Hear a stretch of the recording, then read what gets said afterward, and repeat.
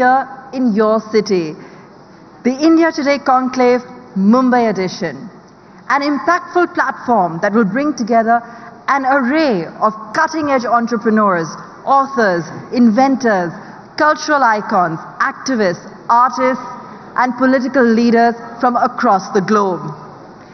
The India Today Conclave Mumbai will capture the excitement of human potential by presenting thought leaders triggering positive change around the world. People redefining human health, breaking new ground in business practice, space exploration, philanthropy, physical and mental wellness, showbiz, artificial intelligence, and crucially, those working on new ideas in resource and energy management, as well as economy and job creation. Mumbai is not just one of India's most important nerve centers, but a powerful ideas amplifier. With its unique concentration of money, media, politics, showbiz and social influencers, hosting an ideas conclave here in Mumbai has a megaphone effect more than in any other city. A few keynotes before we begin. Our official hashtag, Conclave Mumbai 22, for all those impactful takeaways from a stupendous lineup of sessions. Our presenting partners here today, Vedanta, driven by Volkswagen, insurance partner LIC, airline partner Qatar Airways, knowledge partner NL Dalmia, travel partner Samsonite, infrastructure partner Sidco, and tourism partner Kerala Tourism. We also have some amazing authors here with us for the next 2 days. You can buy their books and also get them signed at the Author's Corner that's just opposite the All-Day Conclave Cafe. And with that, it gives me great pleasure to announce our first session today. I'd like to invite on stage Sahil Joshi, Managing Editor, Aaj Tak Mumbai Bureau and Mumbai Tak, to introduce our very special speaker, Walking the Tightrope. What does it take to run Maharashtra? And who better than the Minister to answer those questions? I'm going to hand over to Sahil in just a moment as he, of course, brings in our special guest this morning.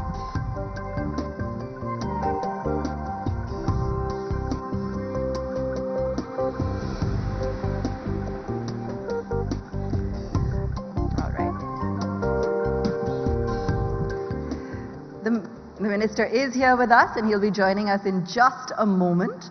And we really wanted to kick off the conclave with this session, really setting the tone. Maharashtra having been the hotbed for so much recent change and, of course, key moves, whether it comes to infrastructure, business, politics, and more. Wanted to dive deep into really what it takes to run this nerve center of the country and get a sense of some of the key areas where we are going to see some changes being implemented over the next few months and a couple of years. With that, I can actually see the Minister walking in as we speak. A very big round of applause, ladies and gentlemen. Welcome.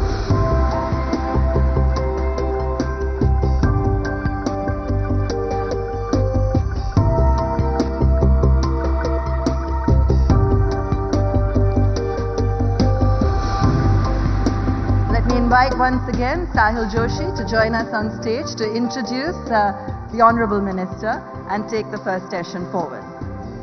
Morning, Sahil.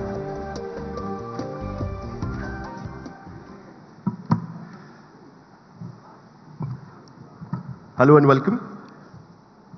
Since 2019, Mumbai, through the political upheaval, has been witnessing twists and turns which we had never witnessed before. In 62 years of existence of the state of Maharashtra, and I've been working as a journalist since last 20 years here, we had never witnessed what we witnessed in past few months, how the government changed, how the things switched, and the man who was at the center of all this is today with us, the Chief Minister of Maharashtra, Eknath Shinde. Please welcome. And I will be speaking to him about his brand of politics and also what he has to offer to the state of Maharashtra as his model of governance. He is, we know him as we knew him as the minister, a leader of Shiv Sena, but now he is the chief minister. He is going to run the state. So what model of governance he is going to offer? मुख्यमंत्री जी, आप please stage पर आइए.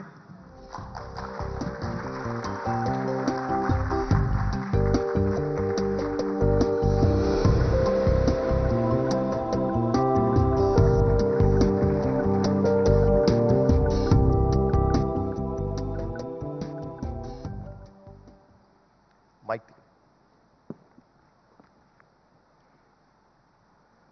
Sir, सबसे पहले तो बहुत बहुत शुक्रिया, आप इंडिया टुडे की स्टेज पर आ रहे हैं. धन्यवाद. इतने बड़े नेशनल स्टेज पे आने के बाद जो मैंने शुरुआत की थी कि हम सब ने जो देखा महाराष्ट्र में पिछले जून महीने में खास करके हमने देखा, और आप सूरत के रास्ते, गुवाहाटी के रास्ते महाराष्ट्र में आए, वो सीधे मुख्यमंत्री बनकर महाराष्ट्र में आए. आपकी ये जो यात्रा है वो बड़ी दिलचस्प है. ये कैसे हुआ आखिरकार? आपने 40 साल आप जिस पार्टी में थे, जिस तरीके से आपने पार्टी को बिल्ड करने के लिए कोशिश की थी आज तक, ये कैसे हुआ कि आपने सोचा कि आपको अब उद्धव ठाकरे के खिलाफ खड़ा होना है? क्या आपको पता था कि आप मुख्यमंत्री बनने जा रही है? ये कैसे हुआ ये सारा चीज? कैसे हुआ, क्यों हुआ, ये तो पूरे महाराष्ट्र में सब लोगों को पता भी है, और कैसे हुआ ये तो सिर्फ महाराष्ट्र नहीं, पूरे देश ने, बल्कि दुनिया भर के सभी लोगों ने देखा है. ये कुछ पाने के लिए, ये कुछ मुख्यमंत्री बनने के लिए ये नहीं हुआ था. यहां पर जो 2.5 साल की गवर्नमेंट थी, और जब 2019 में गवर्नमेंट का फॉर्मेशन हुआ, तभी से लेके इसकी शुरुआत हुई थी. पूरा बताऊं ना आपको? पूरा बताइए, हम सुनना चाहते हैं. पहली बार हम आपके मुंह से सुनेंगे. जब 2019 में शिवसेना, एनसीपी और कांग्रेस का गठबंधन की सरकार हुई, आघाड़ी सरकार, तभी से जो 3 महीने पहले की जो सरकार, जो चेंज सरकार हुई, उसकी शुरुआत वही से हुई थी. क्योंकि हम लोग चुनाव लड़े थे शिवसेना भाजपा के साथ में, और जो मतदाता है, वोटर्स है, उनका मैंडेट भी था शिवसेना बीजेपी की तरफ. और चुनाव में भी हम लोगों ने प्रचार जो किया था वो बाला साहेब ठाकरे जी को और देश के प्रधानमंत्री मोदी जी को सामने रखते हुए, और लोगों ने भी भरपूर सपोर्ट किया. और जो मेजॉरिटी के लिए नंबर्स लगते हैं उससे कई ज़्यादा नंबर्स हमारे पास आए थे शिवसेना बीजेपी के साथ. फिर भी सरकार जो लोग चाहते थे शिवसेना बीजेपी के बने, उनके चाहत के विरुद्ध में सरकार बन गई. और तभी से हमारे विधायक जो है उनका भी रेजिस्टेंस था, विरोध था. लेकिन हम लोग आदेश के मुताबिक काम करने वाले कार्यकर्ता लोग हैं. बाला साहब जी का आदेश हम लोग मानते मानते इतने साल काम किया, पार्टी को बढ़ाया, और उसके बाद हमारे वरिष्ठ नेता प्रमुख के आदेश को हम लोग मानते थे. लेकिन जब देखा 2.5 साल में जिस मकसद से सरकार बनी थी, विधायक जो देखते हैं कि फिर चुनाव में हम कैसे सामने जाए, लोगों को कैसे जवाब दे और लोगों को कैसे काम करे. लोग चाहते हैं जो चुनाव में विधायक चुनकर भेजते हैं, वो लोगों की अपेक्षा होती है मतदाता की, कि हमारे चुनाव क्षेत्र में काम हो, विकास हो, विकास के प्रकल्प जो सब सिविक एम्यूनिटी जो होती है, प्रकल्प होते हैं, वो चाहिए. लेकिन ऐसा कुछ नहीं कर पा रहे थे दुर्भाग्यवश. आपके मुख्यमंत्री तो आप ही के थे, आप खुद मंत्री थे उसमें, उसके बावजूद आपकी शिकायत है कि वो सब चीज नहीं हो पा रही थी जो आप चाह रहे थे. उद्धव ठाकरे खुद मुख्यमंत्री थे, क्या यही सबसे बड़ी समस्या थी? हाँ, नहीं, समस्या तो मुख्यमंत्री कौन था इसकी नहीं थी. हाँ. लेकिन जो निर्णय लेने चाहिए थे इस राज्य के हित के, हाँ. और जिस जो लोग शिवसेना के विधायक थे, उनके चुनाव क्षेत्र में जो उनके मतदाताओं की जो एक्सपेक्टेशन थी, उनकी अपेक्षा थी, उसको पूरे नहीं कर पा रहे थे। और सरकार में रहने के बाद, सरकार हमारी होने के बावजूद हमारे कार्यकर्ताओं को न्याय नहीं मिल रहा था और विधायक बार बार नाराजी जाहिर कर रहे थे। कई बार हम लोगों ने कोशिश की, मैंने भी कोशिश की, हमारे कई लोगों ने कोशिश की कि इसमें कुछ बदलाव आए, लेकिन दुर्भाग्यवश हम उसमें कामयाब नहीं हो पाए। मतलब आपने उद्धव ठाकरे को कई बार कहा था कि दोबारा बीजेपी के साथ चलते हैं। बिल्कुल, नेचुरल अलायंस हमारा था ना, वो जो नेचुरल अलायंस था वही लोग भी चाहते थे, जनता भी चाहती थी और हम लोग भी चाहते थे। लेकिन कुछ ऐसा समय भी आया था कि कुछ बदलाव हो सकता है, लेकिन नहीं हो पाया। फिर भी 2.5 साल आपने इंतजार किया। बीच में एक बार फिर बातचीत चल रही थी कि उद्धव ठाकरे और बीजेपी के साथ कुछ बातचीत होगी। क्या सचमुच ये हो रहा था? बीजेपी के साथ बात चल रही थी? बिल्कुल। हमारे प्रमुख जो थे, वो हमारे मुख्यमंत्री, वो सिर्फ मतलब जब दिल्ली मोदी जी को भी मिले थे और उस वक्त भी कोशिश चल रही थी, लेकिन कर नहीं पाए। यही तो राज्य का दुर्भाग्य है और इसलिए जो होना था हो गया, क्योंकि हम लोगों ने कुछ ऐसा वैसा गलत काम किया नहीं। क्योंकि जिनके साथ हम चुनाव लड़े थे, जो लोग चाहते थे, जो लोगों का मैंडेट था कि Shiv Sena BJP natural alliance party है और पिछले 25 सालों से यहाँ पर महाराष्ट्र में साथ साथ में काम करते हैं, और जो बाला साहब भी चाहते थे। अभी बाला साहब क्या चाहते थे? बाला साहब चाहते थे, जब उनका, मैं आपको भी पता है कि उनका एक वक्तव्य था, स्टेटमेंट था कि मुझे एक दिन प्रधानमंत्री बनाओ, कश्मीर का धारा 370 मैं रद्द करूंगा, अयोध्या में राम मंदिर बनाऊंगा। ये उनकी सोच थी। तो अभी कौन बना रहा है? ये तो अभी धारा 370 ये देश के आदरणीय प्रधानमंत्री मोदी जी के मार्गदर्शन में, नेतृत्व में हमारे गृह मंत्री, यूनियन होम मिनिस्टर अमित भाई शाह जी ने किया। राम मंदिर का निर्माण शुरू हुआ। तो हम लोगों ने कहा गलत किया है? जो बाला साहब चाहते थे वही तो हम लोगों ने किया है। लेकिन उद्धव ठाकरे का यह कहना था कि आप कह रहे हैं कि ठीक है कि 2019 में आपने साथ में चुनाव लड़ा, उसके बाद आपको मैंडेट मिला, सरकार आपकी बननी चाहिए थी। लेकिन उनका यह कहना था कि एक बातचीत उनकी हुई थी अमित शाह के साथ में, और उसको लेकर अभी भी थोड़ा सा अनबन चल रही है थोड़ी बहुत, कि उस बातचीत में क्या हुआ। उनका यह कहना था कि उन्हें वादा किया गया था कि 2.5 साल शिवसेना का मुख्यमंत्री बनेगा, 2.5 साल बीजेपी का मुख्यमंत्री बनेगा। जो भी मंत्रिमंडल बनेगा, सत्ता का जो डिस्ट्रीब्यूशन होगा वो 50-50% का डिस्ट्रीब्यूशन होगा। उनकी बात को ठुकराया गया, इसके लिए उनको यह करना पड़ा। दूसरी बात, आप खुद भी जानते हैं, आप खुद उस देवेंद्र फडणवीस के मंत्रिमंडल का हिस्सा थे। आपको भी पता है कि तब शिवसेना और बीजेपी के बीच में किस तरीके के रिश्ते थे। उनका यह कहना था कि उनके साथ में दम घुट रहा था, अलायंस नेचुरल खत्म हो गया था और अलायंस सिर्फ सत्ता के लिए बन गया था। इसके लिए उनको सत्ता से दूर जाना, उनके साथ सत्ता नहीं करना, यह जरूरी हो गया था। तो उनका कहना है कि वादा खिलाफी बीजेपी ने की, इसके लिए हमको कांग्रेस एनसीपी के साथ जाना पड़ा। आपको बताया था उद्धव ठाकरे ने कि 2.5 साल का मुख्यमंत्री पद? उन्होंने बताया था कि ऐसा हुआ था, लेकिन वहां पर कोई नहीं था। वो थे और अमित भाई थे। और जब ये मैंने भी कहा, फिर अभी जो हुआ 2.5 साल तो हो गए। अभी हम लोग दुरुस्त करते, जो 2019 को करना चाहिए था दुरुस्त कर देते हम, फिर से हमारे नेचुरल अलायंस पार्टनर के साथ जुड़ते हैं हम लोग। आप कह रहे थे कि कांग्रेस एनसीपी के साथ में 2.5 साल मुख्यमंत्री पद होने के बाद बीजेपी के पास चले जाएंगे। 2.5 साल से पहले जब ऐसी बात होने लग गई, हमारे विधायक जो है एमएलए नाराज हो रहे थे, वो मेरे को आके मिलते थे। एक ही तो सुनवाई की जगह थी, एकनाथ शिंदे। अभी सब आते थे, अपनी दुखड़ा सुनाते थे मुझे, मैं सुनता था, फिर मैं जाके उनको कहता था अभी देखो इसमें सुधार करो, लेकिन नहीं हो पाया। फिर उसके बाद में जब मैं ये सब जो हुआ है, देखिए ये छोटा, आप जानते हो कितना ये जो कदम उठाया है, लोग अपोजिशन में से रूलिंग पार्टी में जाते, हम लोग रूलिंग पार्टी में थे। मैं मिनिस्टर था, मेरे साथ 9 मिनिस्टर थे। ऐसा कभी दुनिया में देखा है कि रूलिंग में से अपोजिशन में जाने का कभी सुना है कोई? लेकिन ये क्यों हुआ? क्योंकि हमें जो आइडियोलॉजी हमारी पार्टी की थी, हमारे शिवसेना प्रमुख जी जिनको हम बहुत ही श्रद्धेय मानते हैं, उनकी सोच विचार से जब बदलाव होने लगा, तब हम लोगों ने ये रास्ता अपनाया है। उद्धव ठाकरे कहते हैं कि बाला साहब ठाकरे के बेटे को ही आपने मुख्यमंत्री पद से हटवा दिया।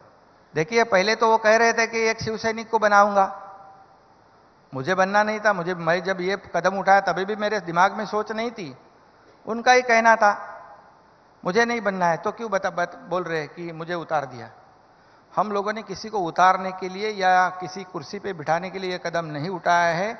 इस राज्य के हित के लिए, इस राष्ट्र के हित के लिए और लोगों की, जनता के जो मैंडेट था उसका रिस्पेक्ट करने के लिए हम लोग ने ये कदम उठाया है। नहीं, लेकिन आमतौर पर यह देखा गया है कि बीजेपी के साथ में जो भी अलायंस पार्टनर्स हैं वो बीजेपी के साथ खुश नहीं रहे। वहां पर हमने देखा कि जनता दल यूनाइटेड बीजेपी से दूर हटा, अकाली दल बीजेपी से दूर हटा। हमेशा बीजेपी के साथ ये दिक्कत रही है, इस तरीके से कहा जाता है। शिवसेना के साथ भी यही दिक्कत थी। आपका कई बार बीजेपी के साथ झगड़ा हो चुका है। क्या आप बीजेपी को पूरी तरीके से ट्रस्ट कर सकते हैं, विश्वास रख सकते हैं बीजेपी पर कि ठीक है जो हुआ सो हुआ, लेकिन अब वो आपको सरकार चलाने देंगे? देखिए, 25-30 साल हो गए शिवसेना भाजपा बीजेपी की अलायंस। जब हमारे बड़े साहब थे, बाला साहब जी थे, तभी भी ऐसे कई बार ऐसे मौके आए, लेकिन तभी प्रमोद महाजन जी, अडवाणी जी, राजनाथ सिंह जी, सभी लोग आते थे और जो भी है मसला सुलझाते थे। कहां पर हम लोगों ने कभी अलायंस तोड़ दिया? नहीं तोड़ा। अभी जब देखिए, मैं अभी पूरे डिटेल में आपको नहीं बताऊंगा, लेकिन जब हमारे जब चुनाव हो गया और चुनाव के नतीजे आए, तभी स्टेटमेंट शुरू हो गया कि हमारे लिए भी सारे दरवाजे खुले हैं। इसका मतलब क्या है? हम तो चुनाव लड़े थे बीजेपी के साथ, तो ये बोलने की जरूरत क्या थी? और जब भी अगर ऐसा कमिटमेंट हुआ था तो कई बार मोदी जी के सभा में मोदी जी ने कहा था कि देवेंद्र फडणवीस हमारा मुख्यमंत्री का कैंडिडेट है, तभी ऐतराज करना चाहिए था। और मैं जब ये कदम उठाने के बाद मोदी जी से भी मिला था, अमित भाई से भी मिला था, उनको भी मैं ऐसे, मुझे तो पूछने का कोई अधिकार नहीं, बड़े नेता है हमारे देश के, राष्ट्र के, लेकिन मैंने ऐसे पूछा क्या उसमें सच्चाई क्या है? तो उन्होंने कहा, देखिए शिंदे जी, अगर हम लोग बिहार में नीतीश जी को नंबर्स कम होने के बावजूद भी हमारी कमिटमेंट के मुताबिक मुख्यमंत्री बना दिया उनको, और मेरे पास भी 50 थे, उनके पास तो 100 से ज्यादा थे। ये भी मिसाल थी हमारी कि मेरे पास कम होने के बावजूद भी मुझे मुख्यमंत्री बनाया। वो बोले अगर समझो हम कमिट करते तो एक राज्य हमारे लिए कोई बड़ी बात नहीं था, हमारे पास तो पूरा देश है, तो हम क्यों ऐसा करेंगे? हाँ, सरकार सत्ता जो है, मिनिस्ट्रीज है, बिल्कुल हम लोग जो 50% जो है या उससे ज्यादा भी वो मांगे, कोई इतराज नहीं था। क्या आपको अभी कमिटमेंट किया था कि आपको चीफ मिनिस्टर बनाएंगे जब आपकी ये बगावत हुई? बगावत में तो मत कहो, ये रिवोल्ट है, ये उठाव है, क्रांति है। ये मैं कहूंगा कि ये जो है ये कोई कैसे सिचुएशन में हुआ है, ये कैसी परिस्थिति में हुआ है, ये दुनिया ने देखा है। मैं कोई कमिटमेंट या मुख्यमंत्री बनने के लिए वहां नहीं गया था। मैं एक भूमिका था, एक विचार था हमारे शिवसेना प्रमुख जी के, और विचारधारा को आगे बढ़ाने के लिए हम लोग ने ये कदम उठाया है। तो ऐसा क्या उन्होंने सोचा कि उनकी पार्टी सबसे बड़ी पार्टी होने के बावजूद भी जो उन्होंने 2019 में नहीं किया, आपको मुख्यमंत्री बना दिया?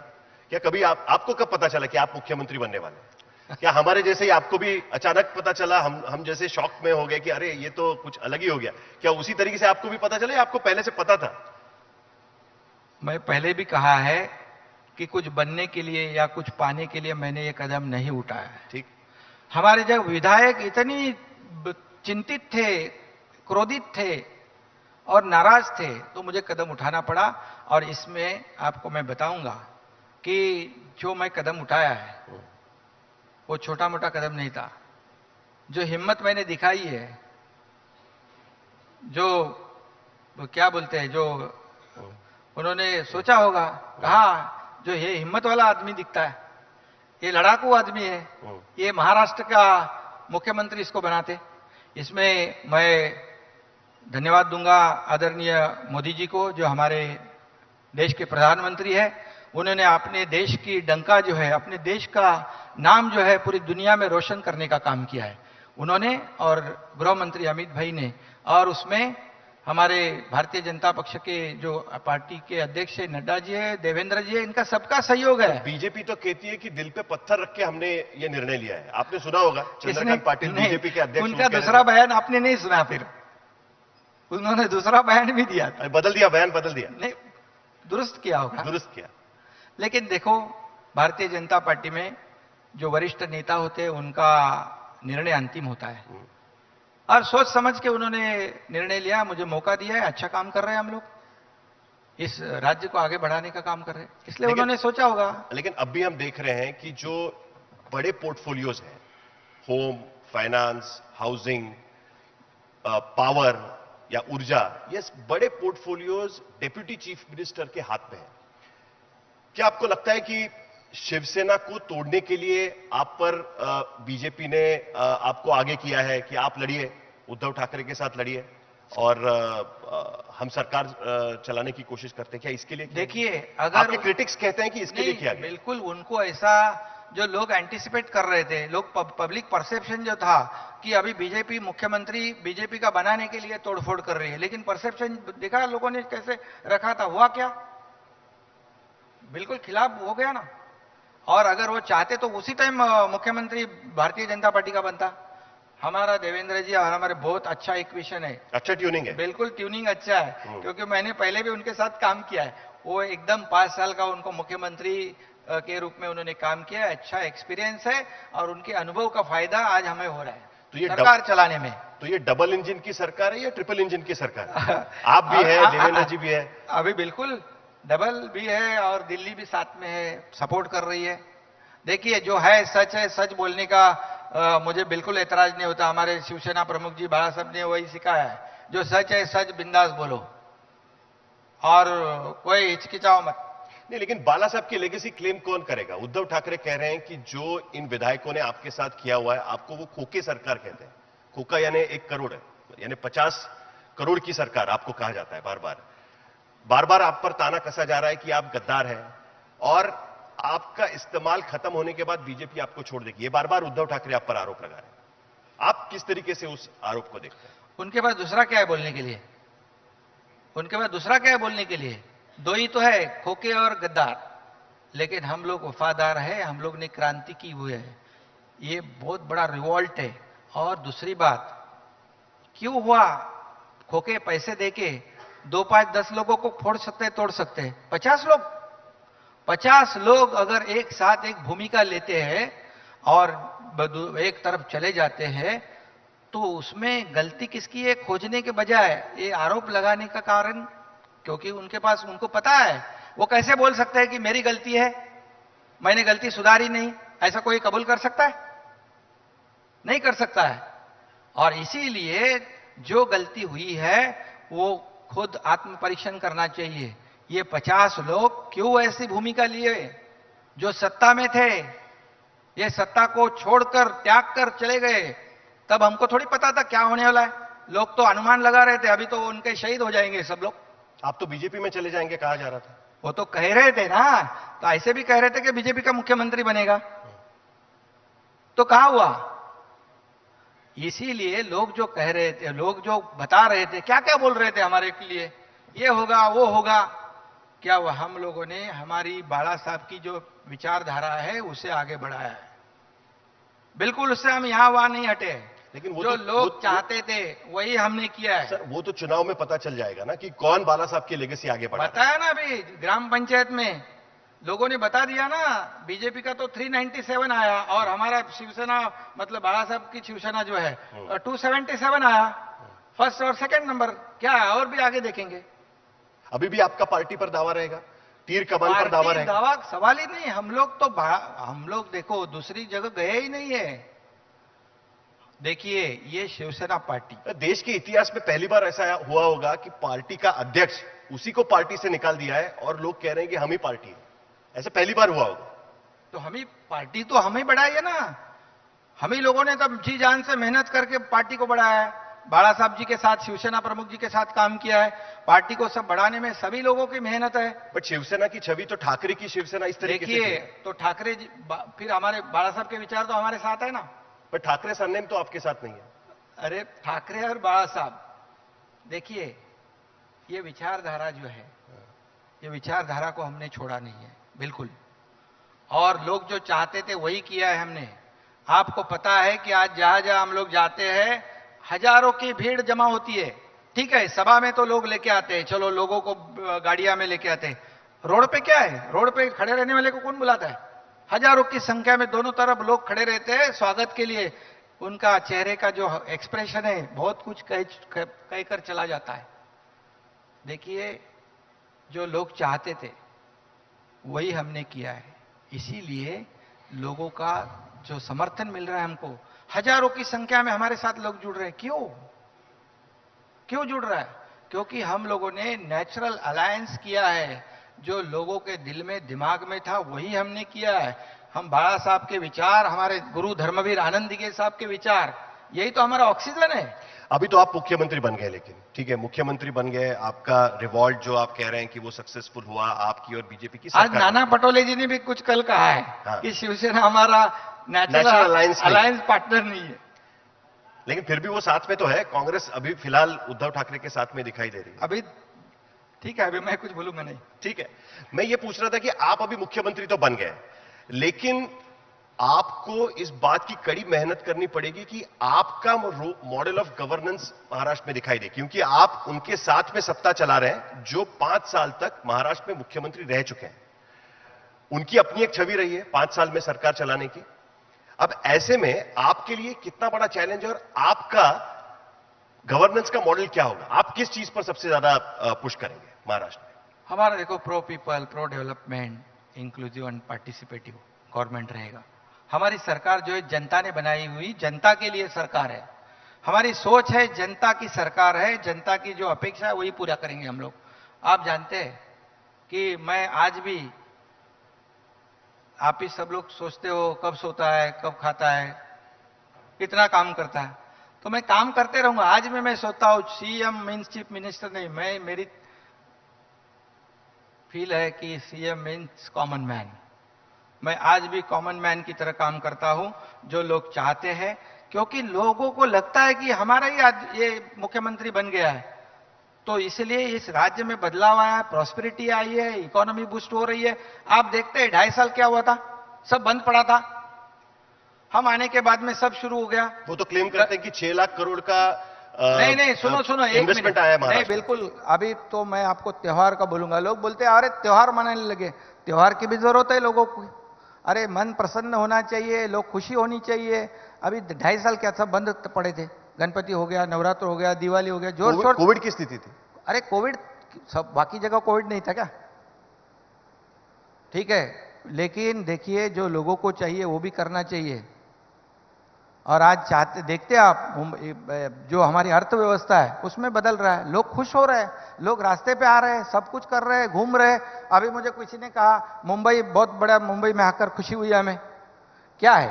नहीं, लेकिन ये भी तो सच्चाई है ना कि आज देश में जीएसटी कलेक्शन में महाराष्ट्र का सबसे बड़ा हिस्सा है। 23% जीएसटी कलेक्शन महाराष्ट्र से होता है। उसके बावजूद भी हम क्या देख रहे हैं कि 2 बड़े प्रोजेक्ट्स महाराष्ट्र के हाथ से चले जाते हैं, गुजरात के पास चले जाते हैं। इसका आप क्या जवाब देंगे? और आपकी सरकार आने के बाद ये प्रोजेक्ट चले गए, इस तरीके से आरोप लगाया जा रहा है। 2 बड़े प्रोजेक्ट, एक वेदांता फॉक्सकॉन का प्रोजेक्ट था, सेमीकंडक्टर पॉलिसी का पहला प्रोजेक्ट इंडिया में आ रहा था। दूसरा प्रोजेक्ट जो टाटा एयरबस का प्रोजेक्ट था, जो नागपुर के लिए कोशिश की जा रही थी, वो भी गुजरात चला गया। आप ही बताओ मुझे, क्या 2-3 महीने में इतने बड़े बड़े प्रोजेक्ट आते हैं और जाते हैं क्या? 2-3 महीने में? हमारे 3 ही महीने सरकार हुई, क्या इतने में बड़े बड़े प्रोजेक्ट इधर से हम लोग उनको भेज दिया उधर? ऐसा होता है किधर? अनिल अग्रवाल के साथ मैंने खुद बात की हुई है, वो जब प्रदेश में थे, उनको कहा मैंने, तो बोले देखिए हमें जो यहाँ पर रिस्पांस मिलना चाहिए था, सहयोग मिलना चाहिए था, नहीं मिल पाया। मैं खुद इस बारे में आदरणीय प्रधानमंत्री जी से भी बात की। उन्होंने कहा शिंदे जी देखो, उनकी कोशिश थी महाराष्ट्र में, लेकिन जैसा सहयोग उनको सपोर्ट मिलना चाहिए था नहीं मिल पाया। लेकिन आगे महाराष्ट्र के लिए बड़े बड़े प्रोजेक्ट हम देंगे। और तभी अनिल अग्रवाल जी को क्या पता था कि सरकार बदलेगी? उनको लगा ये सरकार चलते रहेगी, हम यहाँ अगर निवेश करेंगे, इन्वेस्टमेंट करेंगे तो तकलीफ हो जाएगी। और दूसरा जो एयरबस का तो 27 जुलाई में 2021 में एमओयू हुआ है, डिफेंस मिनिस्ट्री उनका। अभी अनिल अग्रवाल के ट्वीट में भी कहा है कि कई महीने पहले हमने वहां पर जाने का निर्णय फैसला लिया। ये देखिए आरटीआई में पूरा सब दूध का दूध सब सच्चाई आ जाएगी, आ गई है। वो तो हो गया ना, लेकिन आगे क्या होगा? उसमें हम जाते नहीं। चलो ठीक है, हम टीका टिप्पणी नहीं करते। गया प्रोजेक्ट उसका दुख हमें भी है, और प्रधानमंत्री जी से हम लोगों ने रिक्वेस्ट की है कि इस महाराष्ट्र में अच्छा इंफ्रास्ट्रक्चर है, पोटेंशियल है, स्किल्ड मैन पावर है, सब कुछ है, हमारे यहाँ बड़े बड़े प्रोजेक्ट आप देने का काम करो। तो उन्होंने कहा है आप चिंता मत करो, हम बिल्कुल यहाँ बड़े प्रोजेक्ट भेजेंगे और यहाँ पर एम्प्लॉयमेंट जनरेट होगा।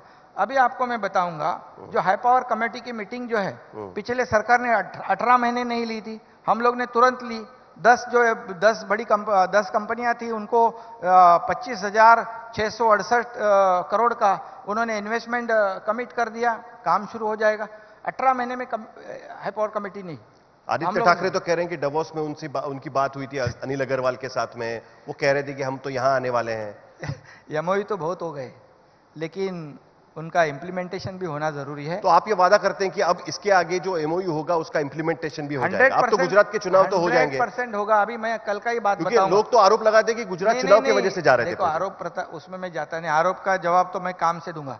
ये जो बीकेसी की एक जमीन थी, वो कई बार उसका टेंडर निकला, वो क्यों नहीं आ रहा था इन्वेस्टर? अभी हम लोग ने कोशिश की, तुरंत 2,000 करोड़ 2,500 करोड़ उसका इन्वेस्टमेंट हुआ है। वहां पर 5-6 हजार लोगों को नौकरियां मिलेगी। क्यों? पॉलिसी चेंज हो गई, पॉलिसी पैरालाइज हो चुकी थी, हम लोग ने बदलाव लाया है। सेंट्रल बिजनेस डिस्ट्रिक्ट का हम लोग ने अनाउंस किया अभी, अर्बन डेवलपमेंट ने, फॉरेन इन्वेस्टमेंट आएगी। तो ये देखो, हम लोग पूरी कोशिश हमारी है। पूछ रहा है कि वो समृद्धि हाईवे जो आपका पेट प्रोजेक्ट है मुंबई नागपुर वाला, वो कब खुलेगा? क्यों नहीं उसका उद्घाटन हो रहा है? खुलेगा, अभी पूरी तैयारी में है, खुलने की तैयारी। समृद्धि हाईवे आपको मैं बताऊंगा, सिर्फ हाईवे नहीं है, ये एक गेम चेंजर प्रोजेक्ट है। 700 किलोमीटर की दूरी का ये प्रोजेक्ट है, जिसको 15 घंटे लगते थे, आज 6 से 7 घंटे में ये सफर लोग ट्रैवल करेंगे। और वहां पर 18 से 20 नोड बना रहे हैं, टाउनशिप होगी, ग्रोथ सेंटर होंगे, लॉजिस्टिक पार्क होंगे, नॉलेज सिटियां होगी, एम्प्लॉयमेंट जनरेशन होगा, सब होगा। सिर्फ किसान लोग खुश हो गए, समृद्धि हो जाएगी, प्रोसेसिंग यूनिट हो गए। ये तो गडकरी जी की भाषा मल्टीनेशनल कंपनियां वहां आएगी। गडकरी जी का क्या बोले? मैंने कहा गडकरी जी की भाषा बोल रहे हैं। गडकरी जी हमेशा गडकरी जी कर रहे हैं ना, एमएसआरडीसी उनके पास था पहले, जो मेरे पास है, और जो डिपार्टमेंट मेरे पास था वो तो पूरी तरह खत्म हो चुका था। गडकरी साहब ने तो उसको आप बहुत ऊंचाई पे लेके गए थे, लेकिन पिछले पीरियड में सब खत्म हो चुका था। मुझे वो सौंप दिया, फिर देवेंद्र जी ने मुझे मौका दिया, जब वो मुख्यमंत्री थे, मैं एमएसआरडीसी का मंत्री था, वो काम करने का मौका दिया, तो रिकॉर्ड टाइम में लैंड एक्विजिशन किया हम लोग ने, और 55,000 करोड़ की लागत से वो जो प्रोजेक्ट है अभी शिरडी तक खुल जाएगा, और उसके बाद अगले साल में पूरा क्लियर हो जाएगा। वो एक इस पूरे, आप वहां देखो अभी इंडस्ट्री किधर है, ठाणे, रायगढ़, पुणे, नासिक, संभाजीनगर, बराबर। अभी ये हाईवे के वजह से जेएनपीटी नजदीक आ गया, ड्राईपोर्ट नजदीक आया, कनेक्टिविटी हो जाएगी, लोग आए जाएंगे, गाड़ियां चलती क्या? मैं चलाया गाड़ी उस पर, एकदम बिल्कुल पेट का पानी भी नहीं हिलता है सर, वर्ल्ड क्लास रोड है। ये बनाया तब विरोध किसने किया था? आप बता दीजिए किसने किया? क्यों बताऊं मैं, जिनको पता है सबको क्या है। लेकिन तभी से आपका और फडणवीस, देवेंद्र फडणवीस का अलायंस चल रहा है पहले से है ना, हम लोग साथ में है ना, हम लोग, वो भी एकदम प्रोएक्टिव है। और उनके हम लोग ये राज्य के लिए उन्होंने कितने प्रोजेक्ट शुरू किए, उस वक्त मेट्रो शुरू किया, समृद्धि शुरू किया, मुंबई पुणे जैसा जब भी हमारे शिवसेना प्रमुख जी के संकल्पना में नितिन गडकरी जी ने बनाया। आप जानते हो मुंबई पुणे पहले बनाया, उसके ऊपर आरोप लगाया 55 फ्लाईओवर क्यों बनाया, कौन जाएगा उसमें। लेकिन आज Mumbai Pune daily up down कर रहा। मपोलवार इधर बैठे शिंदे जी, एक ही मिनट। हाँ। वहां पुणे में आईटी पार्क हो गया, ऑटोमोबाइल इंडस्ट्री आ गई, रियल इस्टेट बूम हो गई, सर्विस इंडस्ट्री आई। तो हम लोग अभी मुंबई पुणे में भी मिसिंग लिंक कर रहे हैं। दुनिया का सबसे विड्थ वाला जो टनल है हम बना रहे हैं लोनावाला लेक में से 200 मीटर नीचे। उसके वजह से पुनः 25-30 मिनट जल्दी पहुंच जाएंगे, घाट सेक्शन पूरा अवॉइड हो जाएगा। वो सब तो क्या कर रहे हैं हम लोग, नहीं कर रहे काम। नहीं, वो सब तो ठीक ही है, लेकिन उसके साथ हम क्या देख रहे हैं कि इतने साल होने के बाद भी मुंबई और आप जहां से आते हैं ठाणे में सड़क पे तो अभी भी गड्ढे पड़ रहे हैं। आज भी मुंबई में थोड़ी बारिश हो जाती है तो उसके बाद हम देखते हैं कि गाड़ियां ठीक से चल नहीं पाती है। मुंबई पे अभी भी ट्रैफिक जैम की समस्या है। मेट्रो का प्रोजेक्ट तो समय सीमा से आगे चल रहा है, समय सीमा में खत्म नहीं हो पा रहा है।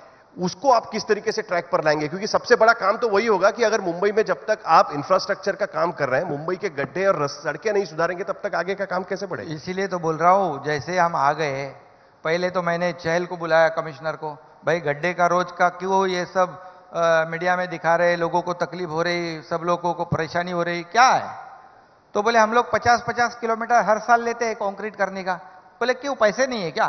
तो बोले है, फिर क्यों रुके पड़े, 500 किलोमीटर के रोड ले लो। 5,500 करोड़ के रोड उसमें ले लिए कंक्रीट करने के। अभी मार्च में जो बचे हैं 413 किलोमीटर के, वो भी लेंगे। मतलब पूरी मुंबई में बिल्कुल सभी रास्ते जो है कंक्रीट के हो गए। 1 साल में, 2 साल में। 2 ऐसा साल कुछ जादू तो नहीं ना, ऐसा कैसे करता है?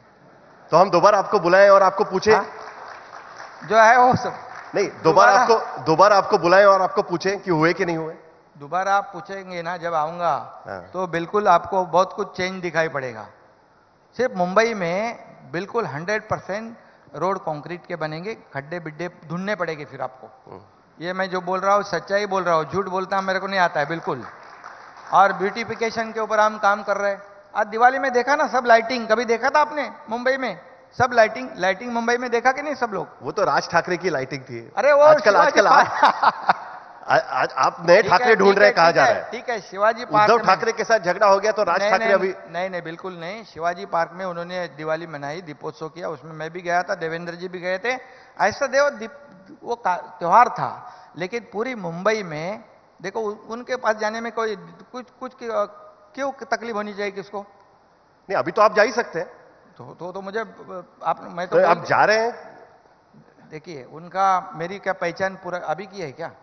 हम लोग साथ में काम किए हुए हैं। और मुंबई में पूरी चहल को बुला, एक अच्छा दिखा, सब लोग खुश होने चाहिए, दिवाली अच्छी होनी चाहिए, उसने किया तुरंत। आज मुंबई में हम लोग 250 दवाखाने बना रहे, बाला साहब ठाकरे दवाखाने, पूरे राज्य में 700 दवाखाने बना रहे। और प्रोजेक्ट आपको बताया, मुंबई को हम लोग, देखिए सरकार बदल गई है, मुंबई भी जरूर बदलेगी, विकास की ओर बदलेगी, विकास, डेवलपमेंट। ये इंटरनेशनल सिटी है।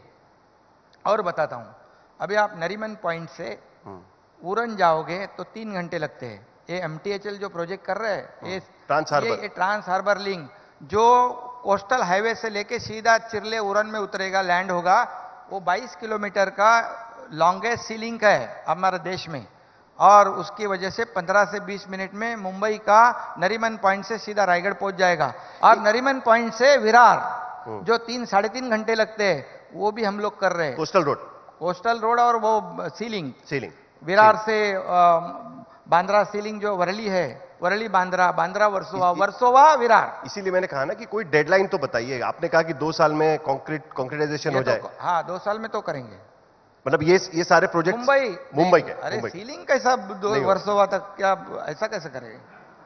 तो वो जो है समय लगेगा, 3-4 साल लगेगा। हमारे 2030 का विजन जो है, ये मेट्रो का आपने बताया, जो देवेंद्र जी के समय में शुरू हुआ था, 340 किलोमीटर की मेट्रो है। आपको बताऊंगा मैं कि उस मेट्रो में हम लोग 1 लाख करोड़ की लागत है, इन्वेस्टमेंट है। आज वहां पर ये मेट्रो कंप्लीट होगी 2026-27 में, बराबर। आप कार शेड दोबारा आरे कॉलोनी में लेकर आए, आप ही के डिपार्टमेंट ने उसको बदल दिया था, आप खुद उस। अरे भैया, हम लोग ईगो वाले नहीं है, किसी भी प्रोजेक्ट में ईगो नहीं। दुनिया, राज्य का हित, जनता का हित देखना चाहिए। जब सुप्रीम कोर्ट ने भी कहा, सब लोगों ने कहा, और वो कारशेड होना जरूरी था, इसलिए पहले आते ही हम लोगों ने उसका निर्णय ले लिया। पर आप खुद मंत्री थे तब बदल गया था ना उसका फैसला। अरे भैया, मैं मंत्री था लेकिन मुख्यमंत्री तो नहीं था ना। अधिकार तो किसको होते हैं? सब पूरे अधिकार मुख्यमंत्री को होते। जैसे मैं आया, देवेंद्र जी और मैंने निर्णय ले लिया जो जनता के हित का था, ये लोगों के हित का था। अभी अगर नहीं करते, ये प्रोजेक्ट डिले होता, हजारों करोड़ रुपया बढ़ता, तो किसका जाता? जनता का ही। सर, एक सवाल पूछना बहुत जरूरी है, क्योंकि जब महाराष्ट्र विकास आघाड़ी की सरकार महाराष्ट्र में थी, तब सबसे बड़ी दिक्कत उनको इस बात से थी, खुद उद्धव ठाकरे और विपक्ष के नेता कई बार ये कह चुके हैं कि सेंट्रल एजेंसीज विपक्ष की सरकार को बड़ी तकलीफ देती है। उनके खुद के 2 मंत्री इन्फोर्समेंट डायरेक्टरेट ने, आपके कलीग थे मंत्रिमंडल में, उनको जेल में डाला। आपके दूसरे पार्टी में जो कलीग थे संजय राउत, उनको भी जेल में डाला गया। ईडी के डर से लोग आपके साथ जाने लगे। आपके साथ एक विधायक है, उन्होंने तो चिट्ठी लिखी थी उद्धव ठाकरे को कि आप बीजेपी के साथ हाथ मिला लीजिएगा ताकि ईडी का डर खत्म हो जाएगा। क्या यह भी एक कारण यहां पर दिखाई दे रहा है? और क्या आपकी सरकार में ये चीजें ना हो इसके लिए कोशिश की जाएगी? क्या आप उनको शील्ड करेंगे जो आपके साथ आए हुए हैं, ऐसे जो लोग आपके साथ आए हुए हैं? ऐसा बिल्कुल नहीं है, इसमें कोई सच्चाई नहीं है। मैंने भी, जब भी मैं मंत्री था, मैंने भी कहा था कि सेंट्रल एजेंसी जो है वो इम्पार्शियल, उनकी जांच होनी चाहिए। किसी को डर या डराने के लिए ऐसी कोई कार्रवाई नहीं होनी चाहिए, मैं खुद ने कहा था। और आप बताओ, सरकार बनाने से पहले किसी को अंदर डाल दिया क्या, प्रेशर डाल के मेरे पास आने के लिए? ऐसा कभी हुआ? केस तो चल रही थी ना सर। कोई किसके ऊपर? 5 नहीं, देखिए अभी जिन्होंने जो काम किया वो तो गए, मंत्री थे, वो गए अंदर। अभी जो करप्शन करेगा तो उसका क्या, उसके लिए मैं क्या बताऊं? लेकिन आप कुछ लोग तो आपके पास भी आए हैं ना सर, ये भी तो देखिए, मैं खुलेआम कहा था एक सभा में, कोई भी डर से, कोई भी दबाव में आकर हमारी पार्टी ज्वाइन मत करो, मैंने खुलेआम कहा था। तो जिनके खिलाफ अभी आपके साथ जो लोग आए हुए और जिनके खिलाफ सेंट्रल एजेंसीज की कार्रवाई चल रही है, उनकी उस कार्रवाई का क्या होगा? लोग ये भी देखते हैं ना कि अचानक ये कार्रवाई बंद हो जाती है, क्या ऐसा होगा? नहीं, देखिए, ऐसी कार्रवाई कोई अचानक शुरू भी नहीं होती है, बंद भी नहीं होती। ऐसा कोई ये नहीं होता है किसी के दिल में आया तो शुरू करो, दिल में आया तो बंद करो। पब्लिक भी है, पब्लिक भी सुनती है, जानती है सब ना, ये तो सभी लोगों को समझना है। ये ऐसा नहीं होता है, और जिसके पास खिलाफ में एविडेंस होते हैं और तभी उसके ऊपर कार्रवाई होती है, उसकी जांच होती है। अगर उसमें कुछ गलती नहीं है तो उसको कोई किसी को भी तकलीफ देने की आवश्यकता नहीं है, और नहीं होगी, बिल्कुल नहीं होगी। आगे की राजनीति आपकी किस तरीके से होगी? अभी तो सरकार बन गई, आप कह रहे हैं कि आपका मॉडल ऑफ गवर्नेंस आपका खुद का होगा, देवेंद्र फडणवीस के साथ आपके अच्छे रिश्ते हैं, मतलब आमतौर पर बॉस उनके अंडर आपने काम किया था, अब वो आपके अंडर काम कर रहे हैं, नहीं, ऐसा मत बोलो, अंडर नहीं, साथ में है, साथ में है। और उन्होंने पार्टी के आदेश का पालन किया है। पार्टी ने कहा कि आपको ये जिम्मेदारी निभानी है, और वो निभा रहे, और बिल्कुल साथ में हम लोग पूरे विश्वास के था। हमारा कोई पर्सनल एजेंडा नहीं है। हम लोगों ने, इसलिए आपको बताऊंगा कि जो भी निर्णय लिए हैं 3 महीने में, बहुत बड़े निर्णय लिए हैं। आपको मालूम है कि जैसे हमारी सरकार आ गई, तुरंत पेट्रोल डीजल के दाम हमने कम कर दिए। किसानों के लिए हम लोग ने प्रोजेक्ट जो बंद पड़े थे वो शुरू किए। आज जो नुकसान हो गए, क्या बोल रहे लोग कि जाते मंत्री जाते नहीं, लोगों को, किसान को अरे उनको मिलने से अच्छा उनको देना चाहिए ना। तो आज तक जो एनडीआरएफ के नॉर्म्स जो है, जो मापदंड हमने पूरी तरह बदल दिए। एनडीआरएफ के डबल दे दिए किसानों को, 2 हेक्टर के जगह 3 हेक्टर कर दिए। जो नॉर्म्स में नहीं बैठ रहे थे उनको भी हम लोग ने मुआवजा दिया। जहां 2000 करोड़ देने थे वहां 6000 करोड़ बांट चुके, और भी कर रहे हैं हम लोग किसानों को। किसी को भी हम लोग ऐसे सरकार उनके पीछे पूरी ताकत से खड़ी है, बिल्कुल रहेगी। तो 2024 में भी आप ही सरकार का चेहरा बनकर चुनाव का सामना करेंगे? 2024 में जब विधानसभा के चुनाव होंगे, क्योंकि उसके पहले लोकसभा के चुनाव होने वाले हैं, आपके जो विरोधक हैं वो कहते हैं कि लोकसभा चुनाव के लिए बीजेपी को जरूरत है कि किसी ना किसी तरीके से आप उनके साथ में रहें। देखिए, इस देश के प्रधानमंत्री नरेंद्र मोदी जी का करिश्मा तो देश ने भी देखा है, देशवासियों ने भी देखा है, दुनिया ने भी देखा है। मेरे जैसे छोटे कार्यकर्ता की क्या उनको आवश्यकता है चेहरा बना के चुनाव लड़ने की? वो तो खुद ही सक्षम है। विधानसभा का चुनाव लड़ने के लिए तो पॉपुलर है। विधानसभा का चुनाव तो यहाँ के मुख्यमंत्री के चेहरे पर लड़ा जाता है। देखिए, मैं आज भी कहता हूं, जो मुझे मौका मिला है, जो मौका दिया है जनता के आशीर्वाद से, इसका उपयोग पूरी तरह जनता के फायदे के लिए मैं करूंगा, ये जनता के विकास के लिए मैं करूंगा।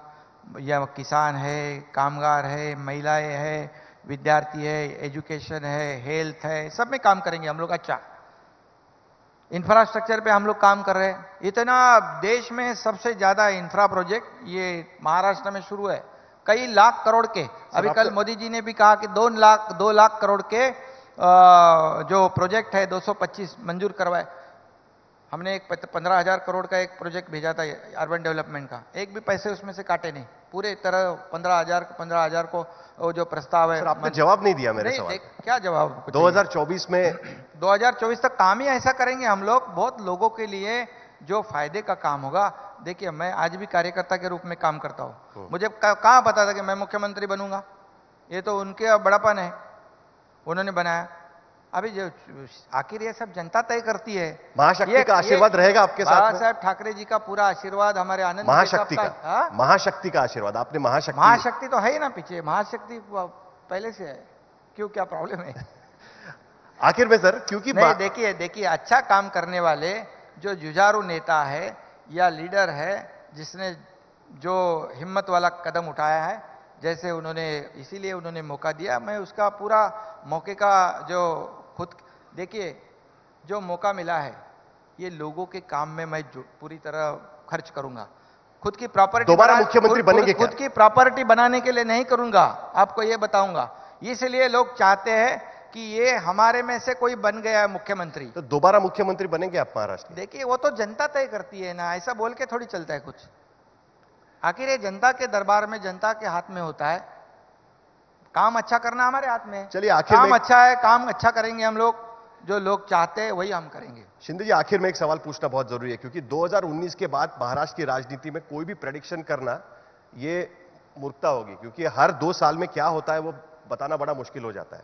लेकिन फिर भी एक सवाल पूछना बहुत जरूरी है कि क्या महाराष्ट्र की राजनीति में हमने देखा है कि दोस्त दुश्मन बनते हैं, दुश्मन दोस्त बनते हैं, मुख्यमंत्री नेता विपक्ष बनता है, नेता विपक्ष उप मुख्यमंत्री बनता है, या मुख्यमंत्री बन जाता है। तो क्या उस तरीके से, जिस तरीके से हमने एआईएडीएमके का देखा कि जयललिता और जानकी रामचंद्रन फ्रैक्शन एक साथ आ गए, टीडीपी के 2 फ्रैक्शंस एक साथ आ गए, हमने देखा आंध्र प्रदेश में, क्या उस तरीके से शिवसेना के जो 2 धड़े बन गए हैं, क्या वो कभी एक साथ आ सकते हैं?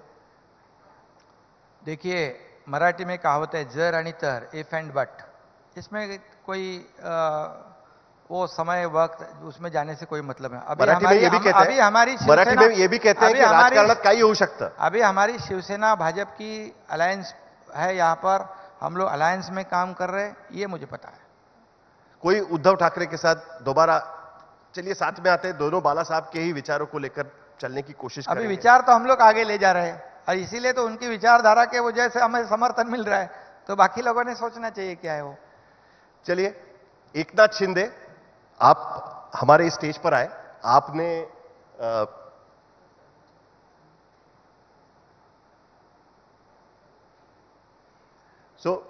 सवाल आखिरकार यही आ रहा है बार बार कि दोनों शिवसेना एक साथ हो सकती है कि नहीं हो सकती, जो मैं आपको बार बार पूछने की कोशिश कर रहा था कि आपने कहा कि आगे का आगे देखा जाएगा, यही आपका कहना है? नहीं, देखिए, आज हम लोगों ने जो कदम उठाया है ये साफ तौर पे लोग जानते हैं।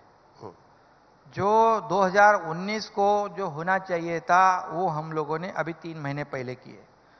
हम लोगों ने हमारे बाला साहेब ठाकरे जी की विचारधारा बिल्कुल यहाँ वहाँ उसके हम बिल्कुल भटके नहीं, यहाँ वहाँ सीधे जो लोगों को नहीं लग रहा था कि ऐसी भूमिका ले सकते हैं, लेकिन हमारी भूमिका में देश का, राज्य का हित है, पार्टी का हित है। वो तो रिमोट कंट्रोल से चलाते थे ना पार्टी। वो बाला साहब कहते थे ना कि मैं तो रिमोट कंट्रोल हूं, जो पीछे खड़े रहते थे वो ताकत से। जो कोई संकट में फंस जाता है तो उसके पीछे खड़े रहते थे। अभी क्या, मैं किसी का नाम नहीं लूंगा, लीजिए ना, लेकिन जब कोई भी हमारा सहयोगी साथी संकट में होता है, खतरे में होता है, तो उसके पीछे खड़े रहने का काम मुखिया ने करना चाहिए। वो आज मैं बताऊंगा, ये मैंने सीखा है बाला साहब जी के साथ, उनके पास से। इसलिए जो भी संकट में होगा उनके साथ मैं खड़ा रहता हूं। इसीलिए विश्वास विश्वास लोगों को मुझ पर है, इसलिए 50 लोग मेरे साथ आए और उनको मालूम है एक बार एकनाथ शिंदे ने कमिटमेंट किया, वो कमिटमेंट से कभी एकनाथ शिंदे फिरता नहीं, ये विश्वास है। कमिटमेंट करने के बाद फिर मैं खुद की भी नहीं सुनता है, किसी फिल्म में कोई किसी का डायलॉग हो सकता है। आपकी अब बीजेपी को कमिटमेंट है कि आप किसी भी हालत में ये गठबंधन नहीं तोड़ेंगे, आप हमेशा उनके साथ में रहेंगे, भले जो भी हो जाए। विचारधारा आइडियोलॉजिस्ट है मैं, जो हमारे शिवसेना प्रमुख जी की थी वही उनकी भी है, उनके जो सपने वो पूरे कर रहे, तो उनके साथ ही क्यों नहीं, साथ ही रहेंगे ना। ये अलायंस जो है ये विचारधारा वाली अलायंस है। चलिए सर, बहुत बहुत शुक्रिया आपका, आपने हमारे करीब करीब सारे सवालों के जवाब दिया। पहली बार हिंदी जगत के, इंग्लिश जगत के एक सबसे बड़े मंच पर आए और आपने खुलकर हमसे बात की, और हम उम्मीद करते हैं कि जो आपने यहां पर वादा किया है, इस स्टेज पर जो वादा किया है कि 2 साल में आप जो करके दिखाएंगे, आपको दोबारा हम यहां पर बुलाएंगे और तब हम पूछेंगे कि आपने जो वादा किया है वो कितना सही साबित हुआ है, आपने कितना पूरा करने की कोशिश की है। बहुत बहुत शुक्रिया Eknath Shinde, chief minister of Maharashtra. Thank you sir. धन्यवाद, आपने मुझे मौका दिया, इसलिए इंडिया टुडे और अपना आपके इस प्लेटफॉर्म के लिए मैं शुक्रिया अदा करता हूं। आप सभी, आपकी टीम को मैं बहुत बहुत धन्यवाद देता हूं और सभी लोगों को शुभकामनाएं भी देता हूं। साथ में इस राज्य के हित में जब भी कुछ सुझाव होगा, सजेशन होंगे, नक्की आप करो, उसका सम्मान किया जाएगा। बहुत बहुत धन्यवाद। Thank you sir. Thank you so much, Chief Minister. Could I please request Dr. Seema Saini to come on stage to facilitate the Chief Minister, CEO, NL Dalmia Education. Dr. Saini.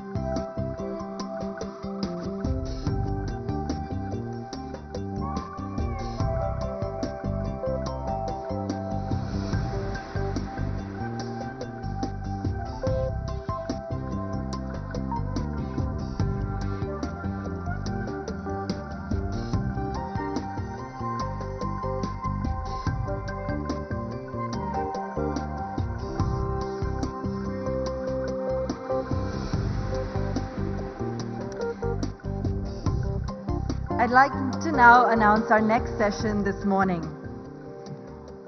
India-UK ties and the road ahead. We'll just take a moment. I can see Alex is already all set for the session.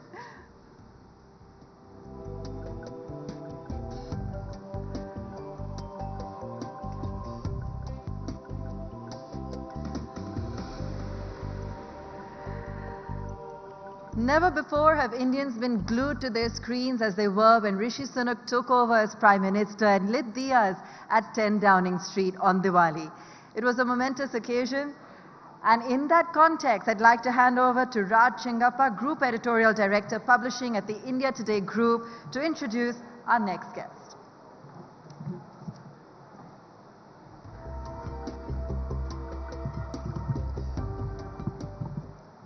Thank you, Abba. And I think we'll just wait for a little while till the Chief Minister leaves the hall, and then we'll... So, good afternoon, ladies and gentlemen. After that very absorbing session with the Chief Minister of Maharashtra, we will now turn to another subject that, as Abba said, is on top of the news recently. Ever since Rishi Sunak became Prime Minister of the United Kingdom, interest in Britain has soared across the country. Sunak is not only Britain's first non-white Prime Minister, but also the first British Asian of Indian ancestry and a practicing Hindu to become one. And at 42, Sunak is the youngest ever Prime Minister of the UK in over 200 years. But Sunak takes over at a time when Britain is at a critical crossroads. It is facing an unprecedented economic crisis. Its relations with the international community are still being redefined after its exit from the European Union in 2020. It also has to deal with the fallout of the Ukraine war, and as importantly for us, Britain's relations with India is at a promising but tricky stage. We are delighted to have with us Alex Ellis, the British High Commissioner to India, to take us through some of these big questions that we have about the way forward for Sunak and the UK. Alex is a career diplomat and also a top expert in national security and international strategy, having served as Deputy National Security Advisor and Director General for the exiting of the EU. And he, with his broad perspective, will also touch on other international affairs. So ladies and gentlemen, let's give Alex Ellis a very warm welcome.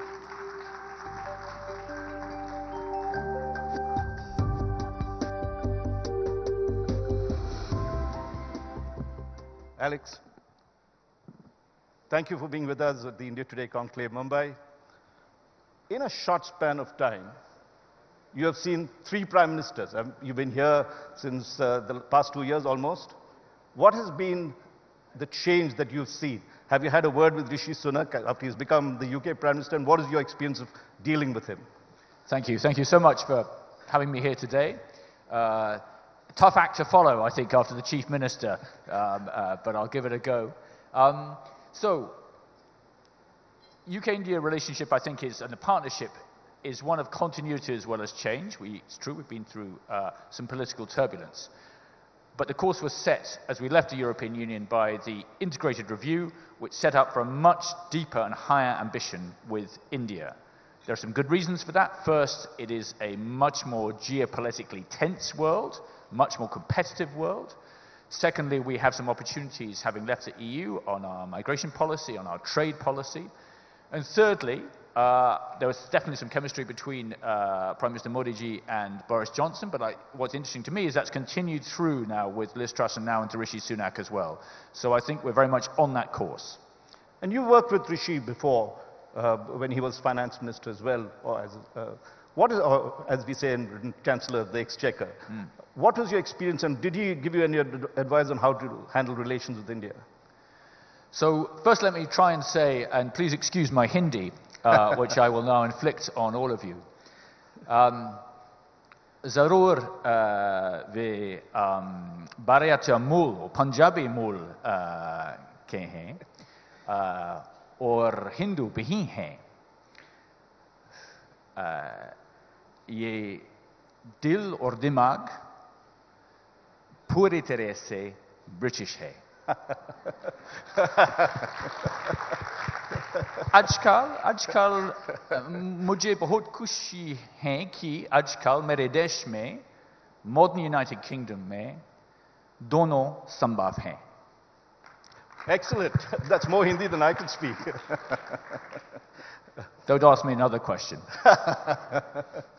No, but since you mentioned where his dil is, where his heart is, and that's England. You know, in the past there used to be this, what they call the Tebbett's test for loyalty, which is if you're watching a cricket match versus England and India in the UK, which side would the people of Indian origin cheer? And that had become a huge controversy. Do you think that particular thing has been set to rest with Rishi Sunak becoming the Prime Minister? Rishi Sunak is British. I'm sure he's rooting for the English team. I think that what has happened is the concept of Britishness changes over time. If you look at the census figures just out in the UK, 16% of the population of England and Wales now born outside the UK. Actually, India is the #1 place where people born outside the UK are coming from. So it's a different sort of country to it was a generation ago. And I think it's a better country for it. It's able to attract talented people from all over the world. Investment as well. I'm sure we'll come on to that.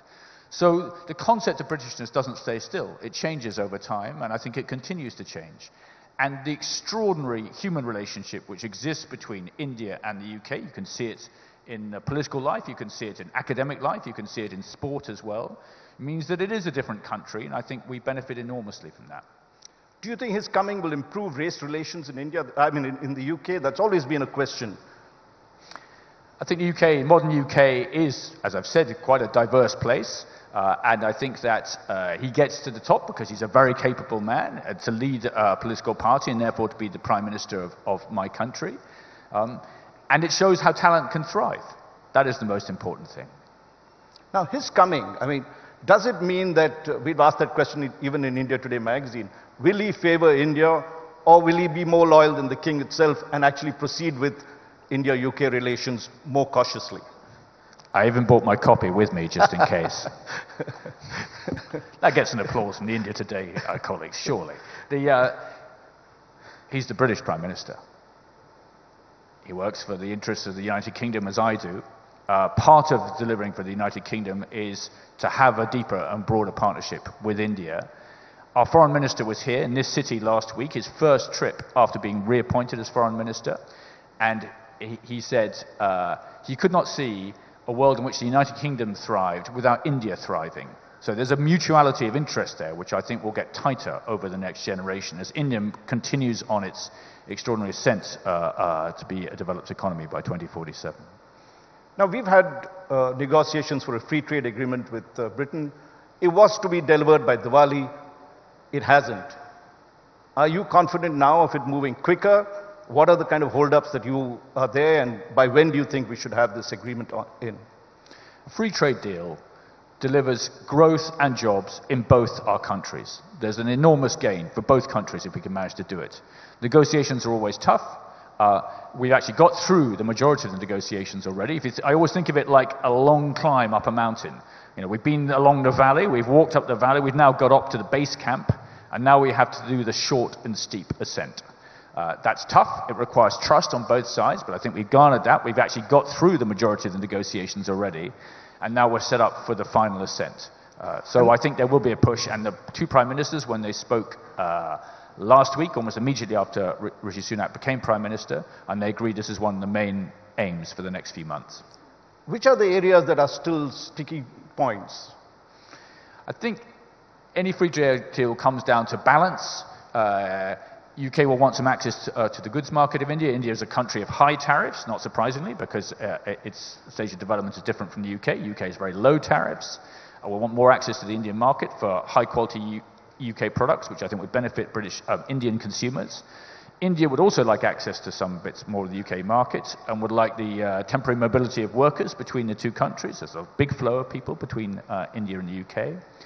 So it'll come down to that. It's a bit around security of investment, where some British companies in the past, I should say, actually not under this government, have found difficulty where the government's taken retrospective tax and things like that, so we need to have some security around that. These are tough issues.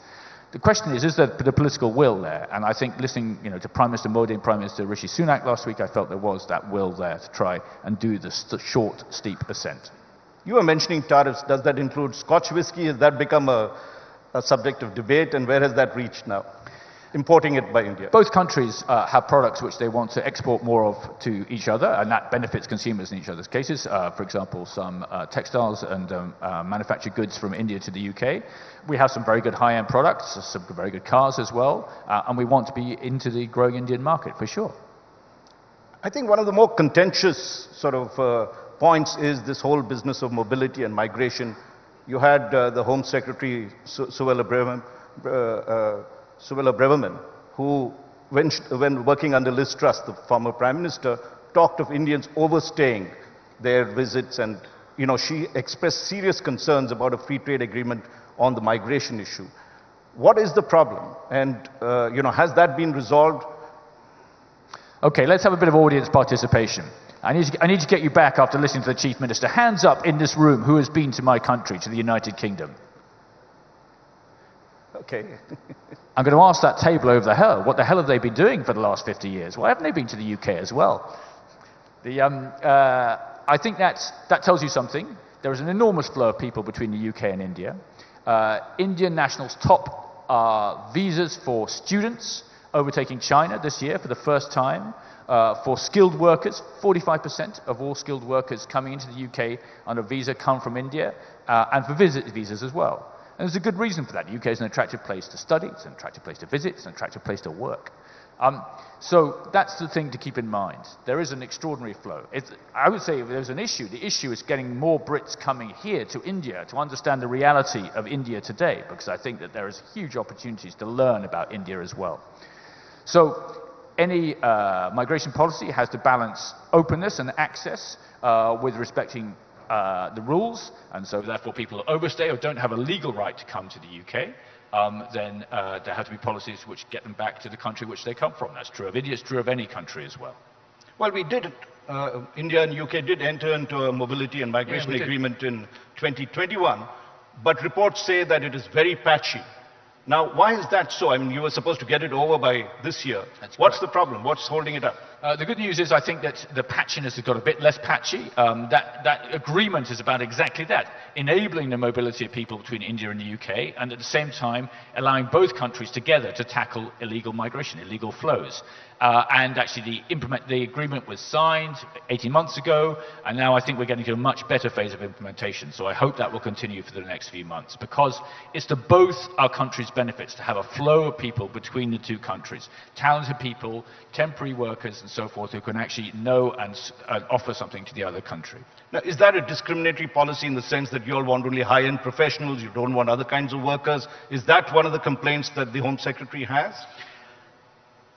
Both countries, I think, have their migration policies. They both want to attract talented people. They both want to make sure that that is balanced by rules in relation to people who don't respect the law or who are not, don't have a legal right to remain. As I say, that's true of any country. It'd be true of UK, it'd be true of India and countries around the world. Well, let's come to another issue, and I think that's where the Indian government has been highly frustrated. We have economic fugitives and others overstaying their visits in the UK. We have the case of Vijay Mallya, we have Nirav Modi. The Indian government has been making frantic efforts to get them, but somehow it doesn't seem to work. What is the British government doing about that? The truth is, this is no longer a government matter. The Home Secretary, our Interior Minister, signed off the extradition of Vijay Mallya over 3 years ago. That is now a matter for the courts. Our Prime Minister, we are clear, we do not want the UK to be a place of fugitives. We want it to be a place where people respect the law. And all I would say is it's now an issue for the courts, and the wheels of justice turn slowly, but they do turn. No, one of the things was to amend the asylum law, which permits them to abuse this kind of privilege that they have. Has any progress been made on that? I'm not going to comment on issues which are genuinely for the courts, and that's where those cases are. No, but this is a parliamentary issue to amend the asylum. Has there been any movement on that? There's a separate question about what you do about asylum rights coming to the UK. That's an issue for the government to take cognizance of. The progress of the asylum bill, I'm not so sure about at the moment, but let's keep the two issues separate. There are extraditions, which the government's decided on, and there's issues still going through the courts, and then there is our overall approach to asylum. But what you see is a UK which, having left the European Union, actually has more control over its migration policy and has actually shifted its migration policy to the relative benefit of Indian nationals. That's a big change for the last 6 years. And the other issue that has been there is the social security arrangement that's there. And there's been a lot of heartburn about the fact that no agreement has been reached and Indian business has to pay a much higher amount, and those who settle over there don't really get the benefit because the visas expire before that and they forfeit that social security deposit as well. Has that been sorted out? So, first thing to say on migration is now there's been this huge increase in Indian students, and one of the reasons for that is they now have the right to work after they finish university, and a lot of people avail themselves of that right to work. It's very attractive, and that's why we're seeing this huge growth of Indian students to the UK. There's a separate issue, which is about paying into the UK social security system. An Indian temporary worker does not have to do that for the first year that they're in the UK. It's an important point to remember. After that they do, and if they stay for 10 years, then they get the benefits of that social security arrangement. That is a case not just for nationals from India, but for nationals from many other countries in the world. Coming to a broader subject away from the UK, but looking internationally, Britain has supported Ukraine wholeheartedly in its effort. India has played a neutral game, has in fact bought oil from Russia, and has been silent on a lot of the resolutions in the United Nations. How do you view, or how does Britain view India's approach towards Russia? First, let's step back and look what's happened. An autocracy has invaded its smaller neighbor. It had no grounds for doing so, it was totally unjustified, and you see the harm that is causing to people in Ukraine and to people all over the world. Look what's happened to energy prices, food prices, fertilizer prices as a result of President Putin invading Ukraine. It is an extraordinary thing to do. We had thought the days of territorial aggression of that sort in Europe were over, but they're not. That's part of the more contested, more geopolitical world which we all now live in, and which I think is one of the great challenges, by the way, for India as its G20 presidency starts soon. So that's where we are. I completely agree with the Indian statements when they've talked about the importance of respecting the UN Charter, territorial integrity, and the rule of law. And that's what we have to get to. UK has been supporting Ukraine in defending their own territory from an external autocratic aggressor. And we make no apologies for that, because we cannot allow autocratic coercion of a neighbor to flourish in this geopolitical world we're in. Let's be more blunt. Is the UK disappointed by the Indian approach in the Ukraine war? Bluntness and diplomacy don't usually sit comfortably together. We talk a lot to the Indian government about it. The Indian government obviously will be driven by its own interests and concerns. The relationship you want between the UK and India, the UK and any country, is one in which you can sometimes discuss quite difficult issues. You do it privately, you do it frankly, you understand each other, and you see where you can create poles of cooperation and looking forward. And that's exactly what happened when James Cleverly, our new Foreign Secretary, or 6 weeks Foreign Secretary, was here last week, had a long discussion with Foreign Minister Jaishankar, and that's what we'll continue to do. In the end, we cannot allow President Putin to thrive from invading his neighbors. That, in the end, is the point I always have in mind. Given the impact the Ukraine war has had on energy prices, Britain is facing a huge crisis that's there. Don't you think it's time to bring an end in some ways, work out some sort of agreement that will end the war? Second, if we don't, I mean, it seems like the NATO countries and others are pushing it further, so is Russia, we might end up with a nuclear conflagration. Since you were a former NSA as well, do you see that possibility happening, and what needs to be done? Do you think it'll go nuclear? Well, I mean, the fact that you're even asking the question is totally extraordinary. I mean, is this inside our imaginations? That an autocracy can threaten something like that? My great worry is that President Putin's regime is now playing terrible games. One day mentioning the possibility of nuclear, the next day, oh no, denying it. One day saying, oh, we're going to close the supply of grain. By the way, the majority of that grain goes to the poor people of the world, being blocked, coming out of the Black Sea by President Putin. The next day saying, oh no, we'll join it again. These are not things to play with. These are deeply serious issues. And we cannot, collectively as a world, allow those sorts of games to be played. What we also see from Russia's invasion of Ukraine is that it is a matter which affects the world. We've seen that, fertilizer prices, oil prices, energy prices, of course they're affecting the UK, they're affecting every country in the world. These are extraordinary things to do for no justification. And just on the point you mentioned the countries of NATO, and it's not just the countries in NATO, what they are doing, what we are doing, is allowing Ukraine to defend itself from territorial aggression, an invasion, pure and simple, a military invasion, unjustified, unwarranted, deeply harmful to everybody. And that seems to me the right and the sensible thing to do for the United Kingdom. Now, moving to China, I mean, before the Ukraine war, China was the biggest threat. It hasn't receded. What is it that you would, and given the fact of India's hostile relations with China, what needs to be done there? I mean, you have joined the AUKUS in the Indo-Pacific. What is the way to contain China or to handle China? One of the fundamental shifts in the UK's foreign policy set out in the integrated review was the tilt to the Indo-Pacific. The good news for this city, for this state, as we were hearing from the Chief Minister, for this country, is you are in the middle of the great area of growth and dynamism for the next generation. There is this extraordinary opportunity which India has, I think, in the next generation, with a median age of 28, to do incredible things on development of the country. That's happening in India, but it's not just happening in India. If you looked at Indonesia as well, quite similar median age, great opportunity there.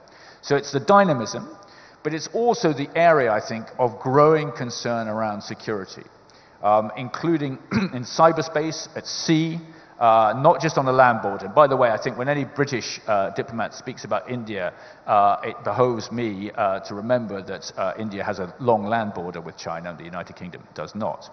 So there's a shared interest in having a secure and open Indo-Pacific, because I think the sea is particularly important, where a lot of the world's merchandise is flowing to and from Asia, Indo-Pacific, into some of the big markets in Europe and elsewhere.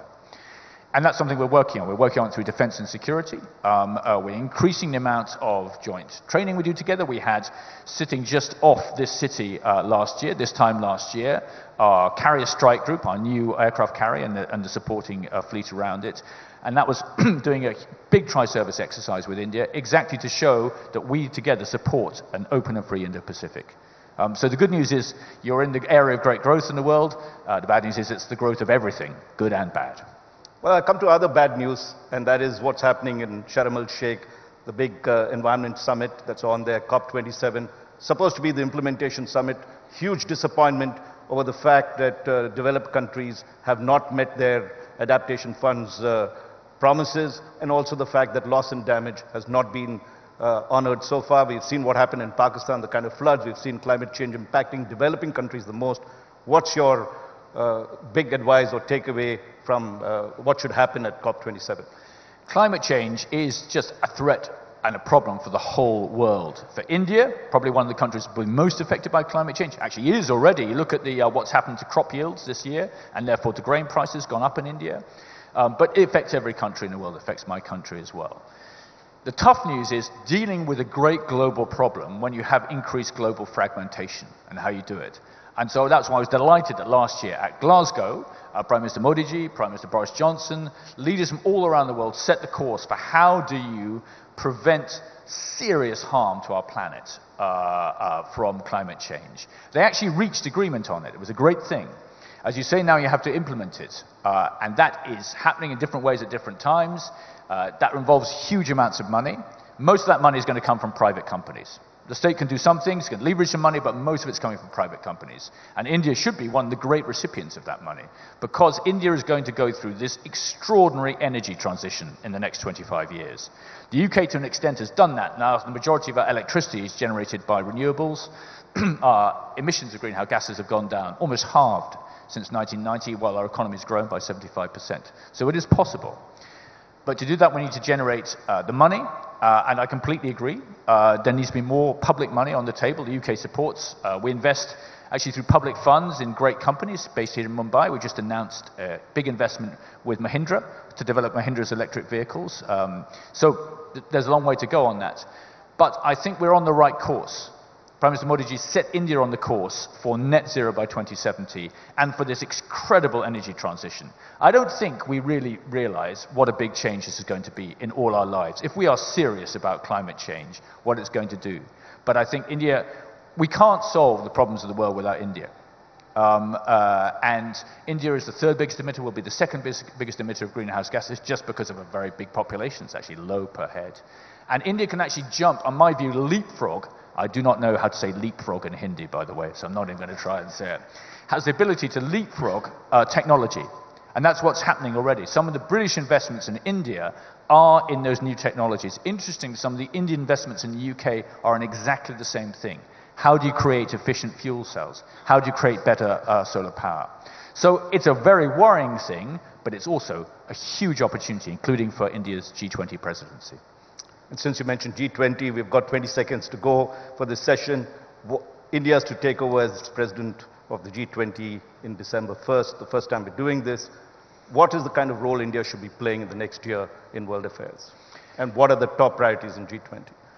India takes on the G20 presidency in a very tough time because of Russia's invasion of Ukraine, because of geopolitical competition we talked about. India has some big advantages. One, it is strong, it is big. It is actually a voice that can reach lots of different countries. It's setting its determination, its course, I think, whether that's on climate change, whether that's on development, whether it's on an incredible thing that's going on in this country, which is redefining the relationship between all of you and the state through the use of technology, which I think India is way ahead of some other countries. And actually, they can pick up a lot from India about how you do that. So it's a tough time to be doing it, but I think India is absolutely the right country to be holding the G20 presidency next year. And like any person from my country, we're supposed to be famous for our punctuality. So I'll leave it there. Well, one last thing. Since you began speaking Hindi, maybe you could end speaking Hindi. Maybe a song in Hindi which you like. I did. Two verses. No, I wouldn't dare to do it, but I did. I went to a concert of A.R. Rahman, where I'd never heard Dil Se Re. Wow. And what a great song. What a fantastic performer that guy is, actually. It was, I won't try it beyond that. 3 words is enough, I think. Alex, thank you very much for this session. Thank you very much, ladies and Dhanyavad. gentlemen. Let's give him a warm round of applause for this. How wonderful, Alex. Thank you so much. Do stay with us. Could I request Karthik Vishwanathan, the Senior Manager, Indian Subcontinent at Qatar Airways, to come up and facilitate Alex Ellis.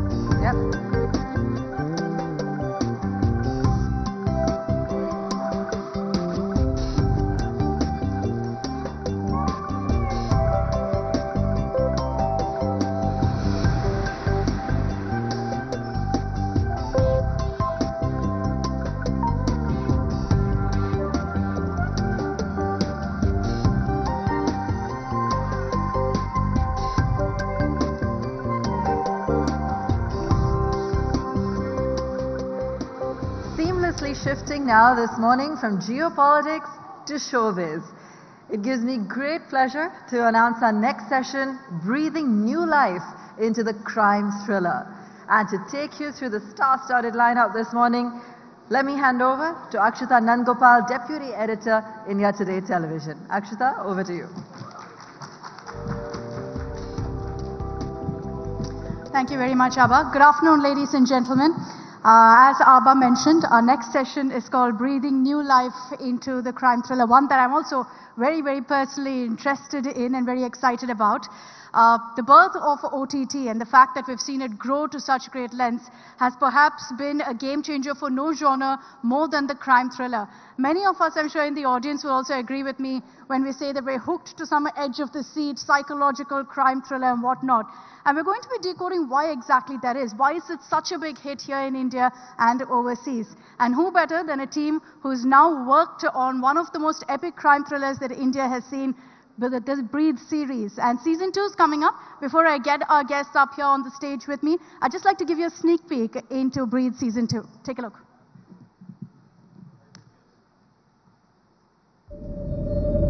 Avinash, it's good to know that you're doing fine.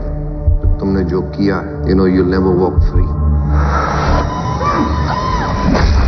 Freedom is a relative term.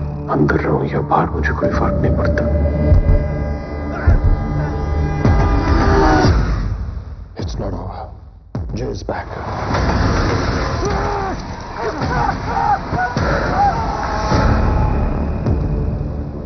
जब तक रावण के बचे 6 sir नहीं करते, मैं अविनाश को नहीं छोड़ूंगा.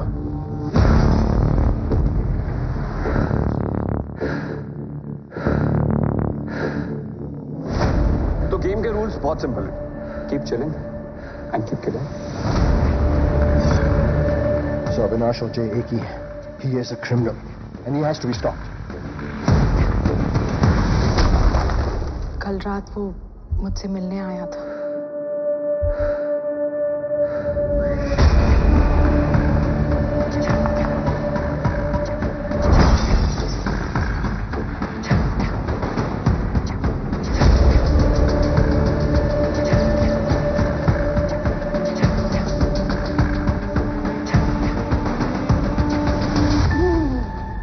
Dying of excitement. I promise you, you will.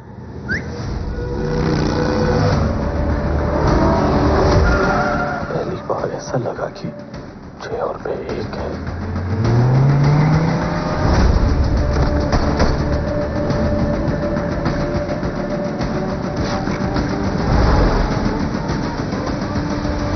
Avinash, जय, तुम जो कोई भी हो, तुम्हारा टाइम खत्म.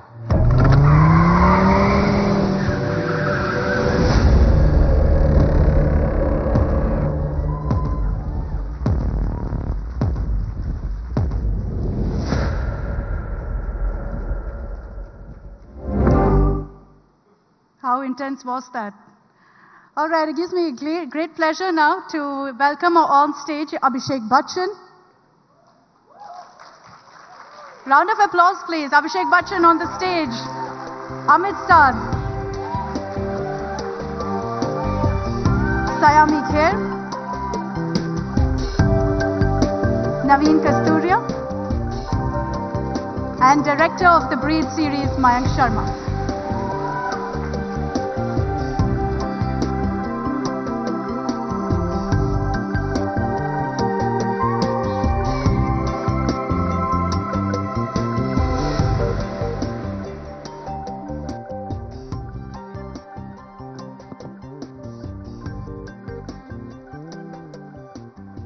Are we all set? Yes. Mike's to your left, yeah. So I think the entire team right now would be very happy because the moment we started playing the trailer, all of you saw the silence that came up in this hall. Everyone watched with full attention the trailer, so that's a great sign. I think when we start off about this entire session, Abhishek, I'd like to begin with you. What made you get into the genre of crime thriller? Have you always been an avid thriller fan? Do you love these movies? Well, it's difficult. You know, it's a very difficult genre to execute. So a good thriller is a rarity. And about 4 years ago, Mayank and Vikram, our producer and co-creator, approached me and just gave me a basic brief of what they wanted to do with the show. And for me, it was more the character that drew me to the project. I had not seen the original Breathe at that point of time. And once everything was locked in and we started filming is when I saw it. So you get to know the world, and it was wonderful because I think they've managed to create a great environment and a world filled with mystery and desperation. And what I really liked about Breathe and what Mayank had written was there's a very strong emotional reason why the story moves ahead. And I think that's integral to a good thriller. If it's just going to be very superficial and cosmetic, it doesn't really resonate. The basics, foundation and seed of Breathe season 1 and then Breathe Into the Shadows and then our subsequent season is there's a very strong emotional reason why the story moves forward, and I think that's integral.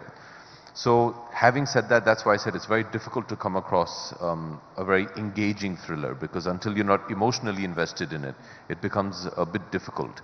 And I'm glad that Mayank, I think, in my opinion, has done a great job. So I'm very, very pleased and honored that he chose me to be a part of this family, yeah. So internationally also, crime thrillers are a rage right now. I'm sure you've seen a lot of these series that are right now very acclaimed, critically acclaimed. Do you think that in India too, we're delivering content equivalent to that now? Oh, absolutely. I think there's been a huge democratization of talent with the influx of digital streaming sites. Previously, when you wanted to see our local content, you went to the movie theater or you put on the television. Then there was the advent of satellite TV, where suddenly the world opened up to India and we got to see what they were making. But they were on the English channels. We were on the Hindi local GECs. In movies, if you wanted to see an English film, I mean, it was very rare that you got to see a movie of another language in India. There are dedicated theaters that showed English films. Then came the multiplexes that kind of made it more accessible, and that's why you see a lot of other foreign films doing a lot better now in terms of collections. What happened when digital streaming sites, or as we refer to it, OTT platforms came into being, is suddenly everybody was accessible to everybody at the push of a button. So you can watch an English show, a Hindi show, Tamil, Telugu, Malayalam, Kannada, Punjabi, Bhojpuri, Bengali, Gujarati, Marathi, coupled with Spanish, Korean, various European languages, all at the push of a button. So that kind of made everybody and gave it an equal playing platform. So you're competing, so to speak, although I don't like using that as a word, because we're all collaborators and we're all colleagues and we're all part of a bigger fraternity. But suddenly, you're vying for attention from the world as opposed to just India. You have a larger audience now. In a sense. And the fact that you have platforms like Amazon that have the reach that they do. And I don't know the exact figures, but from what we're told, a lot of their Indian content has gone on globally to be some of their top 10 shows worldwide. So that goes to show that there's a huge appetite for Indian storytelling.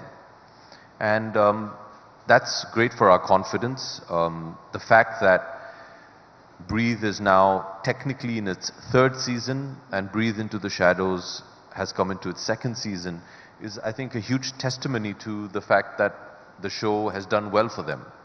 And although, for us, unfortunately, fortunately for the rest of the world, digital platforms don't put out numbers.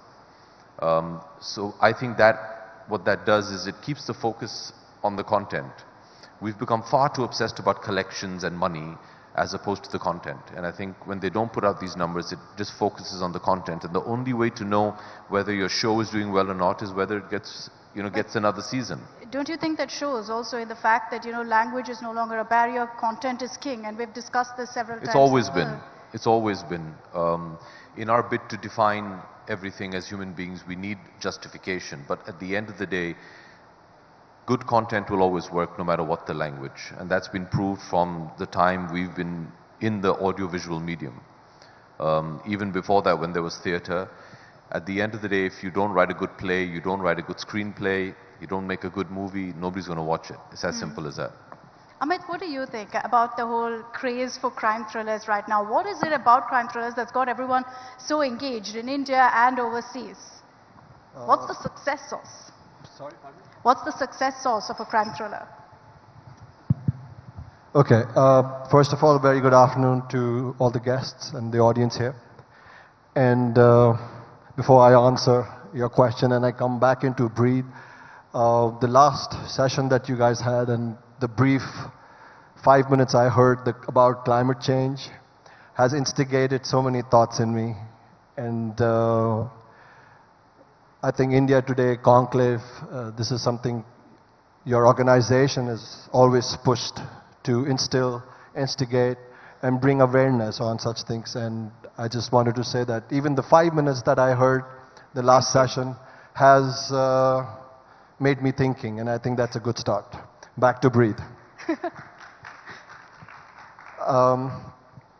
I think I'm an audience too. Right? I consume movies, I consume stories. I don't like saying content because that kind of, as an artist, I just don't appreciate that term.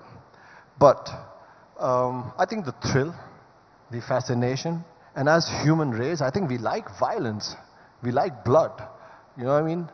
And So it's an obsession with gore? it's true. It's the truth. I mean, you can go to any psychiatrist. It's, you know, and I just think when you sit home and you watch something and you want to know what's going to happen next, that keeps your curiosity awake. So that's my take. That's the reason I watch. Yeah. The thrill of not knowing what's going to happen next. And what I don't remember the next question. I was asking you what really makes a crime thriller work? What makes it successful to you? To me? Yeah. To me, because I get these crazy, complex, twisted roles. And it allows me to grow as an actor. It allows me to understand the psyche of different people. You know, and crime thrillers is, again, it's not about normal people. They're about characters and people who are maybe not 100%. And for me as an artist, as an actor, when I do such roles or when I prepare for such characters or films or shows, it just allows me to step out of myself. It allows me to have more compassion and more empathy for people who are not 100%. So that's one little thing. Other than the most important thing is the thrill when you, as a viewer, as an audience. Yeah. Mayank, as someone who's, behind the mind behind the Breathe series, I think Breathe is one of those critically acclaimed crime thrillers in India, which very few have really managed to achieve. What do you think really sets apart this series from the rest of the crime thrillers that you see out there? Thank you so much. Good afternoon, everyone. Yeah. So, with Breathe, again, I strongly feel it's the characters, what we really create. The motives behind those characters are so personal, and that I feel sets apart rather than just the technique of creating a thriller. Absolutely, for a good thriller, you need a good packaging of excellent cinematography, sound design, the to get special that effects. Audience invested into the show. Yeah. Because it's such an immersive experience, especially for this medium.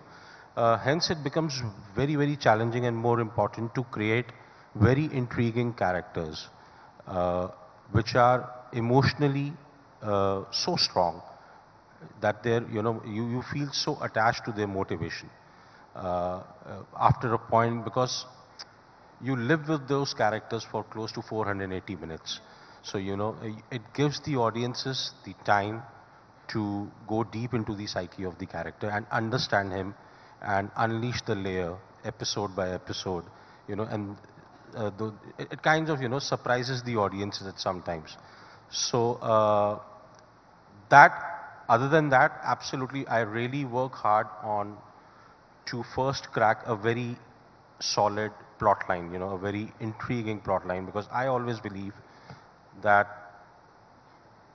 within 2 minutes, if I have to narrate something to you, it should hold your attention first. So a very solid plot line is very, very important for a psychological thriller, I believe, to be cracked really well.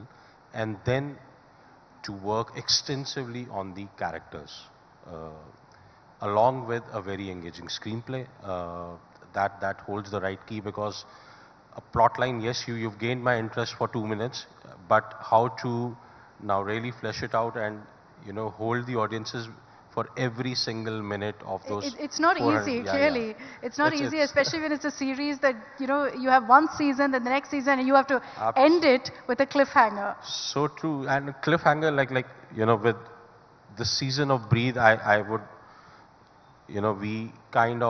we've created the last season as well, and now this is the continuation of that. We're coming after 2.5 years. So we were very sure that, we want to have a different approach to the season, be it, make it more cinematic. So if you see, all 8 episodes are like mini movies. So we've treated like that, we've written it like that, to make every episode like a mini film, and by every episode you're gonna get to know something new about the characters. So yeah, we took close to 1.5 years just to write the season. Yeah. And coming through in the trailer clearly as well. Sayami, do you agree with what Amit said, that there's also certain obsession with gore and violence, and that's what also triggers this curiosity and interest in crime thrillers? I agree with what Amit said. I think the human tendency to veer towards something, when you're on the road and there's an accident, there are a lot of people who gather around not really to help. I don't know why they hang around there. So, we as a human mind tend to veer towards something which is gory. And I think that on screen has really worked.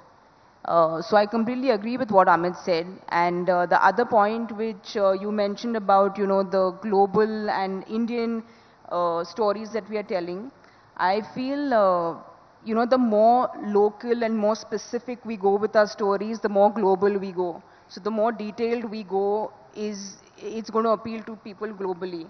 So with Breathe, we are so rooted into Jay and Avinash's character, and we are so detailedly rooted into his brain, which is why I felt the last season worked.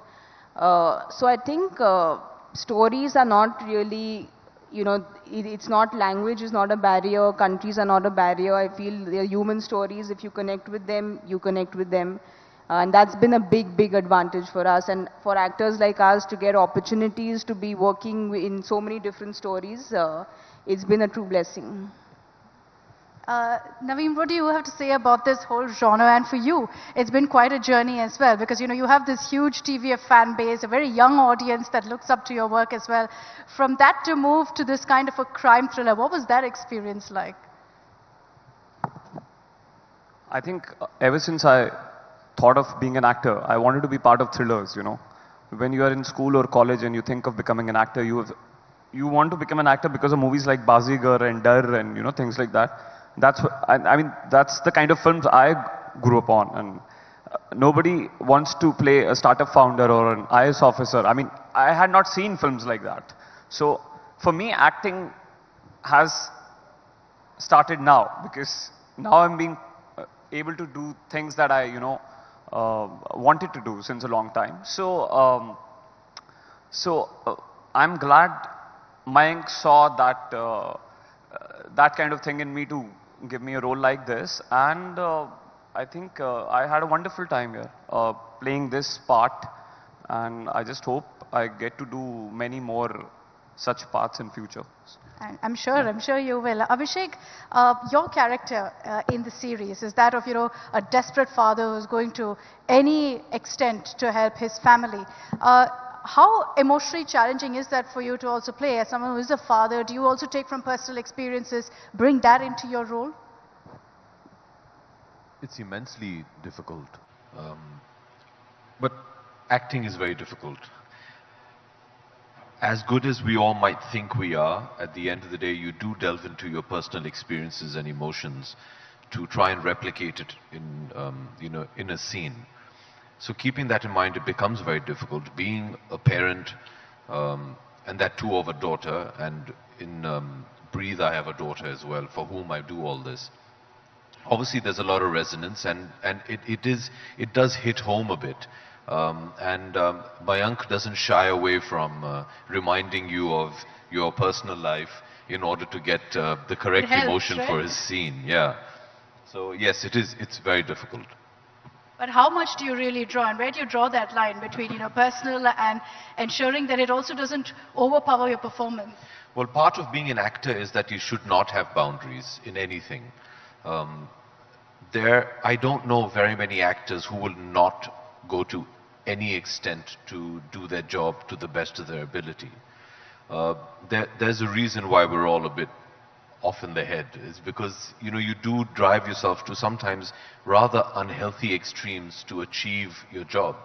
It can be a physical transformation, it can be an emotional transformation, but you do what the job expects you to do. Because, my father very famously told me when I was starting my career, and I had a similar question about, what should one be doing? And he said, there are no subtitles saying, oh, please excuse his bad performance because he was having a bad day. The audience doesn't care. At the end of the day, you have to just convince them of the emotion that you're trying to convince them of at that point of time. So you have to do whatever it takes. So there are many actors, some who are very natural and instinctive, some which believe in the method, and these are all different titles given to a process to achieve what you need to achieve. So yes, actors do whatever is needed. We're not very comfortable talking about it because you have to revisit those emotions then, but you do whatever is needed, and that makes it very, very challenging. What's the process been like for you, Abhishek, to move and to do the transition essentially from movies also to these kind of series which draw on for a long period of time? The shoot essentially would go on for quite some time itself because it's episode based. How has that transition been? Is it smooth for an actor from movies? There's no difference. There's no difference. I understand the distinction between cinema and digital platforms and television and theatre, but at the end of the day, for an actor, you're acting. The process to shoot a web series like this and a film is exactly the same. And like Mayank said, each episode is approached as a mini movie. The last season, each episode, and we had 12 of them in the last season, were almost an hour long. So in essence, you made about 6 films. This season has 8 episodes. So each episode, the writing, the screenplay is devised in a way as they're episodic. So it's like a mini movie. The process is exactly the same, the equipment is exactly the same. So like Mayank said, the attempt in this season was to make it larger than life, was to dial up the intensity, to dial up the thrill, and make it more cinematic. So it's exactly the same. All actors will tell you, be it television, be it film, be it streaming platforms, you're acting. At the end of the day, there's nothing different. You mentioned something your father said to you. I'm sure everyone is very curious to know what he thinks of Breathe as well.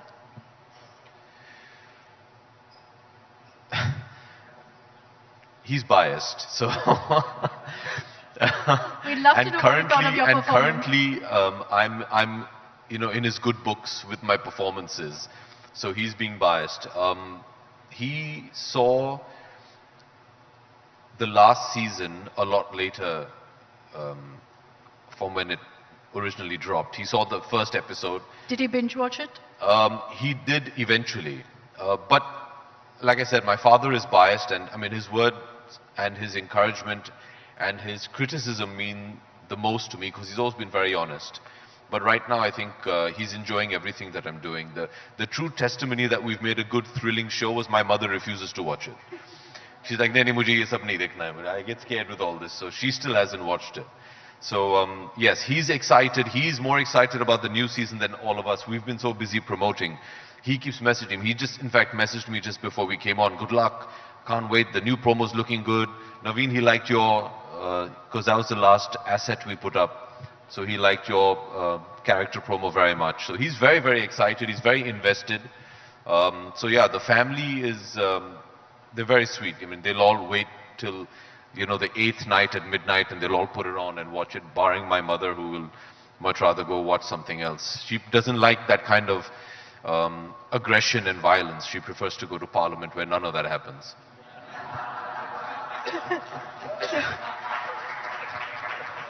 So who's the biggest fan of thrillers in your family then? Thrillers, I don't know, but like horror and stuff, my niece, Navya. I mean, there's something wrong because she watches these really scary movies all alone in the dark, and that's her thing. You can't watch them. No, I can't watch all that. Amit, this is something that, you were mentioning as well about how there's such a love for violence, for horror, particularly I think in this generation, the young audience really seems to crave it. And there are some who question whether that's normal to want to, live off these kind of experiences in films, in series. And is that what's being exploited by the genre essentially? I'd rather see it than go and be it, right? So, and that's also, I think, that worry is almost diminished. Of course, cinema and characters and what we do on screen, especially in a country like India, which is still finding its footing. And we have, on one platform, we are doing so well. We are prospering, we are learning, we are economically getting better, but there are so many issues, which we all know, which I don't want to bring them up right now. So yes, I mean, there is this very thin line of how we portray what we show and the effect of it on the country and the generation. But right now it's a movie. You're talking about a film or a web series that you watch, which engages you, thrills you, and you see some action. And it's not just the youth that likes action movies. Everybody likes action movies. And psychological thrillers, I think it's a new genre, or maybe a genre that is being accepted right now more because of, again, fascination. And also I think people have changed. We accept our shortcomings more easily than we would do 10 years back. We accept that we are not perfect. It's fine, it's not a taboo. Like going to a psychiatrist in India is it's not frowned upon. So I think at the end of the day, you're just coming home after 12 hours, 16 hours of your work and watching something. And if it engages you and excites you, and for me personally, if it gives you some message in the end, I'm happy with that. Talking about your personal experience also with Breathe, we were having a conversation earlier where you did say that this particular series came to you at the exact right time because emotionally you were dealing with a lot. Yes, like how Abhishek said that, as an actor, we go through so much as an artist, not just an actor, in every form of art. Art does come from a lot of conflict, pain, and introspection, a lot of I always say art comes with a lot of crucifixion and you have to find your resurrection, right?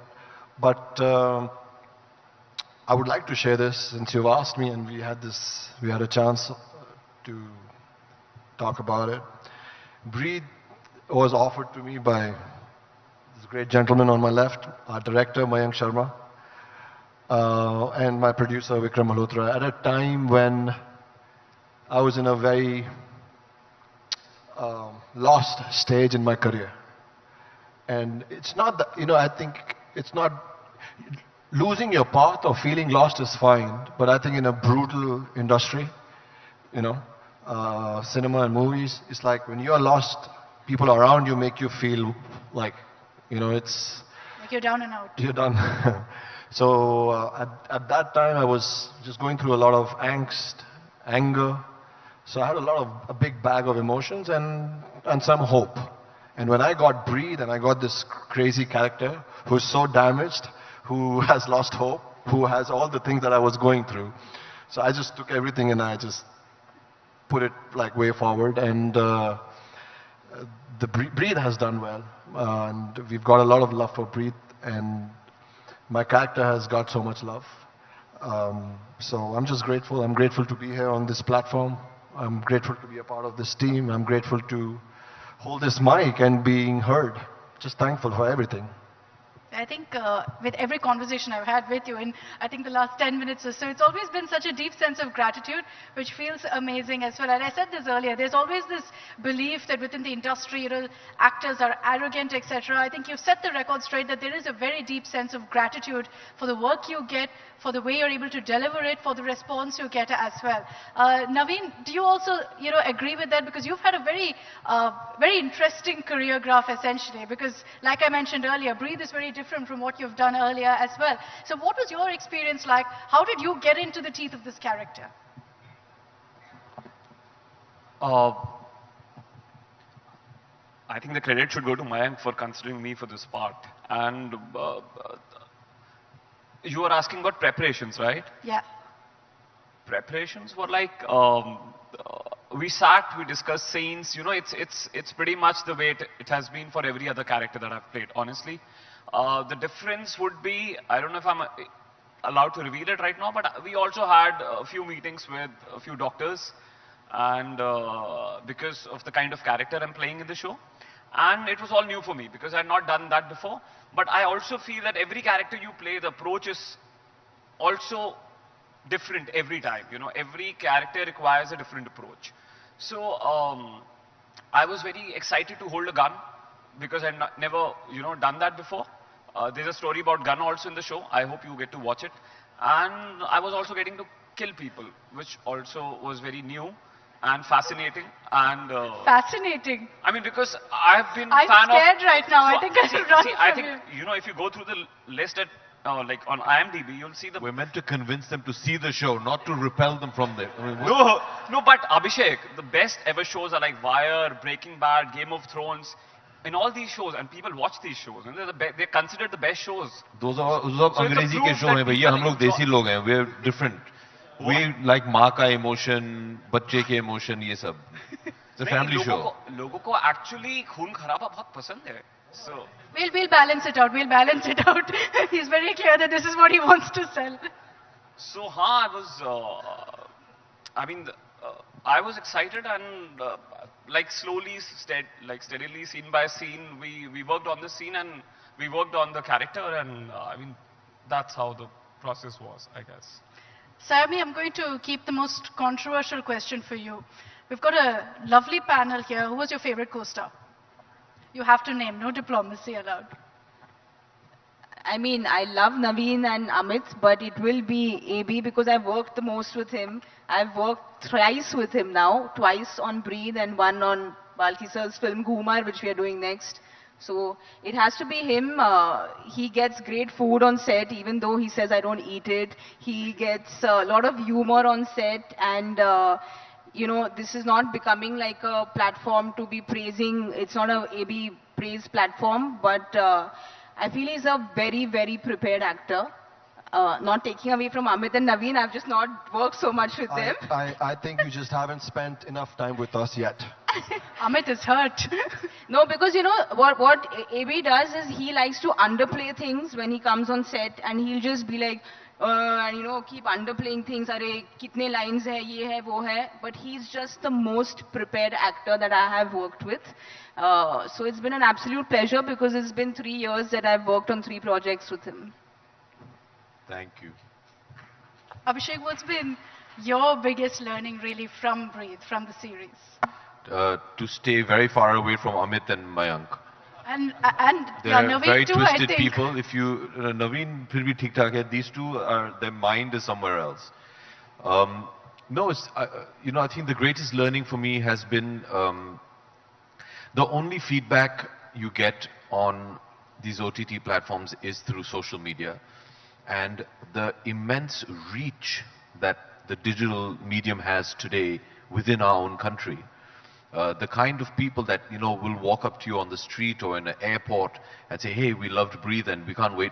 I mean, it's immense. I'm a product of cinema. I come from a cinematic family. Both my parents are actors. My wife is an actor. I'm an actor. I've been doing this for 22 years. And the reach of Indian films is immense worldwide.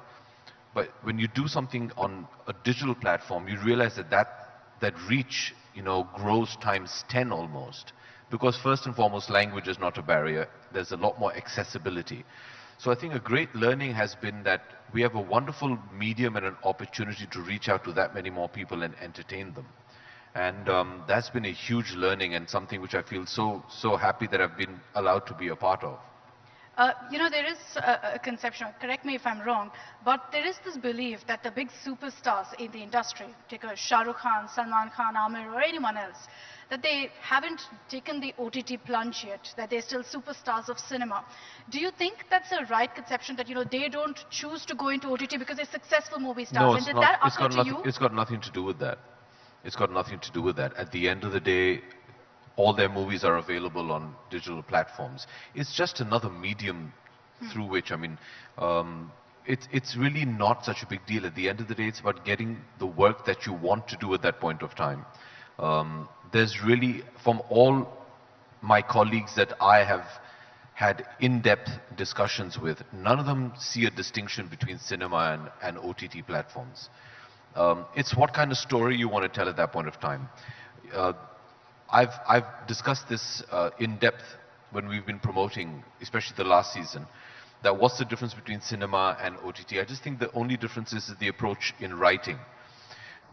In a movie, you have to tell a rather vast story within 2.5 hours.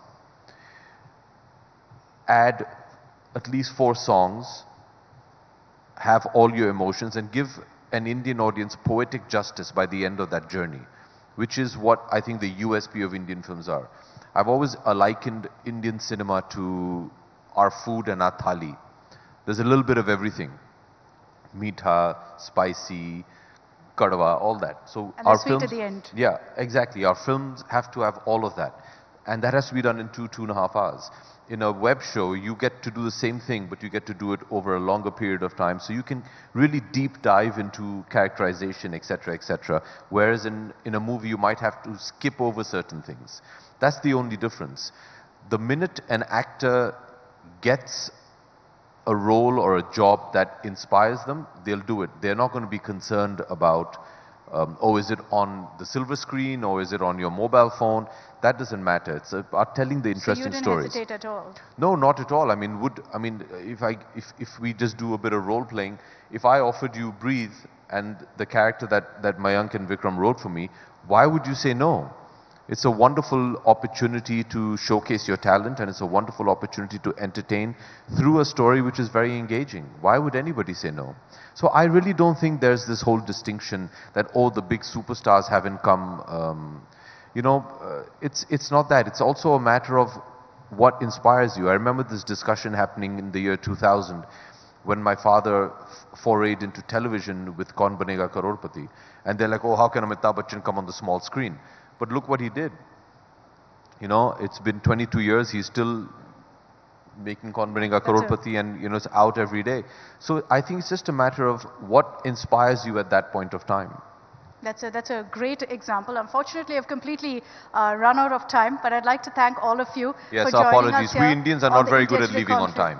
We don't come on time, we don't leave on time, sir. We can keep going. Ye hamari aadat hai. We're all about heart and emotion. We can keep going, but thank you so much, Abhishek. Thank you for having us. Amit, Mayank, Sayami, and I mean, big round of applause, please, for the team of Breathe Season 2. Thank you so much. If I could also request Nikita Gupta, the founder of Mama Jewels, to come on stage and facilitate our wonderful panel here today.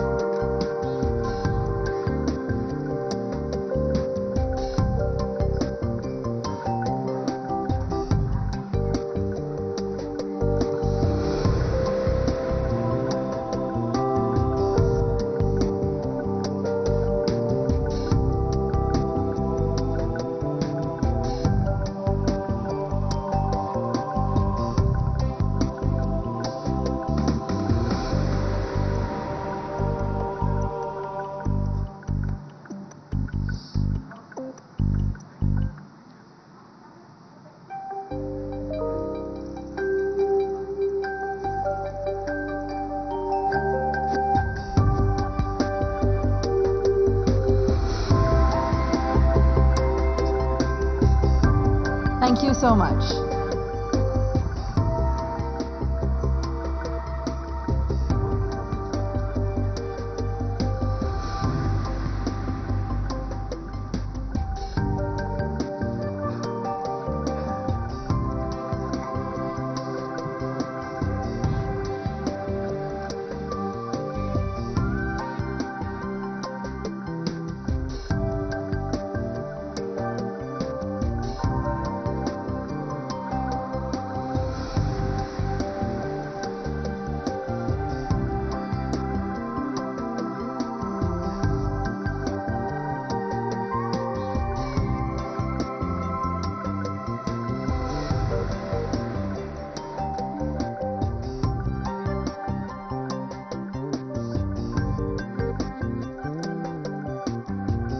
Our next session this afternoon is with a leader known for his commitment to conscious and sustainable change.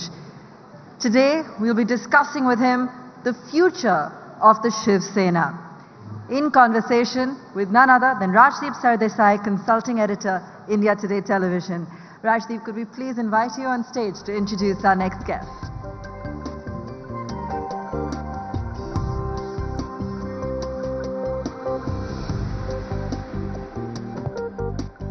Thank you, ladies and gentlemen. May I ask you to kindly respect the next guest who's coming in and sit down, please.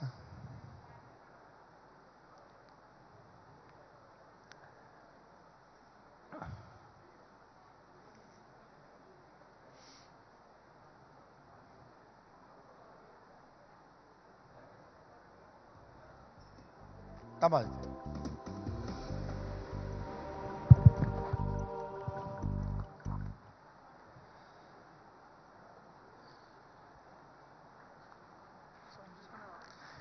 Ladies and gentlemen, please give a big warm round of applause for Aditya Thackeray, President of the Yuva Sena and also Shiv Sena leader, former minister in the previous government in Maharashtra. Ladies and gentlemen, welcome to the India Today Mumbai Conclave. If there is one issue which has dominated the politics of this part of the country in the last few months, it is the future of the Shiv Sena, the original Sons of the Soil party of Mumbai and Maharashtra, which finds itself facing an unprecedented crisis at the moment. Which is why we thought it would be only appropriate that someone who has in a way become the face of the next generation of the Shiv Sena, Aditya Thackeray, welcome to the India Today Mumbai Conclave. Good to have you. Thank you and welcome to the India Today group to Maharashtra and Mumbai. Swagat hai tumcha. Thank you. Namaskar. आपण इथे आला याबद्दल आमचा आभार. मला वाटतं आपण मराठीतच बोलत राहू म्हणजे आमचे राहुलजी वगैरे मला प्रश्नच विचारू नाही शकणार. You know, Mumbai is more than just being Maharashtrian. It is a complete melting pot of every community. That's what makes Mumbai great. You can speak Marathi, Hindi, English, and you can celebrate being a Mumbaikar. Absolutely. But at the same time, if you're caught at the traffic signal, you have to speak Marathi. I couldn't agree with you more. And if you're on the cricket field, you have to say Aiga. That's right. I won't say the other things that you also say on a cricket field in Marathi, because that will really get this audience going. But Aditya Thackeray, I introduced you actually as a Shiv Sena leader. Some would say correct yourself. We just had the Maharashtra Chief Minister Eknath Shinde. Oh, is he the Chief Minister? 1 minute. He heads a party called Balasaibanchi Shiv Sena, or the Shiv Sena of Balasaheb Thackeray. And you at the moment, as per the Election Commission, are the leader of the Shiv Sena Uddhav Balasaheb Thackeray. Which brings me to my first question. What happens to the Shiv Sena? If the Shiv Sena has now split apart into two groups, even the symbol is no longer, the bow and arrow traditional symbol is no longer, as of now at least, with either of these two factions. do you concede that you are facing a crisis of a kind that was unimaginable for a party that your grandfather started about 56 years ago? So, two corrections to that, and very humbly. First is, it's not a recognized party as yet. What he has got, he was trying to take away our name. He was trying to take away the logo for the Andheri elections that they did not even intend to contest. The only intention was to damage the Shiv Sena, damage Maharashtra, and put the sustainable development and politics of Maharashtra on the back burner. What they have got is Balasaheb Shiv Sena. Now, there are multiple Balasahebs across the country, so it could be anyone's Shiv Sena that they are talking about. What we have got is Shiv Sena, Uddhav, Balasaheb Thackeray. These words are inseparable, and the Election Commission also has proved it so that these words are inseparable. What also is very important is Shiv Sena and Uddhav Balasaheb Thackeray during COVID times and the 2.5 years of our governance in Maharashtra has shown to the world that we can be transparent, accountable, listening to different voices from different sectors and areas of society and work for the people. So this is what we were going ahead with. In terms of what is the future of Shiv Sena and the question of whether Shiv Sena is in crisis, for me that is not a question anymore because we are fighting it out. It could not be worse than what we have come to. They've run away with 40 Gaddars from our party and 12 Gaddar MPs, and they will face elections and the people will decide. For me, what is important today and what is crucial today is what happens to the ideals of our constitution, what happens to democracy, what happens to rule of law, what happens to justice. If today across our country we have smaller Gaddaris, and I call this Gaddari because there's no other appropriate word for this, people who've run away and just gone to another party. If this happens across the country and this gets legitimized, you will have unrest, political unrest in every state of India. You will have random people claiming names and logos and parties for not just parties like Shiv Sena and other regional parties, but also the national parties like the BJP and the Congress. What happens to the future of democracy in our country? What happens to the constitution is the larger question here. Now I'll come to the larger question, but I want to for now at least address the question of the Shiv Sena. Because you use the word Gaddar or traitors. These are not 5, 6 traitors. These are 40 out of 55 members of a legislature party. If 40 leave, that is almost 3/4 Aditya. Therefore, it would claim, as Eknath Shinde claimed on this very platform a few hours ago, that they are the real Shiv Sena, that he represents the real Shiv Sena of Balasaheb Thackeray, the real Hindutva of Balasaheb Thackeray. Sir, have you read Arabian Nights? 40 is a very important figure in that. Explain. I think everyone knows about it. I don't want to go into that. No. You are saying that they are Ali Baba or 40 chor. ये मैंने नहीं कहा, वो हंस रहे हैं, मैंने कुछ नहीं कहा। नहीं, देखिए. But to steal a mandate away, to steal an elected government, look, we have no things like a pre-poll alliance or a post-poll alliance. What is important here is a pre-poll alliance happened with the BJP on the basis of 2.5 years. If that had been adhered to and as agreed, today, the arrangement of government would have been 2.5 years ago, and by now, Devendra ji would have been the CM. Unfortunately, that did not come into being. We were fighting for our own principles, for what is promised. We believe in coexistence. We believe in promises. We are a party that believes that Raghukula Reet Sada Chali Aaye, Pran Jaye Par Vachan Na Jaye. And that is how we wanted to go ahead. We came together with the Congress and the NCP and other allies who believe in democracy, who believe in the constitution, and we were working for a better Maharashtra. However, what they have done is for the monstrous ambition of one man, they've taken Maharashtra behind, and that is a sin that nobody will forgive. You are saying that there was this, let's settle this today, that there was this 2.5 years arrangement in Maharashtra in 2019 for the Shiv Sena and BJP to share power. I recall in this very room, in 2019, few weeks before that famous election of Maharashtra, you were sitting in the audience, Devendra Fadnavis was here. He didn't sound to me, Aditya Thackeray, like someone who was going to share 2.5 years with you. Which is why whatever happened. No, so let's be clear. Today when Eknath Shinde was asked the question, he said that question, only Amit Shah ji and Uddhav Thackeray were in one room when this was decided. No one else knows this. So they could easily turn around, Eknath Shinde could easily turn around and say, look, at the end of the day, the Shiv Sena, i.e. the Uddhav Thackeray Shiv Sena, did not even keep that basic promise of 2.5 years to the BJP. did not keep the basic promise to the principles of Hindutva. Hence this breakup took place, and that's why I had to leave. He said, I am not a rebel. I represent the original Shiv Sena. What are the principles of Hindutva according to him? They have no answer on that. What are the issues that they had with the MVA government? They have no answers to that. For 2.5 years, they enjoyed that everything they could. For 2.5 years, they were quite silent. Only when there were things against him, there were things that were going against him where he thought that he might be in problems, he has decided to run away from that. And therefore, I do not give much importance to whatever's being said from the opposition, because if you take a poll even today on the trustworthiness of Mr. Uddhav Balasaheb Thackeray vis-a-vis any other politician in Maharashtra, I think you will get your answer to that. No, the answer that the people of Maharashtra are looking for when it comes to the Shiv Sena, I want, as I said, to settle this. Who is the real Shiv Sena? Is it the party where 40 out of 55 have left? Or is it the party, as your opponents accuse, a party of the Thackeray Parivar?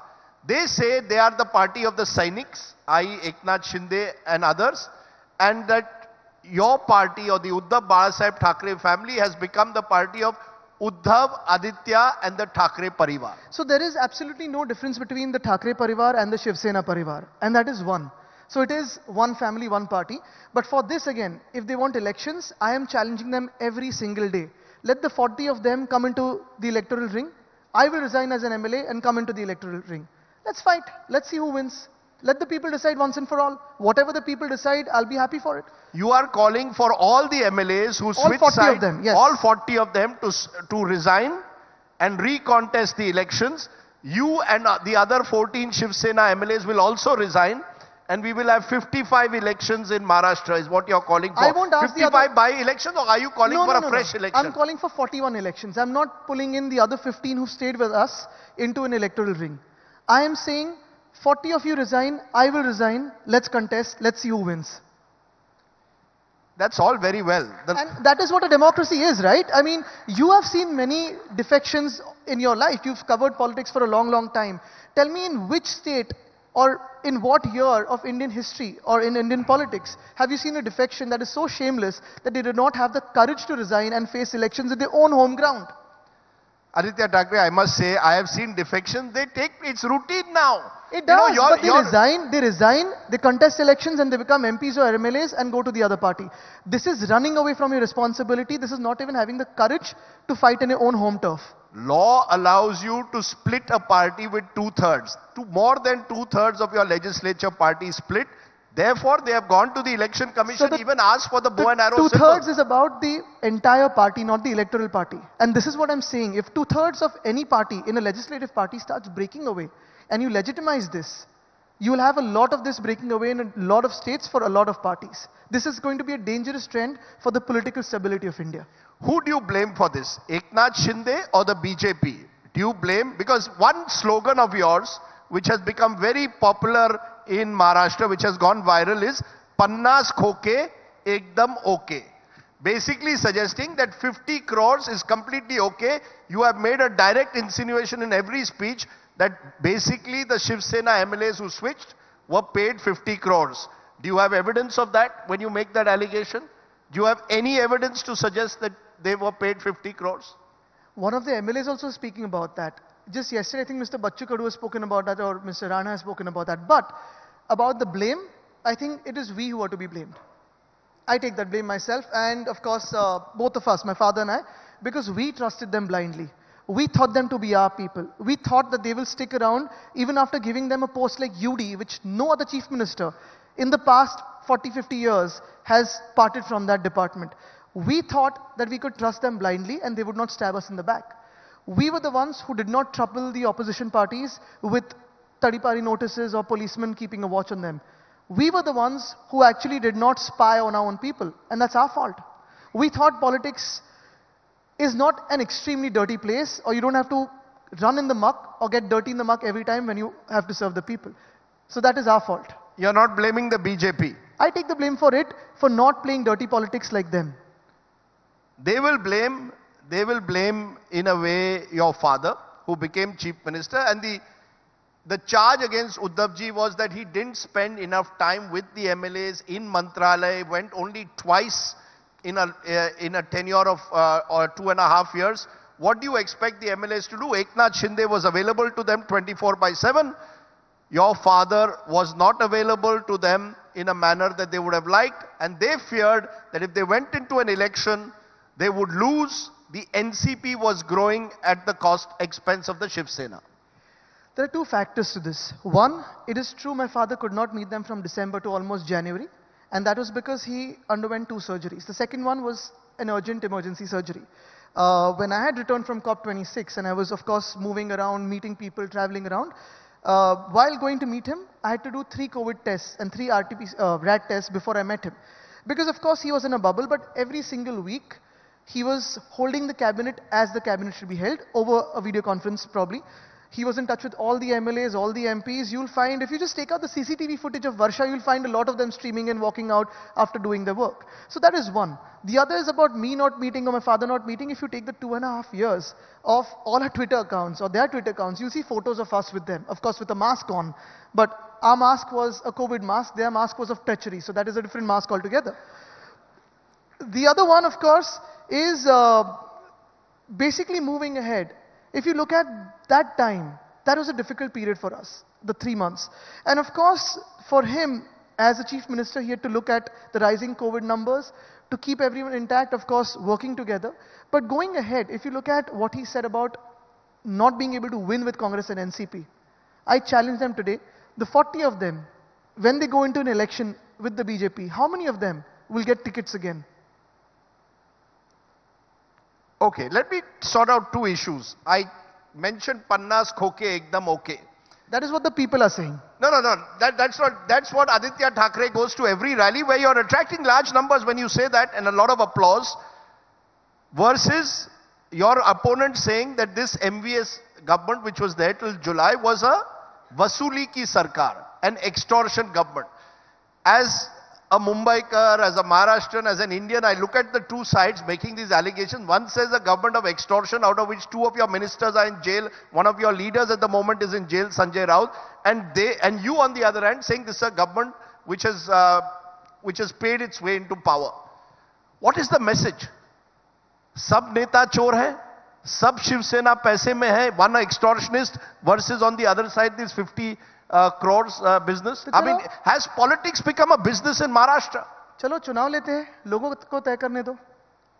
The answer is simple. In a democracy, today you don't have a constitutional government.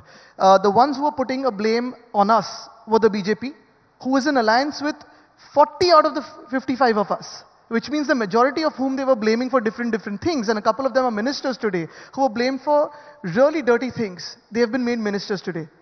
And they have the backing of the BJP. If I were in the place of the DCM, I would have walked out of this government and called for fresh elections.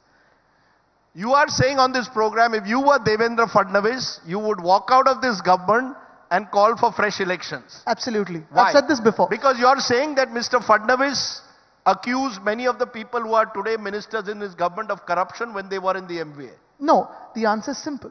If you look at what has happened over the past 3 or 4 months, today there is absolute lawlessness in Maharashtra. You can see one Gaddar MLA going into a police station and firing 2 bullets at the police. There's an Arms Act case registered against him, but there's no action against that. Just today I've read about one Gaddar MLA trying to enter Mantralaya, and because he was asked for a security check by the cops, he abused them and said, "Don't you know who I am?" And then he went on with his expletives. You've got this situation almost everywhere. The other thing is, on one hand, the agriculture sector is failing absolutely. We're shouting Ola Dushkal Jahir Kara, which means you give them the incentives of what is called an Ola Dushkal in Marathi, but basically there's been heavy rainfalls, not once, but twice or thrice across Maharashtra. They deserve compensation that has not been given. The second factor is, for any state, there are 2 sectors which are important, agriculture and industry. Both are failing. No one has trust in Maharashtra's political stability. If you look at Devendraji's time, or if you look at Uddhavji's time, there was a certain sense of political stability. Today, I wonder how a leader as sharp as him is being a part of this government, and he's being defamed for that, and I don't like that. In all genuinity. You know, I read an interesting observation by Mr. Fadnavis saying that the time has come to end political bitterness.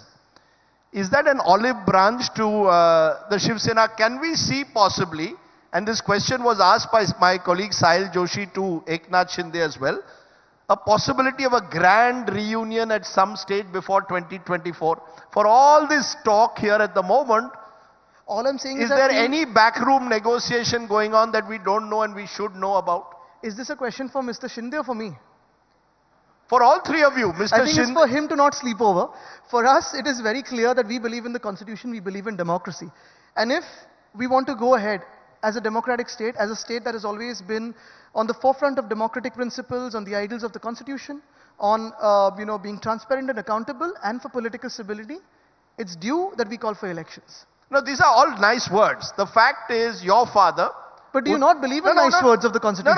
No, those are fine words. But when I see the kind of politics that's played out, there's a huge gap between what the Constitution envisaged and what is the reality. I will ask you very... Who is responsible for that? Your father, Uddhav Thackeray, met Prime Minister Narendra Modi in 2021, June, July in Delhi. Apparently an effort was made to have a tie-up between the Shiv Sena and the BJP. It didn't work out. I therefore ask you, is there any possibility of Uddhav Thackeray reaching out to Narendra Modi ji again? They haven't attacked each other at any stage, and forming a grand Hindutva coalition once again. So Rajiv ji, of course, when the both of them met, one was the Prime Minister and is still the Prime Minister, the other person was the Chief Minister.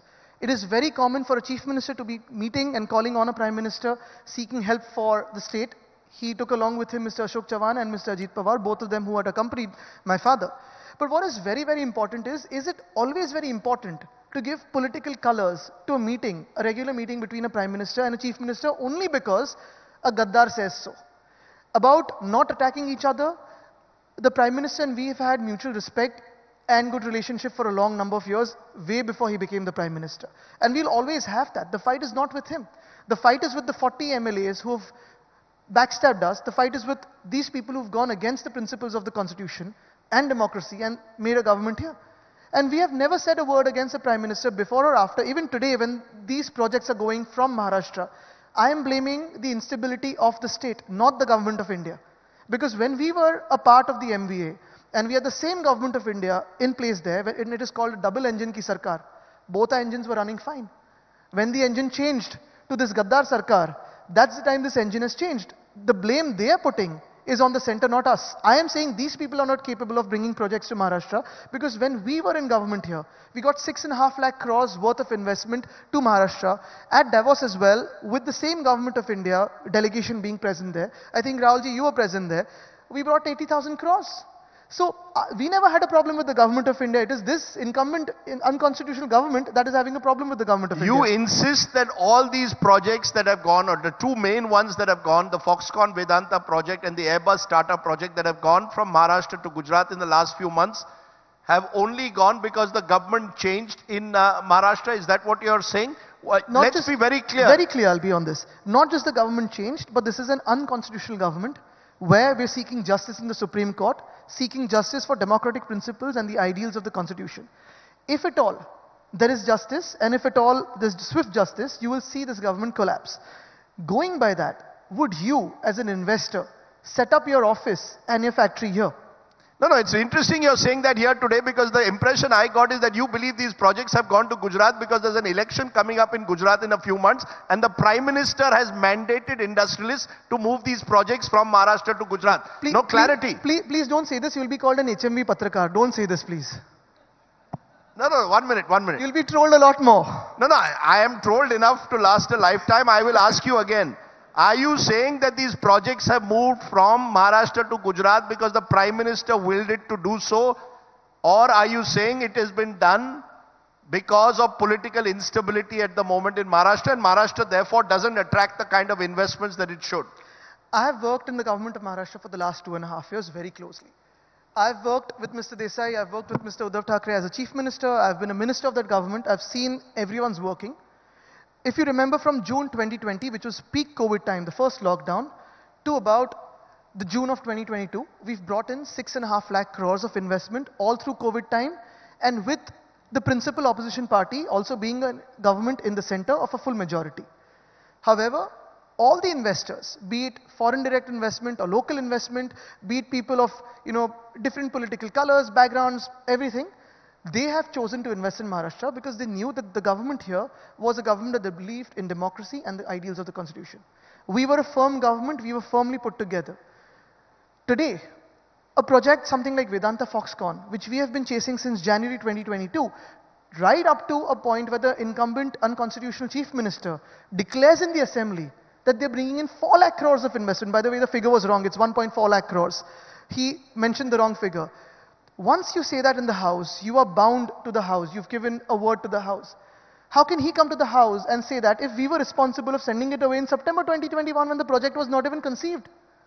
So someone is lying. And today you had a great opportunity to pitch us face to face because I've challenged him.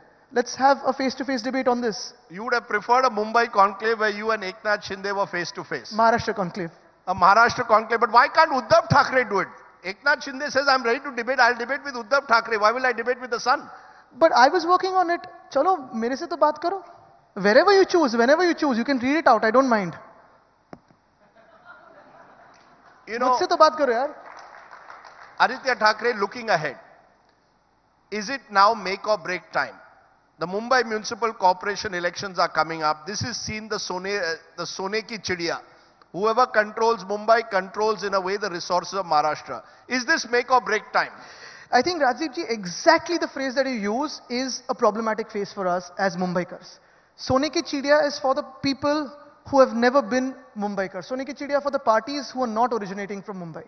For us, this is our Janma Bhumi, this is our Karma Bhumi, this is going to be our Bhumi forever. For the last 25 years, we have taken the BMC from deficit to a surplus of 80,000 crores. Every penny for that is accounted for. Every committee has all parties sitting in it with absolute transparency. And you've seen Mumbai grow in the past 2.5 years with basic things like tactical urbanism, safe schools, things like, every minor intervention that we had. Today, what the people or what other parties are looking at BMC for is not what we are looking at the BMC for. We look at it very selfishly. This is our city and this is what we want to take ahead, not something that we want to loot. But having said that, this make or break election thing that you've said, since 2002, since I was 12 years old, I've always read in the newspapers from various journalists that every election and especially every BMC election has been tagged as a litmus test for the Shiv Sena. Now the litmus papers also won away. But it is always a litmus test. See, elections come and go, you win, you lose, you win again. The point is, why is the government not calling for elections? If they are so popular, if they have so much goodwill in the people, let them call for elections. We're ready for it. We may lose, we may win. That's in the hands of the people. Aditya Thackeray, you objected to my using the word Sone ki chidiya. When I look at the assets of all your Shiv Sena corporators and how they have gone up by 10 times, 20 times, I sometimes wonder, where does all this money come from? Which ones? Which ones? Look, the fact is, you may not like it, but a dozen of your MLAs have ED cases against them. Where have the they gone? fact is, one of Where your have they gone? Where have they gone, Rajdeep ji? Where have they gone now? Huh? Where have they gone? They've gone to the other side. And what has happened of the cases?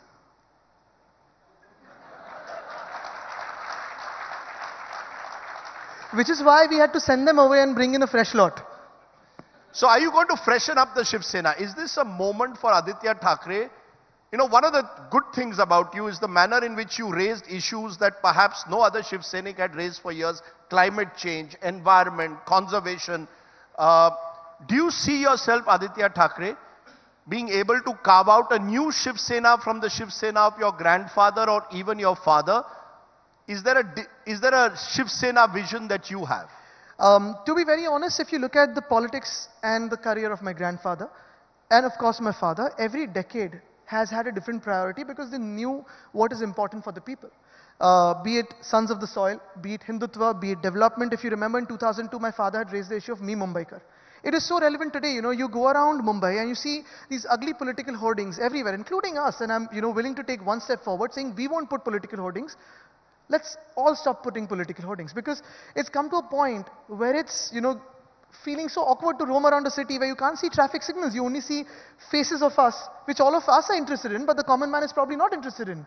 And I think this is what is very important for us. When I speak about tactical urbanism, when I speak about urbanization, when I speak about climate change, it's not something which is happening, say, remote and far away from us. It is happening now. If you look at what happened to Pune during this monsoon, that was climate change. The response of the municipal corporation was something which is not what they were not ready for.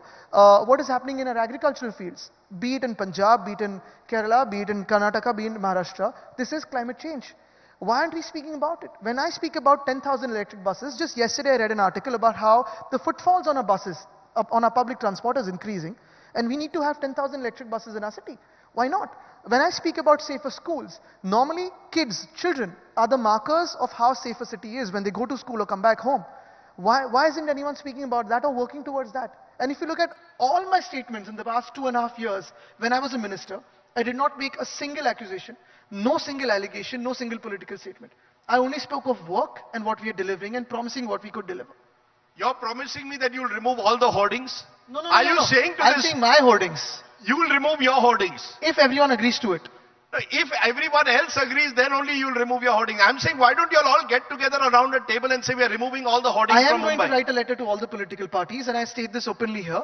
Let's work without hoardings. If people want to see the work, people will see the work. You know, when I'm reminded of your late grandfather, whose politics was very different in a way, but also was very plain speaking. And he was seen to be this Hindutva, Hindu Hriday Samrat. From Hindu Hriday Samrat to climate change warrior. Many are saying Aditya Thackeray is not suited to the Shiv Sena because the Shiv Sena will never embrace someone who doesn't talk the language of Tokshahi, who doesn't talk the language of intimidation and violence. How do you respond to that? That Aditya Thackeray is not suited to a Shiv Sena-like party? No, my answer is very simple, and my belief is also very simple. Politics is about voicing the people, and you'll always have different sects of people that you want to voice, different interest groups that you want to voice, and that is how your politics will be tagged. But at the same time, when you have achieved a certain goal, when you have voiced a certain group of people, you also have to see the future of what they will face. If you're in a position to lead, you have to show the way. It cannot be rigid. Back then in the 60s and the 70s and the 80s, my grandfather saw that the sons of the soil were not getting whatever they were due for, probably the jobs, the employment. He raised the voice. Today you see a lot of people from localities being, part of the jobs everywhere, be it the hotel sector, the hospitality sector, be it hospitals, schools, wherever. And you see the same theme in different states of Maharashtra, in different states of India. Likewise, my father saw speaking about urbanization, speaking about farmers. That was relevant then, it is relevant today. And I think as someone who is 32 years old, I have to speak what my generation feels is right, what your generation feels is right, what the next generation feels is right. If I remain rigid as a political party, I'm not going anywhere. I am not doing the work of what a political party should do. I will remain outdated. Today, I have to be adaptable, open to ideas, transparent and answerable to the people, and keep voicing what is relevant to the people and important to the people. Has the Shiv Sena changed also?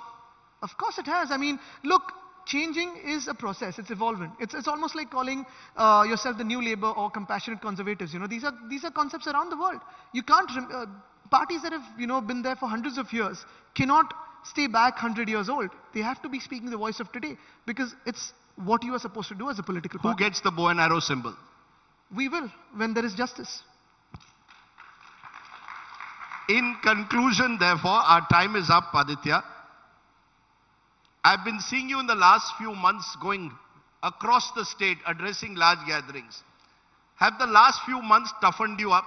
One of the charges against you was that, dynast hai, Bala Sahib's grandson, Uddhav Thackeray's son. Has this crisis actually been the making of Aditya Thackeray? Has it toughened you up? I see that, you're looking also tougher. You do a lot of weight training. No, this is just putting on some weight. I hope to put on political weight, but this is not something which is, but yeah, I mean, someone called me firebrand the other day. And I don't know, I'm just going out and speaking my heart and mind out. I'm speaking for the people, as I've always done so. Yeah, and that is what it is. And, in terms of going to the people, we've always been there. It's just that we're back on the streets. And we're looking at political climate along with climate change also. My last question, what are the 3 things that the people don't know about Aditya Thackeray that they should know today? For example, your great love for football, I know. But is there other things that we don't know about Aditya Thackeray that we should know, the growing up of Aditya Thackeray in a way? I don't know. I think you could ask them to ask me probably, but I think everything is known probably. That's the easiest answer to give. No, surely. What is the one thing that you're most passionate about apart from politics? Cricket, reading, and touring. So that's what is going on right now, apart from politics. But yes, there is one thing which is very, very important for me. And again, this is completely outside the zone of politics, is urban planning. You know, that is something which comes from deep within. You know, Aditya Thackeray, doing this conversation with you has been very nostalgic because your grandfather he loved cricket as well. Absolutely. And therefore that's a common factor between the two of you. But his politics and his generation was a very different one. Can I end by asking you? Can I tell you something? There's a beautiful explanation that my father's always told me about different types of politics. And I think I see it in that way. You know, when you are sculpting a statue or a sculpture, that's when you use the hammer and chisel. And that's where force has to be used, and that's why you use it. Once the statue is made, the sculptor doesn't go and use the hammer and chisel again, because that's going to break. You've got to do puja of that. And that's what we are doing. You know, the Congress has said the Shiv Sena is not a natural ally. So if tomorrow Narendra Modi ji picks up the phone and says, Uddhav ji, ab bahut ho gaya gussa, ek saath aa jate hain, what will the response be? I can't go into hypothetical situations, but we came together for democracy, and that's how we're moving ahead. Ifs and buts is something, or situations for big leaders is not something. You're not ruling it out. You're not ruling it out. No, I'm not answering that, because what's the point of going into hypothesis? Aditya Thackeray, you certainly have come of age as a politician. You seem to know which questions to dodge and which to answer, which is one of the skills of a good politician. And therefore, I wish you very well. You have a few interesting, tough months ahead leading up to that big BMC election. Make or break, I will say again. Or litmus test, as I will say again. But ladies and gentlemen, Generation Next Thackeray, Aditya Thackeray, please give him a very big hand. Thank you. Thank you. Thank you so much. And I'd just like to take a moment to remind everyone that Aditya is all of 32. He's no longer an emerging leader, as Rajdeep so aptly put it. He is one of the brightest stars today and reminds us that the future is actually now. Thank you so much. And could I please welcome Raj Chengappa, Group Editorial Director, Publishing at the India Today Group, to facilitate Aditya.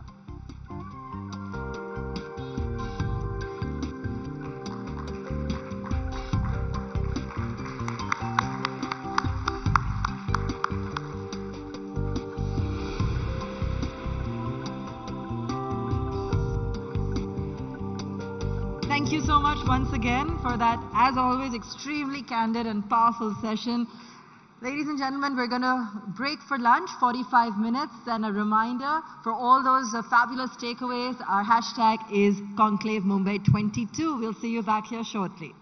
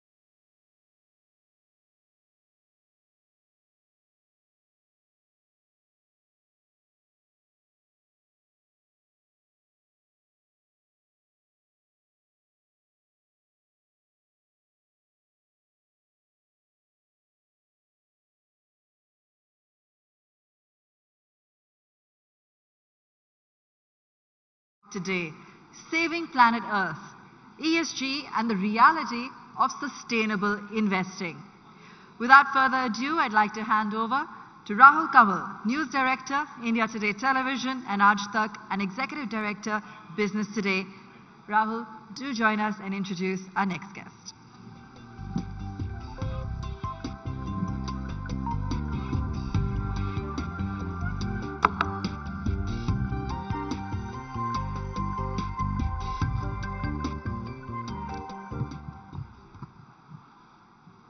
Hello and welcome.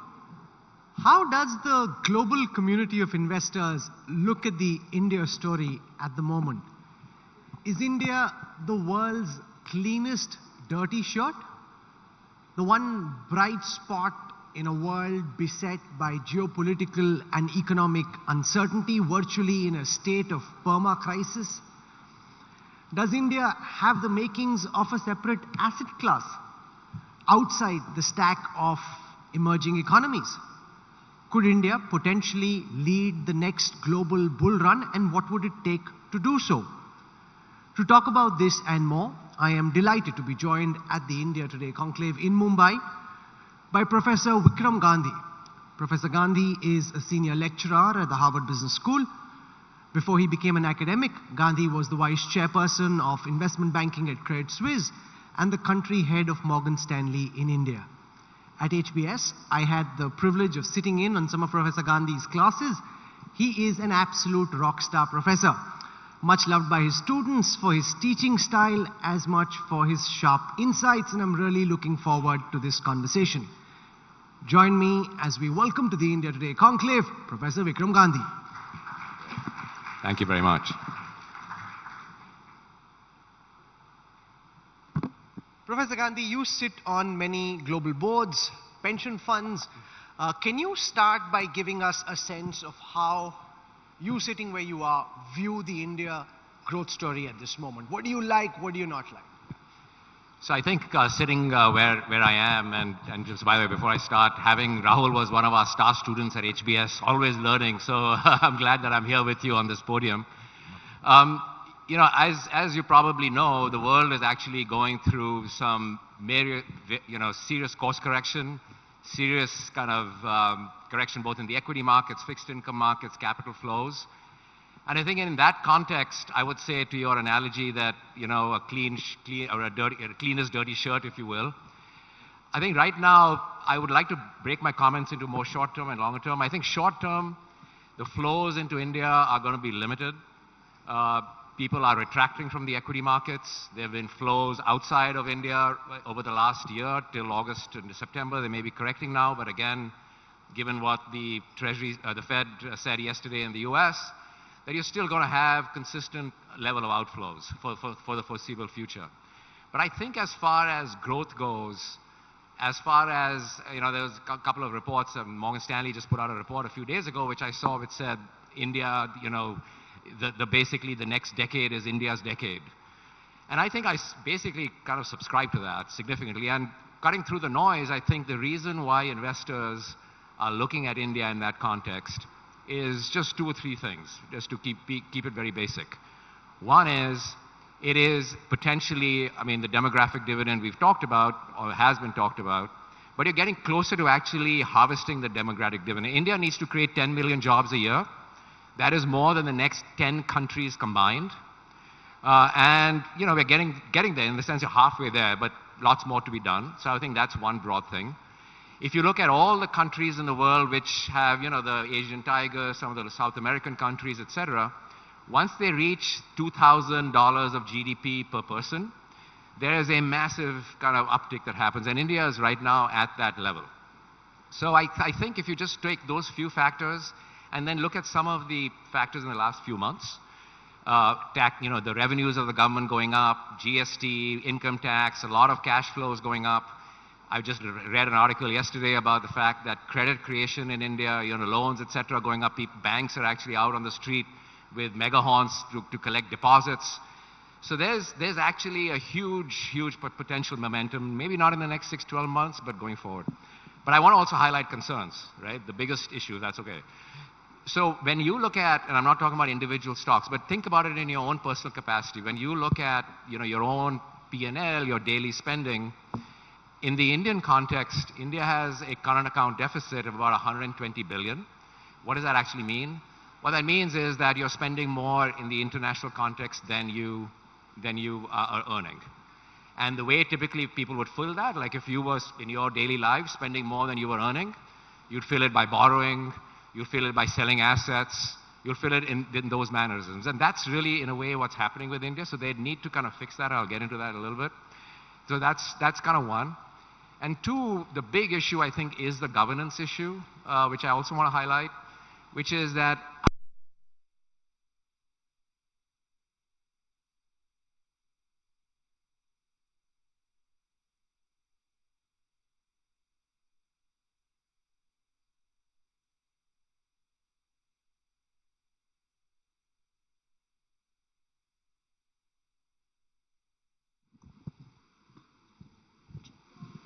Hello.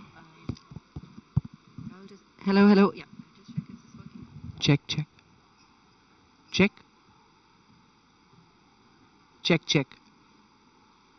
Okay. So they hear us where they need to hear us, which is on the mic, so we can just continue. Okay. You were going to say something critical, and that has nothing to do with the mics dysfunctioning just at that time. So please go on.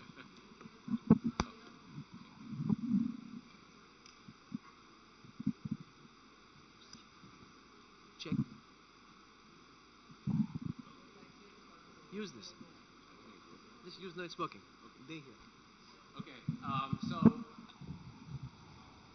should I go or no? Samakya? No.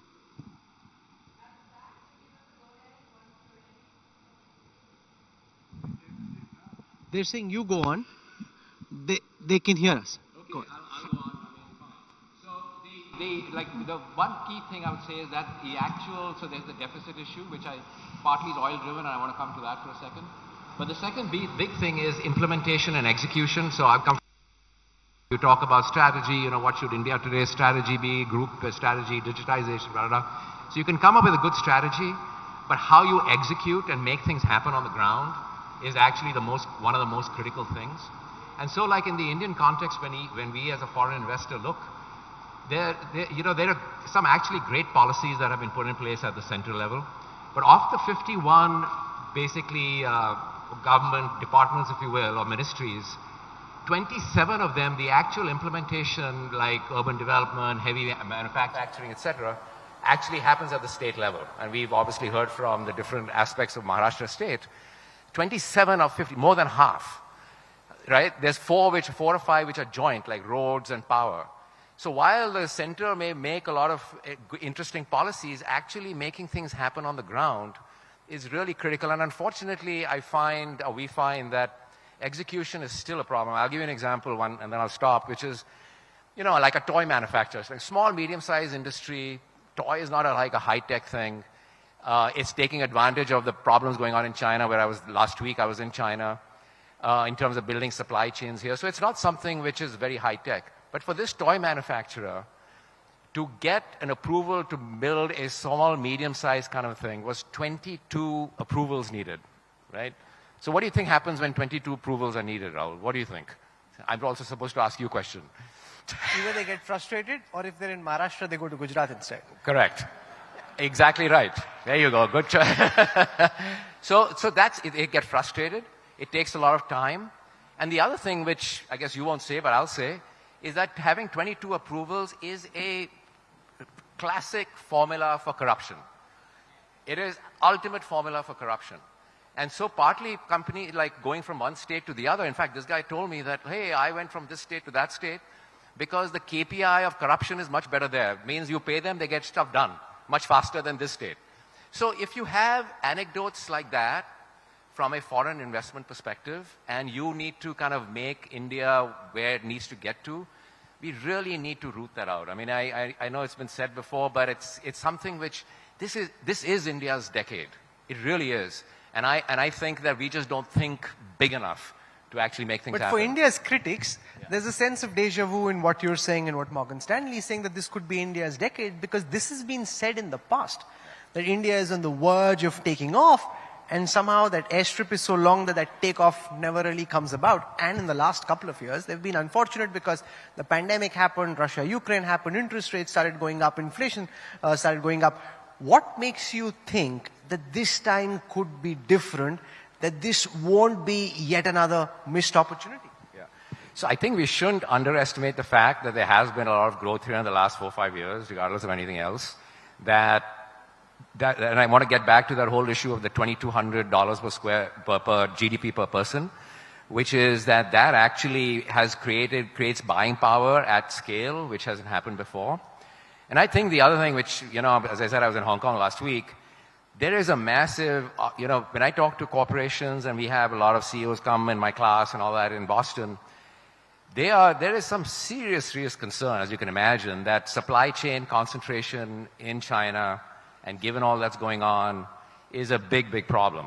I mean, while we talk about the US and all that, Germany is so dependent on China. In fact, the Chancellor of Germany is now going to visit China right now, is that there is a huge opportunity which did not exist before for manufacturing here in India. And I think that's a new kind of thing as well.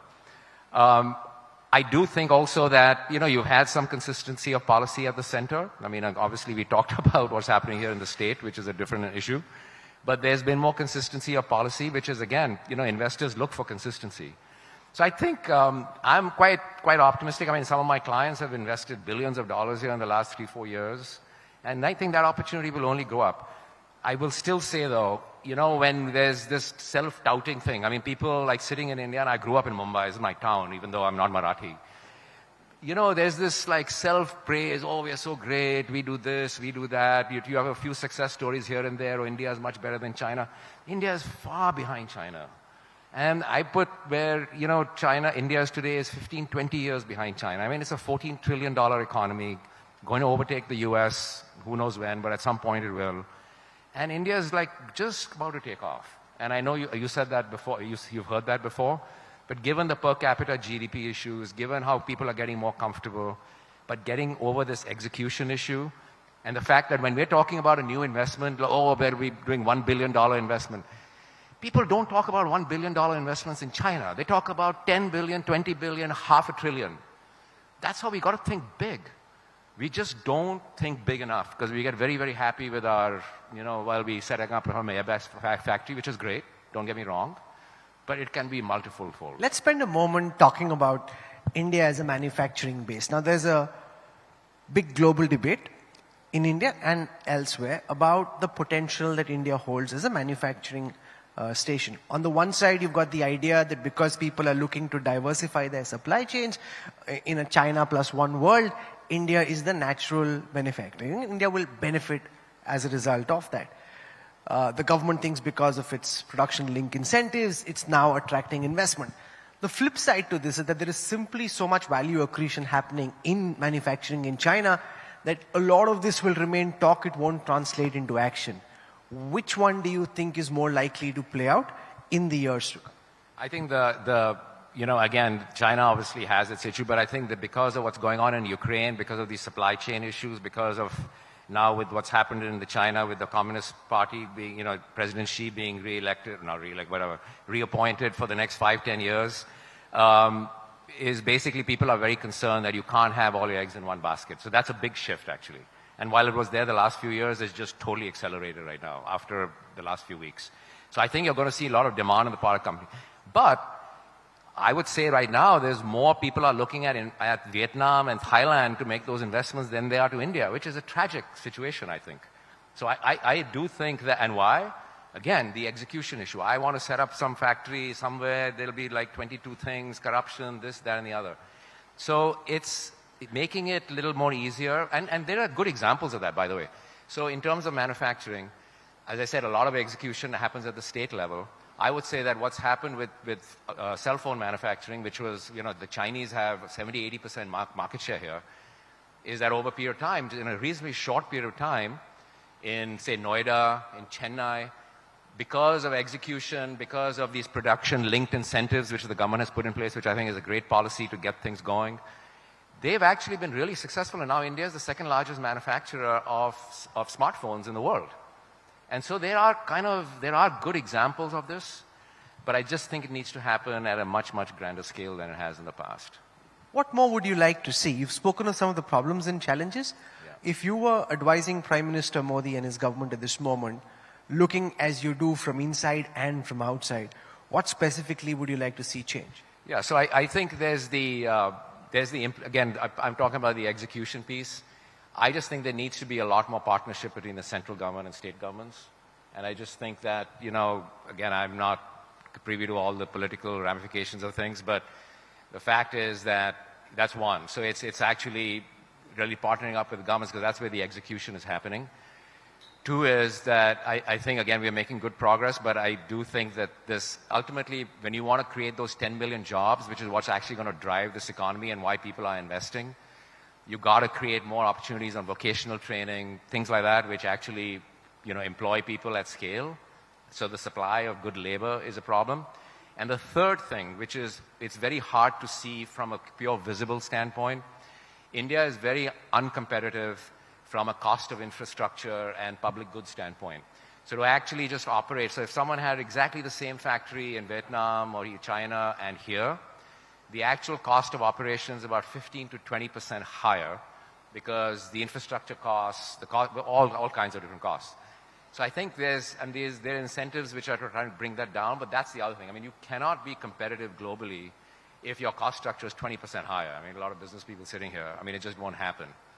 I think the other thing is that while the local, the market here is a big market, so a lot of investment happens for this market, this is an opportunity for India to be manufacturing for the world in addition to manufacturing for the country. And I think that too, 5 years ago, we were always talking about domestic market, let's manufacture more, let's be more, self-reliant, like the Prime Minister's big initiatives. But we should be manufacturing for the world here. And again, we have a unique opportunity, given the rifts that are going on between the geopolitical problems between China and the US, that you actually have a big opportunity where you could be diversifying a lot for global multinationals and global operations in Europe and the US. You were in Hong Kong recently when that big Communist Party meeting happened in Beijing. I'm curious to know your thoughts on where the China story goes from here economically. As far as militaries are concerned, India has a build-up with China along the line of actual control, and that's a big headache. And many would like to know whether, because there's a lot of conspiracy theories around how a lot of the Chinese data is fake, the real estate debt is piling up, there's a big bubble, and that the Chinese economy at some point in time could either flatten or possibly even start coming down. The flip to that is that the growth of China is irreversible, all of you are delusional and living in la la land, and China will sooner than later beat the United States and rule the world.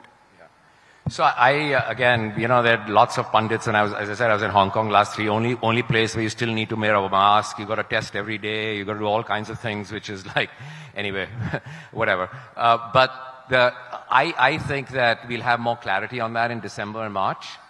The key issue is that President Xi now, based on all the people I met and spoke with, both in the mainland as well as in Hong Kong, is that he's now in full control, because otherwise people in even that group of 7 people, there were people who were from another side. I mean, I don't know whether you saw this TV where Hu Jintao, who was the previous president, was physically just walked out of the Communist Party event, and publicized around the world, which is like a complete shocker if people were surprised. But it was a show of power.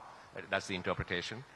And so there's the thing that now everyone is in complete control, that what happens next? Is this going to be back to kind of quasi-Mao days, or is it going to be? My belief is, and based on again, people like over here, when a politician, like you had Prime Minister, you had Mr. Thackeray here and others, they pass their words, etc., etc. In China, it's a whole new level. There's a whole industry which sits and analyzes speeches. How many words were security? How many words were development? How many words were economics? What does that mean? Blah, blah, blah. I do think that while you'll see a lot more focused on Taiwan, security, etc., like you were saying, that they recognize that business and government, economy, etc., is absolutely important and critical. It's not something you can just kind of flush down the toilet in the name of communism. So I believe that they'll be back on track. And the person who's the number 2 guy, people, just so you know, he was the one who was part of a province that really grew. Alibaba and Jack Ma really encouraged it. He's the one who was now, as the head of Shanghai, brought in Tesla at scale. I mean, the second largest manufacturing of Tesla is in China. He was responsible for that. And he's the number 2 person. And so I think that this thing, oh, China's finished and all that is just not true. I think the growth rates will be lower, but that's because it's a smaller base. You know, India's growing at 8% on a $2.5 trillion base. China's going at 3% on a $14.5, $15 trillion base. I mean, you know, so they're actually creating more GDP per year, even though our growth rate is higher. So it's not, I think I'm still quite optimistic that from a business standpoint that China is still very much there. But given what's happened, I think investors will be quite skittish.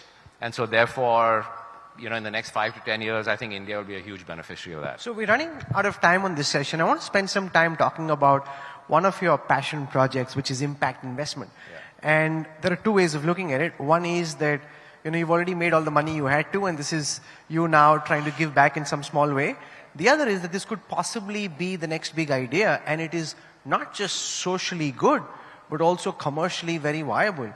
What are the big impact investment opportunities you spot in India at this moment? Oh, it's huge. So first of all, it's not a passion project. I mean, just to correct you on that, this is like, I mean, again, the previous speaker talked about climate, right? And this title of the talk was supposed to be climate, but it is, I mean, we're sitting here in Mumbai.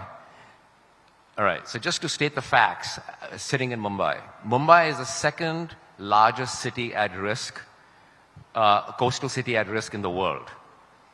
Every modeling that suggests that even without assuming too much global warming, even at the trends we're going now, even a little lower, significant parts of Mumbai will be underwater in the next 20 to 25 years, unless something is done about it. So, I mean, historically, Mumbai grew out of the water. I mean, there were 7 islands around here which the British kind of combined, like Kolaba, Mumbai, Mahalakshmi, Parel, Mahim. Those were all islands. They became into one.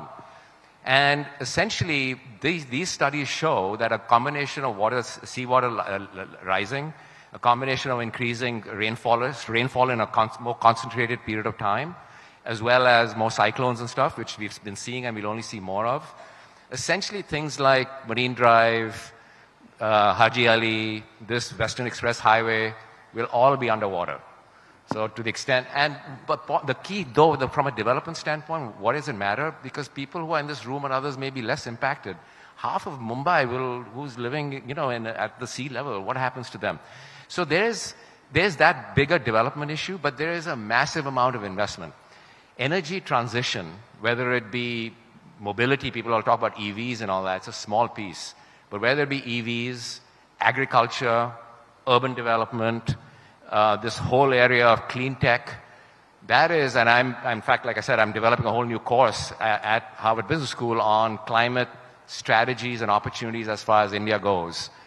That is where the biggest opportunity in the world is next 50 to 50 years, 25 to 50 years. It is the equivalent of when the horse carriage went to combustion engines. You know, it is the equivalent of, if you think about what happened 20 years ago on the internet, all the trillion-dollar companies of today, Amazon, Meta, Google, et cetera, were all set up less than 20 years ago. And I think that India is ripe for actually, you know, taking a massive amount of this opportunity from an investment perspective and growing it. Because not just the domestic market, this is the opportunity. So one stat, like asking you a question since you have very good answers. Today, 50%... You know, this is the problem with the professor. Even in class, and I remember this, he would cold call students. You know, some professors are nice and gentle and they'll look at who might know the answer to a question and go to him and be nice.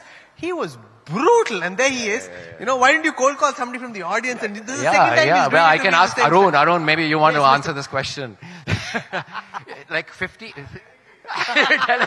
like a good CEO. You know, like so right now, 50% of India's current account deficit, like I said, is oil. What do you think, what will be the biggest potential current account deficit item 30 years from now? What do you think? Okay, who wants to venture a guess? You've got lots of top CEOs sitting here. Does any of them want to give us a guess on what could be the largest contributor to India's current account deficit? What is the new oil? There are not going to be, you know, people have banned EVs in the whole world, and that's going to come here too. Water? But importing water is a problem. So this is like import-export, right? So what would be the biggest potential? Yeah, metals. Basically, the whole world is going to be powered on metals and batteries.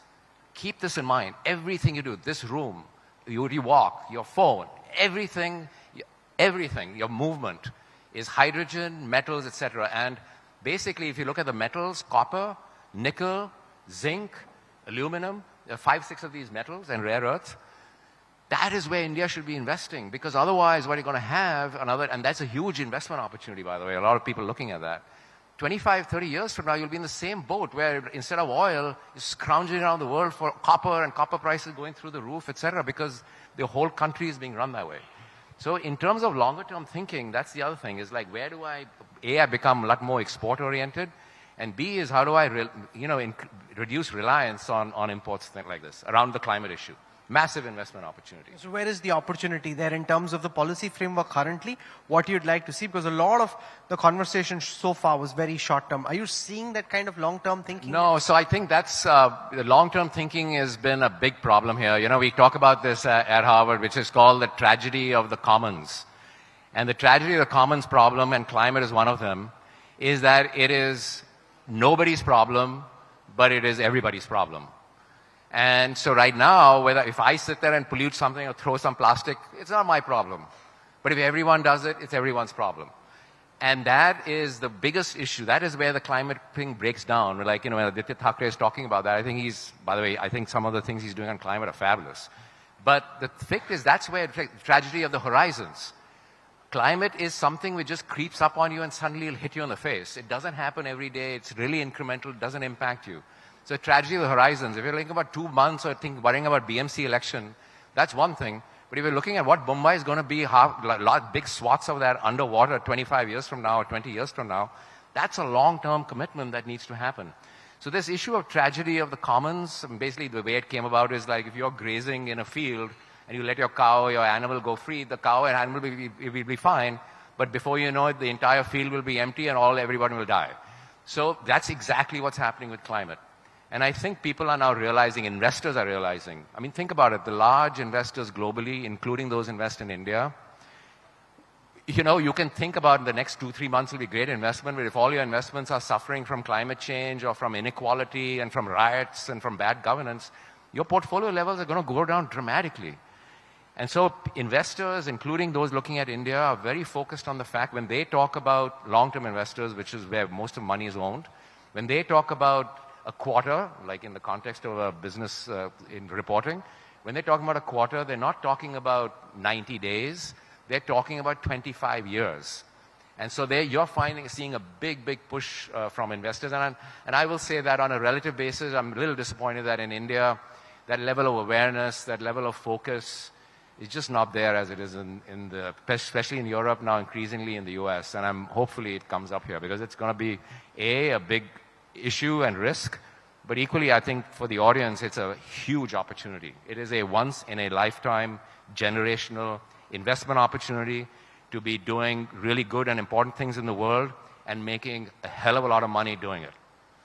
I told you he's a rock star, Professor, and he's packed in more insights in the last half hour, and hopefully something for all of you to chew on, munch on, or possibly even invest with. Thank you so much, Professor Gandhi, for joining us. It's been an absolute pleasure. Thank you. Rahul. Thank you so much. Do stay with us for a moment. Could I request Karthik Vishwanathan, Senior Manager, Indian Subcontinent at Qatar Airways, to come on stage and present a token of appreciation to our guest.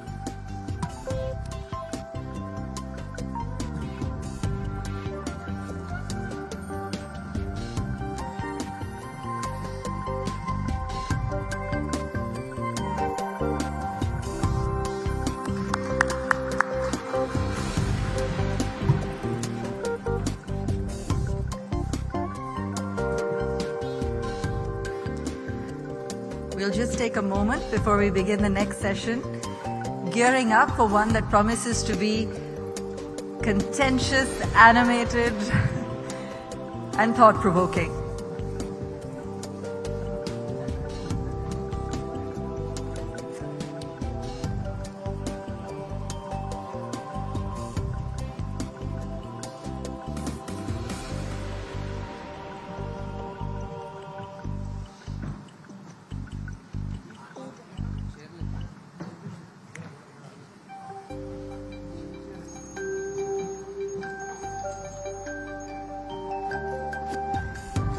As a reminder, our hashtag at the Conclave is Conclave Mumbai 22 for all those key takeaways. We started the day with a big bang session with the Chief Minister Eknath Shinde himself, followed suit with a highly charged session with Aditya Thackeray a little later in the morning, where he expressed a desire to be face-to-face with the Chief Minister on several issues.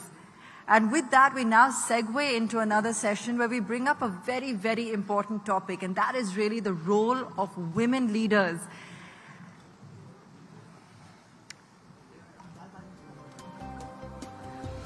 So let me put that question forward. Are women still getting a raw deal? We have a powerful panel lined up for you. I'm going to hand over to Rajdeep Sardesai, Consulting Editor, India Today Television, to take that conversation forward.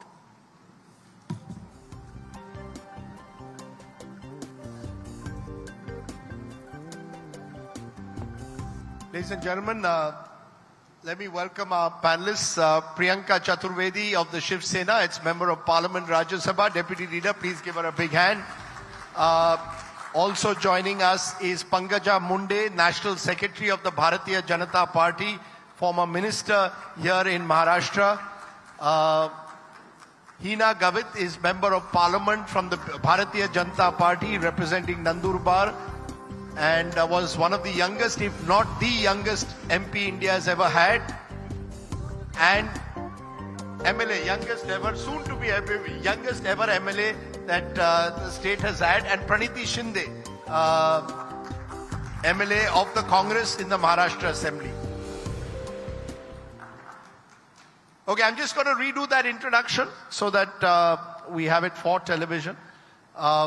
Women leaders in Indian politics. We have a stellar panel of 4 women leaders who've carved their own niche for various reasons. On my extreme left is Hina Gavit. She's a medical doctor who at the age of 26 won an election for the first time and thereby became, I think, the youngest MLA that Maharashtra certainly has had.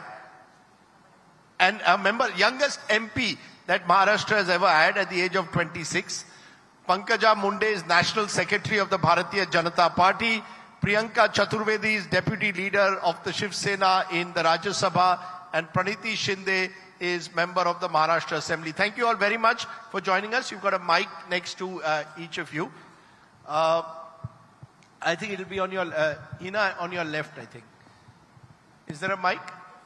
Oh, there's one there. Great. Women leaders in Indian politics. Before this session began, we had a photo shoot with all the 4 women on the panel, and they had a blast. And it made you wonder that if we had more women in Parliament, more women in the Assembly, you would have much more fun than we have at the moment. Am I right, Priyanka Chaturvedi, that women make far better politicians in general than men do? You can really make a splash, can't you? Is that even a question to ask? Of course we do. And of course that's what we fight for. We need more women in the parliament, in the assemblies, to make it not just a more fun place, but we need to make it a more equitable space. We need to have an inclusive space, a progressive space, and women come with all of that. But do the men actually allow you, if I may push that, inside Parliament? I always see the men hanging together in their groups, especially those from North India and the Hindi heartland. Do they have space for a woman to actually be part of their biradri in a way, their tribe? Yes, absolutely they do. And I think they look at us with wonder, you know, okay, she's the one who's the other gender, and how do we make conversation? But they're getting used to it, because you're ensuring that they get used to it. More the women, more the conversations, and more the, you know, the barriers that they have created over the years, breaking down. Very interesting. Pankaja Munde, you know, you are seen as a, whenever I read you, the sort of so-called rebel within the Maharashtra BJP. And it almost seems if a woman is aggressive, then she could become a rebel. If a man can get away with a lot of things, is it much more difficult for you? And you've had a lot of difficulties in a way taking on the male-dominated establishment of Maharashtra. Honest answer. Of course, that's what people expect from me anyways. And they're used to it also. Basically, if you would have asked me this question 5 years ago, I would have answered something different. But my experience of last decade of politics has changed a lot of opinions about things. Because when how we are brought up in a very secured way. So I always thought I am not the victim. I am not somebody lesser than other gender. But now when I'm in real world, in real politics, I feel it is not as easy as for men it is. So of course women have to talk little louder than normal. What is the biggest difficulty? What is the biggest difficulty for a woman to make her mark in politics? See, I feel women are judged a lot. That is the biggest difficulty. If you see a man delivering speech, you will wonder how how progressive speech, how straightforward, how the whole body language. And if woman talks with that, all the gestures which are acknowledged and praised in a man, they judge her. They say, oh, she is very aggressive, she is very rebel, she is disobedient. I am none of that. I am just myself, which any other man is in this world, but because I am a woman, they judge me a little bit more. Okay, that's a very bold, straight, frank answer. Praniti Shinde, on this panel, 3 of you are daughters of politicians. And therefore the question will arise, is that what gives you the soft entry and makes it easier for you than, let's say, a Mayawati or a Mamta Banerjee, who didn't have any such lineage but had to make it in a very male-dominated world? Was it easier because you were Sushil Kumar Shinde's daughter to make a mark in politics? I wouldn't lie. I think it is. You have a free pass when you're someone's daughter in politics. Whether you're the daughter or the son, you have a free pass when it's your first election. But we live in a democracy, which is a very healthy, thriving democracy. And again, it takes a lot for a woman to prove herself. So then when you win the second election and the third election, and that's when people realize, okay, she's serious about her work. And then I feel it's your work that counts, and work speaks more than anything else. But you definitely, I think, have a bit of an advantage if you're born in a political family. But at the same time, there are so many expectations when you're born in a political family. You get compared to the person who got you a free pass, and that means there's double pressure as well, because there's comparison all the time. So in comparison to somebody who's, who doesn't have a background, he's not so much in the public glare as much as we are. And then there's always a comparison. So we are always 24/7, we're at work and we're there to prove ourselves, and we have to be in the constituency and answerable to everybody more than somebody who doesn't have a background. So you're judged both as a woman, politician, and you are judged as the daughter of Sushil Kumar Shinde or the daughter of Gopinath Munde. And Hina, you're an interesting case study, because you became an MP at 26 while you were doing your MD exam, and you defeated, I think, Manikrao Gavit, who's a multiple-time winner from that constituency. Yeah, that's absolutely correct. What for you, I mean, wasn't being a doctor a nicer place to be in than being in politics?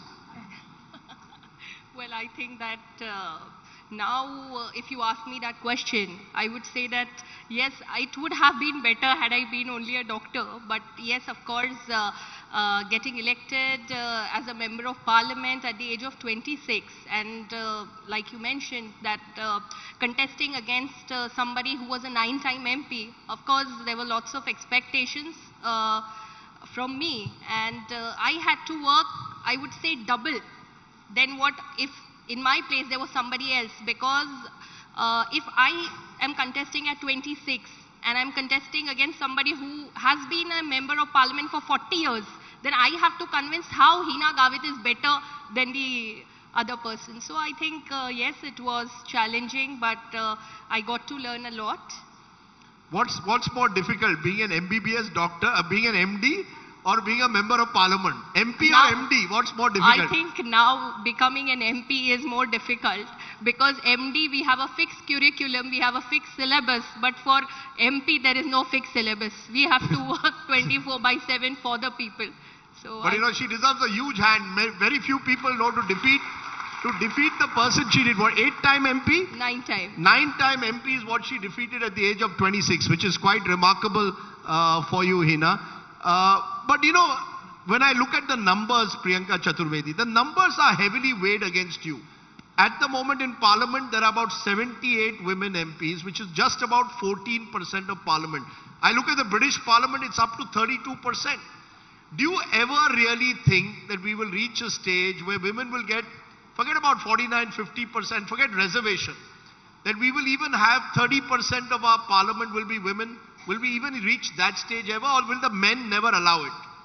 That is exactly what we were discussing at lunch. Every time asking a woman, is she getting the raw deal? It's very important to have men having this conversation, that how many seats are you willing to let go to have women in your place? So that is a very important question to have. This entire onus of more representation, etc. Of course, I can give you experiences. We are all sharing our experiences. But it's also important to hear the other gender, how much are they willing to let go? Every time I talk about a reservation, even if it's not been passed in the parliament, they're like, tum hamari naukri khatre mein dal rahi ho, Priyanka. Why are you talking about a 50% reservation? I said, because we're 50% of this country. So I will ask for that 50% reservation if you haven't been able to provide that to us. But I am always hopeful, and I'm hoping that political parties are realizing, and I must tell you why they're realizing that it is important to have women representatives, because women are coming out in larger numbers to vote and make their vote count. So it has become an entire constituency in itself to have women in political parties playing important roles. So I'm definitely hopeful that there would be more representation in times to come. Let's do a poll. How many people in this audience believe we should have 33% reservation for women in assemblies and in parliament? That's not, well, that's about almost all. You know, it's interesting, they'll raise their hands here. But if this was a gathering of politicians, you can be sure none of them would raise their hands. Or they would pretend to raise their hands and then not go ahead with it. But I want to ask you, Pankaja, taking off from there, is there a women's vote bank? Priyanka made an interesting point. More and more women. The last election saw for the first time more women in India voting than men. And do you believe that politicians have realized women vote bank is there? Will Mahilas vote for a Mahila? Do they vote for a Mahila, or do they vote for whoever's the best candidate? I feel it should be, they should vote for the best candidate. That will be fair. Because I'm not going to judge the candidate on the gender based, you know. But women vote bank is a very, very strong vote bank. And all the men are eyeing on the women vote bank. Because all the men are also planning their strategies looking at women vote bank. All of us, all the politicians, because the decisions they are taking, the schemes they are designing, they are mostly now, if you see this whole decade, all the schemes are women-centric. Right from Beti Bachao to women empowerment, lot of things are women-centric, and that is a big vote bank. So convincing women is something different, and voting for women is different. I feel everyone should vote for the good candidate. You know, but do women speak out enough, Praniti? I mean, we've had the terrible Bilkis Banu case, for example, where her rapists and murderers have been remitted. Their sentence has been remitted. Why don't I see more women coming together and saying enough is enough across party lines and saying we are not going to accept this? You know, why is, just as there is a women's vote bank, can women politicians come together, form a coalition of women politicians? Possible? Yeah, I think it is, because even when we're in parliament or when we're in the assemblies, we all across party lines come together over various issues, whether it's reservation, whether it's the Shakti bill which was passed in the Maharashtra assembly. We've come together, of course, we have to speak louder than the men to be heard, to make our mark, but and more often than not, when we're speaking against something that is supported by the people in power, it's questionable how much of us are heard or how much of us are taken seriously. So I think that is an important issue here, because just yesterday there was a controversy in Maharashtra, and you know what I'm talking about, where women are getting objectified by the government in part, and then the moment we speak against them, they try to silence our voices. They silence voices of the common woman, where they're trying to silence voices of people's representatives. So imagine the misery of the common woman. No, are you saying that the male politicians don't take a woman seriously in politics? they never do. You have to prove your point, you have to make your mark, you have to work very hard to tell them that we're serious about what we're doing. There's a mental block, and not just in politics, but I'm sure most women here would agree as well.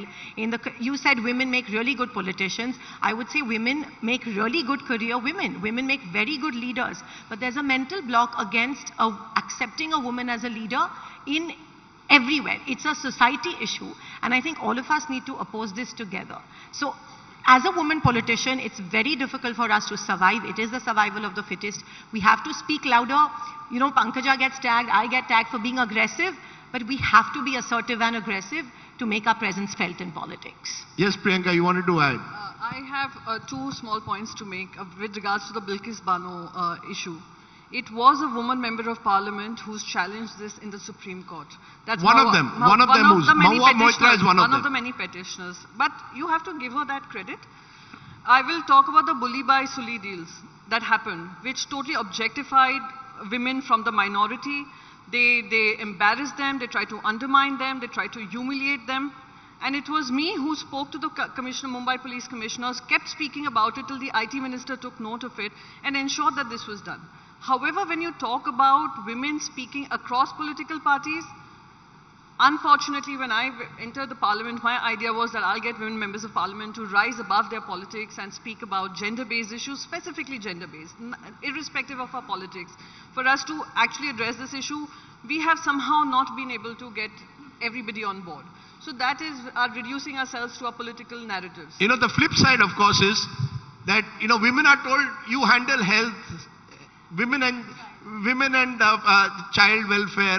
These are your departments. You can't deal with defense. You know, defense is a male portfolio. Nirmala Sitharaman has broken a ceiling. Finance minister is now a woman. Sushma Swaraj was defense. Sushma Swaraj became a foreign affairs minister. Indira Gandhi, congresswoman will remind us of Indira Gandhi every time you speak about Nirmala Sitharaman. But Hina Gavit, is it true that there are certain departments that are seen कि महिलाओं के लिए ये department reserved है? It used to be earlier, but now you only mentioned that defense, supposedly a male-dominated field, has had women ministers leading that. Finance, a very important portfolio, is with a women minister. So I think slowly that trend is changing now, and so-called that stamp that this department only a male can lead, I think that is now slowly you don't agree? Yes, Pankaja, you first. When I was given ministry, Women and Child Welfare Ministry was mandatory to give it That was your first ministry. But I got rural development, water conservation. So that was a very good opportunity for me to prove rural development was never given to a woman ever in the past. So I felt it was a challenge for me to perform how much ever I could in that ministry. But as she said, there is, everything is changing. People are accepting defense, finance and external affairs. These portfolios were given to women. Of course, our country was run by a women prime minister. We have a women president. But my question is, this will change the look of the decision maker who is giving those decisions. But will this really change fate of common women? Is the biggest fight we are going to face. That's a big question. Priyanka Chaturvedi, you come from a very male-dominated party. When I look at the Shiv Sena, I mean, the imagery of the Shiv Sena is very machismo. I mean, that was at least its sort of early years were very, very male-dominated. Do you feel, honestly, a fish out of water? Absolutely not. As far as the local bodies are concerned, we have over 50% women candidates who have won, who have been mayors, deputy mayors, have important positions. In fact, in the Legislative Council, we have a woman vice chairperson. So this is another thing. And when we come back to this argument, oh, it's a very male-dominated party, the first leader after perhaps Sri Rahul Gandhi would have been Uddhav Thackeray-ji, who spoke on the podium, on the Shera rally, making it about Bilkis Bano and making people realize that a government which cannot respect its women cannot do justice to the role that they're playing. So I totally dismiss this charge, and the largest chunk of supporters that we are getting are women, women citizens of the state who are supporting the government which fell. And just to, just a cheeky response to what they said women are breaking barriers and they're going beyond the decided roles. I think this unconstitutional government has done away with women totally. There is no woman in the cabinet. They have given the responsibility of women and child welfare to Shri Lodha ji. That you allow us to handle it. I mean, he'll be doing a better job of it perhaps. So they've made changes, like she said. There are changes happening. So this unconstitutional government has shown that they can run a government. The biggest state of, amongst the second biggest state in India, can run without a woman in the cabinet. But do women have to also conform that if you are in politics, you're going to have to dress a particular way, look a particular way, particularly in your public appearances. You can't be, in that sense, you have to be a conservative woman in terms of your dress, if not your attitudes in terms of, is that true or not? That you can't, you are very conscious of your public appearance all the time. Is that true? Yeah, so I think what you're saying is absolutely right, because Pankaj Tai just mentioned that women are being judged. So irrespective of what we think, how we work, sometimes how we dress up becomes a talk of the town, that, oh, she wore this and she came to the parliament. Oh, she wore this and she went to a public function. So I think that, that mindset has to change. So I absolutely, agree. And see, now we are all dressed in Indian dresses. We could have wore a jeans and t-shirt, but yes, we have to, when we go to any formal function, we have to dress up in a particular, way. And I think my colleagues will also agree to that. Because I remember during the women's reservation bill debate, Sharad Yadav had said, "Ye parkati mahila hain. Sab parkati mahila aayegi, short-haired women will enter." So you would have been Priyanka Chaturvedi for Sharad Yadav, a parkati woman. Short-haired. But there are stereotypes in a way that still exist. Is that changing in Parliament? Do you really see it changing? Be honest, because we don't know what happens in your committees and your meetings. Do they still look at you as ye Priyanka Chaturvedi kahan se aa gayi? हाँ, वो तो खैर सभी पूछते हैं, why does the politicians ये कहाँ से आ गई types. But no, I think that mindset is changing quite a bit in terms of, except for we had one incident yesterday where a woman journalist happened to ask Sambhaji Bide ji a particular question and he said, तुम बिंदी नहीं लगाती हो तो मैं तुम्हारे सवाल का जवाब नहीं दूंगा. So we have moments like these, but we women are taking that head on. We are fighting. So when a sitting chief minister of Uttarakhand had said, ये ripped jeans वाली महिलाएं कभी भी अच्छी माँ नहीं हो सकती हैं. So I wore a ripped jeans and I said, boss, I am a good mother, I am a good politician, and you don't judge me on the basis of my ripped jeans. It was just a matter of time before he had to step down. So the point is that till you don't push those barriers, till you don't push that male-dominated thought process, we are going to continue to confine ourselves. Why should I confine myself to what Sharad Yadav ji thinks of women with short hair? I have short hair, I'm happy with it, live with it. No, I also think we live in two different Indias. There's a rural India which I represent. So it's a little difficult for people to accept say ripped jeans or whatever, but I think that mindset, like she said, should change. We are somewhere succumbing to the fact that people will not like us in jeans in the constituency that we represent. But again, it's a question of mindset. Until all of us speak, why are we always looked at the way we dress? Why can't people start looking at women beyond that? Why can't we be looked at for what we do and the work we do? And I feel that is changing slowly but surely.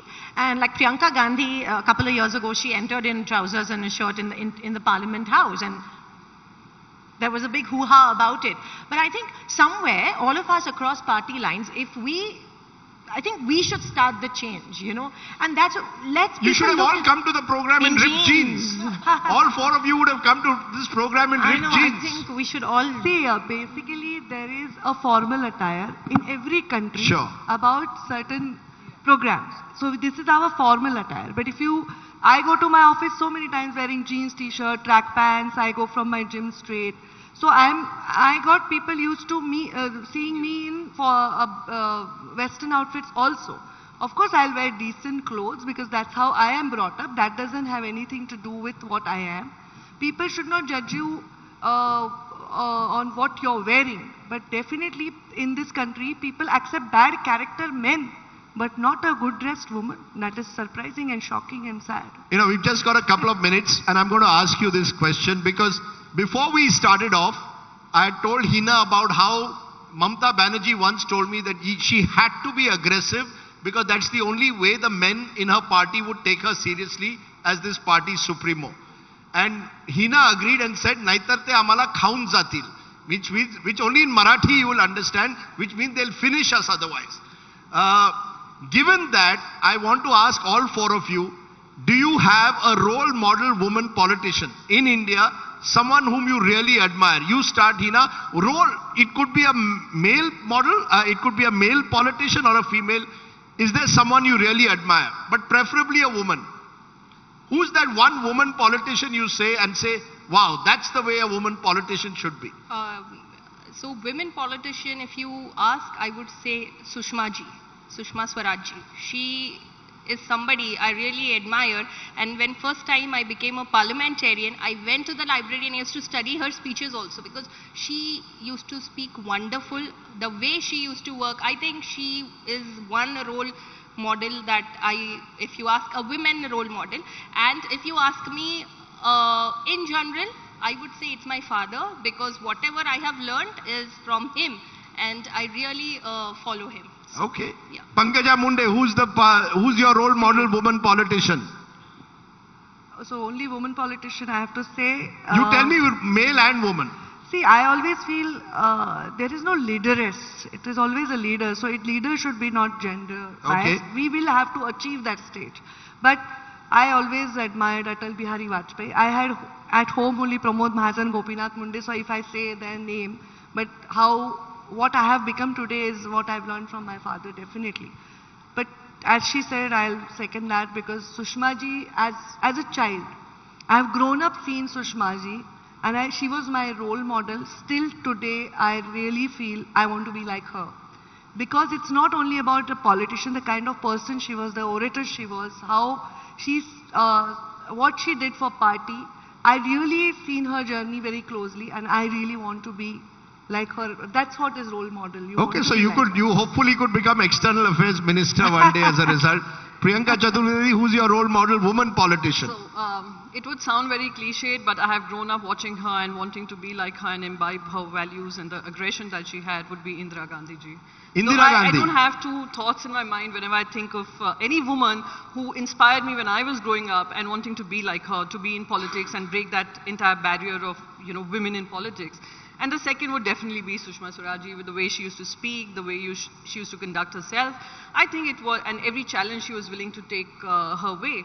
So those are two people, but Indira Gandhi ji by far, because a lot of how I've seen her has inspired me to do more. Okay. Praniti Shinde. Goes without saying Indira Gandhi, because I think today, especially in today's day, she's so relevant in today's age, because she was a leader of the masses and she mingled equally well with international leadership as well. She took some stunning decisions for the country, due to which we are where we are now. And today, I think we need a leader like her.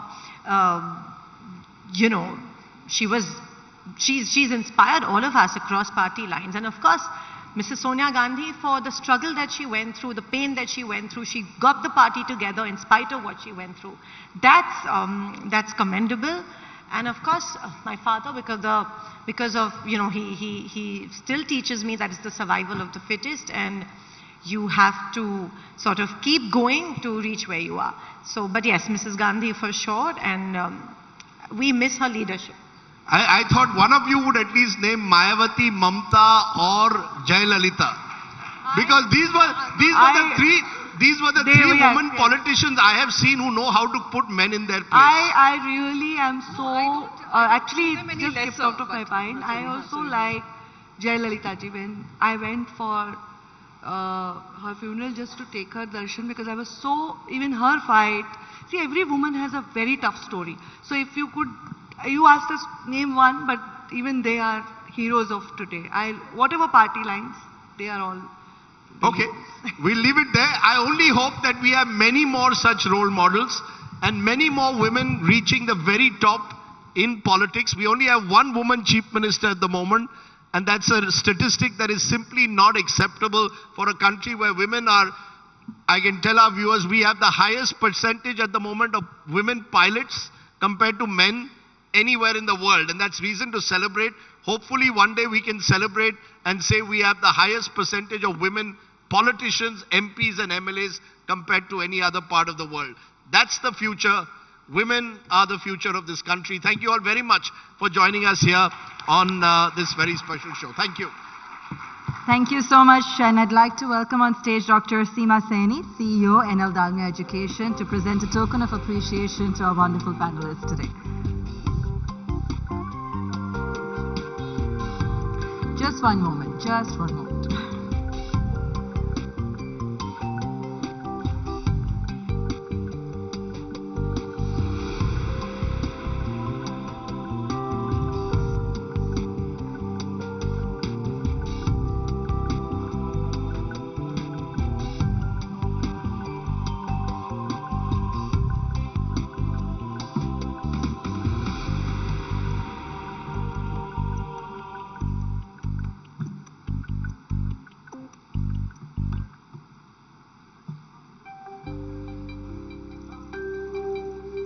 Thank you so much. Thank you, Rajdeep.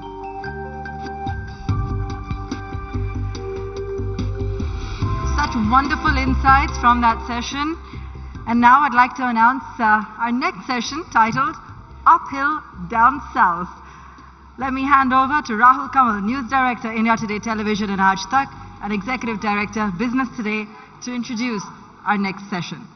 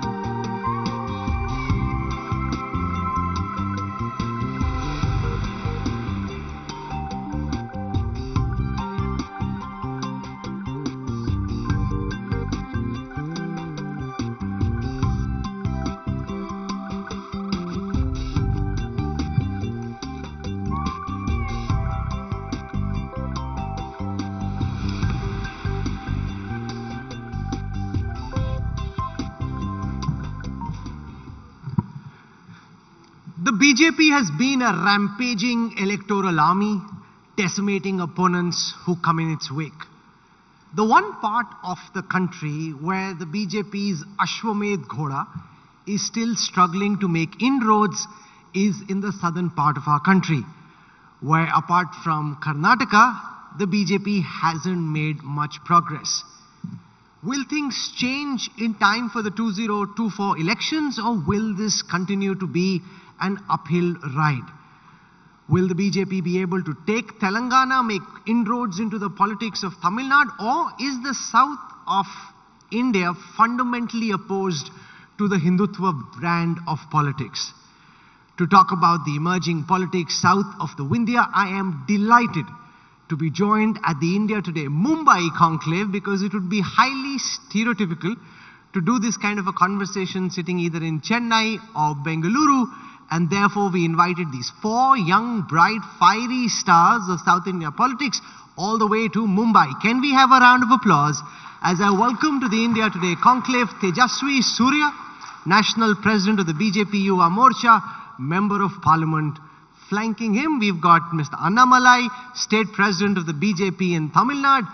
He's a star on TV and also on social media, but is his politics more in the air or on the ground? We'll find out in this session and from here on. Representing the Congress, we've got one of the bright stars of the Congress in Karnataka, the one state where the party thinks it will be able to launch its fight back against the BJP. Join me in welcoming Dinesh Gundu Rao, in charge of the All India Congress Committee of Tamil Nadu, Puducherry, Goa.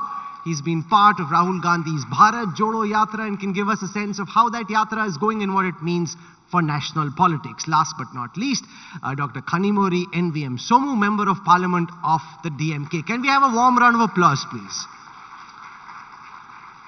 I want to start by taking on what's going on in Karnataka. And we'll start with Tejasvi Surya, because it's in Karnataka that the opposition, Congress, senses its big opportunity.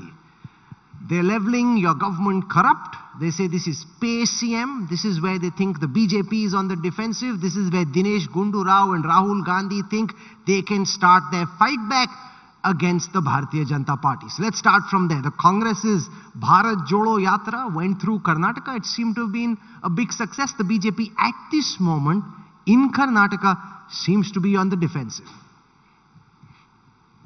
Rahul, thank you so much for having me here. The Congress party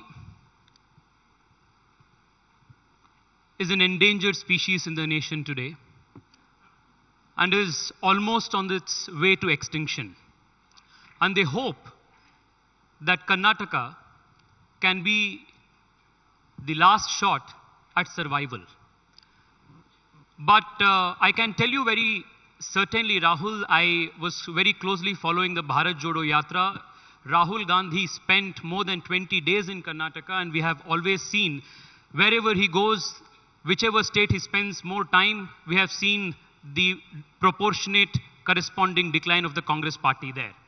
And I can tell you that the Bharat Jodo Yatra was a non-starter in Karnataka. As far as the allegations that the Congress party has made and run very distasteful campaigns like the Pay CM, 40% Sarkar, etc., I can only say this. It was when Mr. Siddaramaiah was the Chief Minister that the Congress party systematically and in a very calculated manner destabilized and dismantled the Lokayukta institution. They created an unconstitutional institution called the Anti-Corruption Bureau, the ACB, which unceremoniously the High Court of Karnataka declared as unconstitutional. The legacy of the Congress, whether it is in Karnataka or whether it is outside, has been one of corruption, nepotism and appeasement. Their rule in Karnataka has not been anything different. The Congress, while it was in power, enabled terrorists from the PFI and SDPI a free run, withdrew cases on more than 1,700 people who were in jails, and they unleashed a reign of terror in Karnataka, a state known for its harmony and prosperity. When they were in power, they not only systematically destabilized institutions whose mandate was vigilance and anti-corruption, but they also actively indulged in massive corruption themselves. The former national president of the Congress party, as well as the sitting president of the Congress party in Karnataka, are both on bail on corruption charges, and they are making allegations on the BJP today. My challenge to the Congress and its proponents today is, if you want to make an allegation of corruption on the BJP or our state government in Karnataka, do not do so in media, do not do so in public meetings. The time for hit and run politics, spit and scoot politics is done. In India, we have an independent judiciary. Go to the police station, file cases. If the police does not accept an FIR, go to courts. Go to the Supreme Court, go to the High Court, go to CVC, go to CAG. There are multiple institutions. Till today, not a single piece of evidence has been forthcoming other than baseless, malicious allegations by a leadership who has no credibility left. Spit and scoot. There is a big World Cup taking place at this time. That World Cup is in Gandhinagar and in Shimla. Rahul Gandhi is doing net practice in Karnataka and Telangana. And people are wondering, is he playing the match which, he'll be judged on? Your Bharat Jodo Yatra so far through Tamil Nadu, Telangana, Karnataka is a success. But your critics will say that that is not what you will be measured against. When the results are counted on the 8th of December, if the Aam Aadmi Party overtakes the Congress in Gujarat, that is what will overshadow everything that the Yatra has done for that. Rahul Gandhi continues to display that he doesn't have his immediate political priorities right. Dinesh Gundu Rao. Thank you, Rahul, for calling me here. Firstly, before I get on to the subject of the Bharat Jodo, my dear colleague has dished out a lot of misleading facts and utter lies in front of all of you. He said that 1,500 PFI activists were released. We've in fact written to the government, the present government, our opposition leader wrote a letter and said, please give us a list of the PFI activists who were released by the then Congress government. They haven't even replied to that. He spoke about the ACB being reinstated. They didn't reinstate the ACB. Okay, when we were there, I mean the Lokayukta, when we had formed the ACB, the Anti-Corruption Bureau, the High Court did it, not their government. So it's not his credit that we've empowered the Lokayukta, whereas in Delhi, nobody can even hear of the Lokpal. Lokpal was the biggest issue that this country was facing when we lost the election. And for many, many years, Mr. Modi didn't even think about forming the Lokpal. So from where is he talking from this, with so much of arrogance and this overconfidence? See, for the BJP, it's not just the Congress. They want to destroy all political parties. Because for them, they want an authoritarian state. They want to control everything, control the media, control the institutions, control the ED. Karnataka's corruption is skyrocketing. It's not the Congress's allegation, Mr. Surya.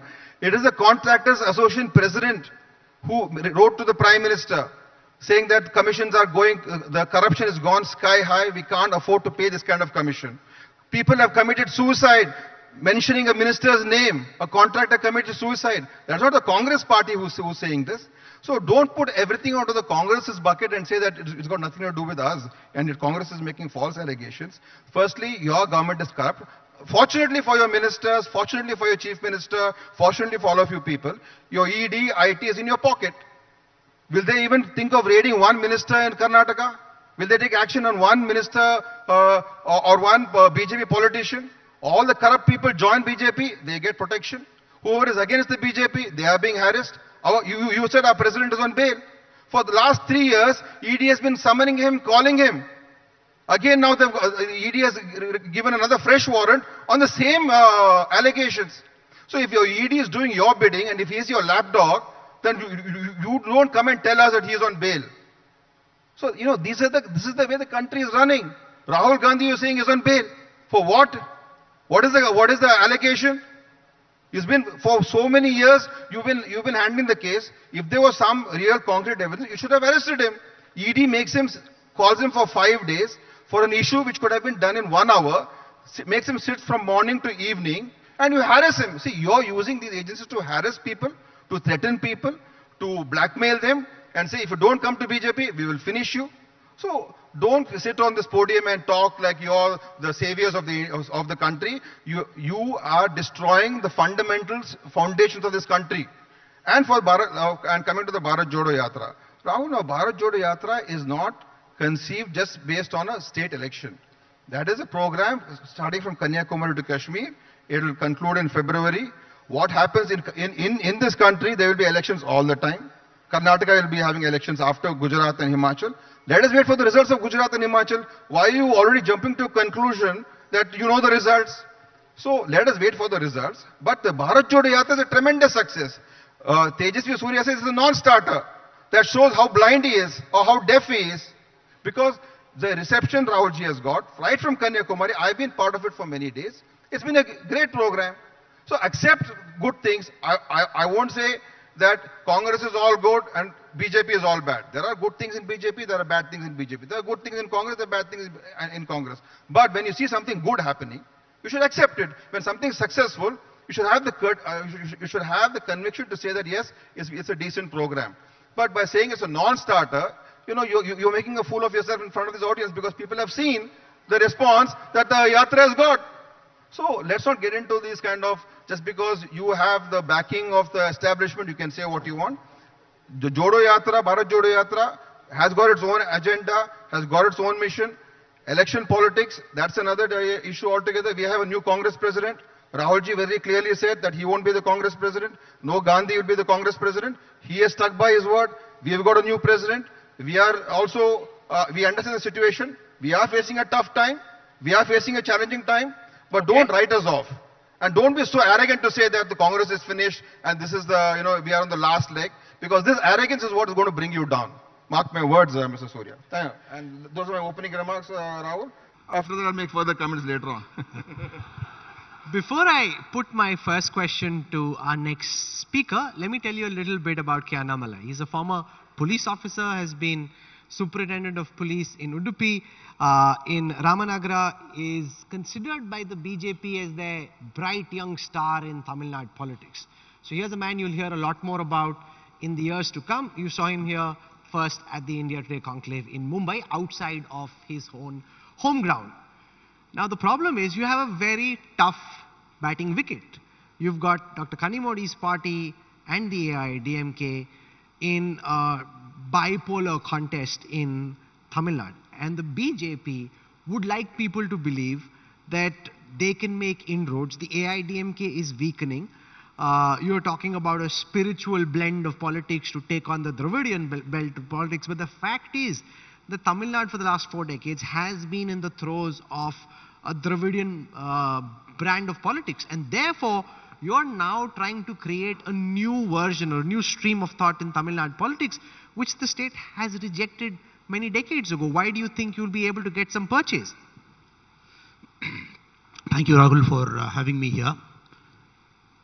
The beginner spirit of the Dravidian movement, no doubt about that. It was created at a certain point of time when it was needed. 1949, DMK was formed. They were in power for 5 times. This is the 6th time they are sitting in the CM's chair.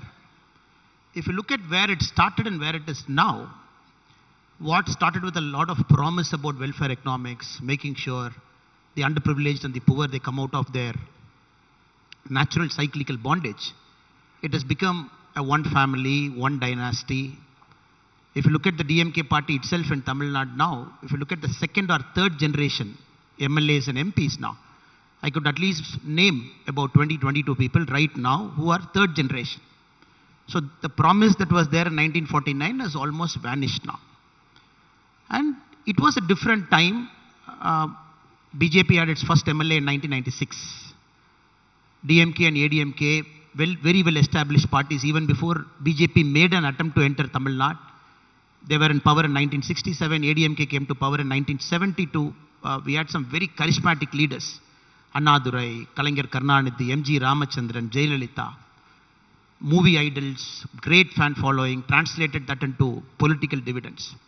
If you look at the current state of politics, everybody in Tamil Nadu know the concept of Dravidian movement has lost its charm because they are not keeping its promise with the original beginner spirit.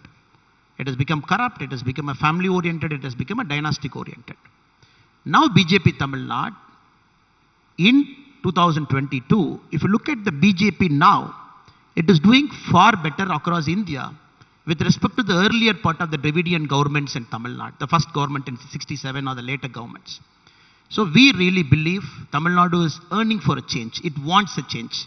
The voice of youth is very clear. They don't want to get trapped into this dynasty, one generation after the other coming and ruling. And especially people who sit in Delhi or Mumbai, when they look at Tamil Nadu politics, they have a very tinted view of Tamil Nadu politics. To define DMK politics, it's 3M. The first M is nothing but media. You take the media control, you run family-owned channels, you say the same story and again over a point of time, you make people to believe.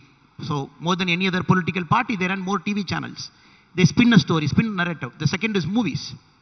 Every single DMK person is either a movie producer or a movie actor. MK Stalin tried his luck as an actor. The current, his son is a big time movie producer. 70% of Tamil Nadu movies is doing it. The third M is myth. DMK thrives on myth. The North-South, the Dravidian Aryan, the Tamil which is being pushed to a corner by the Delhi people. So the myth is getting broken down in this current age and time with technology, social media, the YouTube channels, all kinds of commentators coming in. The media is rightfully taking its space. We are getting a lot of independent channels. The movie industry is still in its throw. I would clearly say 2024 is going to be a watershed year for BJP. That is the time the Tamil politics is going to come out of this 3M. No ground level charismatic leaders. Look at the DMK chief minister now. 16 years into a government. Have you seen a CM who is more unpopular than this? Chennai, was underwater 50 years back when his father was the CM. Chennai is underwater now 50 years later when he is the CM. This is the kind of Dravidian development model they want the whole of India to believe. And some part of India is also believing it, unfortunately. Dr. Kanimori, I was studying the recent electoral data, which suggests that in the urban body polls that happened in February 2022, the BJP picked up substantially more votes, 9.26 lakh votes, which is about 5.4% of the total votes cast, which is more than double the votes that they picked up in the last elections. People like Annamalai will say, we have got our foot in the door. By the time of the next general elections, we'll be able to break the door down. The larger political trend is that the AIDMK is weakening, the Congress is sitting on your piggyback, and therefore we can then be the opposition to the DMK. He senses an opportunity here.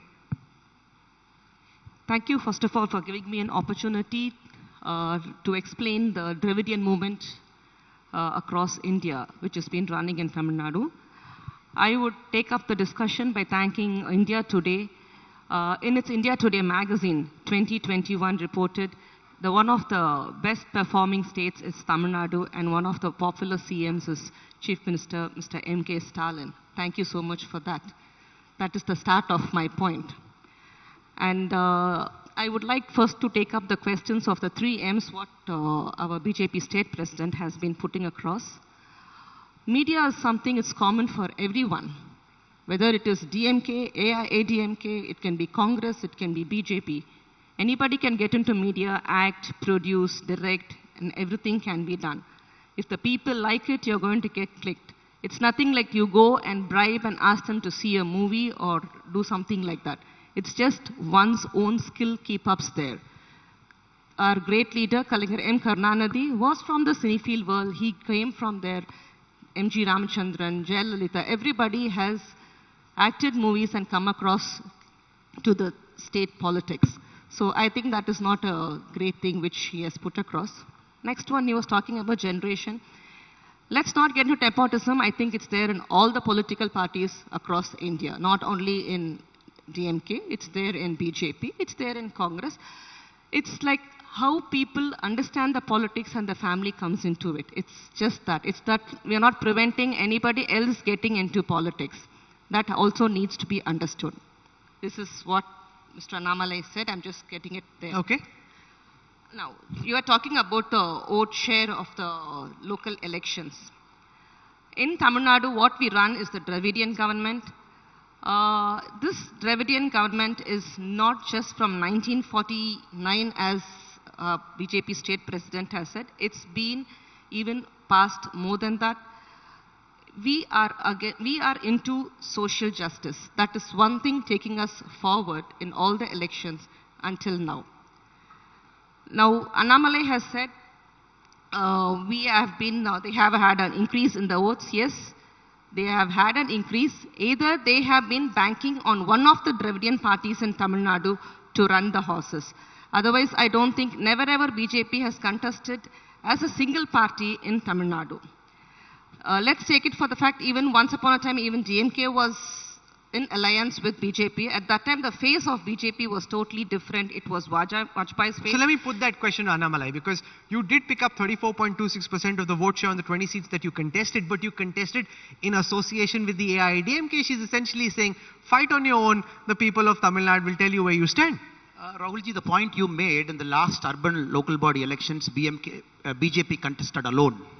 BJP contested alone without alliance with any of the Dravidian parties. We came third in the state. The numbers speak for itself. I'm looking at a party like DMK 1967 till 2022. They haven't contested a single election alone. The very Rajaji, whom they spoke ill of Rajaji when he was the chief minister of the state, when DMK launched a protest against Rajaji, 1967, for the very first time when DMK came to power, their alliance partner was Sri Rajaji. Every single election you look at it, DMK never came to power by standing alone. In fact, 1996, when they talk about the Dravidian movement, 50 years after DMK formed, in 1996 when DMK came to power, it was in a minority. It was in a minority with Congress. It is not that they were in a majority. So it is not that, like what they claim, BJP is trying to piggyback on some Dravidian major to get the vote share. Now the ground is very clear. People see a shift. People want leaders on the ground who can implement welfare economics without corruption, without the dynastic influence. So I think it's an entirely wrong argument. Dinesh Gundura, does this rankle the Congress that there is no state in Tamil Nadu, there's no state in the south where the Congress could potentially win on its own? In Karnataka, we'll know in a few months, but in Tamil Nadu, without Kanimodiji's party's support, you would be nowhere. In Kerala, you could potentially do well, but then, you lost in a state where typically you should have come back to power. So the Congress is, as Tejasvi says, on a weakening wicket. They're of course thinking of this becoming a Bharat Mukt Congress or Congress Mukt Bharat. That may not happen immediately, but yours is investment with declining fortunes. See, Rahul, in Karnataka, very clearly, we are the number one party today. The BJP strategy is, they know that they can't win this election. So their strategy is to see that the Congress somehow doesn't form the government, that they don't get a majority. Because as a government, they are totally unpopular. Corruption is, Annamale was talking about corruption and dynastic politics in Tamil Nadu. There's corruption and dynastic politics in BJP in Karnataka. Yediyurappa's family, Udasi family, I can name many families. Jagdish Shettar's family. There are many families in Karnataka in BJP. And corruption is, I think, number one in India today. So I wonder why for Tamil Nadu there's a different stroke and for Karnataka there's a different stroke. Secondly, how much has BJP actually grown in Tamil Nadu? Out of 12,601 seats in the recent elections, they have won 308 seats. Out of 12,601 seats, BJP wins 308 local body seats. In 2011, they had won 226 seats. So where is the growth? And in this 308 seats that the BJP has won in Tamil Nadu, 200 are from Kanyakumari, where Kanyakumari, Congress and BJP fight. And there's been a BJP MP there. So in the rest of Tamil Nadu, leaving out Kanyakumari, they won 108 seats. But they create this story. Oh, BJP is growing in Tamil Nadu. We are the number 3 state. Number 3 state of what? We are all in alliance. We fought in alliance. So our vote share is all DMK is number 1, ADMK is number 2. Congress has contested limited number of seats and we won more than them because we are in alliance. I agree. See, BJP has got a right to expand. I'm not saying no. They should make an effort. That's the right of every political party to grow in any state. But to claim that I am number 3, you win 308 out of 12,000 seats and you say I'm number 3. What are you rejoicing? So the way they can spin a story is wonderful. And they have got great spin masters and great way of propagating these kind of stories. So I would say that Congress, we are in number 1 position in Karnataka. Kerala, yes, we and it's the left front. No, you may be number 1 position right now, but Congress is a bit like the Bangladesh cricket team from the World Cup. If you're watching that match between India and Bangladesh, even if you were an India fan, you would have got a sense that Bangladesh is on a strong wicket. Bangladesh somehow, and thankfully for India, found a way of snatching defeat from the jaws of victory. The Congress nowadays, unfortunately, is a bit like that Bangladesh team. They may be ahead, but they'll find some way of botching it up. Yeah, see, I admit that the Congress has to strengthen itself, reorganize itself. We are in the process of doing many things, and we have to also face up to the task. I'm not denying that everything is perfect, everything is great. I'm just saying the facts on the ground today is, if you look at all the recent elections in Karnataka, we had MLC elections, by-elections, we've given them an equal fight. You also have a lot of infighting between DK Shivkumar, between Siddaramaiah. And Tamil Nadu, we've been traditionally either with DMK or ADMK, we've been always aligning with them. Now, Annamale says that we is number 3, that means, and he's talking against... No, I'm talking about infighting in Karnataka between Siddaramaiah and Shivakumar. See, I think every party has got some issues, but we have sorted it out. We are all together. And there's no... Like Sachin Pilot and Gehlot in Rajasthan, they've sorted it out. In Karnataka, as far as I'm talking about Karnataka, we are all together. We have even in the Bharat Jodo Yatra, all the leaders were together. And we will campaign together and we will win the state. And I think Karnataka will be the turning point in India's political landscape. You know, it's interesting. Rahul, I just want 30 I'm coming to Tejasvi because Dinesh Gundu Rao is not speaking about Gujarat, he's not speaking about Himachal Pradesh, which is where elections are being held now. About South India. He's speaking about Karnataka as the big hope for the Congress in the months to come. And there, Tejasvi, You're such a young, firebrand, aggressive leader. It must really irritate you that when it comes to Karnataka, you and the BJP are on a weak wicket. Like even the BJP, when you talk to them off the cameras, would accept that they haven't been able to administer Karnataka the way they would have liked to. What really went wrong for the BJP in Karnataka? Why did the Bharatiya Janata Party, which came to power with so many promises, not be able to live up to the promises you made to the people Rahul, of Karnataka? I'm extremely sorry. I don't know from where you are getting this picture of BJP is on a weak wicket. I can understand Mr. Dinesh Gundu Rao delusionally saying that we are party number one, we are party number one, while we are party number one. That's why we are in government. They are in opposition. So, I mean, facts are clear. But the state, just as we speak, Rahul, has concluded the Global Investors Summit. The Chief Minister has announced that the state has attracted the highest number of foreign investment, the highest FDI that India attracted, the highest share of it came to Karnataka. There is tremendous progress happening in all aspects of the state's governance and state society. The Congress is making allegations left, right and center. Not a single one is ever proved in any court of law. The people are with the BJP. Even just last week, the BJP organized a OBC Sammelan in the Hyderabad, Karnataka region, which the Congress says is a area where the BJP is traditionally weak. We had lakhs of people gathering there and supporting the Honorable Chief Minister and his governance. So the very assumption or the premise that the BJP is on a weak wicket in Karnataka is false, and it will be proven emphatically false when the state goes to polls next year. Having said that, I only want to make one comment. Here we are assembled in Mumbai. About 3 decades ago, it was in this state, in this city, that Atal Bihari Vajpayee ji laid the foundations for the Bharatiya Janata Party. This city is in many ways the Janma Bhumi of this party. It was then that Atal ji said, Andhera niklega, Suraj khilega, Kamal khilega. 30 years ago, the same political commentators, the same kind of numbers were read out, BJP was written off. The BJP was branded as a party which is upper caste, which is Hindi, Hindu, Hindutva party restricted to the north of India. The BJP had only 2 MPs. But today, we have 303 MPs. We have governments in the east of India. We have government in the south of India. We have government in the west and the north of India. If there is one party that is truly representing and uniting India, it is the Bharatiya Janata Party. And mark my words when I say this, Rahul, a very short period from now, less than a decade from now, the BJP will be forming governments in Tamil Nadu, in Kerala, Telangana and Andhra Pradesh. And Dinesh Gundu Rao will be there, hopefully, to see that and join us in the celebrations that time. You're inviting him to the BJP? Join means, what do you mean by join? Celebrations. Are you sending me an ED notice by any chance? If an ED notice comes, you'll join the BJP. See, my statement is, anyone who is corrupt, join the BJP, you will be safeguarded. No, you spoke I won't be joining the BJP. Hindi, Tejasvi. Now, parties like the DMK say that the BJP is trying to impose Hindi. We've started teaching medical sciences in Hindi as well, engineering in Hindi.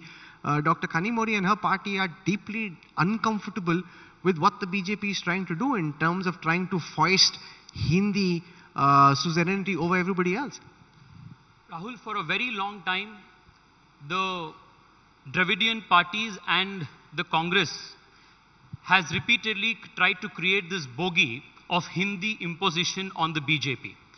But let me put a few facts before this august audience which will dispel this once and for all.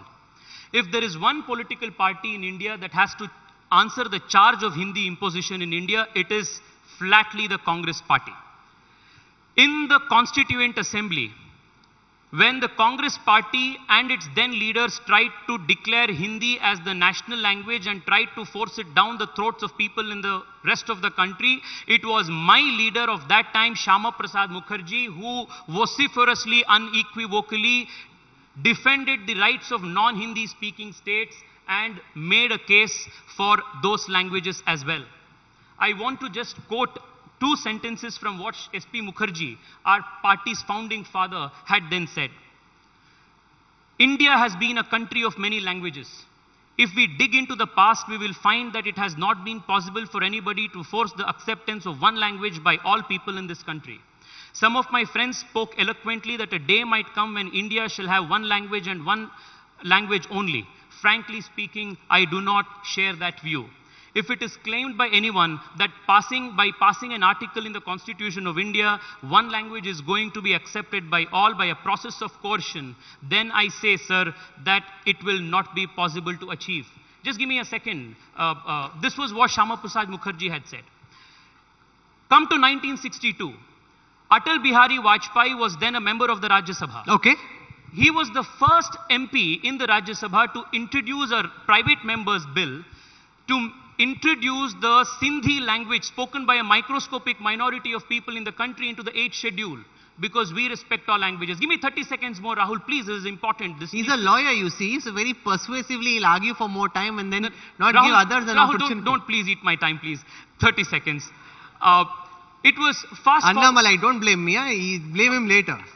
It was between both of you. When L.K. Advani ji was the Home Minister in 2000, it was the BJP which introduced the Santhili and the Bodo languages spoken by tribals in this country into the 8th schedule. It is only under Prime Minister Narendra Modi that the revised NEP 2020 allows for freedom of choice for students to select any Indian language in the three language policy. My question to Dinesh Gundurao and to the Dravidian parties is, why did in 1968 as well as in 1986, when Indira Gandhi and subsequently Rajiv Gandhi both introduced the three-language policy, why was Hindi imposed?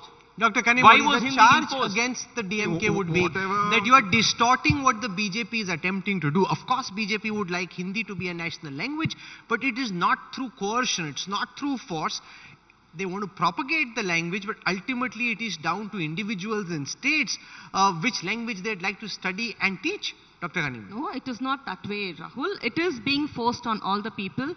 How is it being forced? In center, they come up with the ideologies of it. All the questions, all the exams should be in Hindi in all the states, and all the correspondence which comes to the government of India should come in Hindi. Even today, we get all the notifications in Hindi. Don't forget that. They do that at the center. And you know what is the state BJP, what do?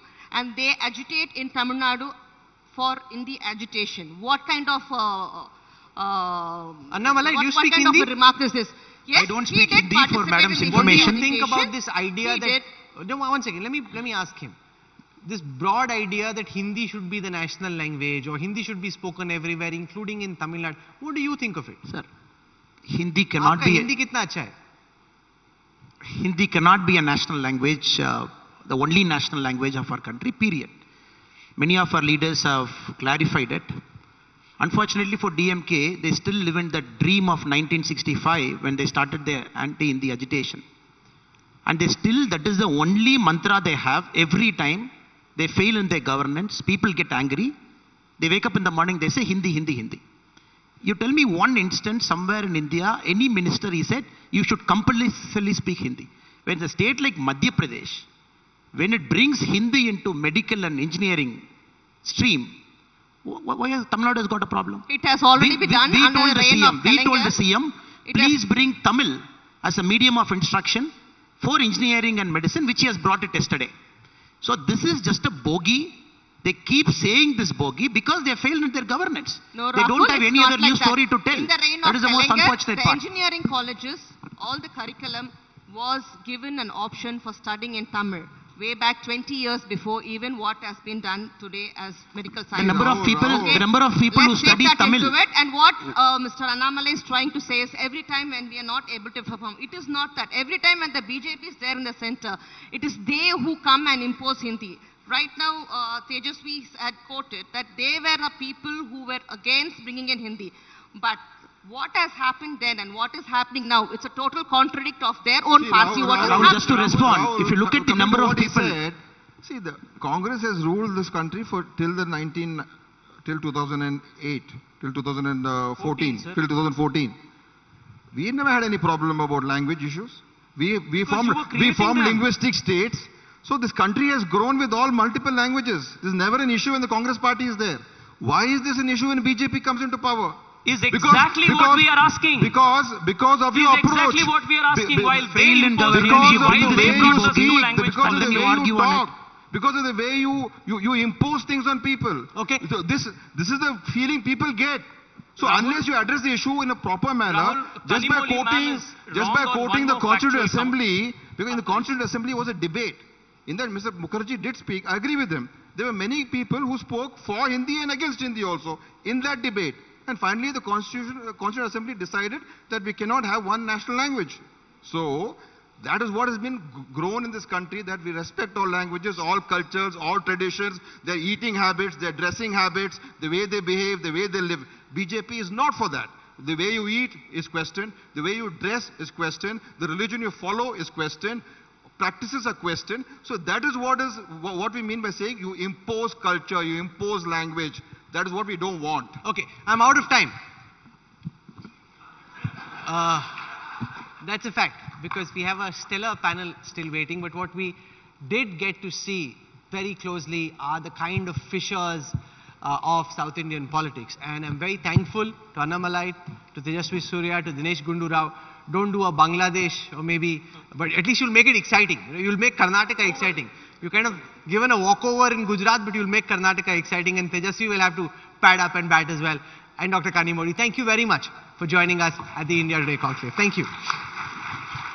Thank you so much. And could I request, if you could all just stay on stage for a moment, could I request Dinesh Bhatia, Group CEO at India Today Group, to join us on stage and felicitate our guests.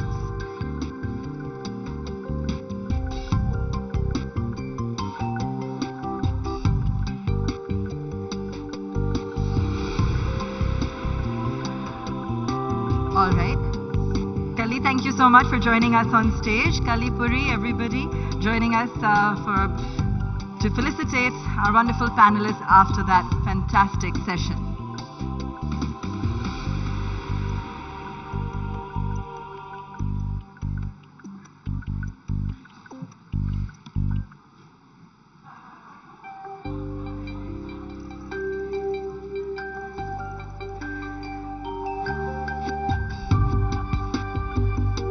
Thank you so much.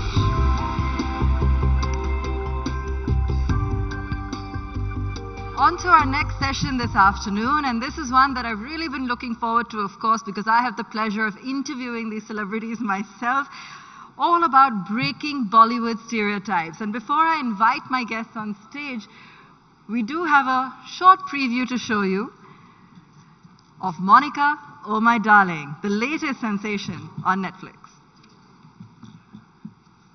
Could we have the AV, please? Ladies and gentlemen, दिल थाम के बैठिए क्योंकि आ रही है मैं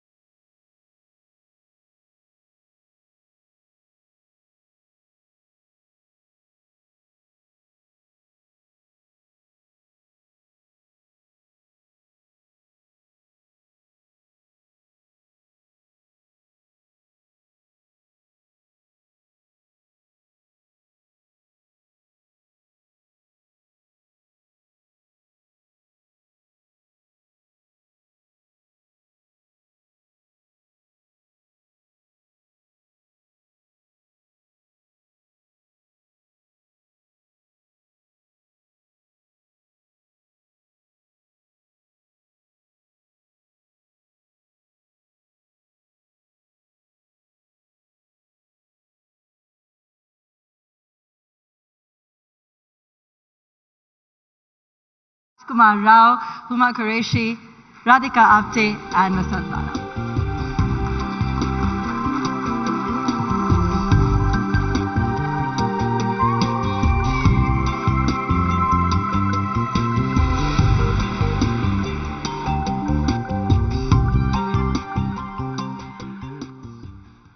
All right. So let's just dive right in. This has to be as fun as that movie looks. I mean, there must be so many moments behind the scenes that hopefully you'll share with us today. But Raj, let me start off with you.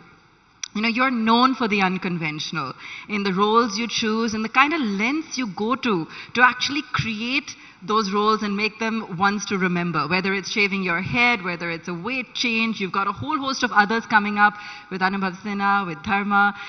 Tell us how you choose these roles and really what drives you, how you really figure out how to really get into character. Good evening, everyone. First of all, very honored to be here today, and again, actually, for the third time. Thank you so much. I think I like challenges as an actor. When I started, my first film was LSD, Love, Sex or Dhoka, which itself was such a big risk.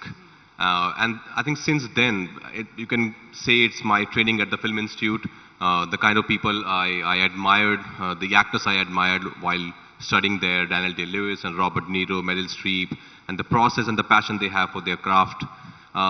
That's what inspires me to go to any length for my characters as well. And I don't like things which are too simple. Even in Newton, though it was a very simple, film, but I thought, let me just curl my hair. It was a 2.5-hour job every day, and let me just do some twitch with my eyes. Because I try and give something new to my characters. That's the only fun of being an actor. Otherwise, you guys would also get very bored seeing me doing the same thing again and again. Absolutely. And you've got a whole host to your credit now. White Tiger, Ludo, and now Monica, oh my darling. I'm going to come back to you on some behind-the-scenes moments. But Radhika, welcome back to Netflix. Thank you. So what explained the hiatus? We had all those memes in the middle, and then there was a little bit of silence. You also went out and worked for some of the other OTTs. What was that experience like? We are still renewing the contract. Netflix and I. Sorry, jokes apart. First of all, thank you so much for having us, and good evening, everybody. Yes, it is really back to be happy. I'm very happy to be back with Netflix. I do work across everything, but it's first love on digital world, in the digital world for sure. Awesome.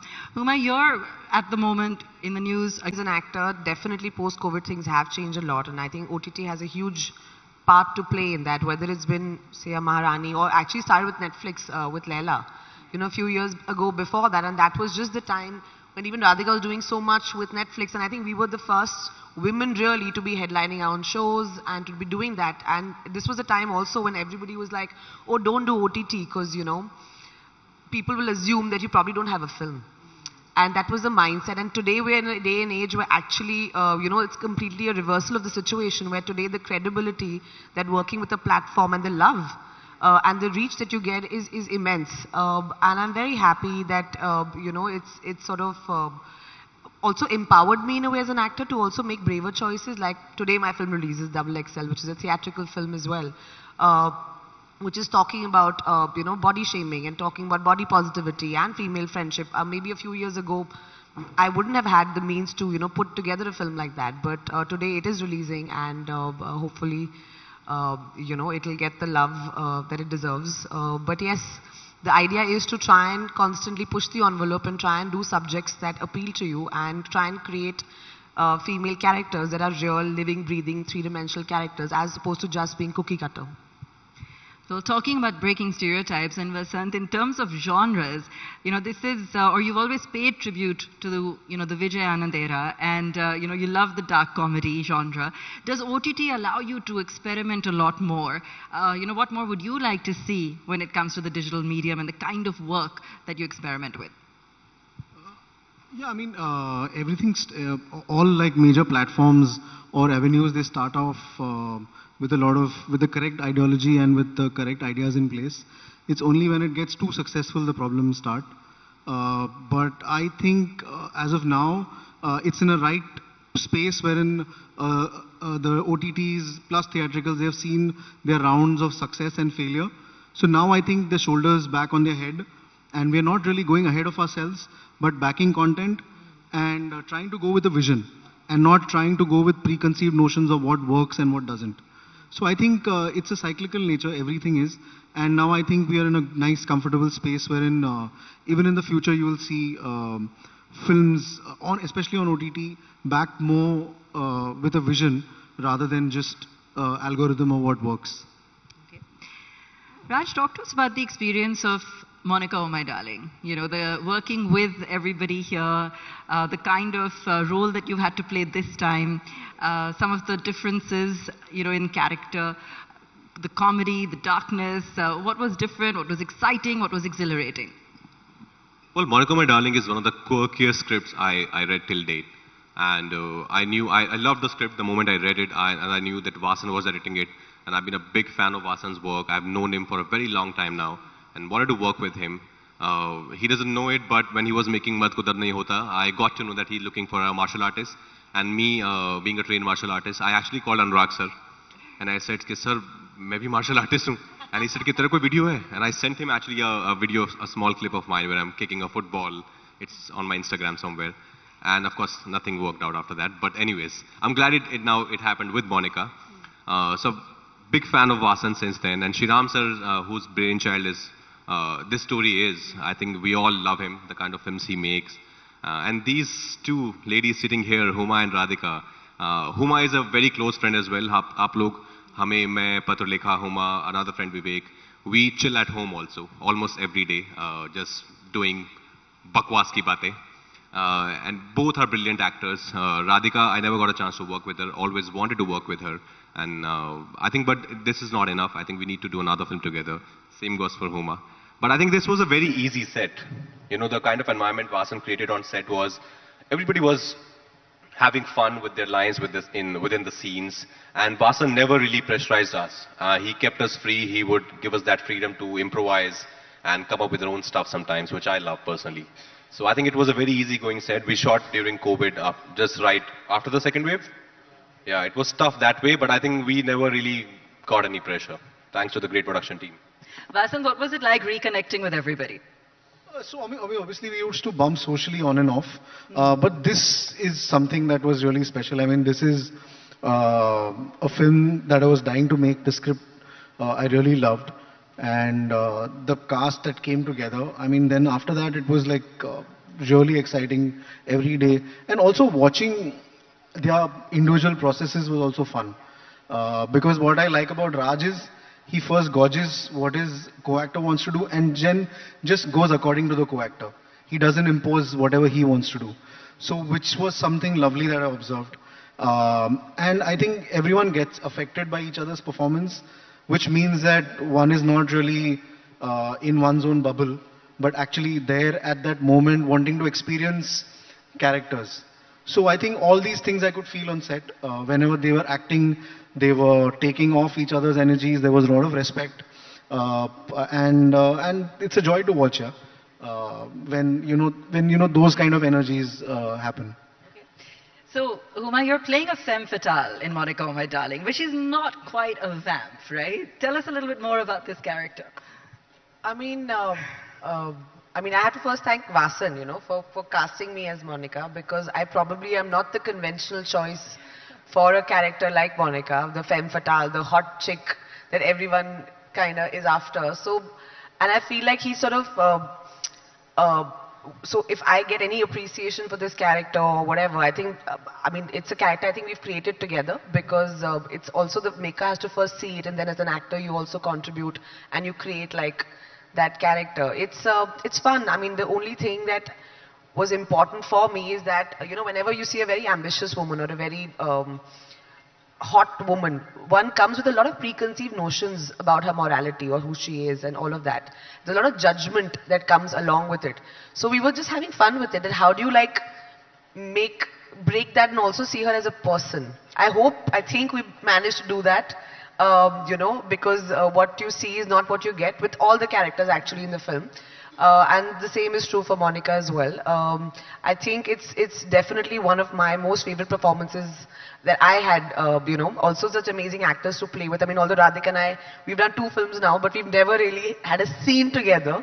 So I blame Vasan and I blame Sriram, because you were in Badlapur together and we never had a scene together. Feels like we've worked together, but we haven't actually, technically speaking. No, although Vasan did create a moment which was never there in the script, where it's like his Paro Chandramukhi moment, where we sort of meet but we don't really meet.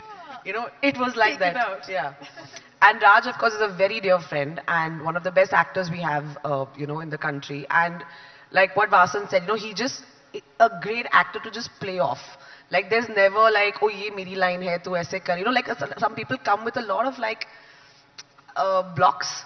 He was just, it was just easy. And we had some really like beautiful scenes together that I'm very, very proud of. And I've said that to him. So thank you, Raj. Spoiler alert, but I'll say it. There's a scene, please go and check whenever the film comes out on 11th November. There's a scene between me and Huma, which is actually a physical fight scene. You have to watch out for that. It's okay, spoiler alert, but yeah. It's one of the best scenes ever, I think. Too much fun we had. No, and don't go by the trailer. There's actually a lot of surprises in this film from get-go. And Radhika, you have a lot of fun toying with his character in the film. You know, and it's based on a Punekar. I think you're from Pune. Is this based on anyone in real life? No. There's a personality inside Vasan, maybe based on that little person inside him. But no. No, it's such a fun character. I mean, someone who absolutely adores authority, so could be based on a lot of people. And that's breaking stereotypes in itself, isn't it? I mean, and I think you say that in the film. Yeah, absolutely. I mean, it's as Huma was saying earlier. I think he makes he's even my casting. I mean, I was so surprised that he approached me for that part, you know. And it's so nice for actors in general to be challenged like that and put in uncomfortable situations and say that, okay, you've never done this, now do that. So I'm very grateful.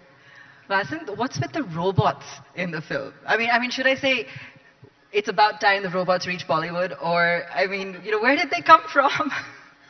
So our film is an adaptation of a Japanese novel, and the robots were there in the Japanese novel, and being Japanese, anything can be there. So. All right, cool. We won't give away too much, but you'll see that as well when you do watch it. Talk to us a little bit about, you know, what your favorite moments were in the film. A favorite moment, the most difficult to film, or the funniest, or anything that you can share with us behind the scenes. I think we went with the flow. I mean, what happens in movies is you write the script, but then you shoot for logistics. Unfortunately, not every director or every filmmaker has the bandwidth to shoot chronologically. We kind of took the bull by the horns and kind of shot all the really heightened emotion scenes very early on, which I was really jittery about. But now looking back, I think glad it worked out, and probably, you know, it probably worked out for the best. So you never know. Cinema is a very unpredictable medium. There's no ideal way to shoot a film. There'll be certain logistics that will be given to you, and you'll have to wrap the film around it. And then you make your choices. So the film happened in that way. So which is why there was no moment to think of funny things and all, because you always had the heart in your mouth. But they really made it easy. But I have to say this, he's the real funny one on set. Like normally it's the actors that are saying we are playing pranks and all. Vasan is the prankster on set. Tell them about your bottle challenge. Oh no, that is just stress relief, yeah. So the DOP, that is the director of photography, Swapnil, he's very good at flipping bottles. So when I also took it on, and just felt like, you know, like a good stress reliever. And but yeah, I think Swapnil took it to a whole new level of obsession. All right. Raj, you've got a couple of other roles coming up as well. And since we're talking about breaking stereotypes, I just want to understand how you're further pushing those boundaries. What can we look forward to? You know, I think you've got Bheer with Anubhav Sinha coming up, and Mr. and Mrs. Mahi with Dharma as well. What are you looking forward to? Because you're now at the top of, you have been at the top of your game for a while. You've been surprising and delighting the audiences with almost every piece of work. What's next? Well, I'm trying to choose films or series which are really close to my heart, and films you know, that I can be proud of. I don't really sign a film thinking about anything else, that, you know, what will it do at the box office, because nobody really knows that. So at least do the kind of work that you can be proud of. You know, after 10 years, you would look back and people would still talk about those films. Like right now, we were just standing outside and people were still talking about Newton, our team, your team, and Shahid and Omerta, which is great. I want that in my filmography. So the next will be Bheed with Anubhav Sinha, as you said. Another one of the finest filmmakers we have in the country, so socially aware. Then there's Guns and Gulabs with Raj and DK, who are just amazing. Then there's Mr. and Mrs. Mahi with Janvi Kapoor, which is being produced by Dharma Productions. So 3 very different films, but films that I can't wait for you guys to watch. And at a personal level, what were the stereotypes that you had to break when you first started out in the industry? And how is the perspective, or where you're standing from, how have things changed today? Well, I was starting out, I used to go for auditions, and very rarely somebody would audition me for the lead part. They would always audition me for, a friend's part, or maybe a character who's got a 2-3 days work. And but I think Dibakar saw something, and actually I really had to push for that audition as well, but I'm glad I did, because that became my first film and things changed after that. But I was aware, when I came to the city, I'm still not the most good-looking guy in the room, or not the tallest guy in the room, not the best build muscles, but I'm the most hard-working guy. I'm the hardest worker in the room. That is something which nobody can take away from me. And my love for my work is enough for me to keep going. I think that is something which has kept me going. A lot of people ask me that now, take it easy. It's fine. People know that you're a good actor now. Think about anything else. I said, no, it's not for people. It's for me. It was always for me. It will always be for me. I can't just take it lightly. I really have to give it all, because I love what I do. And all of us, I think we really love what we do. No, and that comes through. And Huma, you were talking earlier about the kind of response you now see on digital, with the power of OTT. And in fact, Abhishek was echoing that earlier on today as well. Tell us about the kind of response you had for some of these very career-defining roles, whether it's Leela, whether it's what you're doing now, whether it's Double XL. Are you seeing the change? In terms of breaking the mold, in terms of people now adapting to the unconventional and seeing it as the new norm. I think people are always ready for new content. I think, and what OTT has managed to even do further is make it more apparent. See, there's a certain conventional theatrical wisdom that, we don't know who created it, but, oh, this doesn't work, that works. This is the kind of format of storytelling that people want to watch. But that's not necessarily true. Or these are the kind of stories that need to be seen or heard. Or this is what a hero should look like. Or this is what a heroine should look like. And this is not necessarily true. I think if you give people engaging content, they will try, and make time and pay money to watch it. And I feel definitely there's a huge sort of acceptability about that. Whether it's been subjects like Raj has done a film called Badhai Do, which is about homosexuality, which was really widely well received. Or just the kind of response I'm seeing from people in general, even with the Double XL, trailer coming out. Women just crying and being like, thank you for making this film, because we feel seen, we feel heard, we feel somebody is telling us that just because we look a certain way, we don't deserve to be showcased or spoken about. And I feel like, and I've said this before also, I think it's a film for all people who've been made to feel that they are misfits somehow, and you don't need to necessarily feel that. So definitely I feel that there's a greater degree of acceptability and receptiveness to new themes, because I think people are also bored. And I think post-COVID, what has genuinely happened is that there's been an explosion of just the content people have consumed. We all have seen, global cinema, regional cinema, because we had nothing else to do. And I feel overall, the general content watching IQ, if I can call it that, has kind of, the bar has been raised. So we have to, as the industry, just give better stories to people to watch. And I think they will. Are you getting comparisons to Helen post the release of this song? Comparisons to Helen and the original? For the song, no, not at all. I think paap hai ye paap nahi karna chahiye humko kabhi bhi classics ko touch mat karo. And I think Helen ma'am is too special.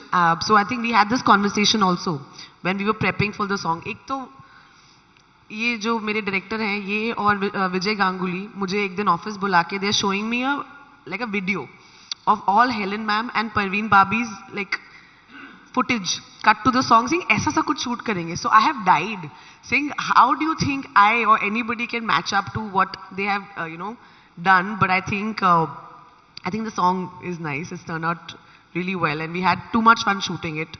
But I don't think you should touch a classic. But what we have done is tried to create a original number which still has that retro feel and vibe. So kind of like a throwback and an ode to that era, which all of us really love. I think what Vasan set out to make is this very noir film set in, you know, India. And I feel we managed to succeed in doing that.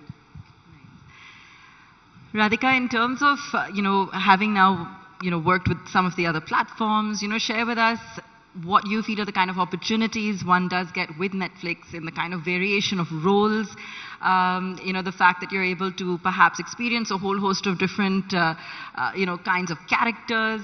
What has that experience been like for you, especially now that you're doing this after a while? I think what OTT platforms have brought is that there are two things. I think one is that the world has come closer in the sense that you can view content from across the world. So you're compared directly to that. So your standards need to really meet each other's. That's one, I think. And secondly, every project, whether it's a series or film, gets equal opportunity on a platform, OTT platform. In theaters, you don't have equal opportunity. A bigger producer will book more shows and more, and so numbers also matter. Here, you don't have to pay extra ticket to switch to another film or another series. So content started mattering more. And so I think because content mattered, then performances also mattered, writing mattered, everything mattered. And I think that's why, there is more content in general. There's more employment generated. So that's why a lot of people finally have work. And people who are so good and haven't been able to fetch as much work because of the numbers and the mathematics of the business are now getting the opportunities. So let's wait another 4 years and see where we are at. And you also have a vantage point in terms of what's happening globally, in terms of the way OTT has allowed some of the content from here to be at par. And again, Abhishek on an earlier panel today was also talking about how very often some of our releases here are part of the global top 10. Do you feel even in terms of the topics that we're choosing, we are now a lot more international, we are covering more ground, we are bringing to the world some of these very genuine stories and issues? I think we are expanding, right? In the sense that the more content, the more people need to come and make films and series. And then so the more, I hate the word outsiders, but I'm going to use it because the more people come from different backgrounds and diverse backgrounds, they will tell their stories. When people from every different, background, history, they tell their own genuine stories. They are universal. The more honest you are, the more universal you are. So I think that's also why. Okay, Vasan, what's the one Bollywood stereotype you absolutely detest? I mean, stereotyping is obviously. I mean, we were tone deaf for a very long time. So I think we are now waking up and trying to understand other point of views. Earlier, I think we were pretty lazy and also had the privilege of ignoring any other point of view, but whatever was working.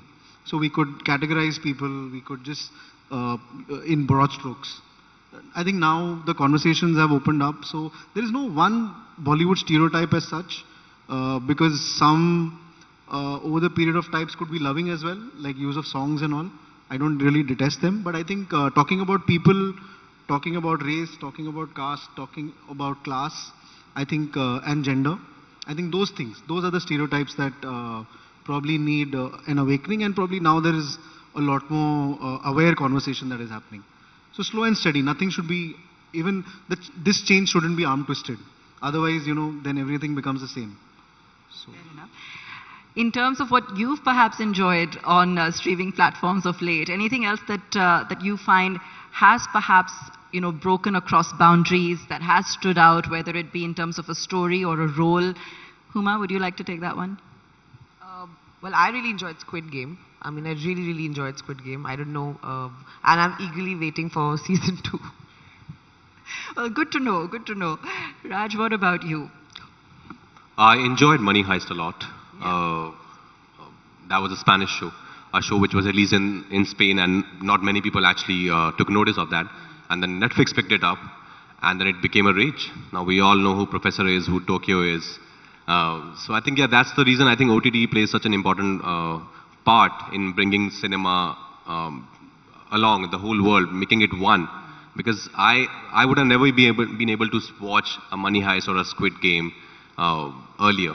So I think now White Tiger is reaching in US, in UK, in Singapore, India, and we're hopeful for Monica My Darling as well, that it would release in more than 196 plus countries and we would get the same kind of love. Absolutely. As an actor, Radhika, how do you prioritize in terms of the various roles that you get versus, balance in all the other passions that you probably have in personal life? How do you prioritize? Do you get time to do everything? And, what's the next goal for you? I am just learning to prioritize. I think after the pandemic, I think it was a good wake-up call in a way to understand that there are so many other things I like and I want to also be able to do that. So just becoming more choosy, picking work that is purely, because I like it, and also learning different things, using my time in the best possible way. And Huma, you've spoken about this too. You've talked about how, post the pandemic, it's really changed your worldview. Give us an insight into that again and how it's changed you as an actor in terms of how you think. I know, I just stopped caring too much about what other people were thinking. And I was focusing more, I am trying to focus more on my craft and what I want to put out there in the world. I think what happens is when you're in this journey of, being an actor or an artist, you get so sometimes bogged down by external opinions.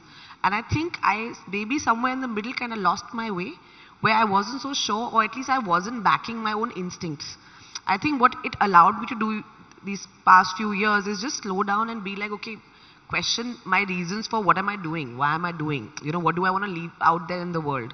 And I feel it's really made me braver and not so concerned about too many external opinions as opposed to my own internal voice. And I think that's a very, it's a very peaceful space to be in. So I could be doing films or characters or attempting things and they may not work and I may fall flat on my face. But it's fine because, I'm just going to have fun because we have to stop taking ourselves so seriously anyway. Absolutely. Raj, you never get complacent after so many hits and successes, and you're never tempted to get a little bit complacent? No, I can't, because this is the only thing which keeps me alive, which keeps me going, and I as I said earlier, I can't take it lightly. My best time, I think, of my life is when I'm in front of the camera and I'm on a film set. That's where I'm the happiest, apart from being with Patuleka, of course, yeah.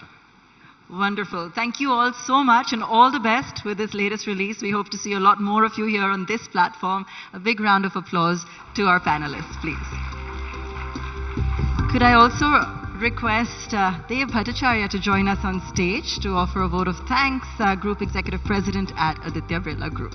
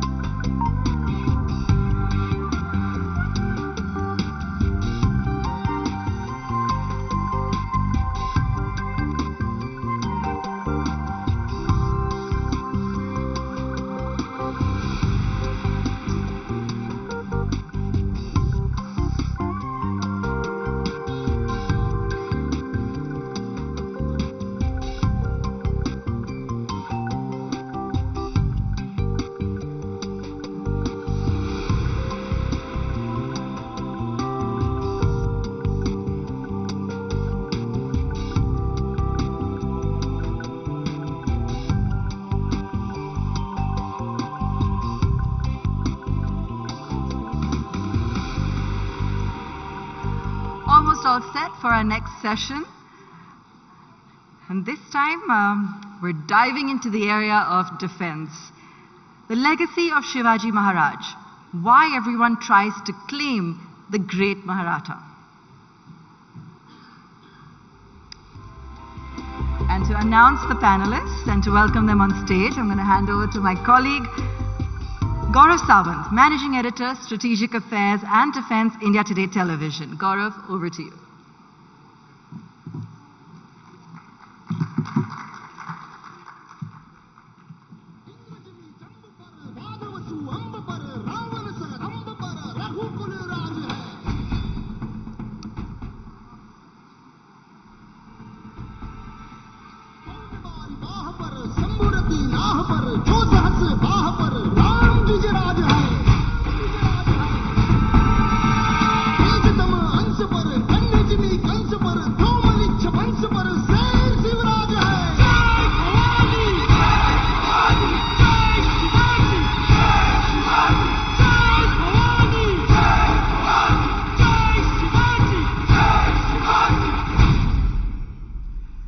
इंद्रजिमी जंब पर बाड़व सुअंब पर रावण सदंब पर रघुकुल राज है तेजतम अंश पर Kanha Jimmy Kans पर त्यो मलेच्छ वंश पर शेर शिवराज है. That's Chhatrapati Shivaji Maharaj, and these are lines of Mahakavi Bhushan. They've inspired a generation. They've inspired generations of warriors. They've inspired generations of Indians. Chhatrapati Shivaji Maharaj.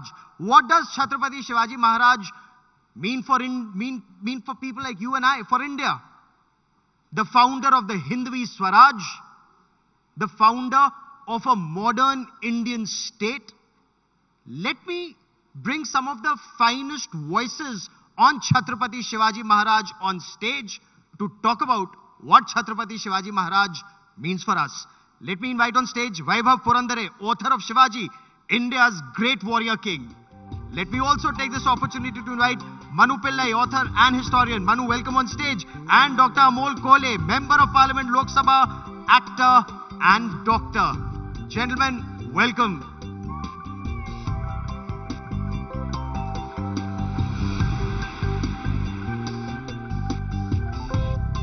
When we talk about Chhatrapati Shivaji Maharaj and Vaibhav, let me begin by asking you, Chhatrapati Shivaji, the first image that comes to your mind, the founder of a modern Indian state, the founder of a modern Indian navy? Chhatrapati Shivaji is a singular figure in the history of India, Gaurav, and especially in the early modern history of India. Imagine an individual taking on an empire. It's hardly a contest. Imagine that the empire that he's taking on is one of the world's biggest and covers 1/5 of the world's land surface. And it's a completely hopeless situation. Yet, this man from one corner of the western Deccan takes on the Mughal Empire when it's at the height of its glory under Emperor Aurangzeb, and not only establishes his own independent sovereign state, but sows the seeds of the destruction of the Mughal Empire. He fashions a template of governance which is his own. He frames policies for responsible and responsive governance, rejigs completely the civilian, political, and revenue administration, and he gives robust expression, above all, to values of religious plurality, values which Aurangzeb is actively and aggressively working against. So he's a pivotal figure, and he's certainly the progenitor of the Indian Navy, Gaurav. The insignia of the Indian Navy has been taken from Chhatrapati Shivaji Maharaj's Navy. And how many people at that time knew? Yes, we've had a Chola Navy, Manu, but why is it that the credit now is given to Chhatrapati Shivaji Maharaj? Is this politics or is there more to it? Well, can you hear me? Yeah, there's always politics because, he's such a fascinating figure. And each political ideology can find something in him that they can appropriate. And this isn't a contemporary thing necessarily. If you look at the 19th century, take somebody like Jyotiba Phule. He sees Shivaji as a leader of peasants, somebody who's fighting for the people, and he actively plays down the Brahmin influence. Take somebody like Eknath, Tanaji, and he does the opposite. He says that it was actually Shivaji's Brahmin mentor, Dadoji Kondev, who was the one energizing Shivaji's activities. When Tilak comes into the picture, he's not interested necessarily in social reform in the same way as Phule is. He says, let's look at him as somebody fighting imperialism because we need to fight colonialism. So different groups at different times end up appropriating different sides of Shivaji. Ultimately, it's all one Chhatrapati. But because he's a king, he's done so many things that, everybody picks and chooses what they want, which continues even now. There's all kinds of debates as a result of that. But yes, I think on the naval principle, Vaibhav's covered that in his book as well. It's, let's say, a more recent example than the Cholas. There's greater evidence. The colonial period had already started. The Portuguese were already in the picture.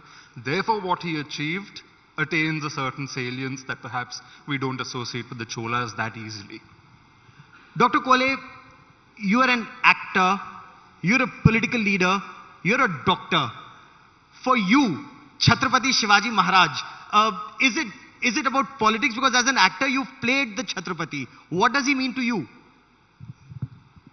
See, there is one fact about Chhatrapati Shivaji Maharaj. When you consider the great 17s of the world, if you consider the great 17s, Chhatrapati Shivaji Maharaj stands out to be the only king who was not born as a king, who never betrayed anyone to become a king. He sworn himself as a king, and when he passed away, till that time he was a king. If you apply this criteria, these 4 criteria, none of the great 17s stand on this criteria in front of Chhatrapati Shivaji Maharaj. And as Vaibhavji said, it's not only a kingdom. And as Manuji rightfully pointed out, the navy, this is not only building a navy, this is not only protecting a nation, this is a religious revolution. Because in that era, समुद्र पर्यटन ये निषिद्ध माना गया था हिंदू धर्म में. That's why in 7th century Cholas had their navy, and then for 1000 years, for 10 centuries, none of the Hindu king could build a strong navy, and that was the reason why Portuguese, Dutch, British, Arabs, everybody was conquering our country. And Chhatrapati Shivaji Maharaj was the king who realized this fact, and he built his own navy after 1000 years. So he becomes a visionary, he was a revolutionary, और एक बहुत बड़ी बात है मेरे लिए छत्रपति शिवाजी महाराज कि धर्म सत्ता और राज सत्ता. There is always a clash between religious authority and political authority. Chhatrapati Shivaji Maharaj set up an example in this land that religious authority should not overpower political authority. Instead, both should work hand in hand for the well-being of people. And most importantly, from political point of view, he was the first person जिन्होंने अपने kingdom को अपना नाम नहीं दिया. It was Rayatecha Rajya. It was not Chhatrapati Shivaji Maharaj's empire. It was not Bhosla empire. It was not Maratha empire. It was Swaraj. It was Rayatecha Raj. So I feel the foundation of democracy can be seen in Chhatrapati Shivaji Maharaj's Swaraj. You know, when you talk about Chhatrapati Shivaji Maharaj, was he way ahead of his times? Of course, the founder of a Hindvi Swaraj, a Hindu kingdom at a time when Aurangzeb or his part, the Mughal Empire, was at its peak. But at the same time, when we talk about Chhatrapati Shivaji Maharaj setting up a navy from scratch, 50 warships, but hundreds of trade ships apparently, am I right? Yeah, close to 700 trading vessels that he had. Now, it's astonishing. There's been a lot of comparison between the Chola Navy and Shivaji's Navy. Now, there is a difference here. There's a significant difference, and there's a reason that Chhatrapati Shivaji stands out in this respect. Now, the Cholas were undoubtedly great. They were warriors, they were conquerors, they were kings. They went all the way to Southeast Asia. But after the Chola Empire disintegrates in the 1250s, for 500 years, like Dr. Conclave pointed out, neither the Mughal Empire, nor the Bahmani kingdoms, nor the Nizam Shahi, nor the Adil Shahi, nor the Qutub Shahi, nobody in this land recognizes the significance of the coastline in terms of both defense and trade. Chhatrapati Shivaji is alone among his contemporaries to recognize that significance. And astonishingly, when he starts his political career, India's vast coastline is dominated by 4 foreign powers. The British, the Portuguese who've come and started ruling Goa from 1510 onwards, the French and the Dutch, and there are the African Siddhis as well. And not a single Indian ruler has thought of building a navy. And at the age of 28 and 29, he starts building his navy from scratch. He's got absolutely no technology to build a navy. So he borrows technology from the British and from the Portuguese. And there are letters from the Mughal emperor to the British officials in Western India saying, your people are building Shivaji's navy. Are you cooperating or collaborating with Shivaji? And they are saying, no. And it's all there in the records that no, but he's paying up engineers. He's taking away our engineers and taking the help of the technology they have to build his own navy. This activity of his begins in 58-59 in Kalyan, Bhiwandi, Thane district along the western coastal belt. And by the year 1674, by the time he's 44 years old and he's crowned as an independent king, as a Chhatrapati, as the bearer of the royal umbrella, he has 50 vessels which are into combat. They are of different quality, they are varying quality rather. Some are swift moving vessels in the sea, some are really heavy vessels which can carry cannon and other stuff like that. And there are close to 700 trading vessels that he sends out to countries even in Western Asia to carry out trade. So he's singular again in this respect. And that is the difference between him and the Cholas. Also about the Cholas, one thing we need to keep in mind is the Cholas have had an intrinsic awareness about the importance of the waters because their kingdom was born in a river valley. So they had that inner awareness. Chhatrapati Shivaji starts out in the mountains in the Deccan. And he slowly, systematically starts moving towards the sea because he sees the importance of the sea when nobody else has recognized it. And eventually he builds his kingdom, Raigad, along the Konkan coastline. And something that then Kanho... In great measure, he's raised by his mother because his father's fighting in the south. So he's raised by a woman who sort of, and all this is the popular history, right? It's his mother who energizes something in him to go out and do something special. He starts working from within the frame and within the debris of the old system, but then creates something new. He also faces a lot of personal challenges. There's illness towards the end. There seems to be domestic discord towards the end. His son defects briefly. So every aspect of his life has drama, it has valor, it has vision, it has a whole series of things happening. So it's not surprising that Indians from the colonial period especially, of course his story was well known before that, decided to appropriate him as an icon. First as a regional icon and then quickly he became a national icon because the ingredients were all there. Now the result is that in post-independence India, again political parties end up choosing different sides of it. Some people say he was a secular figure, except that secularism wasn't a feature or a characteristic or a value as such in his time. Pluralism might be the correct word, but not necessarily modern secularism as we know it. Others say that he was a protector of the Hindus, which is true if you look at his kingly narrative. Once he's crowned Chhatrapati, and in the Shiva Bharata, for example, he does talk about wiping out nature dharma. He does talking about Hindavi Swaraj and themes like that. But all the same, if you look at his own father's name, his uncle's name, they were named after a Muslim Sufi saint called Shah Sharif. So the pluralism is there, but his kingly narrative also gives some wind in the sails of political Hinduism. So different parties using him in different ways or using his memory in different ways is that you wouldn't want to delve into even if you wanted to? It's actually individual choice. Talking about... Or your voter's choice. Talking about myself, I try to put Chhatrapati Shivaji Maharaj more in analytical way. I always try to see which is the need of the hour. कि छत्रपति शिवाजी महाराज सिर्फ sir पर लेकर नाचने की बात नहीं है, वो उनकी वैल्यू समझने की बात है. For political things, yeah, when you hail Chhatrapati Shivaji Maharaj, जब आप जय शिवराय बोलते हो, जब आप छत्रपति शिवाजी महाराज की जय बोलते हो, तो along with that जय जयकार, some responsibility also comes to you.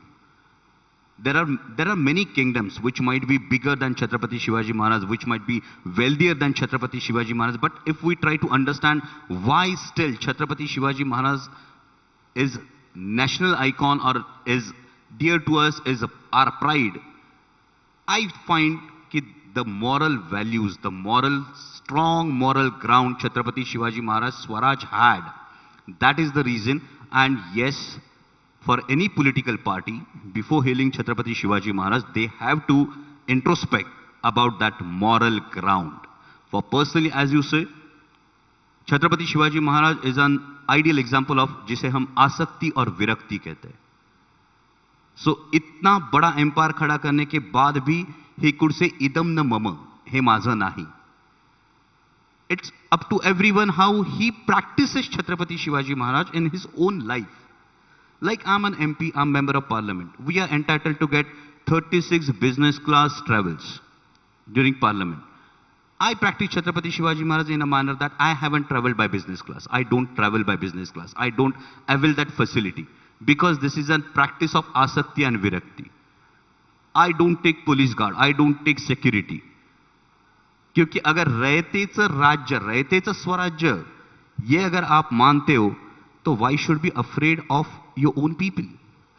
So this is, I feel, any political party or any political person can practice the values taught or laid down in this land by Chhatrapati Shivaji Maharaj as per his own vision. And there's so much that he did that is not very well known, because some may want to see him as yes, he is the founder of the Hindvi Swaraj, he is a Hindu king, but how many people know that two of his admirals were actually Muslims, Ibrahim Khan Gardi, or there were others who were very close to him, and he always ensured, if I remember reading correctly, that the Quran must be respected, women must be respected. He made that very clear. Followed it. Yeah. Gaurav, I believe that Chhatrapati Shivaji was out to create essentially a Hindu polity. I agree with Manu that the word secularism does not really apply. It's a Hindu polity which is broadly inclusive in nature and does not discriminate between people of different faiths. And it's a deeply humanistic philosophy, you know, based on the teachings of the Bhakti saint poets of Maharashtra and of the Deccan. You look at his sense of pluralism, and Khafi Khan, one of his worst critics, who at one point in time calls him a hell dog, says in writing that Shivaji had given express instructions to his soldiers that if they found a copy of the Quran anyway during their campaigns or when they were conquering a fort or any place, they had to treat it with the highest respect and return it to its rightful owner. Similarly, if women were captured or children were captured, they had to be returned home with the respect they deserved. One of the earliest decisions he takes in his life when he's looking after his father's Jagir in Pune at the age of 16 is against the entrenched vested interests. There is a police patil, a guy who's head of the administrative and revenue jurisdiction of the village, and he carries out a sexual assault against an ordinary woman villager. And one of Shivaji's earliest letters and orders is about that woman, saying that first he verifies whether the complaint is correct or not. Once he is convinced that it's correct, he gives him capital punishment. Now, we are not in the era of capital punishment, but this is what he does at the age of 16. And that sends out a message right across the region that this man is actually taking on the entrenched interests. He's taking on vested interests. He's taking on people who have hereditary grants of rights, the watandars, the zamindars, and all these people. And that is how ordinary faceless people come to demonstrate so much loyalty for him that they're willing to lay down their lives for him. But in today's day and age, Manu, some aspects about the Chhatrapati, because of politics, does it become a landmine to write or not to write about it? Whether he's seen as a Gau Brahman Pratipalak, or he's seen as someone whose coronation led to an issue being raised at that point of time. When it was written about in books, it had to be removed from those books. There's the famous James Lane episode, for example, which I think boils down to one sentence in his book, which was controversial. Now, you take that sentence, I'm not going to talk about it, but it was a lewd remark about his parents. And the thing is, you zoom out and you see that lots of historical figures in India, there are similar stories that people have concocted about them. And you realize that, hold on, this is just a way to, in a sense, dilute the value of the person. And some groups within Indian society have also tried this. From Adi Shankaracharya onwards to Mahatma Ayangali in Kerala, you have similar stories. So then, even talking about that upsets people, and that the archives in Pune, the Bhandarkar Institute was attacked and so on, which was unfortunate because, they had nothing to do with it. Then there's the fact that sometimes we are not comfortable talking about the historical evolution of the icon. The icon did not come fully ready-made to us in the 20th century. Some people looked at it, picked out certain things and then celebrated that. For example, in the 1880s, it was found that Chhatrapati's Samadhi in Raigad was in a state of complete disrepair. And I think it was Ranade who first made the effort to try and get something done. And the Bombay government allotted 4 rupees. 10 years later, Tilak takes it over and he has this huge newspaper campaign and people donate 15,000 rupees altogether, ordinary people. But the Maratha princes of the time actually don't donate large sums of money, including the Chhatrapati's own descendant. Because they're actually donating to education, they're donating to these other sanस्थas that are there, and they don't really see this necessarily as a very important thing. There's of course again that Brahmin Maratha politics to it, because Tilak and the Congress is dominated by Brahmins, so that comes into the picture. Sometimes when people talk about these processes, in that colonial period, it can become a bit sensitive.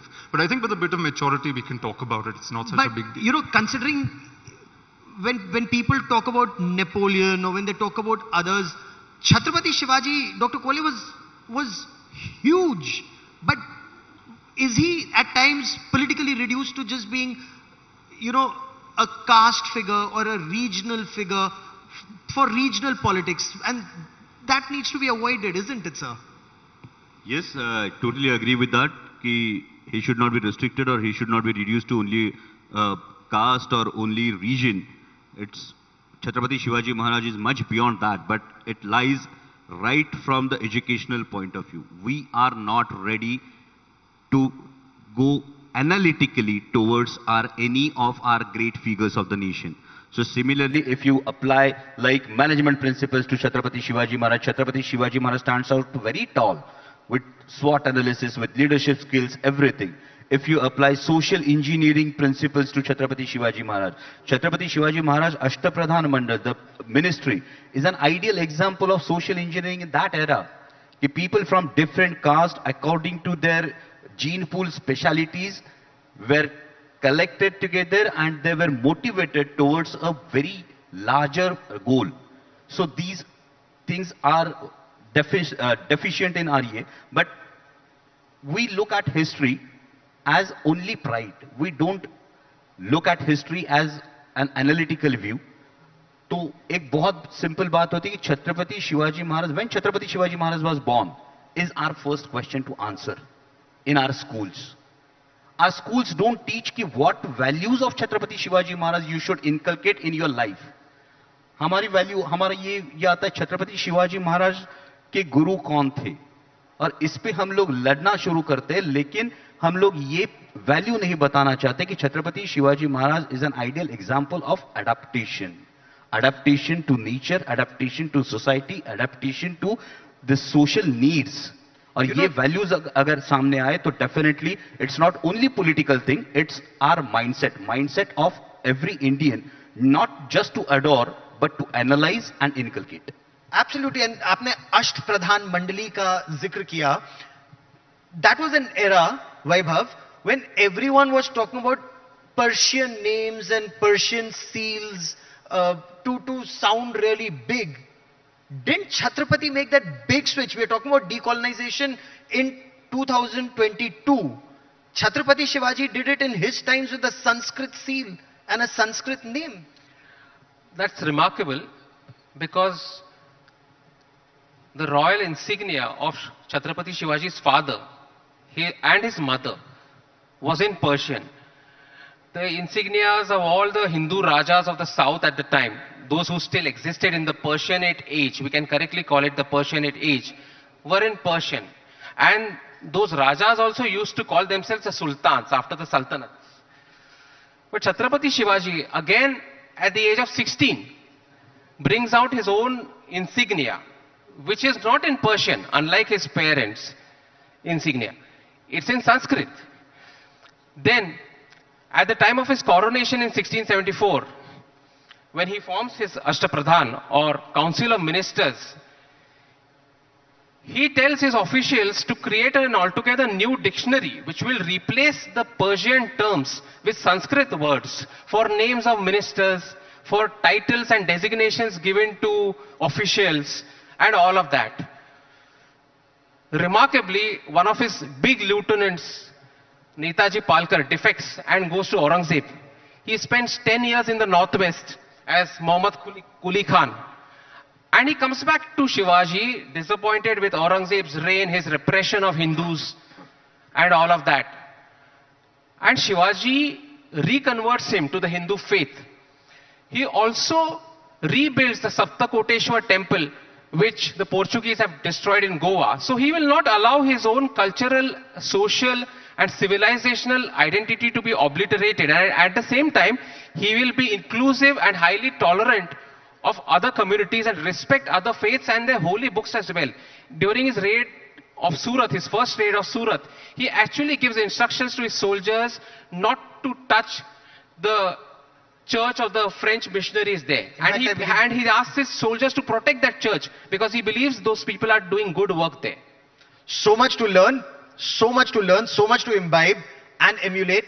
I've run out of time on this part of the discussion, but for joining me here on this India Today Conclave special, gentlemen, many thanks. Thank you. Thank you.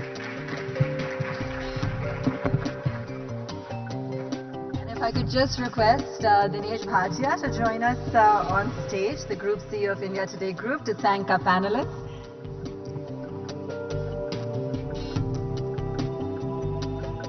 Also a reminder that you can buy Vaibhav Purandare and Manu Pillai's books and get them signed at the Author's Corner, that's just opposite the all-day Conclave Cafe.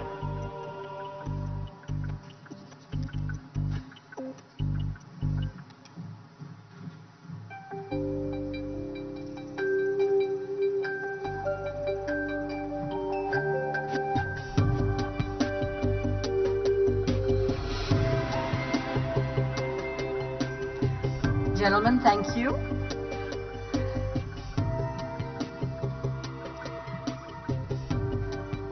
And Gaurav, do stay with us. The next topic of discussion is decoloniality, Hindutva, victimhood, nationalism. To decode that for you, I will go back across to Gaurav Sawant.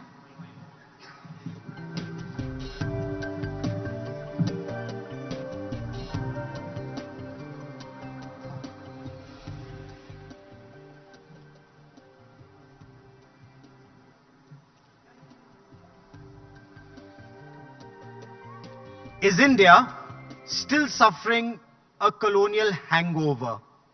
Why was King George V's statue at the Central Vista till 1968?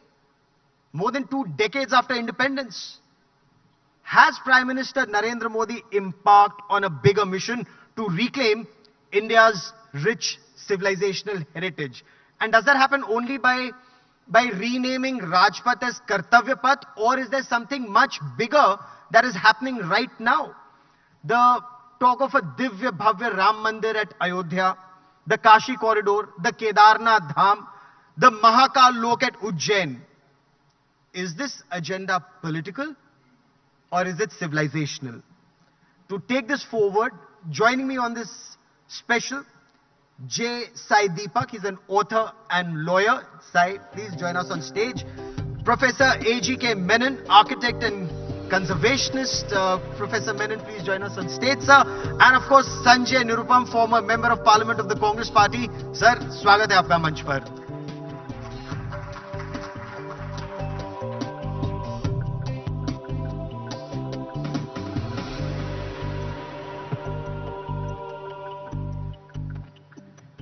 Sai, let's begin by talking about the Central Vista project. Just by renaming Rajpath as Kartavya Path, is this decolonization that we're talking about, or is there something much deeper that's happening right now in our country? So I think, first of all, thank you for choosing this particular topic. I think it's extremely relevant. Perhaps prasangik is the word that it translates to as far as Hindi is concerned. I think there are two things that must be considered when you're looking at the Central Vista project. One is that you govern yourself, and the manner in which you operate, it translates to Swatantra. So no doubt of the fact that we have to move on. No doubt of the fact that we have to move on. We have left colonialism behind. We have to go forward. The question is how? How do we go forward? Do we do that by, as you mentioned, surgical strikes? Or do we do it by a certain evolution where we keep the past and move forward? We don't excise the past. We build on it. We develop it. And we root our future in the past. So there is a matter of perception. So I would put it this way, that it was not a surgical strike, not a, shall we say, a strategic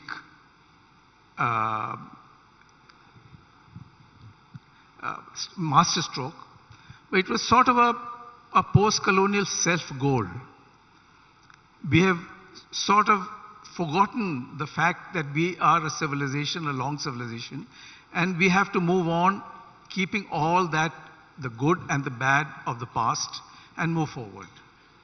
Sanjay Nirupam जी, 1968 तक, 1947 में स्वतंत्रता मिली, 1968 तक king George पंचम की मूर्ति central Vista में थी.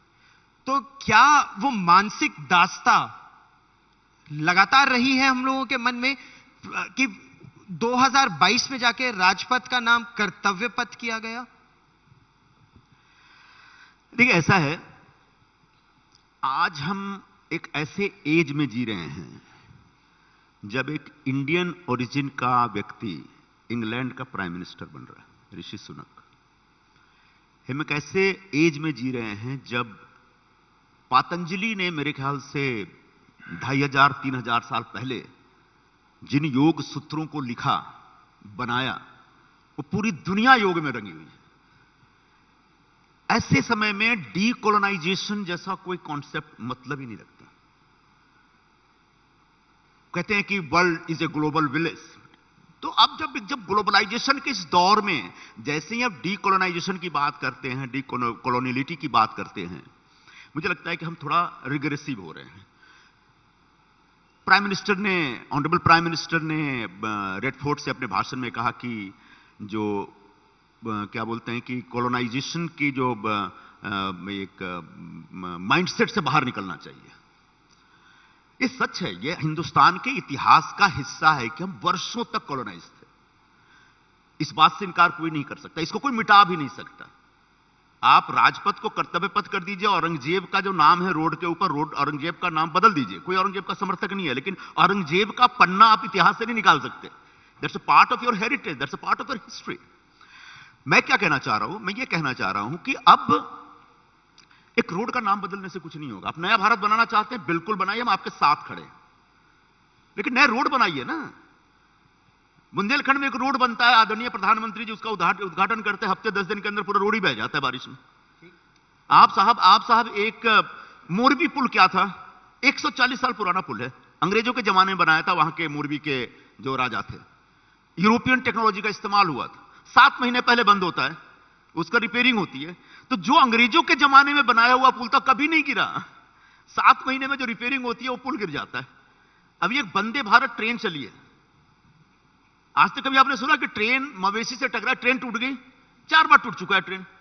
मेरा कहना, मैं गवर्नमेंट का क्रिटिसिज्म सिर्फ क्रिटिसिज्म के लिए नहीं कर रहा हूं, मैं कह रहा हूं हिंदुस्तान में डेवलपमेंट का काम होना चाहिए, प्रोग्रेसिव अप्रोच लेके चलिए. नहीं तो जब एक नई संसद बनती है जी, एक संसद का नया भवन बन रहा है अगर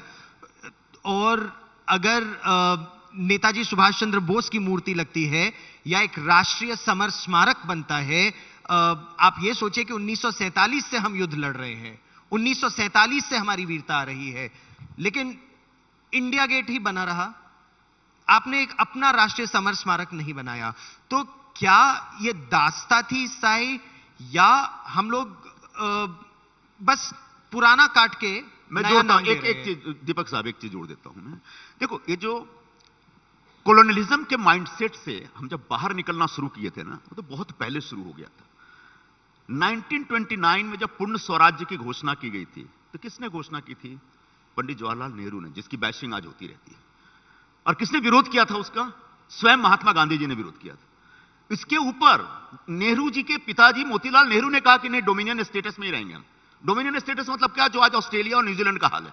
यानी तब नेहरू जी ने कहा कि हमको इस दास्ता की मानसिकता से बाहर निकलना पड़ेगा, हिंदुस्तान की अपनी पहचान बनानी पड़ेगी, और उसके लिए उन्होंने 1930 में 26 जनवरी को तिरंगा लहराया, और वही 26 जनवरी बाद में रिपब्लिक डे बनता है। माय पॉइंट इज कॉलोनियलिज्म के खिलाफ उस माइंडसेट के खिलाफ निकलने का प्रयास, जो प्रक्रिया है, वो बहुत लंबी है, बहुत दिनों से चल रही है। नहीं, लेकिन वो लेकिन 1930 में शुरू गिरा हुई। देंगे। ठीक, साई आपको उत्तर देना चाहते हैं।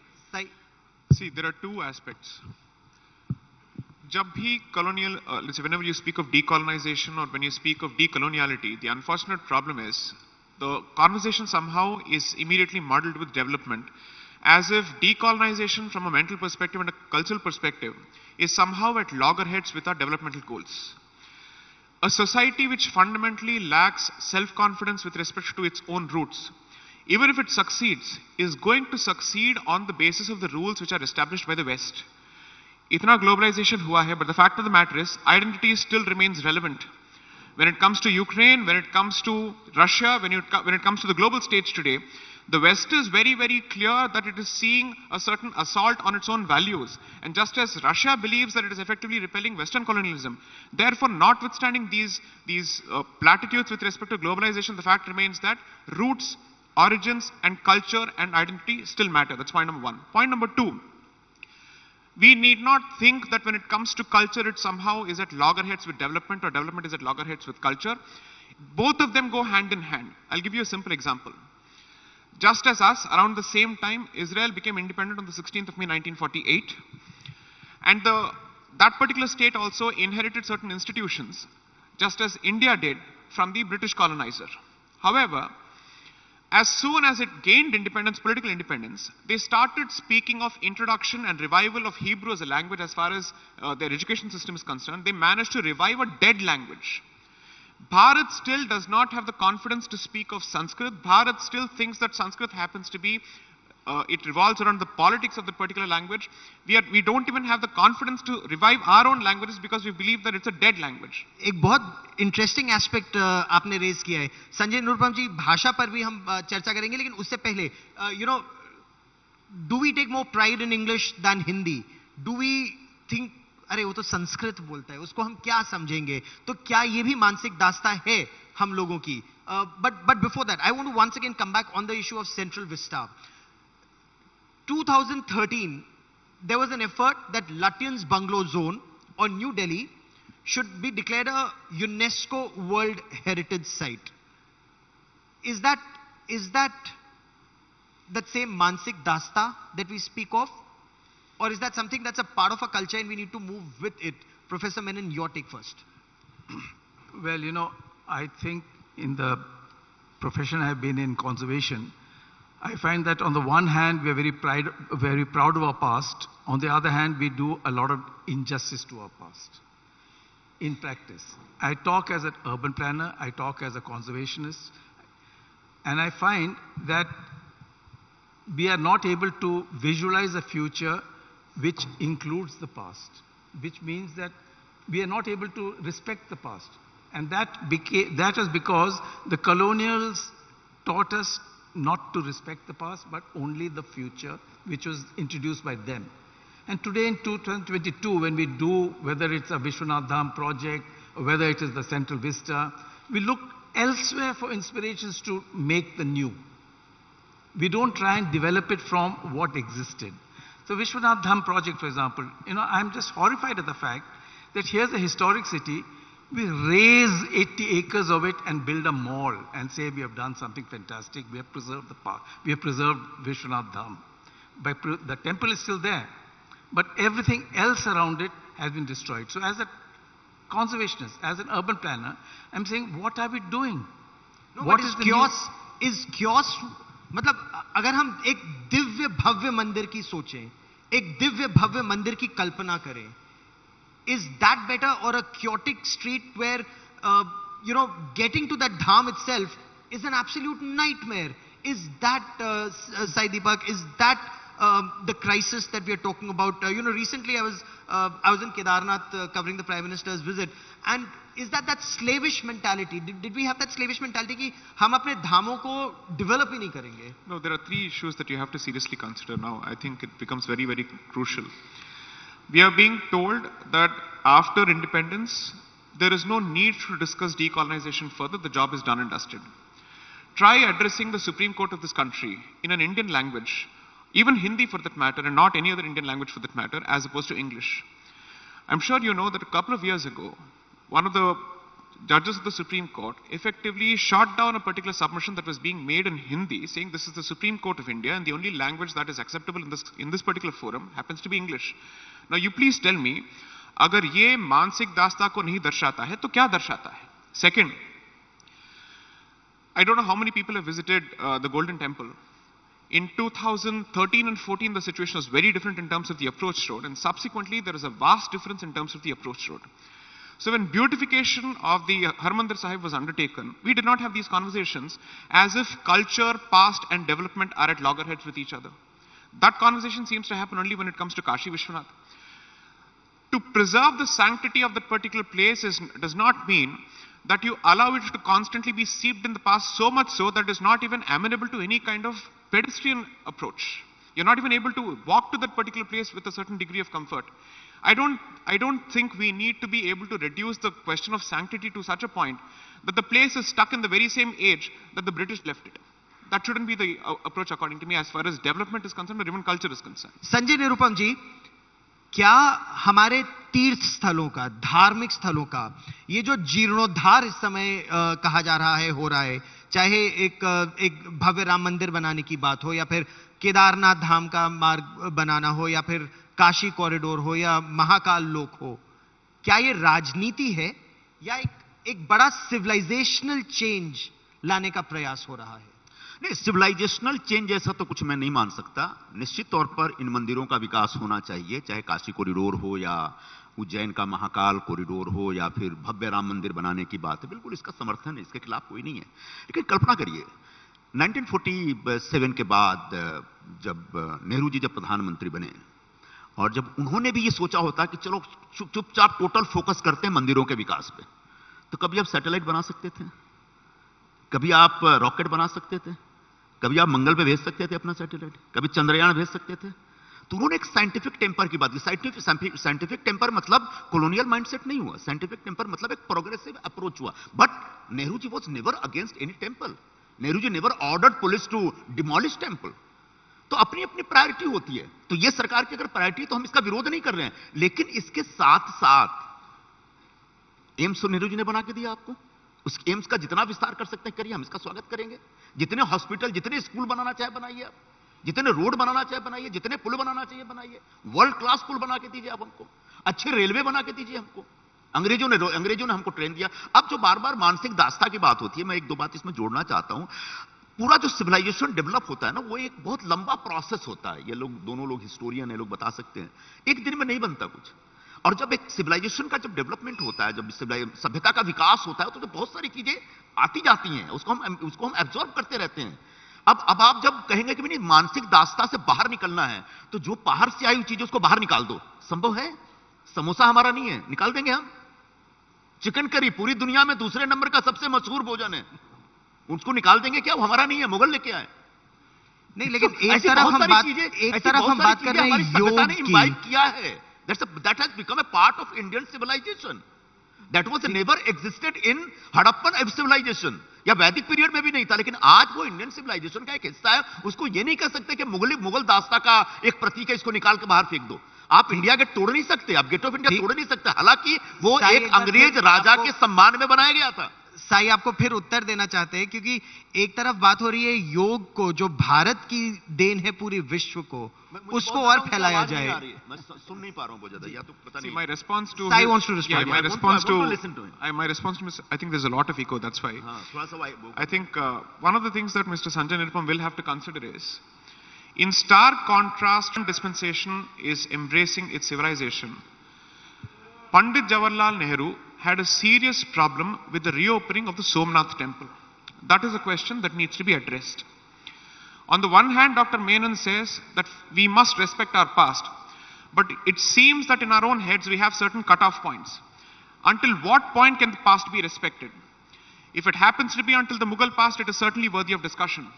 But if there is a discussion with respect to the pre-colonial, pre-Mughal, pre-Islamic period of Bharat, that discussion effectively enters the realm of Hindutva for some weird reason. It's almost as if we are being told that thus far and no further, any discussion with respect to Bharat's history that speaks of a period which did not have a Christian presence or a Muslim presence is certainly not acceptable as far as Bharat's current public discourse is concerned, because somehow it militates the concept of secularism. Let me also make this point. When we speak of a civilization narrative forward and when we speak of a decolonial way forward, it does not speak of removal of certain episodes from Bharat's history. It actually says that the whitewashing and the distortion that these periods of history have been subjected to over the last 60, 70 years, it needs to be reset, and there needs to be a certain degree of balance as far as these discussions are concerned. But even then, when the discussion starts, you're being accused of saffronization because you're not allowed to present those facts. So it appears that our approach to past and civilization is particularly selective depending on the vichardhara or the ideological camps that we are all placed in. So these cut-off periods is what I think the discussion is on. Professor Menon and Sanjay Nirupam wants to respond. Sanjay ji, बात ये हो रही है कि भारत का सदियों पुराना इतिहास है, हजारों वर्ष पुरानी हम सभ्यता है, विश्व की सबसे पुरानी सभ्यता जो अभी भी जीवित है और प्रगति कर रही है. हमारा इतिहास न केवल 200 साल अंग्रेजों का है, न उससे पहले 800 साल जो आतताई हमारे देश पर आते गए, आक्रमण करते गए, बन के यहां रह गए, कुछ चले गए. ऐसा इतिहास नहीं है. हम अपनी पुरानी सभ्यता पर बात करने से क्या घबराते हैं? नहीं, कभी नहीं घबराते और घबराना भी नहीं चाहिए. हम 5000 साल पुरानी सिविलाइजेशन के हिस्सा हैं. हमारे लिए गर्व की बात है. लेकिन कुछ लोग हैं जो बार बार एक डर का माहौल पैदा कर रहे हैं कि साहब हम खतरे में हैं, हम बर्बाद. अरे यहां शक आए, कुषाण आए, हूण आए, टर्क्स आए, पूरा आप स्लेव जो डायनेस्टी का राज चला इंडिया के ऊपर, मुगल्स आए, उससे पहले लोधी आए थे, उसके बाद अंग्रेज आए. हिंदू धर्म का तो कुछ नहीं हुआ. नहीं, लेकिन हमारा इतिहास उससे और पहली बार पूरी दुनिया में एक ऐसा देश है जहां मेजॉरिटी के लोग कहते हैं कि मेजॉरिटी खतरे में है. आमतौर पर माइनॉरिटी खतरे में होता है हर जगह. 5000 साल में हिंदू धर्म का कुछ नहीं बिगड़ा. अब क्या बिगड़ेगा? आगे भी कभी नहीं बिगड़ेगा, क्योंकि हमारा सिविलाइजेशन इतना डीप रूटेड है, वो कभी उसको कोई उखाड़ ही नहीं सकता. हम अपने जड़ों तक जा सकते हैं, लेकिन उन जड़ों को उखाड़ने के चक्कर में नहीं, क्या जड़ों को और मजबूत करने की आवश्यकता है. यही तो बात इस समय. बहुत अच्छी बात है. जड़ों को मजबूत करने के लिए हिंदी लैंग्वेज है, सारी रीजनल लैंग्वेजेस हैं, संस्कृत है, लेकिन अब कहेंगे कि नहीं, हिंदी और मराठी, गुजराती सब छोड़ के चलो वापस संस्कृत में. अब पाणिनि ने तो संस्कृत के बहुत सारे फार्मूलाज लिखे हुए हैं. क्या जरूरी है कि आज हम पढ़ करके उनके जरिए चले? हाँ, पुष्पक विमान पे में गर्व होता है, लेकिन क्या उस टेक्नोलॉजी के जरिए हम कोई विमान बना सकते हैं आज? अब पढ़ेंगे तो जानेंगे. लेकिन okay, professor Menon, you wanted to come in, sir. I think the discussion was on not abstract but the physical. If we talk about development, the question I want to ask is modernity a Western tradition? Can we imagine modernity to be evolved from our own roots? That is the crux of the problem. So, of course, no one is ashamed of our past, but we are not able to develop a modernity that's based on our past. We are always trying to appropriate someone else's modernity and make it Indian. It's just like, if I might make a very crass example, get a Western woman, make her wear a sari and say she's Indian. That's what we're doing to our cities. Our cities are ancient cities, are historic cities. We garb it in a Western garb and call it modern. Absurd, Why can't we develop a modernity that evolves from, shall we say, the Varanasi traditions? Why do we have to break it down and make it something like, you know, really a mall, a modern mall? Okay. And then call it a modern Banaras. But, you know, aren't we going back to our roots, Sai, which actually predates both the British and the invaders? We are going back. Is that what you? Is that your point in decolonization? No one is saying going back. Not at all. Not at all. one is And I think on this particular point, I certainly agree with Dr. Menon. But before that, let me just express my disagreement with Mr. Sanjay Nirupam in the first place, because he seems to be making the point that a majority, by sheer virtue of being in a greater numerical, let's say, proportion, so to speak, in the population, loses the right to call itself a victim altogether. Going by this logic, practically every colonized society must give up the right of being a victim, because even if you look at South Africa, the Africans were supposed to be in larger number. The ones who were ruling them, the whites, were in smaller number. Even as far as India is concerned, what was the population of the British when they left this country at the peak of their powers? It was not more than 1 million. And we were still 30 crores when they left this particular country. Does this mean that we never suffered colonization at all? So I don't think it's a question of numbers. If you look at global history, the fact of the matter is, it's not numbers that ultimately makes a difference, but it is intent and concerted effort that gives you access to power. Otherwise, going by that particular logic, shall we apply the very same logic to the caste discussion in this country? And the communities that are constantly accused of actually wielding power are always the micro-minority, regardless of whichever phase of history you're looking at. So how does that particular logic play itself out in the caste equation? That's point number one. Point number two, the agreement that I have with Dr. Menon is complete as far as the point that he has just made. Literature on the subject clearly tells you that modernity has been equated with westernization for the better part of the world's history. It is only after all these formerly colonized societies have started asserting themselves and have started regaining access to their own roots that modernity has started acquiring a certain hybrid shape, because now the definition of modernity is not dictated from one side of the Atlantic, and it's not dictated by one particular community, so to speak. More people have started contributing to it. The one thing that India, whenever we speak of decolonization, never looks at, the one direction that we never look at, and that's perhaps the most important direction we should be looking at, is that the voices which are asking for a decolonial access to the past are actually African in nature and Latin American in nature. We constantly seem to be looking at the West and Europe when it comes to decolonization. You're looking at the colonizer's territory to understand what is decolonization, as opposed to looking at former colonies to see what is it that they're doing right. Okay. And I'm still wondering if that process is still on and if there is resistance to that process. We've run out of time on this part of the discussion, but for joining me here, gentlemen, many thanks. Thank you.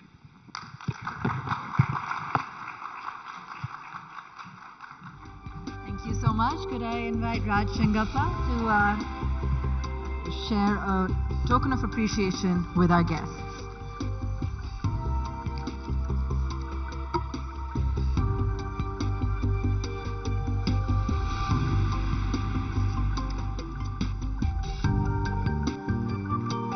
Just a reminder that you can buy J. Sai Deepak and A.G. Krishna Menon's books, also get them signed at the Author's Corner.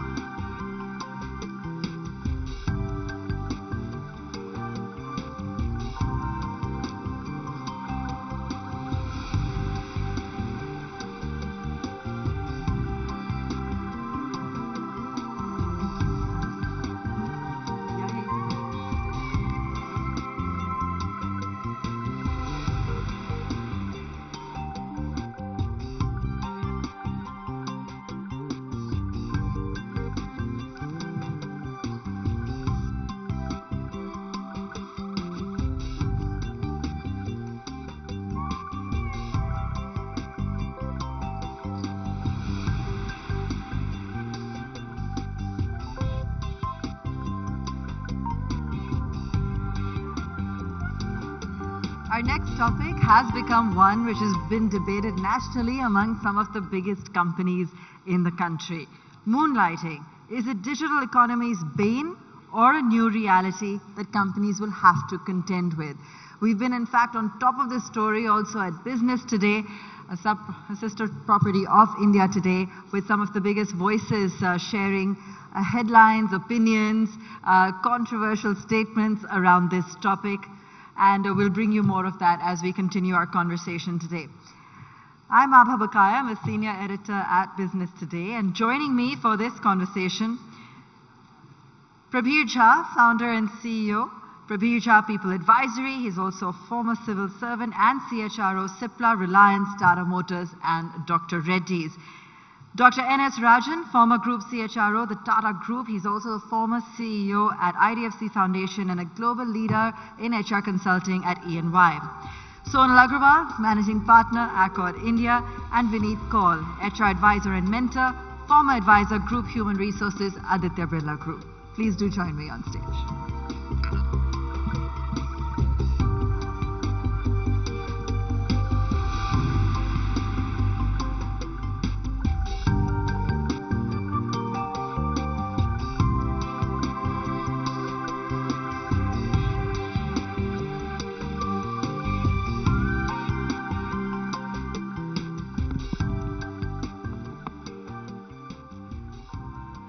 Let's dive right in. I mean, you all have such phenomenal breadth of experience in this space. And, you know, we were talking about how India is going to create 10 million jobs over the next few years. So there's so much I want to ask you. But, you know, the pinnacle of it begins with tech, because they're one of the largest employers. There's been so much news about how they're going to continue to be the largest employers going forward. And yet we're caught in this complete storm around moonlighting. All kinds of other news as well around pay cuts, pay levels for freshers, and what's really causing this entire controversy. So let me kick off with Vineet and get a sense of, you know, where you stand on this debate. Why such a furor? Where are we crossing ethical lines? And where is it a genuine issue that needs re-looking at by some of these major corporates? Thank you. And good evening, everyone. So coming to moonlighting, to my mind, it's not a new issue. It's been there for ages. Simply understood, moonlighting was primarily doing some sort of side work on a weekend or after work. And it's been there in all the sectors. I don't think any particular industry or particular sector needs to pick up for that. So I have seen it even 4 to 5 decades back when I started working. And well, it has only been growing.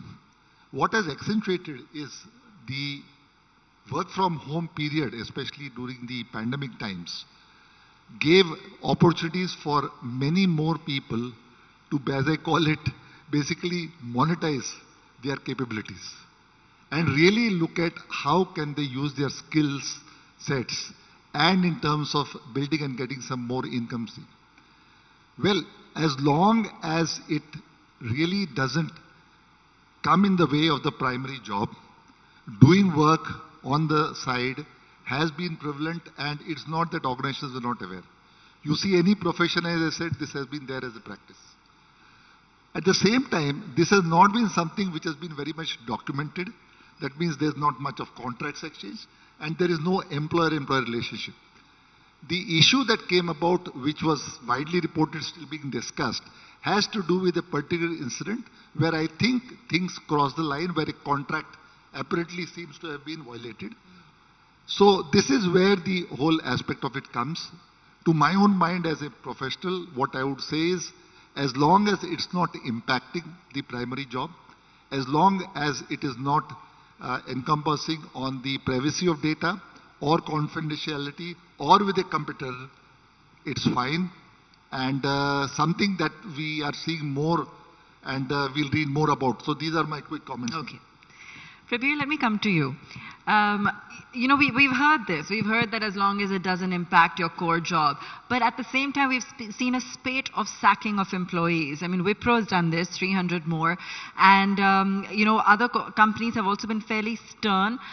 Even though the likes of a TCS, while being stern, are also saying that sacking is not the way to go. You're ruining lives, you're ruining careers. What is the solution? See, this entire thing has to be seen as a more sociological issue, right? I think we've beaten this issue of moonlighting to death. One, I don't think the numbers really add up. You talked about IT being a huge employer. How many people who are identified as moonlighters? So it's, to me, exaggerated. But I think it points to a deeper fault line. And a deeper fault line is where, A, from what I call corporate monogamy, where people built an entire career with one company a generation or two earlier. It's moved to corporate polyandry. Another word for gig, let us say, right? And the reason why it's happening is part of it is financial, but the larger issue is for keeping skills alive, developing relevant skills. And I think the solution is not about sacking. The issue is about giving people fair exposure. And I think the ask between what skills people want to see, acquire, and the ability of an organization to do, because the reality of any business is there's stock skill which keeps your basic moolah flowing. I think that's the mismatch. And the third point, which I think I've shared earlier also, not on this platform, I firmly believe it points to a fundamental collapse of trust and communication in many companies. The PR image notwithstanding, I think the managerial ability to connect, relate, the top leadership ability to mingle with people, listen to them, and pick these cues in time. Because rest of it, whether it's legally right, whether it is, it will lead to firing, yes, you can fire because it's a violation of the contract as exists. But you can't fire, 50,000 people. I mean, unless you're an Elon Musk, right? You can do whatever you want. So I think the solution is about improving general level of leadership conduct, maturing managerial competence, building greater trust, collaboration, recognizing that longitudinally the fact that flexible working and working by choice is here to stay, and to what extent can we accommodate. And therefore, to me, it is all about redefining the future of work. And in fact, that's what the minister also said, Rajiv Chandrasekhar, saying this is going to be the way of the future, where people do take time and engage in multiple projects. Sonal, what's your view? Because as Praveer said, you can't really go and fire thousands and thousands of people. But this is a real issue. And do you think a large part of it can be attributed to work from home, to the gig economy? Because in that context, yes, giant companies like a TCS or a Wipro are really stepping up the ante on coming back to office. I think it's 50 shades of grey. There's no one answer, and you can't broad brush it either which way, though I don't disagree with any of what's just been said. But there is ethical moonlighting, and I think people know when they're crossing the line. If you can't share with your employer, your primary employer, that you are actually doing another gig, I think it speaks volumes about whether you know if what you're doing is right or wrong. So that's a fairly simple moral compass to apply. The way forward may be to say that there are two kinds of employees, and perhaps organizations have to respond to that differently. There is the long-term employee who's building a career within an organization, who wants to be trained, who wants to become a manager, who wants to have opportunities within a certain framework. There is a young emerging gig workforce which is not looking at employment that way. And perhaps the rules for them need to be different. The transparency or the social contract with them needs to be completely different from what it is with traditional companies. How much of this is about pay, Dr. Rajan? Because there was also all this furor about how some of these young freshers at IT companies are not being paid enough. There have been a lot of, various reports and comebacks from the companies, and we can get into that. But how much of this is about wanting to earn more, or is this really about, as we heard from the minister and as Sonal's echoing, about just having a whole host of new opportunities?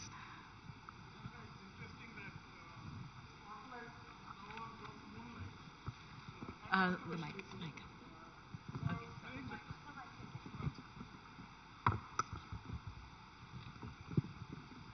I was saying that the controversial spotlight is now on those who moonlight. 20 years back, Charles Handy had written a book called The Age of Unreason, where he talked about future workforce belonging to three distinct categories. He talked about the Shamrock organization and three distinct leaves that will make up the workforce. And I think that's the genesis in terms of what he had pointed out, that there are a core group of people who actually run the enterprise, who are part of the enterprise, they are more the permanent employees. Then you have a contingent workforce, which is more temporary in nature, but they're working at the enterprise. And the third is self-employed professionals who are actually there to do gig for you. And the problem here is the fact that the permanent employees, which is seen as a primary employment, the distances between the three are getting blurred. So today you have somebody who's actually part of an enterprise, and that's his primary job, and he's going somewhere else. But then there are 2-3 different dimensions, and you have to look at it from a statutory or a legal dimension at one end. You also have to look at the ethics and the morality behind it, and the third aspect is essentially to do with the relationship, the nature of relationship that you have. So on the statutory part, whether it's Factories Act or whether it is shops and establishment, clearly it does not recognize a possibility or support dual employment per se. But that's so much for the statute, the meaning is not exactly clear. On the ethical part of it, sometimes when we take polar positions, and here there is a conflict of interest in terms of what the employer wants from expectations point of view and what the employee feels as far as entitlement. And I come back to a specific question that you raised in terms of compensation. The question really is that why is it happening the way it is happening? And when you're talking of ethics, at one end, if I frown upon the fact that you are my employee and therefore you have no business to do something else, somewhere else, there are reasons why they're saying it. But the moot question that I have is if you refer to it as unethical behavior and you have sacked X number of people, what it also implies is that you have not taken the route to warn. And if you want to take a moral high ground, then if you're talking of ethics, should you be sacking without giving them a chance to begin with? Should you keep the income disparity in terms of compensation disparities at the levels at which they are, where if you are worried about your bottom line, an individual is worried about his safety net. So, it's a complicated matter, and today things are changing, and I'll leave it there, Abhay, we'll pick it up later. Sure. So, yeah, go ahead, Sonal. Sorry, I was going to weigh in about the reasons as to, is this working? No. Go ahead. The reasons as to why it's come into focus as much as it has today, work from home, obviously, but the fact is that there is a labor market boom. It's a seller's market at the moment. This may or may not last forever, and the tide will turn when that changes. The other thing which people don't look at is that the consequences for doing something which is on the edge or in the gray zone here, there are no consequences because you're not going to take these people to court. You're not going to sue, as you said, 50,000 employees. They lose their jobs, fine. But the whole point is that they're doing another job anyway. So this has perhaps been a conducive environment to experiment more with this kind of thing without too much of a... No, valid point there. Is this an issue largely to do with tech, because that's what we're talking about, that's where the debate is raging, but all of you, of course, are, have seen this across various industries. Share with me, as you said, Vinny, this isn't a new problem. I mean, how does this apply when it comes to some of the other industries, and how do they tackle it? So here is where I started by sharing with you, and I can tell with you that this is also to do with a demand versus supply. So critical skills, when they are in demand and in short supply, some of these aspects will be there. And supposing an industry, it's not fair to name a particular industry, is really also looking at cost cutting. They would like to look at resources that can be available for a particular project or a particular assignment. They may not necessarily need it full time. So this is where a balance is struck between, for example, if it's a manufacturing area, a person after the shift or people in the weekend. And again, it's not to industry. We know about various professions. I'm just taking an example like teaching, like medicine. In all other sectors it is there and we know it. The fact of the matter is, as long as it is something that doesn't, as I said, impact the primary job. And I can even just mention to you that in the past, there have been some employers who have terminated people when this has gone to court. The courts held that where it has impacted the performance on the primary job, the company was right in doing it. Now, I'm not linking it to these particular incidents. I'm just sharing with you that this is something which has been there in our country for ages. The fact is, there is always a room for something that can be done and a limit to which it can go. In this incident, particular specific case that we talk about, I would not comment because it's not fair. I'm not aware of the full facts. I'm sure due process must have been followed. Having said that, just one line I would leave. In the past, we have to see the change happening. As they say, land, labor and capital was what it was essential for an industry. I read somewhere today it is basically skill, the value I add and the access that I have. I think these are the three additional determinants that will come. So this is how I think the things are changing, and frankly, yes, there is a little crisis in some sector or some companies. There will be a way found. Employers will have to do that. Prabir, why don't you come in here as well? And what does the future of work look like? I know that's a very broad question, but in the current context that we're talking about, are companies going to have no option but to adapt? Is the flexibility going to be desired from the part of the corporates rather than the individual? No, I think it will be some kind of an intersect, because one, I feel talent also is not uniform. Some people love variety, some people love challenges at the same time, and some people love stability of tenure, right? And like, I always joke, my first employer, the Government of India, if you want predictability, join the Government of India. It's the best place to be in. There's nothing wrong. But some people will feel bored. Someone like me would say, no, I want to experiment more. Some people say, I want to do many things at the same time. So that's on the talent side. On the organization side, I personally believe this is going to trigger something which is already happening. The construct of talent staffing will change. I think there will be a core which will remain permanent, quote unquote, because there is nothing like permanent in employment, but there will be a permanent staff.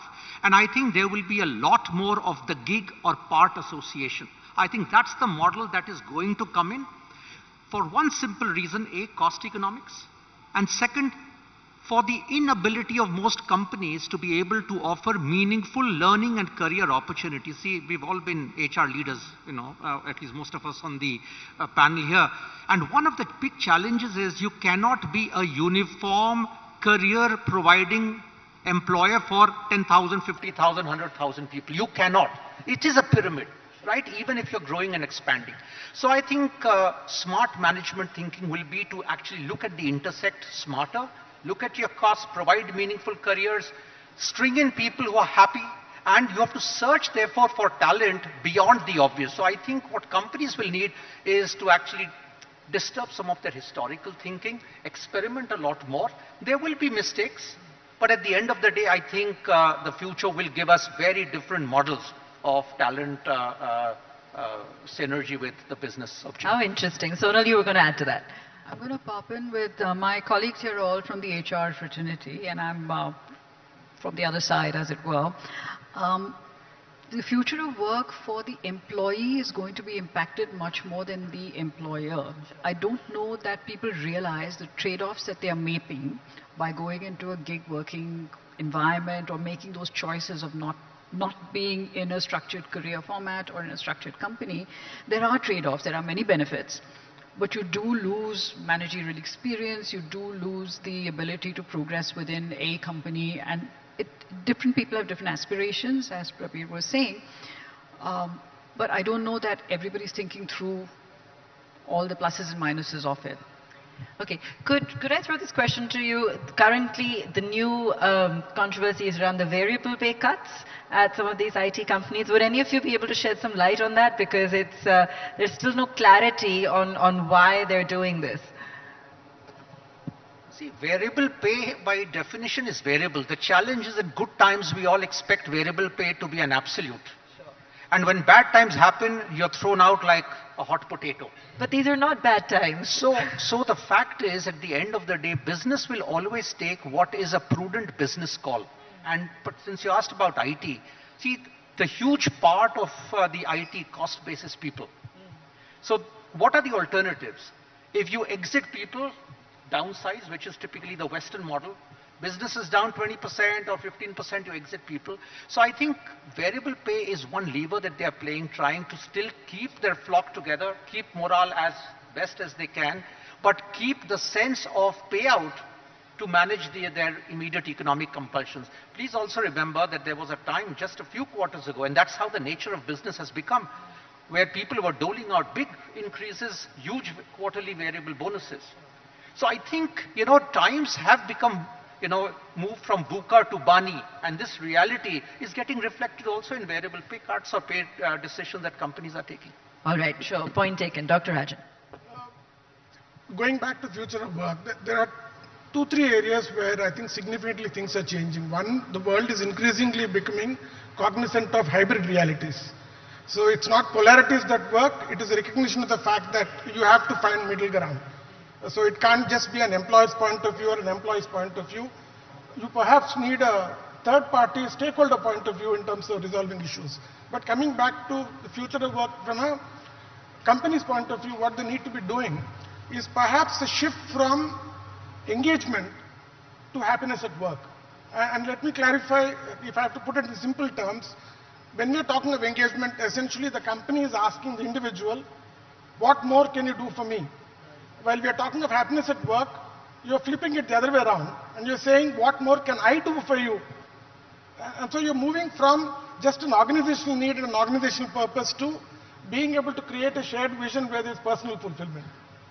The second element, and which has got to do more sociologically in terms of the way it is, I think the youngsters have moved from a point of, when we were younger, we revere people. So, but I think now it's moved from reverence to relevance. What you offer, is it relevant to my life? Is it relevant to my personal fulfillment? Does it give room for my aspirations? So I'm with you. So therefore, I think the fundamental difference is between being compliant, and therefore, is it compliance that you're looking at, or is it commitment? Is it control you're looking at, or creating trust? Or you are in the realm of trust deficits? I think those are the things that are really changing.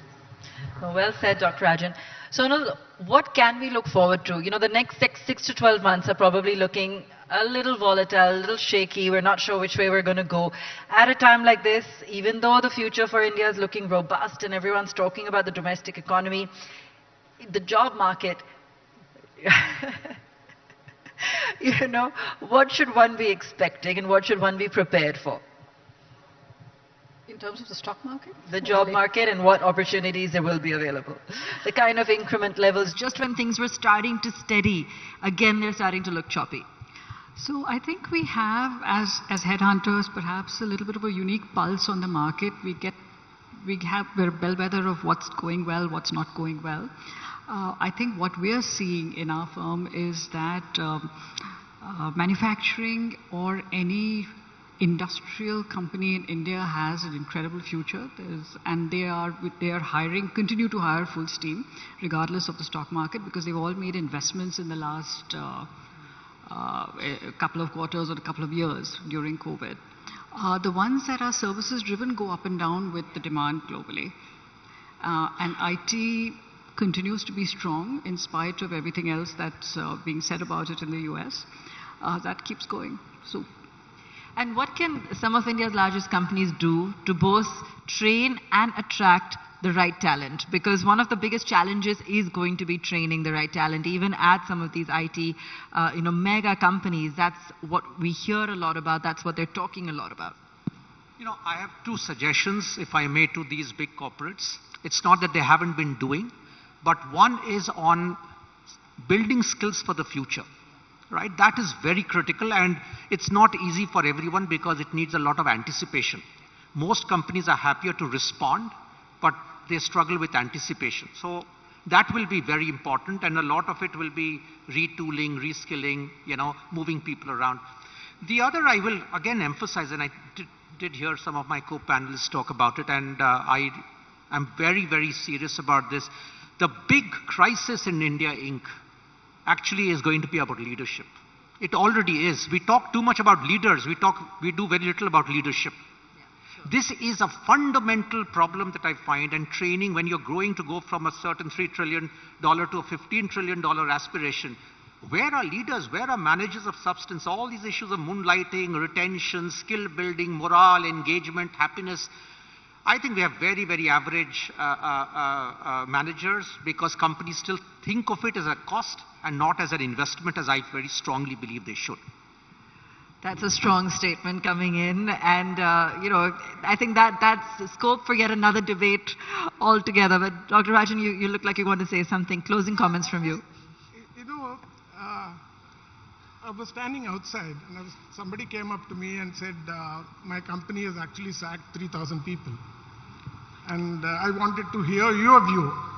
And so he was asking what I felt about it, and my only simple answer to him was that when you're firing somebody, you're firing a family, not an individual, to begin with. Second, even one drop of tear has a notion of grief behind it. So I think it's important for organizations to recognize that you are talking about creating a relationship which is not transactional, where you recognize the value that they bring to the table and you are what you are because you are a composite of people. And the last thing I told the person was that don't ask me the answer. Imagine yourself as being one of those guys who had to move on. So somewhere I think there has to be a greater recognition of the fact that people matter. And there's no alternative to that. You can find whatever forms of work together, but at the end of it all, people create value. Absolutely. Gentlemen, thank you so much for your time, and Sonal. Great to have all of you with us sharing such wonderful insights. And I'd like to also invite to share a token of thanks for this session, Karthik Vishwanathan, the Senior Manager, Indian Subcontinent at Qatar Airways. Karthik, do join us. Big round of applause, please. Thank you so much.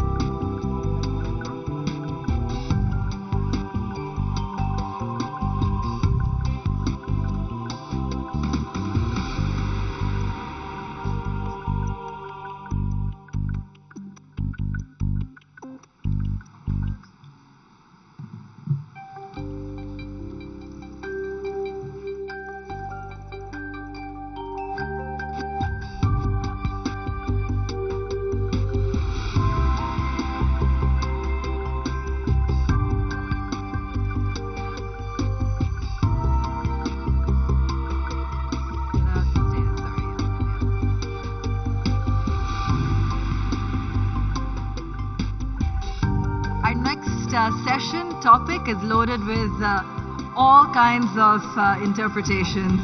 It's one that's going to be extremely interesting. Pluralism is the essence of India.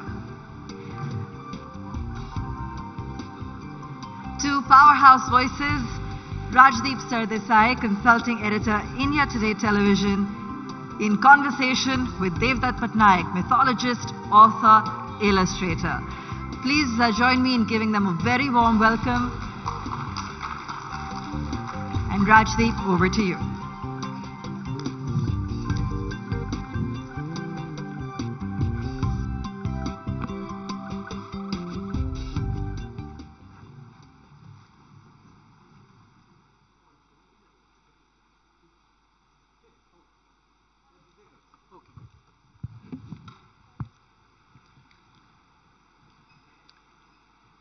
Hello and welcome once again to the India Today Conclave here in Mumbai, where it's my great pleasure to introduce best-selling author, mythologist, a complicated word which has all kinds of connotations, and illustrator Devdutt Patnaik. Please give him a very big hand. And we are going to talk on a fascinating issue of pluralism. And is it the essence of India? So Devdutt, let's start by me suggesting that that's a truism, that India is plural, that we are a country which celebrates unity in diversity. But I want you, Devdutt, to define what pluralism means according to you, particularly from a mythological perspective, if possible, through your remarkable art of storytelling. See, nature is diverse, so that's a given. Nature is diverse. You have different geographical areas, different climates, different kinds of plants, animals. How humans respond to diversity is different. So pluralism is a human response to diversity.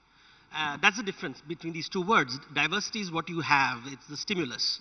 And pluralism is a response, a choice of response. Now if you go from the look at India, look at the map, and then you have, India right in the center, and you travel westwards.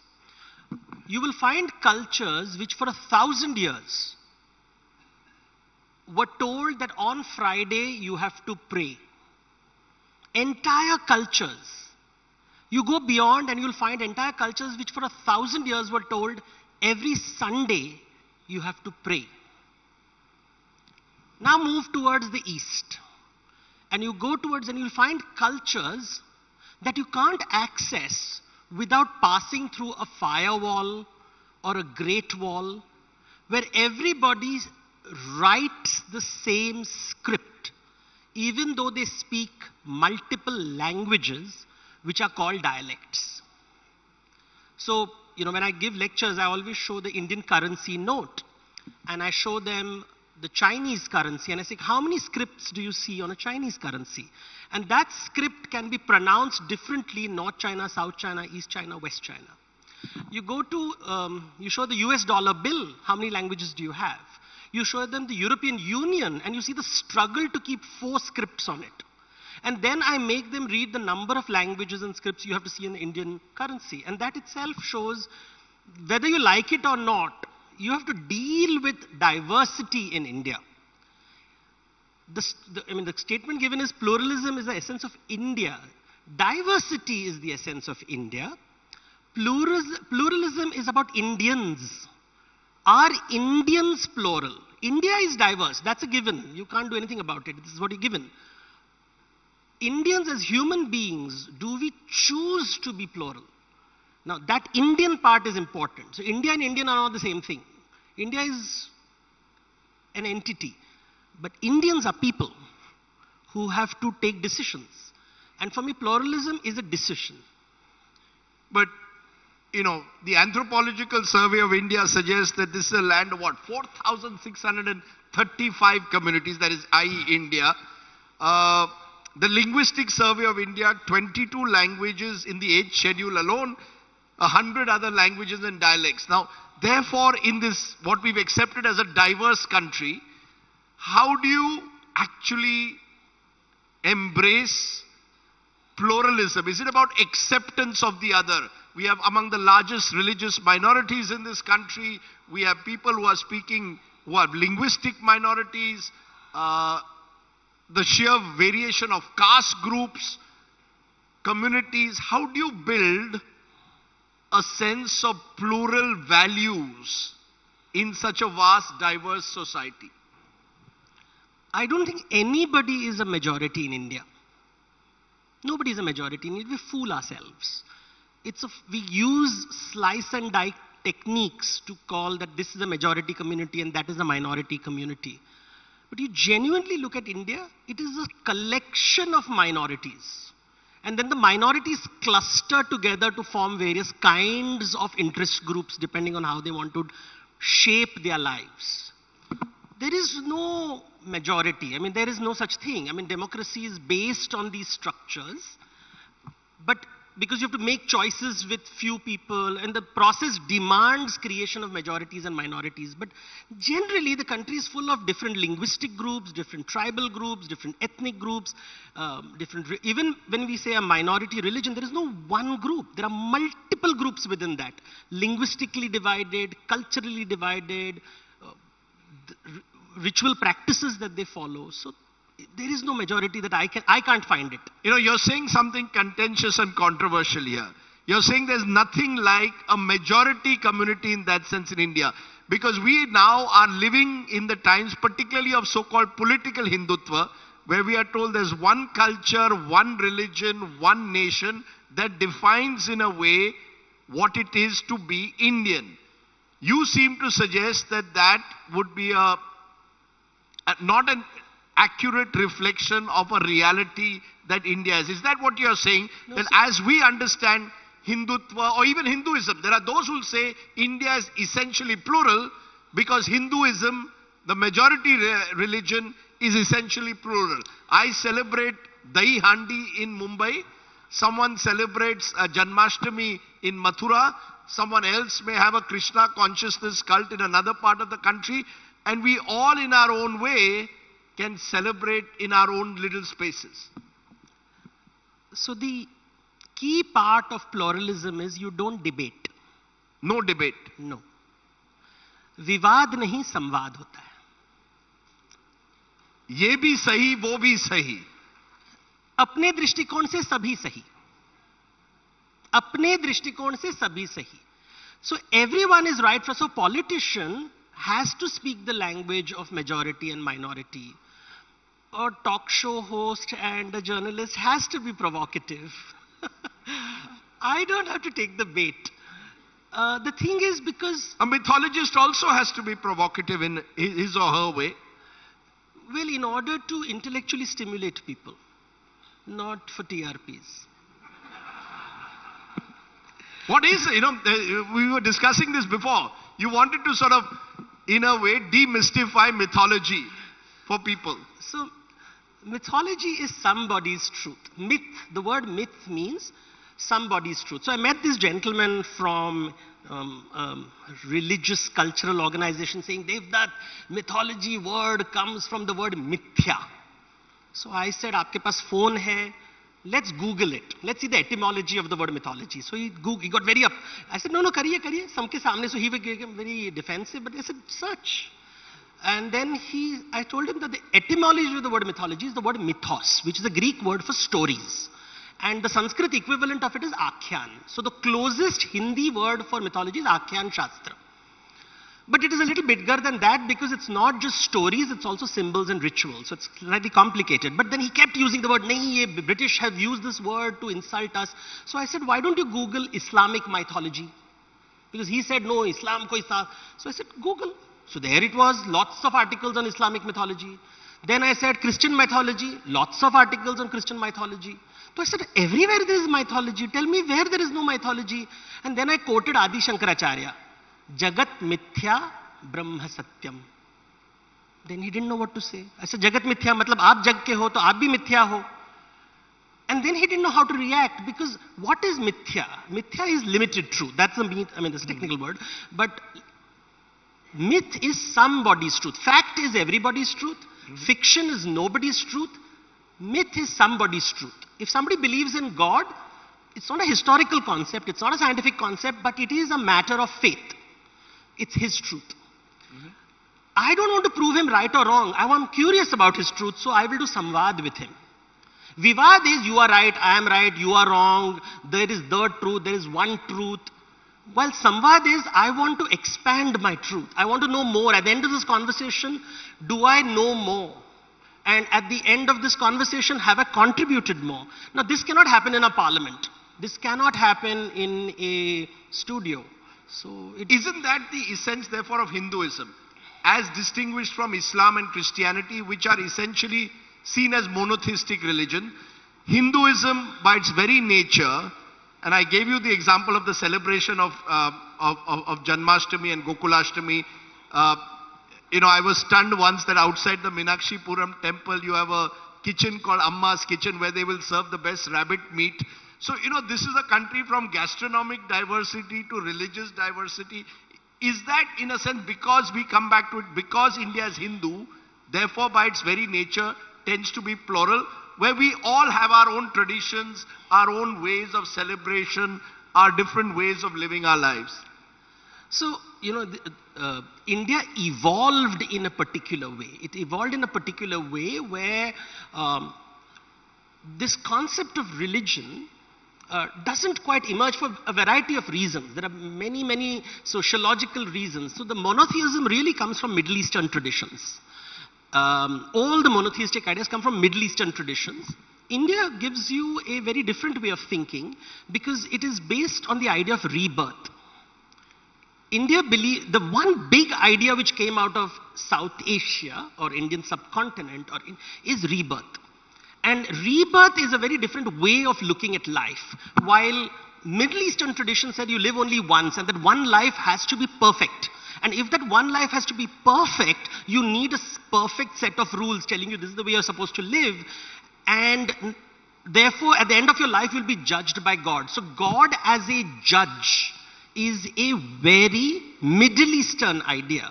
It doesn't exist in India. At best, India, God is an accountant. Based on your debt and equity, your future is decided. So this constant balance sheet is never closed. As long as you have debts to repay, you will be reborn. And when you have no debts to be repaid, it's moksha. Moksha mil gaya. But the problem is you may have no debts to repay, but others have to pay debts to you, so then you're still trapped. So if others have to, then you have to write off those loans. Otherwise, they will have to repay you and you're stuck. So this is a conceptual difference which we don't understand. And now let me give you the implications of this. Sounds very fantastic. India's constitution was made by 350 people. 250 people were lawyers, where they genuinely believe in the concept of justice. Justice is a Middle Eastern idea. Adl, it's called Adl. It's there in Islam, it's in Christianity. In India, the word Nyaya just means rational thought, traditionally. Traditionally, Nyaya just means rational thought.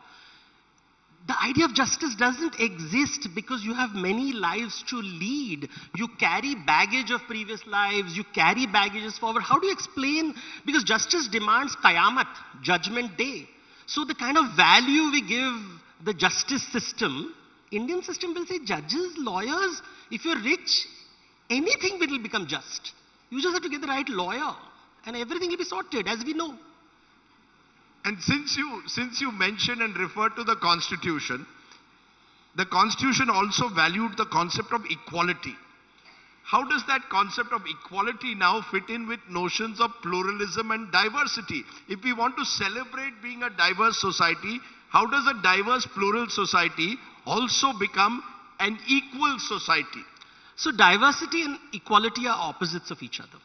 And it's something that very few people find it hard to digest. Because equality as an idea comes from Middle Eastern mythology. God is fair, everybody is created equal, and on Judgment Day, everybody, or with the second coming, on Qayamat, God will judge everyone with the same index. So we are all, therefore, everybody is to pray the same way, worship the same way, align the same way, the same rule book, the same prophet, everything is one. Highly efficient. Very efficient. Because everybody talks the same language, everybody prays the same way. It's so efficient. It's not messy. Unfortunately, life is messy. Unfortunately, nature doesn't like equality and homogeneity. Nature is not homogeneous. Nature is designed to be heterogeneous. And India, somehow, the Indian scholars said, okay, how do we deal with this? Our yearning for equality, but the reality of plurality, diversity, the reality of diversity. And so they came up in India with the concept of Atma and Sharir. They say Sharir is diverse, Atma is equal. So who are you talking to? क्या आप मेरे शरीर से बात कर रहे हो या मेरे आत्मा से बात कर रहे हो? Politicians don't care for Atma because it will not make you Raja, no? Because Raja wants people to bow to him.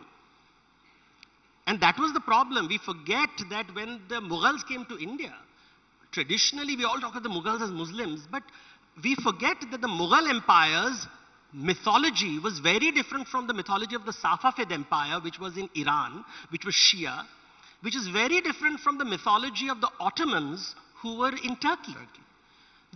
They were Shiite, they were Sunni, and they called themselves the Caliphate. And the Caliphs, if you see the tomb, how they buried themselves, these fabulous tombs like Taj Mahal and all that is not there anywhere. It's not there in Turkey. You go to any tomb, the big sultans of Ottoman Empire, no great tomb. There is no great tomb. Safavid would bury themselves next to the Shia, the holy men of the land. In India, the Mughals said, no, we are semi-divine. Because in India, they loved the concept of people doing Sashtang Namaskar. Akbar loved people coming and doing Sashtang like many politicians today. Aurangzeb changed it. He didn't like, the ulema got very upset, you can't do this, and he said, nahi, ye nahi kar sakte ho. So you suddenly see, Akbar loved the idea of Jharokha. Come Jharokha mein darshan karo mera. Darshan was an Indian idea. The kings loved it. So the Mughals built, even white marble was used. White marble is only used for the saints. Marble is not used for kings. The Mughals said, no, we will use marble. So this mythology of India, Sally understood in a diverse society, there will be hierarchy. Because when you and I are different, like you are different from me, I am different from you, there is a implicit hierarchy here, whether we like it or not. Age, experience, backgrounds. In any human relationship, there is hierarchy. So equality doesn't work in an Indian mythological setup. So from the era of those kings and demigods, we are in the era which places a premium on efficiency. get things done in the most efficient manner. How does efficiency square up also with this notion of diversity? If you're going to celebrate diversity, celebrate pluralism, how are you going to make that system efficient, which essentially means all of us have to work to a particular singular objective? Single idea. So notice this, because the entire management system is based on the East India Company, which was based on Christianity. And even today, all corporates follow the East India Company, and therefore they're all into grabbing market share and dominating the market and crushing the competition. And the language is violent, right? The whole violent language, the violence, hinsa, kitna hinsa hai. But look at this. You have to go to a Hindu temple. Let's go one by one. If you want to be, so you go to a Shiv ki mandir. Shiv ke mandir mein kacha doodh chढ़ाना पड़ता है. You have to give bel ka patta. अब विष्णु के मंदिर में जाओ तो आपको वहां तुलसी देना पड़ता है. You have to give makhan. What is efficiency? सबको गेंदा फूल दे दो, टेंशन नहीं ले. एवरीबडी इतना, हर देवता को अलग देना. नीम का पत्ता, give the God is Neem. Ganesh, if you go to Siddhi Vinayak, you have to give Durva grass, and you have to give, every god has a specific, what we call customization. Because every god loves an individual customer experience. You will say, no, I want to be efficient. I will give, because mera bhakti hai, and of course you will use a lawyer to sell the idea that wahi phool patte se sab kaam chala lenge. तो भगवान बोलेंगे देखो standardized नैवेद्य तो standardized prasad. Because if government, we like efficiency, but to be effective, you have to customize. You have to speak in the language of the people. If you want to connect with people in different parts of India, you better speak that language. You can't expect them to speak your language because it is efficient. And efficiency and effectiveness is the challenge of management. And you want to connect with people, you have to speak their language, you have to understand their attire, you have to go down and engage with the diversity of those spaces. Otherwise, efficiency will not give you the results that you want. It's very convenient to talk from, like, I want to be efficient, I want to be efficient. It doesn't work. I mean, you had to, at the end of the day, McDonald's, when it came to India, at the end of the day, they had to do a glorified vada pav in order to be successful. They had to customize to India, and now they have, everywhere in the world you go, McDonald's customizes to the local ecosystem, because that's how you succeed. You succeed by giving the right naivedya to the right devata. As we know. You know, fascinating. So we've looked at the notions of equality and efficiency and whether they square up with pluralism and diversity which we celebrate. Let me be provocative. At this moment, we have a BJP minister here also, so a good time to in a sense, and from Arunachal, very interestingly as well. And I'm going to say this, that we've never fully appreciated pluralism because Hindu mythology, and dare I say now Hindutva, is centered around the Hindi heartland. That the Ramayana and Mahabharata in particular have exercised disproportionate influence. I've been seeing your tweets praising this new movie, Kannada movie, which is the sensation at the moment, Kantara, which tells the story of Tulu Nadu and tells these wonderful folk traditions of southern India, of coastal Karnataka in particular. And people will say these little traditions are also very much part of our mythology, they are very much part of our society, have never been celebrated. And because we want this one culture, one nation, possibly one language, you speak Odia, I speak Marathi, we are never going to be one language. The minister speaks also, I'm sure, multiple languages. Do you believe that we need to recognize that there is a world beyond the Hindi, Hindu, Hindustan, Hindutva worldview of India? See, we have to wear a politician's hat. And from a political point of view, 50% of India lives in the Gangetic Plains. So if I want to be powerful in India, I just have to make sense to the Gangetic Plain. The rest of India has to pay for them. So it's a no-brainer. It's a no-brainer. It's just mathematics. Look at it from a business point of view. The rest of India, you have got like several languages, very difficult to satisfy all the groups. Imagine, you will never get the Kannadigas to agree with the Tamilians and the Tamil. They can't even settle water disputes. It's so much more easier. Just speak Hindi, get the vote from the Gangetic Plains, and everybody else will bow to you. The Mughals knew it. The Sultanates knew it. The politicians knew it. The politicians are very clear. It's not about goodness of heart. It's about power.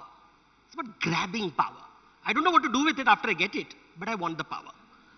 So that's what you do. And I would advise the politician to stick to that line, because you will be, you want the Jharoka Darshan. That's their market share. Yeah, That's, it's a market share. What to do now? That's life. भाग से भगवान शब्द कहां से आता है? भगवान शब्द वहां से आता है जो भाग समझता है, कितना पोर्शन किसको देना चाहिए. इसलिए भगवान शब्द भाग और भग से आता है. पोर्शनिंग, अपोर्शनिंग. बट गॉड नोज इस in this life you are on top of the wheel. You know the dharma chakra of our flag. In this life you are on top of the wheel. Even the later part of the life you will be at the bottom of the wheel. Aayega jayega. That's Sanatana Dharma. Arre wah. Arre wah. Let me in a way conclude by asking you this. In this country of multiple gods, where we worship, we have folk traditions, we have great traditions. Is there a god out there, a figure in a way, from a mythological perspective, who truly in a sense represents this essence of being plural, or allows us to be plural? Well, it's not a god, it's a goddess. Nicer. Yeah, not really. She could be queer. Absolutely. So, the thing is, the gods keep shape-shifting. वो रूप बदलते रहते हैं. आपकी बुद्धि के अनुसार वो रूप लेंगे. If you're a fool, they'll be simple. If you're smart, they'll be complex. Because they also have to deal with all kinds of bhakts. The gods know कि बदलना पड़ता है आदमी के लिए. जितना उसका क्षमता है उतना ही भोजन दो. पाचन शक्ति है नहीं, तो उतना ही परोसो जो वो पाचन कर सकता है. And that's why there's no one form of the god.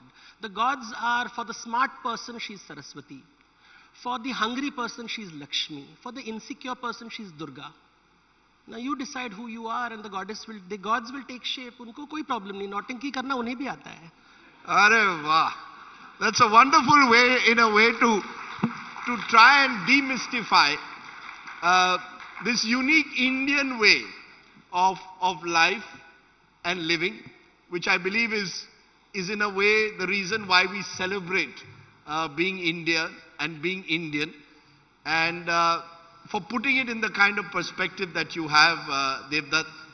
Thank you very much. I think you've in a way given us plenty of food for thought, not necessarily just for our dinner. You've made us think at a time like this. Thank you so much. Ladies and gentlemen, Devdutt Patnaik. Thank you, and thank you, Rajdeep. Could I invite Dr. Seema Saini, CEO, NL Dalmia Education Society, to share a vote of thanks with Devdutt.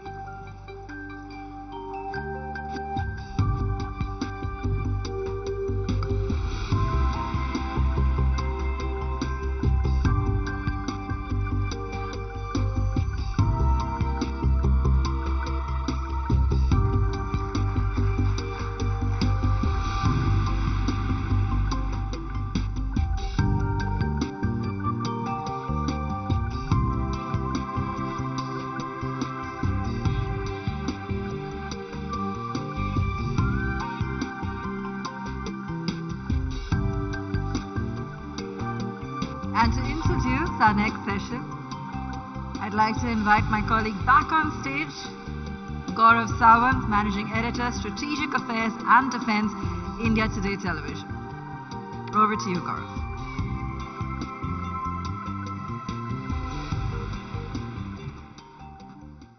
Good evening.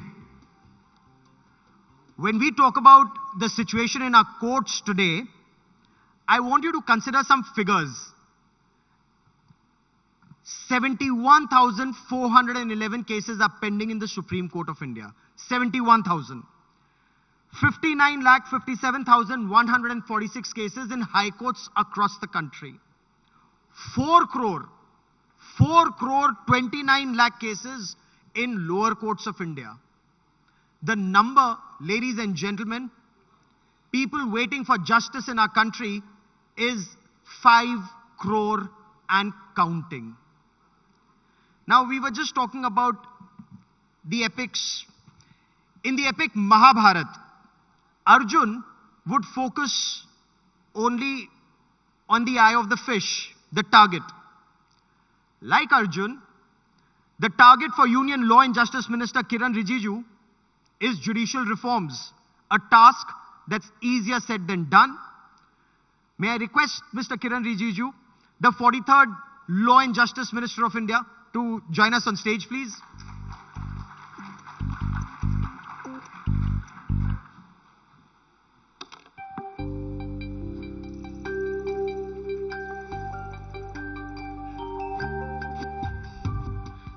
Now, when you look at his sweet smile, please do not be taken in by this sweet smile, because there's a steely resolve behind this sweet smile.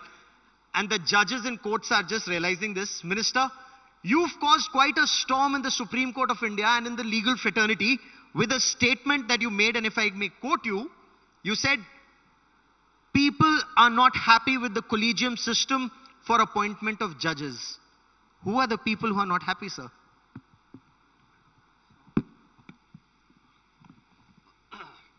Good evening. First of all, I'm not critical about the judiciary or the judges, but I am stating a fact which is a reflection of the thinking of the common people of India. When we talk about system, then immediately what comes to the mind is transparency, accountability. When there is a system in place which is not accountable, which is not transparent, which is opaque, then if the concerned minister doesn't speak out, who else should?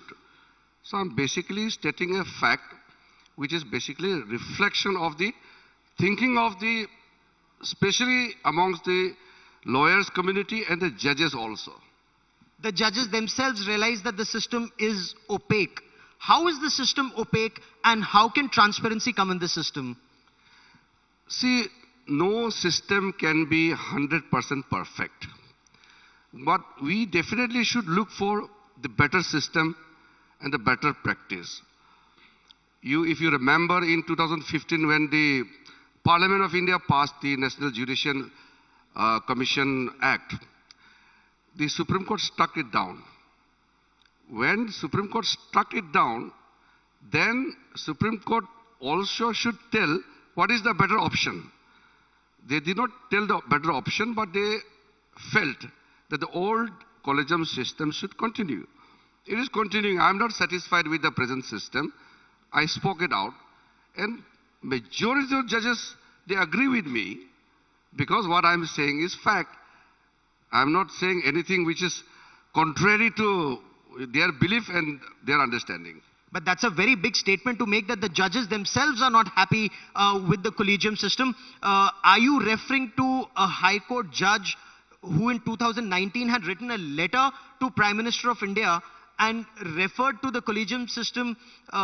There were reports that words to the effect that this was neither transparent, but there was nepotism and casteism that was being encouraged? See, I can't be very academic here because it will become very lengthy. But if you see the collegium system, there is a collegium. The senior most judges, they decide. The Chief Justice and the senior most, 1, 2. So these 3-member collegium in the High Court, and for Supreme Court, there's 5-member for Supreme Court judges and 3 members for the High Court judges. They decide names on the basis of their understanding about the particular name, and also they consult the consultees. Who are the consultee judges? Now suppose if you are a consultee judge, you will recommend only those names whom you are aware of. They are your acquaintances or they are known to you. Otherwise you won't be recommending somebody whom you don't know. So the basic fault in the system itself is that you don't recommend, even if it's a qualified, fit, good enough and perfect person to be a judge in High Court or Supreme Court. But you can't recommend because you don't know him. So you imagine that recommendation, something within your own choice, is something which I'm opposed to. The fittest of the persons should be elevated as judges, not the person whom you know. But then who decides who's the fittest to be, let's say, a High Court judge or a Supreme Court justice? Who decides? This is the government. And if the government decides, it is said that how will you ensure that the judges are then not dependent on the government or beholden to the government? See, in the present system, government does the due diligence based on the reports and other informations which we have, which the judges don't have. We have the Intelligence Bureau reports. We have the mechanism in place through my Department of Justice and other reports. So we carefully deal with all the issues and we come to the conclusion that government should agree to a particular name. It is not, easy to come to a conclusion for somebody to be elevated as a judge of Supreme Court. If I don't do due diligence, then I will be failing in my responsibilities.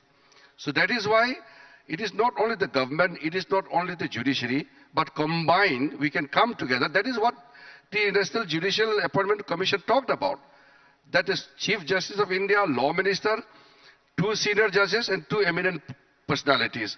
They come together and there will be names, there will be some kind of backup, there will be certain things on the basis of which you will pick up the names. So the system in place was appropriate.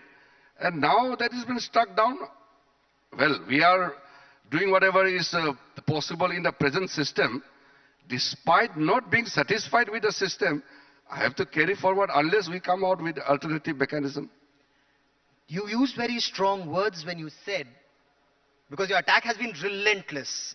You said judges spend half their time appointing judges instead of delivering justice. Now this is, sir, an unprecedented, perhaps a frontal attack on top judiciary of our country.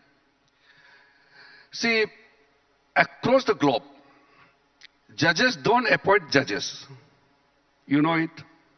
It is only in India the judiciary has made this provision where judges are appointing the judges. Of course, government appoints it, but the names come from the collegium. When there is a provision of judges selecting the names, obviously they have to devote lots of times. You ask any of the senior judges in the high courts, how much time they have to devote in the entire selection process. And there are lots of politics. The politics, what we politicians do, is nothing in front of the politics which happens inside judiciary. It is not visible, but it's intense politics there. Because they are part of the selection process, so they have to involve in certain things which leads to lots of politicking there.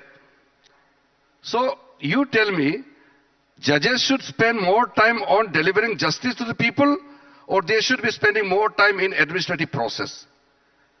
Anybody can say what should be done. And yet it is not happening. So is there a logjam? Is there a deadlock? Do you have a roadmap for a solution? See, what I am talking about is about the system. But I can also say that the judges are doing so much of works. Nowhere in the world, any judge performs the amount of tasks and works which the Indian judges have to go through it. Each judge, whether a Supreme Court judge or High Court judge or even the subordinate courts, they deal with 50 to 60 cases every day. Every day? Every day. 50 cases now, every day. I get lots of complaints that judges are going for holidays. Why judges should go for holidays 3 times a year and there are small puja breaks and all. Why judges should enjoy so much? But there I tell them, the amount of work which the Indian judges are doing, they need a break. Otherwise they will face breakdown. The judges are doing so much of work and they need time. If they are a human being, they are not machines.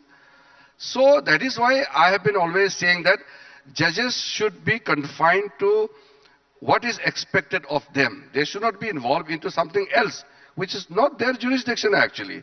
But the system has been such that we can't do anything at the present time. Minister, when we see your attack, it's like one after the other. You know, जैसे Arjun धड़ एक के बाद एक तीर चला रहे हैं.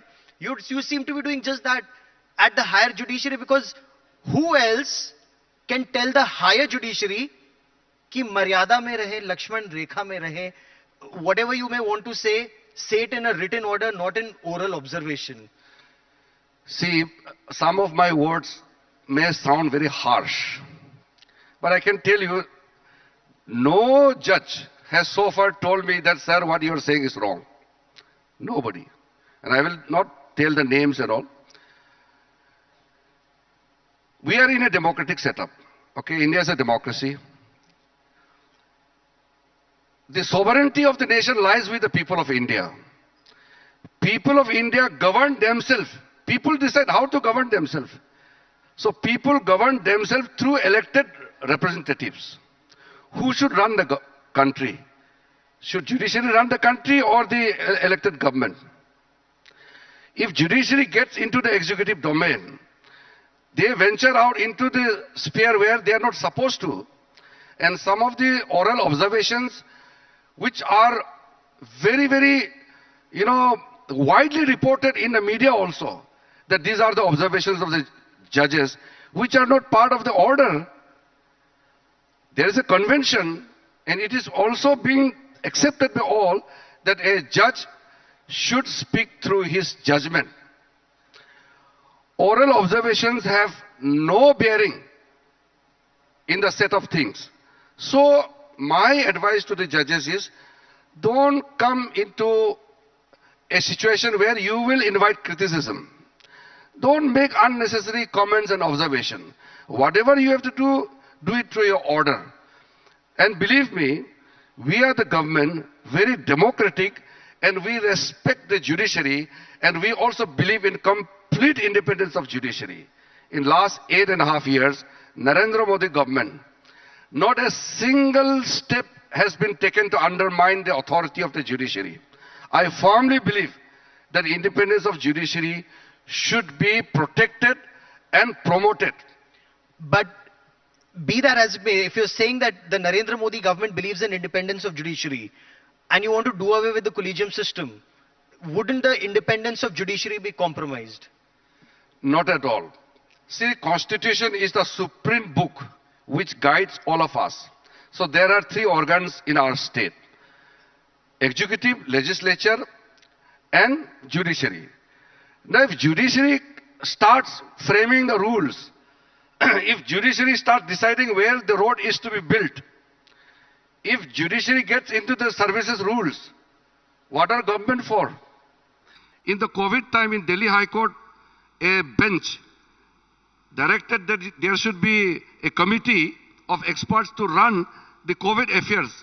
Then we told the Solicitor General, please inform the court, this is none of your business. You can't do that.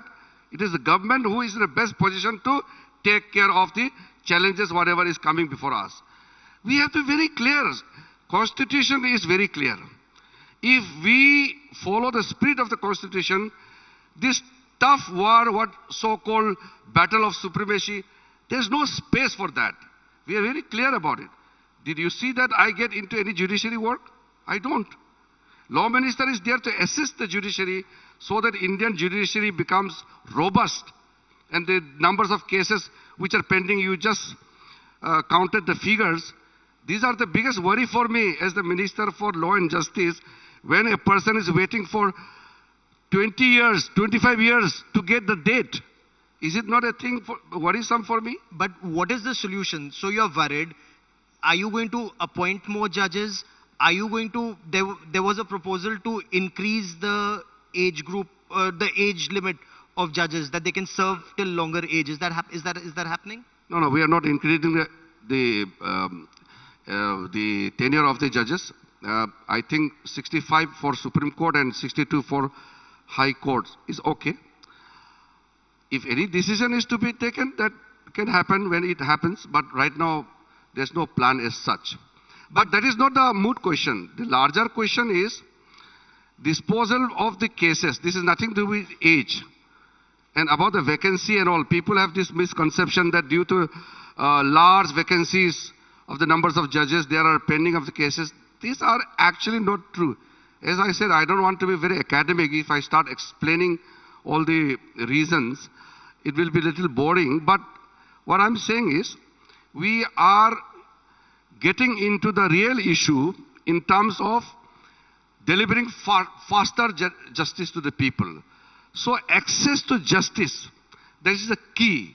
As a large country like India, being the largest democracy, more than 1.3 billion population, it is Herculean task to ensure that everybody gets easy justice. But what we are doing, in some seminar and all, I can definitely spell out the things which we are doing. I'm telling you, my target is that along with the judiciary, we will ensure that not only the pendency is reduced, but the justice delivery system will be much faster than what it is right now. But since you took over about a year and a half ago, from 4 crore, the pendency has gone up to 5 crore. So, what do you intend doing if cases are piling up and they're not being, addressed adequately? What do you need? Do you need mediation system? Do you need alternate mechanism? Is that what you're looking at?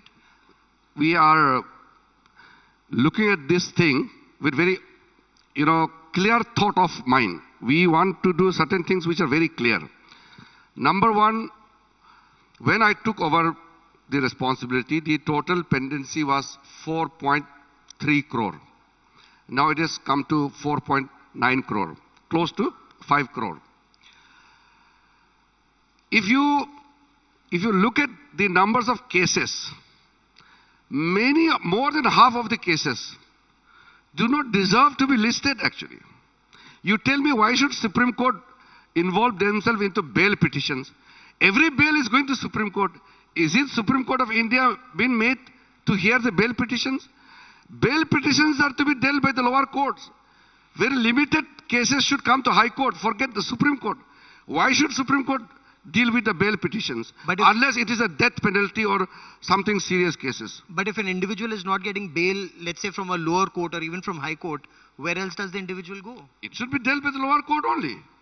Why should Supreme Court deal with the bail petitions? Secondly, why every case is to be listed, tell me. There are many cases which are frivolous. Some of the PILs, public interest litigation is okay. But it becomes a personal interest litigation, then the court has to decide that this is not worthy of being taken up and listed. So that is why more than half of the cases, judiciary has to decide that these are not worthy of being listed as valid cases. They are getting into something, I don't know why everything has to go to court. So what is this alternate mechanism that you're looking at? Point one. Point two, do you need more high courts, more benches of the high court? Do states need, maybe a Supreme Court for the South, maybe a Supreme Court for the East or the West? See, these are larger issues which we are deliberating on it. But last year, within 1 year, we appointed record numbers of High Court judges. When I took over, the vacancy was close to 500 vacancies in the High Courts. Now the vacancy is only 326.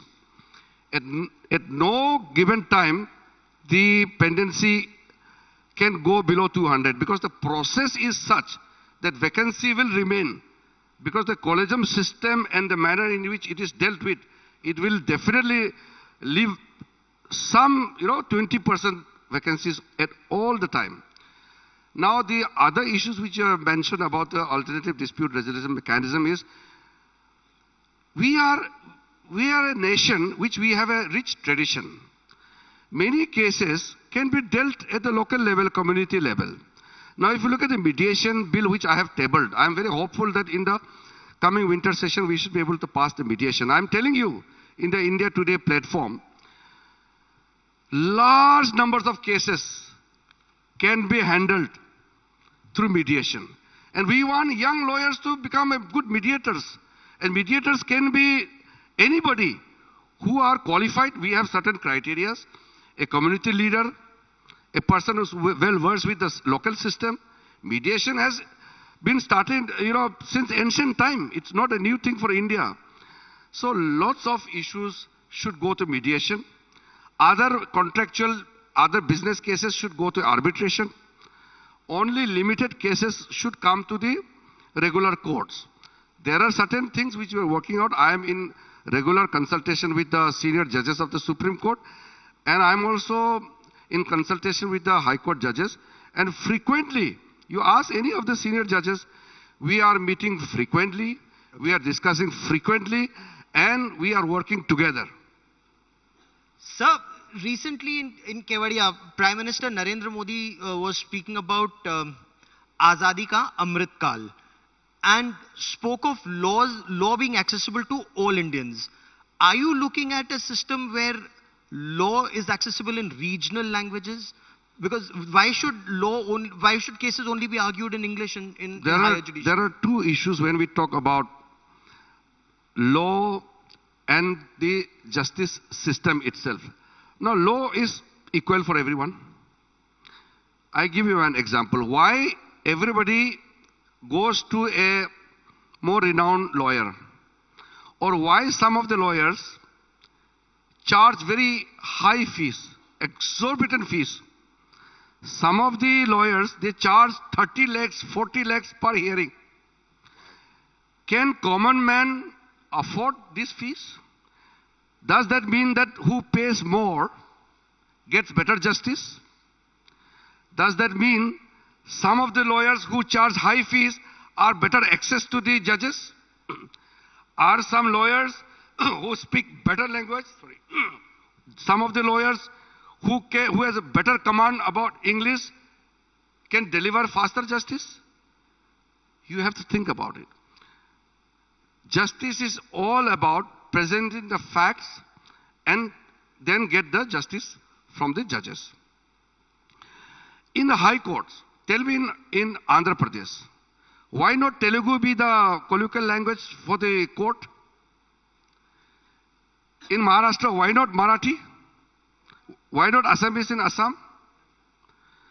So the colonial mindset has gripped all over our head. People think that you can speak better English, you can get better justice.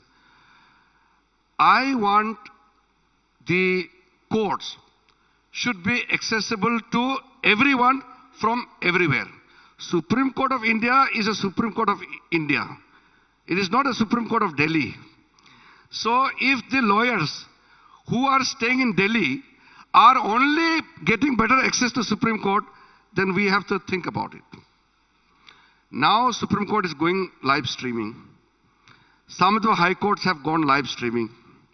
I have told them, politicians, we have to go back to the people every 5 years.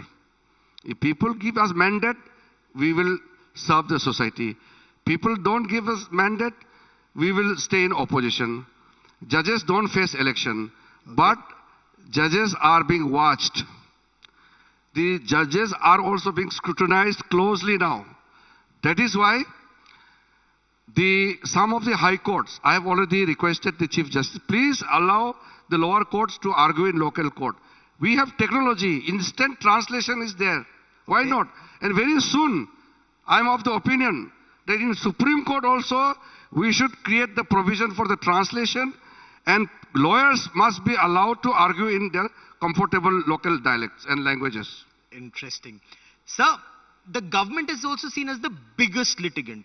So when you say number of cases need to be reduced, why does the government file so many cases if you want to reduce the number of cases? No, this is a critical question which you are asking. Suppose if an officer do not take a position, then the court should not also summon him. Courts only say that why did not the particular officer act? So with a fair, every officer wants that any adverse decision should be appealed. We give protection to the officers if you do good work. But if the courts question on every action or inaction, then what will officers do? They will always put up the file before the minister saying that, sir, we must appeal this case. So shouldn't there be a mechanism to deal with this so that the government doesn't become the biggest litigant in the country? We have a strong mechanism. We have a litigation policy. Ever since Modi ji took over, the inter-ministerial consultations are happening at much faster intervals. We are working together, and also we have passed certain directions, for example, for finance ministry. Similar cases should not be appealed. Once there is a similar case, then it should be stopped completely. I have also had many times had a consultation with other ministries also, and we are very clear that government being a party to almost half of the cases pending, I think that also should come down, and government has to take certain drastic measures. What changes are you bringing to the sedition law? Because is it time for this law to go, or do you want to bring changes to it, and what changes? We told the Honorable Supreme Court that government is thinking about changing the provision of sedition law. Despite that, the Supreme Court struck down the provisions of the sedition law. I was very upset about it. These are the matters which really upsets me. If we are adamant on any subject, we are not listening to the judiciary, then judiciary can come down heavily. When we have already stated that we are taking a review, we will come back with a better provision. This is all provisions of law, which we are re-looking into it. Despite that, if the pronouncement comes from the court, definitely it is not a good thing. That is why I reacted that time also. There is a Lakshman Rekha for everybody. Let us not cross the Lakshman Rekha in the interest of the nation. Sir, आप इतने तीर, and archery is one of your favorite sport, I'm told. आपने इतने तीर judiciary की तरफ चलाए, और फिर एकाएक वो दिशा मोड़ दी पंडित जवाहरलाल नेहरू की तरफ, and you accused Pandit Jawaharlal Nehru of blunders in Kashmir. ये sudden change of direction कैसे हुआ? देखिए ये कोई change नहीं है, and I have not stated something out of blue. I have just quoted whatever Nehru ji spoke in the Constituent Assembly. Those records in the Parliament of India and some of the letters which he had written, these are all documents of very important nature. These are documents which we cannot just throw away. If I have quoted something out of that Nehru's records, then how am I distorting the history? If the Congress party do not believe Nehruji's own words, I don't have any authority to force Congress party to believe Nehruji. But I, as a citizen of this country, has every right to quote the former Prime Minister of India. Has I added even one comma, full stop, anything? No. I have plainly quoted Jawaharlal Nehru. I don't know why Congress has the problem of even accepting to the first Prime Minister of India who belongs to the Congress party only. But you think, and you're of the view that what you've called his blunders, they continue to cost us in Kashmir, and Article 370 or the action that the government has taken on Article 370 has reversed some of those blunders? It is very clear before the nation. I don't want to really get into the debate right now, but it is a fact that Kashmir faces a challenge. People of Jammu and Kashmir are living in a situation which is very unlike the rest of the country. There are blunders which were committed. Now, after the removal of Article 370, we have corrected the series of blunders, in fact, committed. Response to them. Former Chief Justice requested me to take action on the abuse of the judges by the people in social media. I said, I can definitely start some proactive steps to ensure that judges are not blatantly criticized openly in press or in social media. But again, coming to the first initial point, if judges are getting into the administrative mechanism, then they cannot insulate themselves from the criticism. And if a judge is making comments out of the context, definitely it will lead to criticism. If you are speaking more as an observation than a judicial order, then you will receive criticism. So that is up to the judiciary. As a law and justice minister, it is my duty to remind the judiciary, because I have also bound a duty to protect the interests of Indian judiciary and the judges also. I always defend in parliament, you must have heard, if the members of parliament are harsh on judiciary, I am the one to tell, let us not be harsh on judiciary and the judges, because they are also part of the system and they can't speak like us freely. So let us not take advantage and attack them freestyle type. We will protect the judiciary. We will protect the judges. Okay, last question, sir. How do you then address this issue?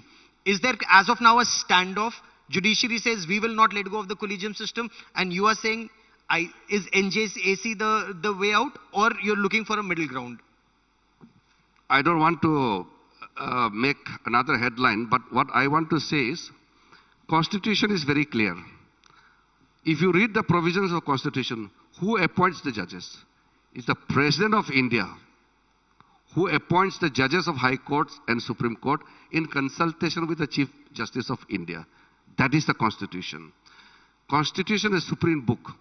We could have come back after Supreme Court struck down the NJAC. We could have come back, but we respected the Supreme Court and we did not act immediately. But that doesn't mean that we will be silent forever. But we don't want to show anything which will portray us into a situation where there is a confrontation with the judiciary and government is not in term with judiciary. We are in good term with judiciary. I am speaking out very openly, but the judges know very well that this law minister is not against judiciary or judges. We are actually part of the same team. We are three different organs of the same state. And when we go out for judicial awareness, for legal aids, legal camp, we go together. And I say as a law minister and the judges, we go together. It is a message that justice cannot only be delivered from the courtroom, but justice can be delivered by going to the people, and justice at the doorstep of the people is possible. That is my approach. Minister, for joining us here on this India Today special. Many thanks. You have a battle at your hands, but I see Arjun की तरह आपकी निगाह सीधा मछली की आंख पर है. Wish you all the best. वैसे आपकी favorite ministry, you know, I've interviewed you when you were Minister for Home, MOS Home, then Sports Minister, and now here. Which is the ministry which remains your favorite?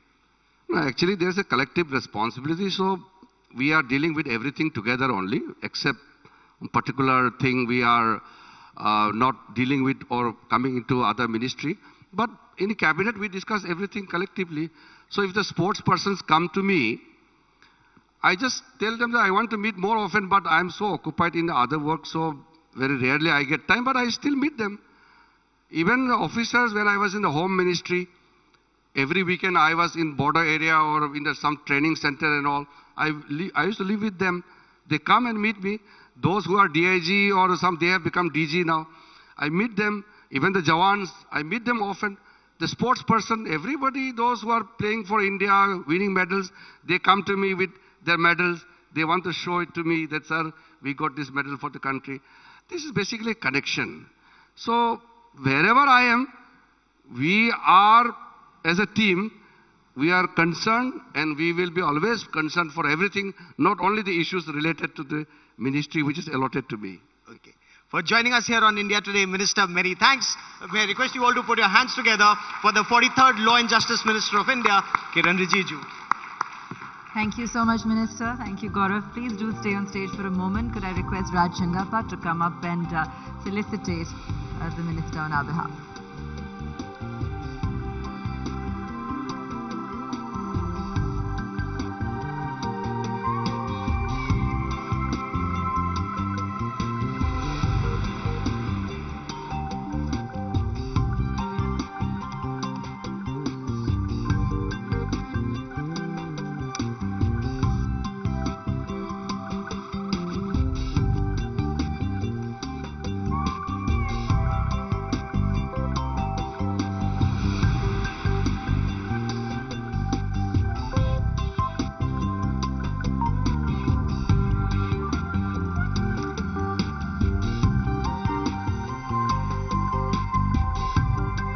Time now for some melodies here at Conclave Mumbai 2022. I'd like to invite on stage my colleague Ayush Alavadi, technology editor and presenter, Business Today, on stage to introduce our next speaker. Welcome, Ayush.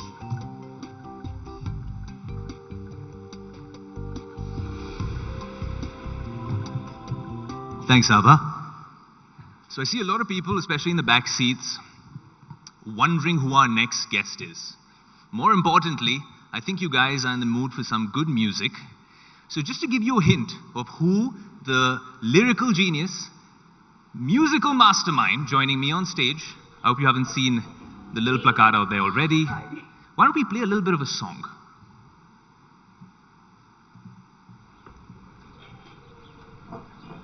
Hey. Hi.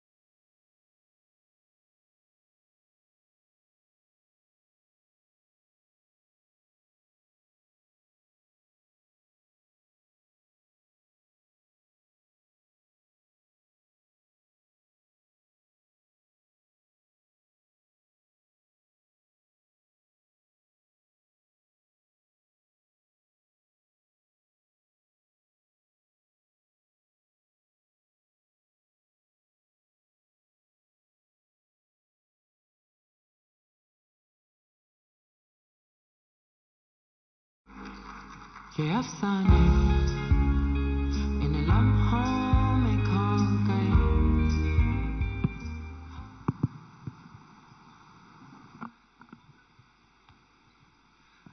A lot of familiar faces there, Prateek. Yeah.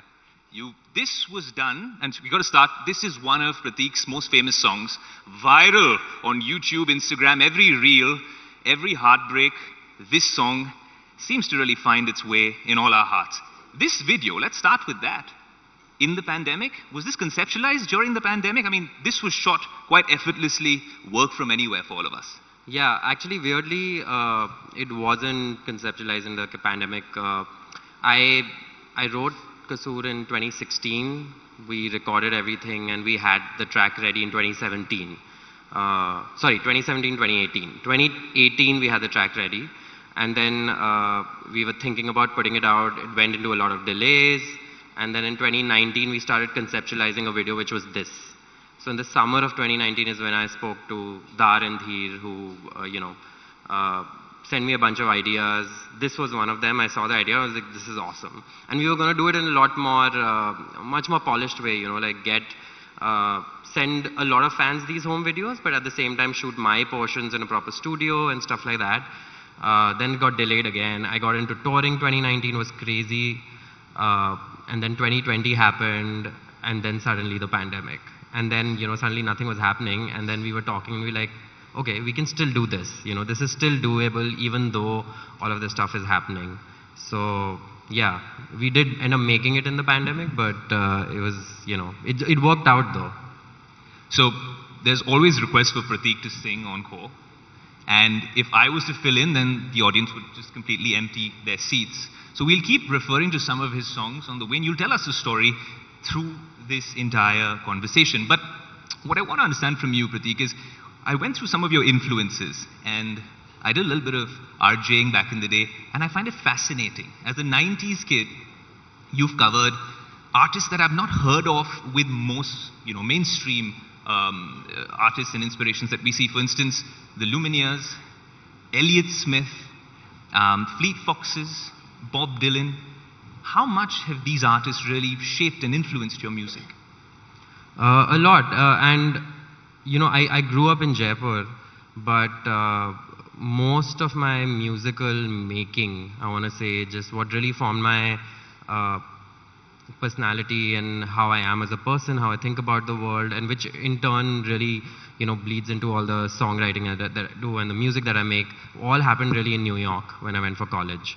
So that's where I was introduced to a lot of these artists. I mean, Elliott Smith, I had a friend who was from Philly, and he gave me a bunch of music one time, and it was in like a hard drive or something, and it had the entire Elliott Smith discography.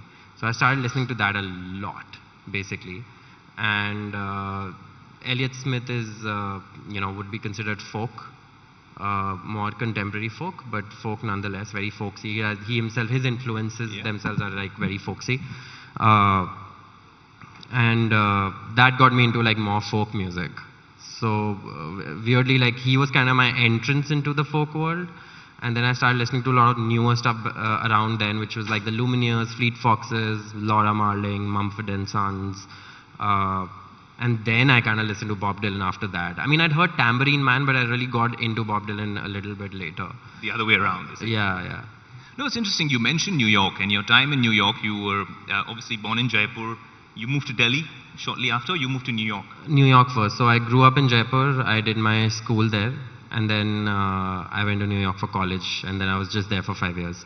It's interesting you mentioned that, because when you were in New York, you were living quite the dream. You studied there, and then you got a consulting job, and then all of a sudden one day, it was an unfortunate day, or was it a fortunate day, shall I say, where you were asked to leave. Did that in any way, I'll tell you why it's very important, to really turn adversity into an opportunity. In the tech world, and we often cover things in the news space on the tech world, today itself, so many people were laid off at Twitter. There's so much talk of it, even in the coming weeks and months. You actually took that opportunity and made it perhaps one of the most massive moments in your life to really switch track. Yeah, I mean, I think people make a really big deal of, getting fired. I mean, it happens to so many people. It's not a big deal. And more than that, I actually had already been thinking about, so my final year of college, I'd started really seriously considering doing music. But by then, I already had this job.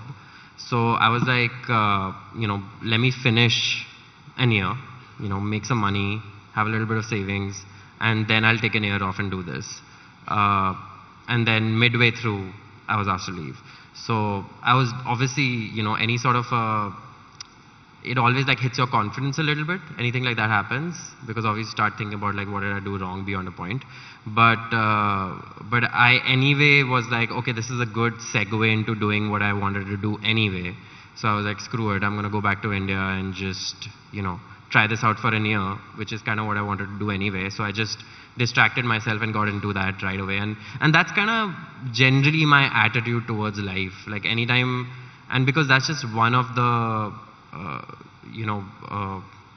obstacle or failure, whatever you want to call it, that happened. Because as you just live through life, there's multiple things that happen, right? On the personal front or the professional front that are failures, so to say. But I kind of just don't think about it too much. The way I distract myself is just being like, okay, what's the next thing I can do now, and forget about that as soon as I can. So there are failures, and then of course, for all of us, there's been breakups as well. A lot of your music has gotten a lot of us by very difficult times, let's just put it that way. All of us really want to know how much is, well, a breakup or a special someone really the inspiration for some of your top tracks? I'm sure so the thing is that I don't really, and I don't know how other artists function, but I don't really think about my inspirations or my experiences so much that directly, I mean, obviously anything that happens in life that's intense will affect you deeply in some way. And of course, when you fall in love or when you fall out of love, both of those are really intense experiences. So I think that ends up kind of, inspiring things and making you think about, it's just intensity inside, It just like really like spurs that. But that being said, like when I'm writing a song, I'm not really thinking about a particular person or a particular day. I'm just kind of writing, and it's a very stream of consciousness sort of thing. And I might not know the meaning of that song sometimes till many weeks after I've written it even. You're touring India as we speak. sold out concerts in Mumbai, Pune, you're heading to Delhi and 15 other cities. It's a 15-city tour. It's been a crazy turnout. Everyone's been posting about it on social media. But so, since you're talking about your inspiration, is there a special someone in Prateek Kuhar's life? Right now, no. Yes. No. All right. So is this now in the breakup phase where the inspiration comes? No, I'm just messing with you. But it really does matter, Prateek, because you said some of your influences were Elliott Smith. Obviously, he had his inspirations. The Beatles did all sorts of crazy stuff in the lyrical world. And I think lyrics for you are really a game changer. So if I was to do your introduction again, your music is fantastic. The videos are just heartwarming. But would you like to call yourself a songwriter above all? Yeah, definitely. And I think I've become a good singer over the years because I toured so much. I just toured so much, and every time you tour, you have to rehearse a bunch. So I've just sang my songs just so much, which a lot of people don't do because India doesn't have that intense a touring culture. So you won't see just the volume of shows I've done and the kind of rehearsals we put in is just, it's pretty uncommon. Not every musician does it, especially singers. And I think I got better. So I still don't think I'd be very good at as a playback singer or a singer per se. I'm good at singing my songs because I know them and I've sang them enough number of times.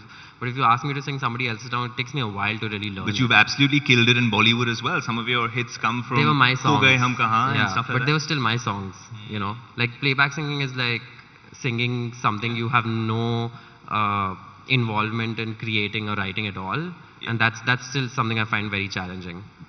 That's fascinating. You know, one song which I think gets all of us going, you get goosebumps as soon as you play it. And you know, why should I keep talking about it? In fact, let's just play a small bit from that song and then we'll get to it because there's a big backstory, Prateek. Can we have that song, please?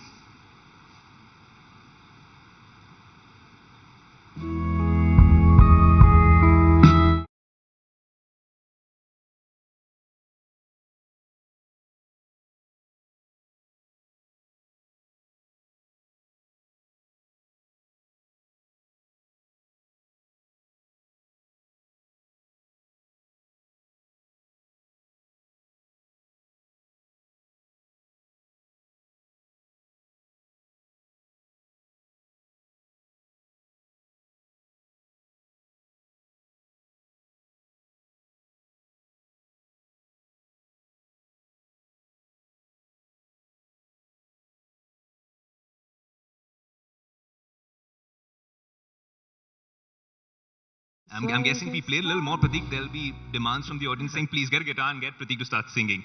But there's a backstory which is very important. In 2019, President Obama puts up this tweet with his top songs.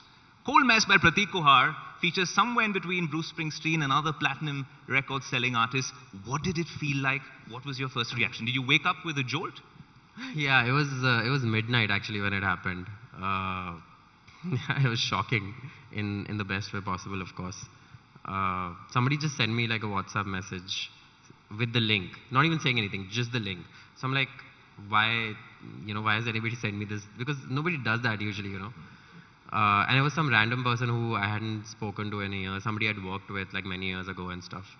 So I just clicked on it and then I saw it was the Obama list and I was like, why have I gotten this?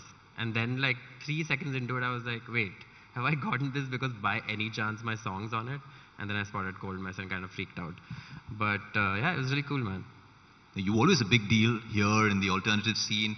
Even in the mainstream, everyone in India was always a massive Prateek Kuhar fan. I know all my friends are as well. But this really put you on the map, didn't it? Yeah, I think it's more symbolic than anything else because in general, South Asian artists of all sorts, you know, actors or anything, it's rare. There's very few, and it's only started happening recently in the past 5 or 10 years that South Asian artists are even getting kind of into pop culture in general.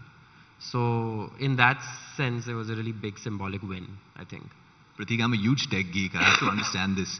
Algorithms considered, do you think President Obama was listening to Spotify, YouTube? How did he discover Prateek Kuhar? I have no clue. Or was it some sort of inspiration? Because the rest of his songs were quite workout centric. This was the one ballad right there. No, that's not true. I think there was like, I remember there was like a song from one of my really not very popular, but not super famous, but really nice indie band called, I'm forgetting the name, but her Adrian Lenker. She a big thief. That's what the band calls. It's a really small indie band. That was on the list as well. So he had a really good mix of like, of course there was, like you said, there was Bruce Springsteen, but there was like a bunch of hip hop and pop. It's a really good mix. But Old Town Road. Yeah, that's right. So those were really popular songs. I think that's a huge achievement for whatever it's worth. You're very modest, Prateek. I've noticed this. You're not very comfortable with compliments, right? I've noticed this in our last hour of interaction. Yeah, now that you say it. Everyone who's a Prateek Kuhar fan in the audience, please put your hand up. There you go. Oh, nice. Yeah, so, but Prateek, I'll tell you why. Because once that put you on the map, we saw you making more trips to the US. A record company out there signs you up. What was that experience like? Yeah, that definitely pushed it. We'd actually been talking to Elektra since 2019. So the summer of 2019, I played South by Southwest for the second time, which is this big music conference that happens in the US every year. It's very, that's where all the artists go to get signed. All the music business people go to like discover new music. And that's where I met somebody from Elektra for the first time. We were talking for a while, but that definitely like pushed the, the thing a little bit. And once that happened, then they immediately reached out and like, all right, let's sign, So it was good. I've done like two records with them now. Shehron Ke Raaz, which was an EP in 2021. Then this year I put out The Way That Lovers Do. Both have been through Elektra. It's great, yeah. But growing up in Jaipur, I've always been curious. I think that really adds that special sort of USP to your music because you're effortlessly bilingual. And some of your Hindi songs have done really well. And now there's a lot of English songs as well. What's the plan going forward? Are we going to listen to a lot more English music, or is it going to be more Hindi-centric? What's the deal? No, it's just going to be the same. I mean, when I started putting music out, not a lot of people were doing, like most artists were either doing only Hindi music or only English music. And I just felt like, I speak both languages. And I think you'd relate, and a lot of other Indians, especially from, like bigger cities, gone to like English medium schools. We always know English and whatever our regional languages, usually. So like it's Hindi in the north, and then whatever South Indian languages in the south, or sometimes we know a third regional language. But all of us are like bilingual or trilingual usually, and very, very comfortable speaking both. So for me, it was Hindi and English. And I was like, if I can speak and think and write in both languages, why can't I write songs in both? So it's just, I don't really think about it as a, I just think about it as like writing music, basically, writing songs. It's interesting because if any of us was to watch you live last week in Mumbai or Pune, you seem like this super confident guy with bucket loads of talent.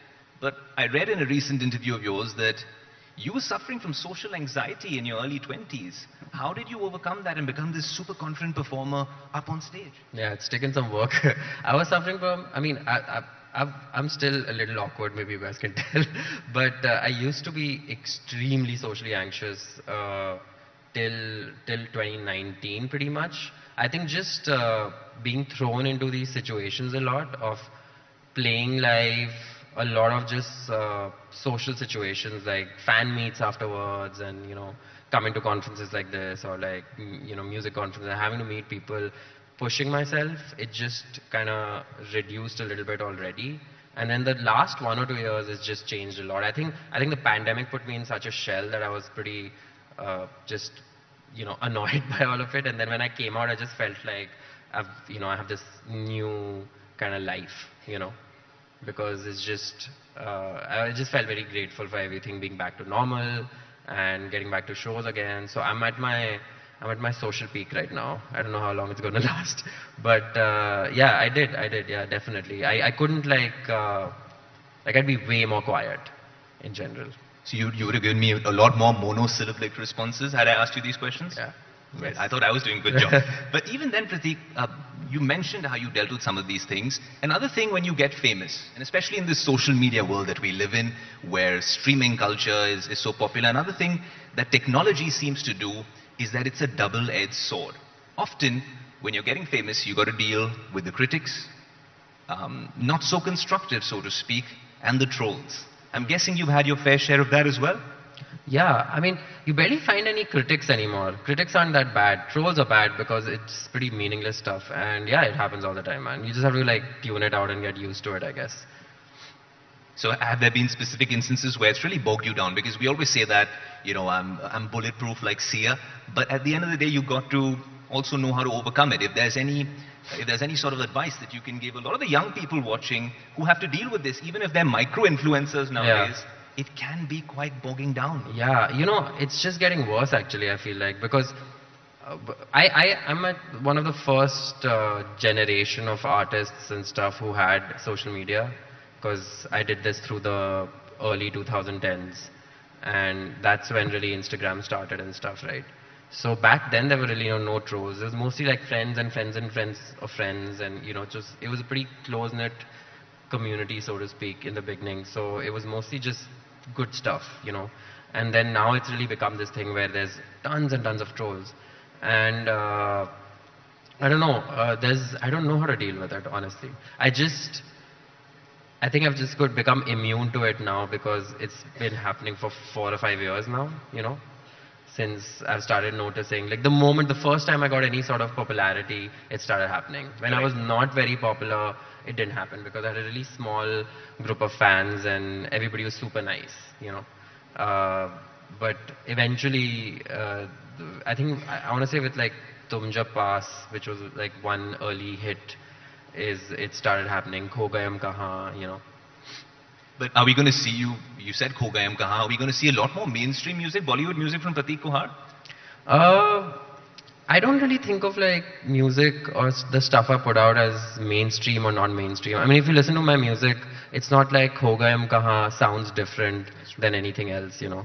So, and that's the thing, I mean, we were talking about this earlier, and it's not like I don't want to do Bollywood projects or want to do them either ways. It's just I want to keep writing music, and usually the people who reach out to me want me to write songs that they like, you know, which is like my style of music anyway. So it ends up being pretty similar, you know, in that sense. Like it ends up always being like my style. So I've never been pushed to write in a direction I don't want to. So there's no mainstream or non-mainstream.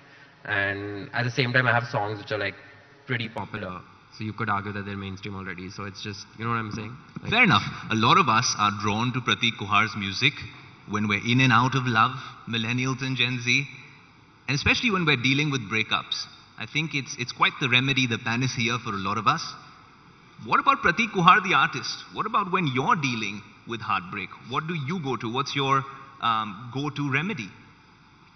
It's been different times in my life, honestly. Like at a point of time, it used to be writing a lot, or just, especially when I started playing the guitar and started writing, I would just generally play the guitar a lot. So it wasn't even writing songs, but just sitting down and playing the guitar and covering a song, doing whatever I wanted.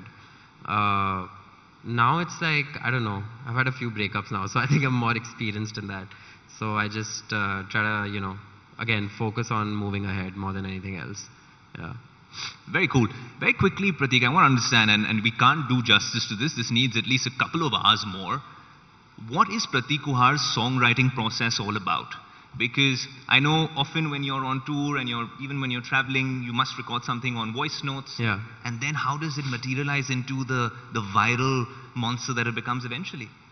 It's a mix of, well, for one, it's just doing lots of it.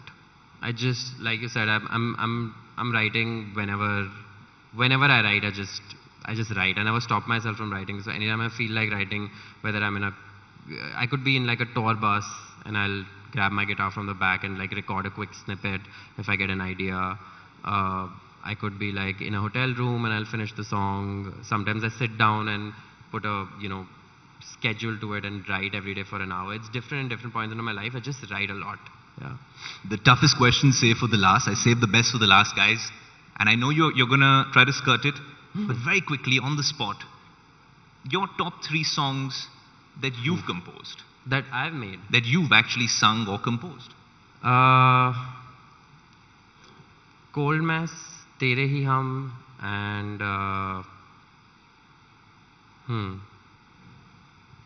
probably The Last Time, which is from this new album. Yeah.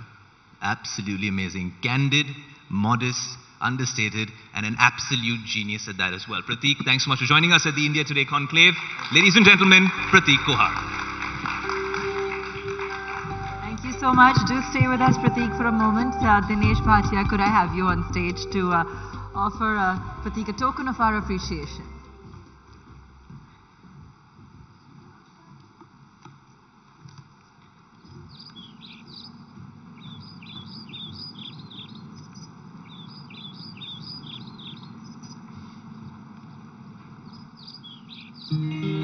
Thank you so much. Thank you, Prateek, Dinesh, and Ayush.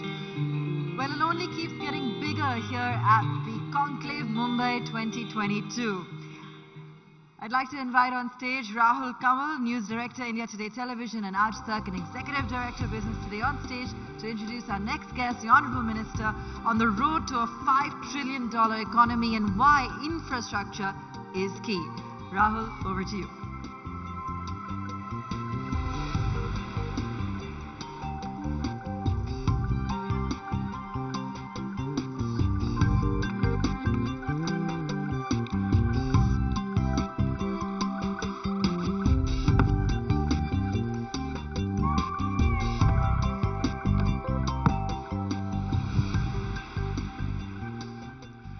We are in the middle of a very busy election season.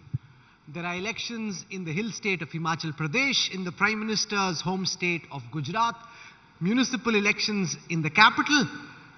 And to talk about the political temperature in the country at this time, and to talk about the physical infrastructure that's being built ahead of the next general elections, I am delighted to be joined at this keynote session at the India Today Mumbai Conclave by Maharashtra boy, Senior Minister in the BJP government at the centre, former BJP President and the Union Minister for Highways and Road Transport. Can we have a very warm round of applause as we welcome Nitin Gadkari to the Mumbai Conclave. Gadkari ji, swagat hai aapka. Thank you.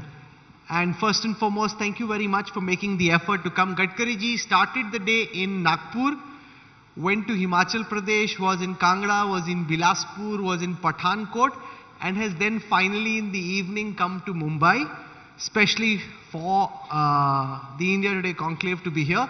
And he's already made plans for what he'll do for dinner after this session gets over. So he's got a choco-block calendar. Gadkari ji, काफी energy है आप में.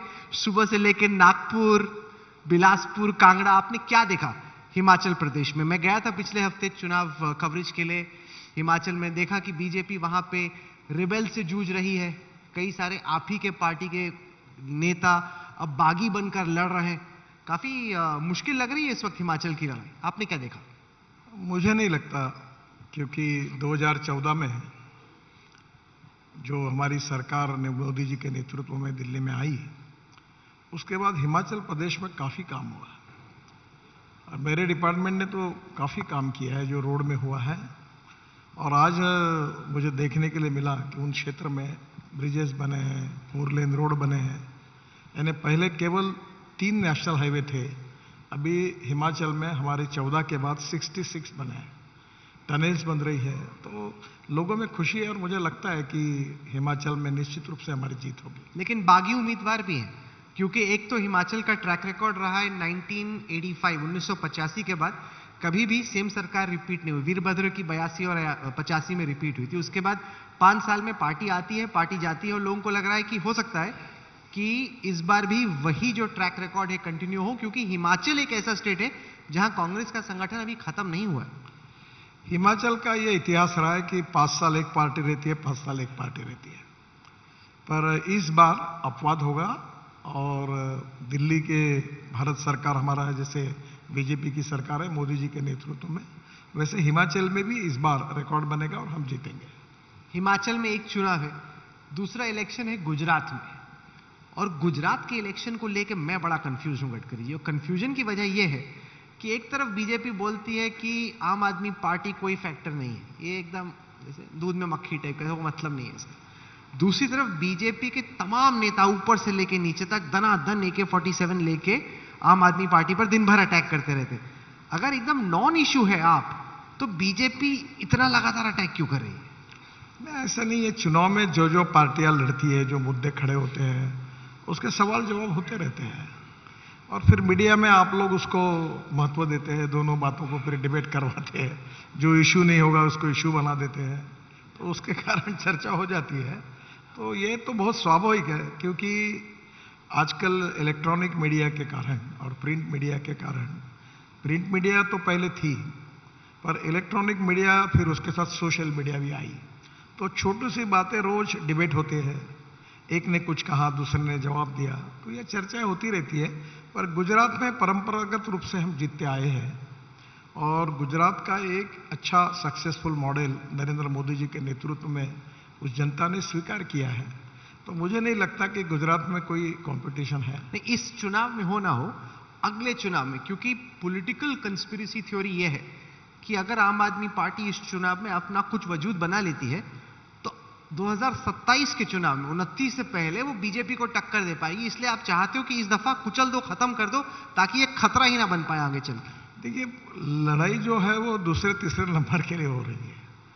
आम आदमी party और Congress party आपस में लड़ रही है, हमारे में से कौन स्ट्रांग है।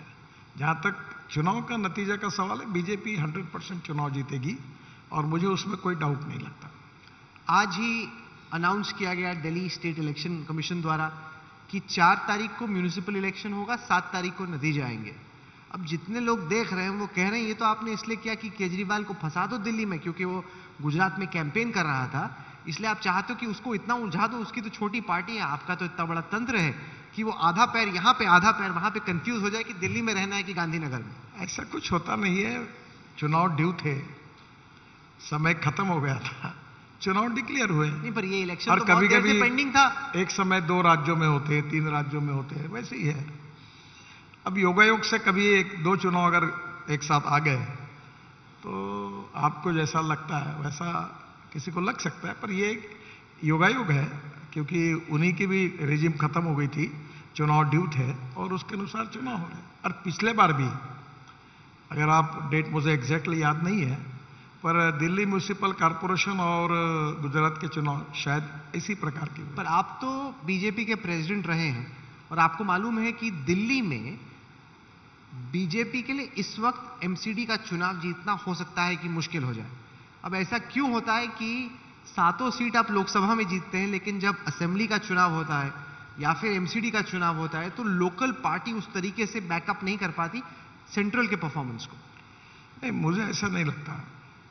दिल्ली म्यूनिसिपल कॉर्पोरेशन में पिछले अनेक सालों से हमें ही लोगों ने विश्वास दिलाया, और इस बार भी जो दिल्ली में केंद्र की सरकार है, और उसके कारण काफ़ी अच्छे, दिल्ली में मेरा खुद का डिपार्टमेंट 60,000 करोड़ के काम दिल्ली के आजू बाजू कर रहा है। दिल्ली में काफ़ी प्रॉब्लम हमने सुलझाया है, और मुझे लगता है कि दिल्ली में विशेष रूप से वाटर पोल्यूशन और एयर पोल्यूशन दोनों में बहुत काम हुआ है। जैसे मैं वाटर रिसोर्सेज मंत्री था, तो हमारी सरकार की ओर से मैंने 6,000 करोड़ के काम दिल्ली में वाटर प्यूरिफिकेशन के लिए प्रोजेक्ट्स पूरे किए। दिल्ली में प्रदूषण के लिए हमने जो परली थी, अभी उसमें पानीपत में एक प्रोजेक्ट शुरू किया इंडियन ऑयल ने, जिसमें हम लोग 100-150 टन बायो बिटुमिन परली से, राइस स्ट्रॉ से बना रहे, और 1 लाख लीटर इथेनॉल बना रहे। अभी परली से हमने, अभी मेरे डिपार्टमेंट में हमने एक रिसर्च हुआ CSR का, और उसको मैं इनकरेज कर रहा हूँ कि परली से बायो बिटुमिन तैयार हो रहा है। और मैं जल्दी ही स्कीम जाहिर कर रहा हूँ कि पंजाब और हरियाणा के हर गांव में जो परली जलाई जाती है, उससे लिक्विड बायो बिटुमिन बनेगा, और उसके स्टैंडर्ड्स ऐसे हैं कि वो हम हमारे बिटुमिन में मिक्स करेंगे, और हमारा इंपोर्ट कम होगा, और परली का वैल्यू एडिशन होगा। और दिल्ली का प्रदूषण कम करना ये बहुत महत्वपूर्ण बात है। सुप्रीम कोर्ट तक ये सब बातें चली गई, फिर भी कुछ प्रमाण में परली जलती है, और पर्टिकुलर आज के इस क्लाइमेट में वो प्रदूषण की समस्या बहुत बड़ी होती है, तो हमने लगभग उसको छुड़ाने की कोशिश की है। और दिल्ली में 60,000 करोड़ का तो दिल्ली के आजू बाजू में मैं इंफ्रास्ट्रक्चर नहीं, क्योंकि केजरीवाल ये कह रहे हैं कि आपकी सरकार मदद नहीं कर रही है।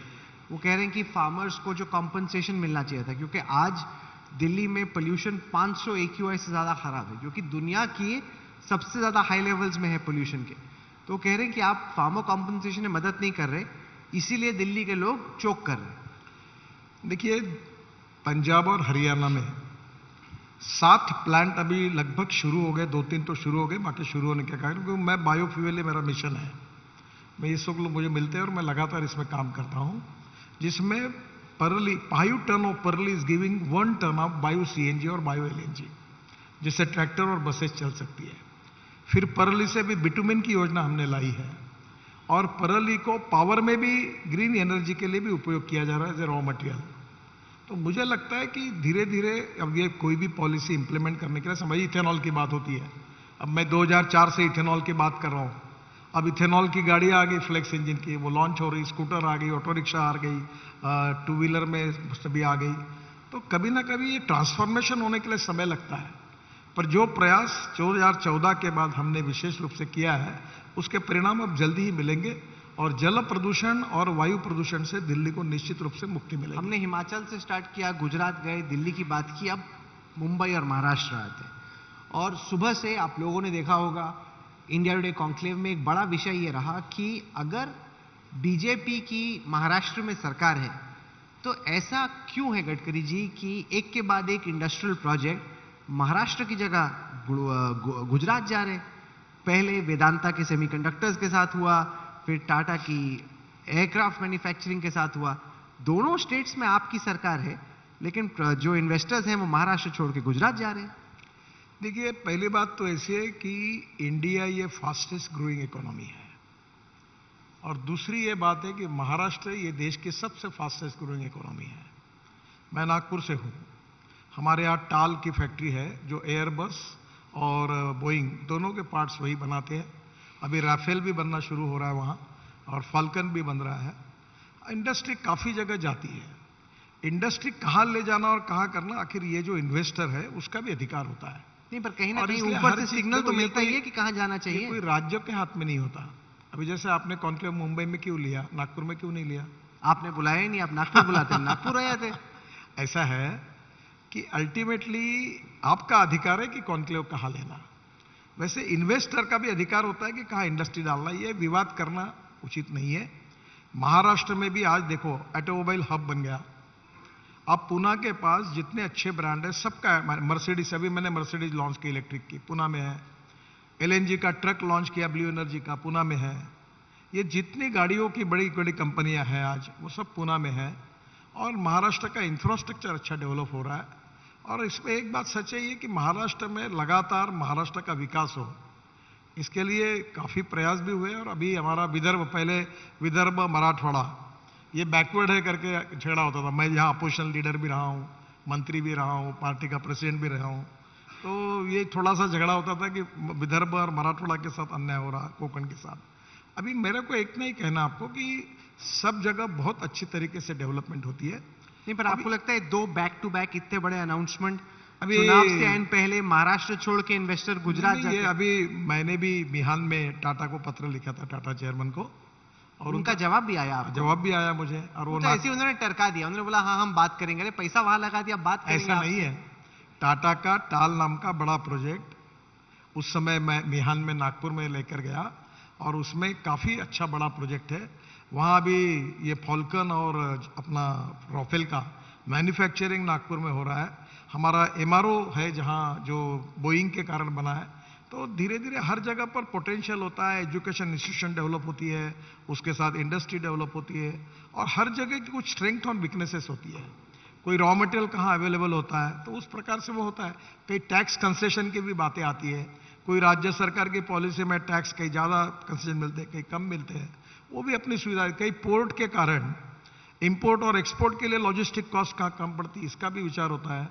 तो ये डिफरेंट ये है। और मुझे लगता है महाराष्ट्र भी गुजरात की तुलना में डेवलप हो रहा है, और महाराष्ट्र में भी काफी इंडस्ट्री आई है। आदित्य ठाकरे आए थे सुबह, वो कह रहे हैं कि ये ऊपर से सिग्नल जा रहा है कि गुजरात जाओ। नहीं, ऐसा कोई दबाव नहीं किसी के ऊपर होता है। ये पॉलिटिक्स होती है और कारण न होते हुए लोग राजनीतिक विवाद करते हैं और आप जैसे लोग ऐसे विवादों को खूब चलाते रहते हैं। बाकी कोई इसमें ज्यादा नहीं, लोग भी 8 दिन के बाद भूल जाते हैं। नया प्रोजेक्ट आता है, इधर भी आता है। और मुंबई के कहने की जरूरत है क्या? मुंबई ये देश का इकोनॉमिक कैपिटल है। मैं ये शहर में मैं इससे जुड़ा हूँ। ये वर्ली बांद्रा सीलिंग प्रोजेक्ट मैंने बनाया, 55 फ्लाईओवर बनाया, मुंबई पुणे एक्सप्रेस हाईवे बनाया। तो ये मैं तो ये मुंबई को देखता हूँ हर बार, ये इतना अच्छा है। अभी कल से मैंने स्टॉक एक्सचेंज में गया था और पहली बार इसी मुंबई में मैं MSRDC के लिए मैंने इनके लिए प्रोजेक्ट किए थे। तब मैं कैपिटल मार्केट से बॉन्ड खड़े किए थे। तब धीरूभाई अंबानी और रतन टाटा ने मुझे कहा था कि तुम हमसे होशियार निकले। मैंने कैपिटल मार्केट से पैसे, और कल 4 दिन पहले मैं मुंबई में आया था और मैंने इशू क्लोज किया। तो इसी मुंबई ने हमें NHI के जो इनविट बॉन्ड्स है, अनकन्वर्टेबल डिबेंचर्स, उसके लिए 10 दिन की मुदत थी। इसी मुंबई ने हमको पहले 4 घंटे में 7 गुना ओवर सब्सक्राइब करके पैसा दिया। तो मैं दिल्ली से मुंबई आया और यहां से पैसा मिला। तो ये तो मुंबई और हम लोग जो डेवलप कर रहे हैं उसमें ऐसी कोई बात नहीं। अभी भी कोस्टल रोड बन रहा है, मैं देख रहा था, काफी तैयारी अब दिख रही है। आपके अभी क्या एक्चुअल प्रॉमिसेस हैं यहाँ पे जो लोग आपको मुंबई के इस कॉन्क्लेव में देख रहे हैं? जैसे आप कहते हैं कि दिल्ली से मेरठ 2 घंटे में हो जाएगा, दिल्ली से हरिद्वार 2 घंटे, क्या आप डिलीवर करेंगे 2024 के चुनाव से पहले? तुम चिंता मत करो, ये मुंबई करो और महाराष्ट्र को मालूम है कि मैं जो बोलता हूं वो डंके की चोट पर होता है। ये पूरा विश्वास है लोगों का। यहाँ का कोई पत्रकार और कोई उल्टा, मैं आपको बता रहा हूँ मेरा सपना क्या था। मेरा सपना उस समय टेक्नोलॉजी थी कि अभी मैंने नागपुर में नीचे में रोड, ऊपर में ब्रिज, ऊपर में मेट्रो। अब मैं पुणे में कर रहा हूं, नीचे में रोड, ऊपर में ब्रिज, ऊपर में ब्रिज, उसके ऊपर में मेट्रो। चेन्नई में और पुणे में कर रहा हूं।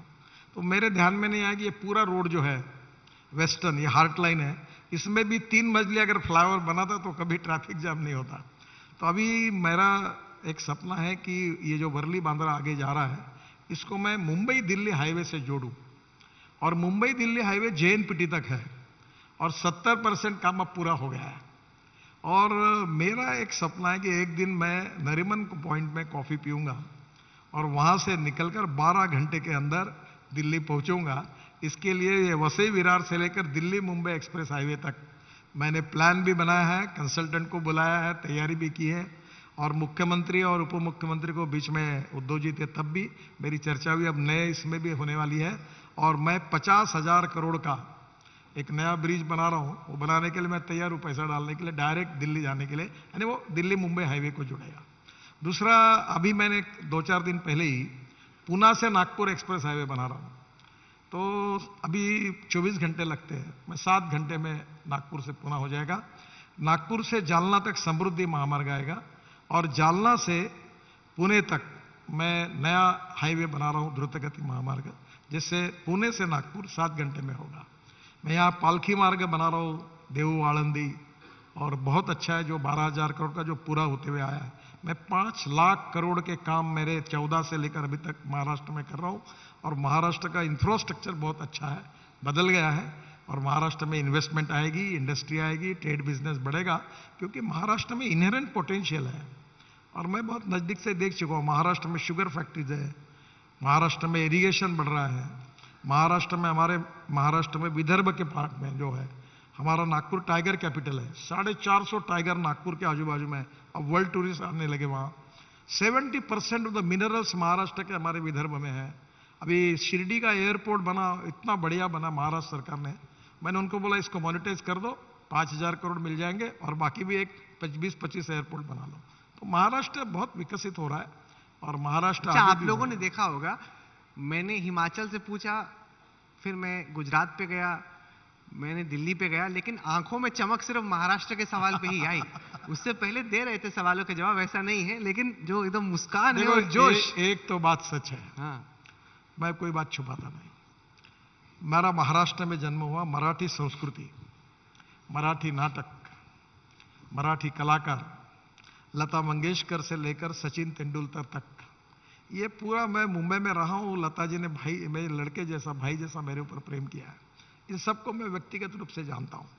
और मुंबई में बोलना नहीं चाहता, क्योंकि मुंबई जैसा फूड वर्ल्ड में कहीं नहीं मिलता। रात को 12 बजे में जाओ। इस शहर में मैं 18 साल रहा हूँ। मुझे इस शहर में काम करने का मौका मिला। अब बात जरूर है कि मेरा आने का कम होता है, तो मुझे पता चला कि आप फोन करते हुए अपना डिनर का टेबल बुक करा के आए हो यहाँ आने से पहले। कहाँ पे बुक किया आपने डिनर? ये नहीं बताऊंगा। अरे अच्छा, नहीं, मेरे को लगा बोलेंगे चलो मेरे साथ में चलो खिलाते। मालूम है क्या? हाँ, मेरे को लगा बोलोगे साथ में खिलाते, आपने बोला बताओ। मैं आपको एक सीक्रेट बताता हूँ, मुंबई में जो फूड अच्छा मिलता है वो रास्ते पर ही मिलता है। बेस्ट क्वालिटी फूड अगर वर्ल्ड में, स्ट्रीट फूड जिसको कहा जाए, वो अगर कहीं मिलता है तो दुनिया के में सबसे अच्छा शहर कोई है तो मैं कह रहा हूं मुंबई है। अब वो जगह मैं आपको बताऊंगा, आप कार्यक्रम खत्म कर लो 10 बजे के बाद। मैं सिक्योरिटी छोड़ दूंगा, मेरे साथ 50 पुलिस वाले Z+ होते हैं, सबको बोलता हूं आप घर जाओ, मैं सोने के लिए जा रहा हूं, और फिर मैं अपने दोस्तों के साथ चुपचाप निकल के फुटपाथ पर जाके, इतने पुलिस जाके कोई रास्ते बंद कर देगा कहीं तो मैं फिर आपको ले जाऊंगा। तो ठीक है, इनविटेशन मिल सकता है, सिर्फ पब्लिक इनविटेशन नहीं होगा, थोड़ा साइड शो होगा प्राइवेटली इनविटेशन के लिए। ये जो बीजेपी ने महाराष्ट्र में किया, चूंकि आपने महाराष्ट्र का मुद्दा छेड़ा कि एकनाथ शिंदे के साथ मिलकर बीजेपी की सरकार बनी, आपने देखा कि किस तरह का शिवसेना और बीजेपी का रिश्ता था। आपको लगता है कोई और तरीका निकालना था इसको रिजॉल्व करने का? इस तरीके से बाला साहेब ठाकरे की सेना को तोड़ना क्या ठीक था? Politics is a game of compromises, compulsions and limitations. दूसरी बात, पॉलिटिक्स के बारे में ये भी होती है ना कोई परमानेंट फ्रेंड्स होते हैं ना परमानेंट एनिमीज होते हैं। ऑब्वियसली समय के अनुसार कभी कभी परिस्थितियां बदलती है। अब मैं तो महाराष्ट्र के राजनीति से ज्यादा संबंधित नहीं हूं, पर एक बात जरूर है कि जो अटल बिहारी वाजपेयी जी ने हमको बताया था, और विशेष रूप से मैं एक नसीबवान हूं कि जिसके ऊपर बाला साहेब ठाकरे जी का बहुत प्रेम था, पुत्रवत प्रेम था। और मुझे याद है कि जब उनको ब्रिज पर फोटो निकालना था तो राज ठाकरे उनके ऊपर एक पूरे फोटो की किताब निकाल रहे थे, तो उन्होंने कहा कि ये ब्रिज पर मैं राज उसी समय खड़ा रहूंगा जब नितिन आएगा। मैं नागपुर से आया, ये माहिम के ब्रिज के ऊपर समुद्र के पास खड़ा रहा, तो बाला साहब ने मेरे साथ फोटो निकाला। तो ये संबंध है। अब चुनाव के तालमेल में कभी अलायंस में कभी कम ज्यादा होते रहता है, वो चलता रहेगा। भविष्य में क्या लिखा है किसी को पता नहीं है, परिस्थितियां हैं, उनकी अपनी कुछ अड़चन है, राजनीति की अपनी मर्यादा है। अब महाराष्ट्र के राजनीति में मैं एक ऐसा नसीबवान नेता हूं, ऑल पार्टी मेरे लिए कभी भी सब अच्छे ही बोलते हैं और मेरे साथ अच्छे संबंध है। मैं बीजेपी का हूं, मेरा कन्विक्शन पक्का है। अब इसके बाद इस बार इस राजनीति में जो कुछ चल रहा है उसमें मैं कोई टिप्पणी करना नहीं चाहता। ये तो यहाँ के स्थानिक जो लोग कर रहे वही बता पाएंगे कि इसके डिटेल्स में क्यों हुआ, क्या हुआ, किस कारण हुआ। पर आपने कहा कि होता रहता है, तो आपको उम्मीद है कि आगे चल के कभी हो सकता है कि शिवसेना बीजेपी से वापस आ जाए, क्योंकि नेचुरल एलाय? देखिए, ऐसा मुझे कुछ कहना नहीं है, ना मेरे को कोई प्रतिक्रिया है, ना मैं आपको कोई न्यूज देने वाला हूं। मेरा कहना इतना ही है कि अब महाराष्ट्र के राजनीति के डिटेल्स चाहिए तो देवेंद्र जी कल आने वाले आपके यहाँ, वो आपको पूरी चर्चा करिए, वो पूरा बता पाएंगे। तो बड़ा बच के बैटिंग कर रहे हैं आप? हाँ? बड़ा बच के बैटिंग कर रहे हैं? नहीं जी, मैं तो वनडे क्रिकेट वाला प्लेयर हूं। मेरा जिस विषय के साथ संबंध है, आप वाइड बॉल डाल रहे हो तो मैं बीच में बैट डाल के क्यों कैच आउट हूं? आपको मालूम है ना, क्रिकेट में मैं क्रिकेट खेलता था। आप क्रिकेट खेलते थे? हाँ, अच्छा क्रिकेटर था। तो मेरे टीचर मुझे बहुत गुस्सा करते थे क्योंकि मैं पहले बॉल से रन निकालने के लिए, जैसे संदीप पाटिल, सचिन तेंदुलकर या दिलीप वेंगसरकर वगैरह काफी बैटिंग अच्छा करते थे हमारे समय। तो मेरी भी आदत खराब थी। तो जब वो बॉलिंग डालते थे पहले नए बॉल पर, तो ऑफ साइड में वो बॉल डालते थे और लोग बीच में बैट डालते थे। बीच में बैट डालने के बाद कैच स्लिप में उड़ता था। तो आप क्या कर रहे हैं कि आउटसाइड ऑफ स्टंप के बाजू में आप बम्पर डाल रहे हो और मुझसे उम्मीद कर रहे हो कि मैं टच कर दूं और स्लिप में कैच आउट हो जाऊं। इन्होंने तो क्रिकेट मैच की कमेंट्री भी कर दी, T20 का मैच बना दिया और साथ ही साथ अपने कमेंट्री भी आपने कर दी। नहीं, मैं आपसे ये पूछना चाहता हूं, जो आपने सड़कों का जिक्र किया, सड़कें तो बड़ी हो रही है लेकिन उसके साथ साथ रोड एक्सीडेंट्स एक बड़ा खतरा है। हम लोग मुंबई में हैं, यहाँ पे सब लोग बहुत सदमे में थे जब साइरस मिस्त्री जी का एक्सीडेंट हुआ। मैं अभी वो इन्वेस्टिगेशन की रिपोर्ट पढ़ रहा था, इंटरनेशनल रोड फेडरेशन की जो ऑडिट रिपोर्ट आई, उस सड़क पर जहाँ पे साइरस मिस्त्री जी की गाड़ी चल रही थी, उसने कहा कि 70 किलोमीटर की स्ट्रेच में नेशनल हाईवे 48 पे मेंटेनेंस नहीं ठीक था, साइनेज ठीक नहीं थे, 2 डजन से ज्यादा मीडियन ओपनिंग्स यानी सड़क के बीच में गैप थे, जो कि नहीं होने चाहिए थे क्योंकि इतनी बड़ी सड़क थी। अब मैं जानना चाहता हूं, जो आपकी इतनी बड़ी सड़कें बन रही हैं और उस पर लाजमी तौर पे गाड़ियां ज्यादा स्पीड पे चल रही हैं, ये जो सराउंड साउंड है, मीडियन ओपनिंग्स, लाइट्स, मार्किंग्स, इसमें क्यों कोताही हो रही? पहले जनरली बताइए, फिर साइरस के केस पे आइए। देखिए, अभी जो नए हाईवे बन रहे हैं उसमें हमने सब प्रकार की चिंता की है। जैसे अभी उस समय ये मुंबई पुणे हाईवे जब बनाया, जो मेरा पहला अवसर था, उसमें भी हमने एक्सीडेंट के समय काफी चिंता की थी। पर बाद में अभी सेव लाइफ फाउंडेशन है, बहुत अच्छा काम करते हैं। उन्होंने जो मुंबई पुणे हाईवे मैंने बनाया था उस पर 55 गलतियां निकाली। और मैं आपको एक बात मानता हूं कि मैं पिछले 14 साल से जो दिल्ली में मंत्री हूं, जितने डिपार्टमेंट मुझे मिले, शिपिंग मिला, पोर्ट मिला, ये मुंबई में मैंने अभी एयरपोर्ट तक 17 मिनट में पानी से जाने की योजना बनाई थी। सब जगह पर रो पैक शुरू किया अलीबाग में जाने के लिए। तो सब जगह वाटर रिसोर्सेस में काफी काम हुआ। पर एक बात मैं बिल्कुल नम्रतापूर्वक स्वीकार करता हूं कि रोड एक्सीडेंट के विषय में मुझे सक्सेस नहीं मिला। देश में 5 लाख एक्सीडेंट होते हैं, 3 लाख लोगों के हाथ पैर टूट जाते हैं और 1.5 लाख लोग मर जाते हैं। और मरने वाले लोगों में 18 से 34 इस एज ग्रुप में 60% लोग हैं। मेरा भी एक्सीडेंट हुआ है और मैं महाराष्ट्र में लीडर ऑपोजिशन था, तो रेड लाइट कार में पुलिस प्रोटेक्शन में मेरे ड्राइवर को कैटरेक्ट था और गाड़ी ट्रक पे जाके गई। मैं, मेरी पत्नी, मेरी लड़की, बहुत बड़ा एक्सीडेंट हुआ। तो मैं इससे बहुत ही व्यथित हूं। पर इसमें आपका भी सहयोग चाहिए। रोड इंजीनियरिंग, इसमें काफी समस्या है। अभी तो मैं यहां तक आया हूं कि जो मैं स्वदेशी और हिंदुस्तान की डीपीआर बनाने वालों के बारे में सब आग्रही था, कल मैंने हमारे सेक्रेटरी को कहा कि अब मुझे ऐसा लग रहा है कि रोड इंजीनियरिंग में सुधार होने के लिए जो डीपीआर बनते हैं उसमें हम लोग इंटरनेशनल कंपनी में जो जॉइंट वेंचर होगा उसको प्रायोरिटी दें, ताकि वर्ल्ड का एक्सपर्टाइज हमारे साथ आए। और ये बात जरूर है कि अभी मैं 4-5 दिन पहले IIT आया था मुंबई भाषण देने के लिए। काफी इसमें काम कर रहे हैं। हमने पहले ऑटोमोबाइल इंजीनियरिंग में सुधार किया, इकोनॉमिक मॉडल को हमने एयरबैग्स 6 के 6 कंपलसरी कर दी, हेलमेट कंपलसरी किया, हमने रूल्स ऑफ द रोड के बारे में नया मोटर व्हीकल एक्ट लाया, एजुकेशन और अवेयरनेस के बारे में कार्यक्रम कर। अभी अमिताभ बच्चन जी से लेकर हमारे काफी अभी Akshay Kumar ji free of charge बेचारे कैंपेन करते हैं। हमने बड़े कैंपेन चालू किए हैं। हम लोगों के लिए एजुकेशन प्रोग्राम कर रहे हैं, यूनिवर्सिटीज, कॉलेजेस के साथ काम कर रहे हैं।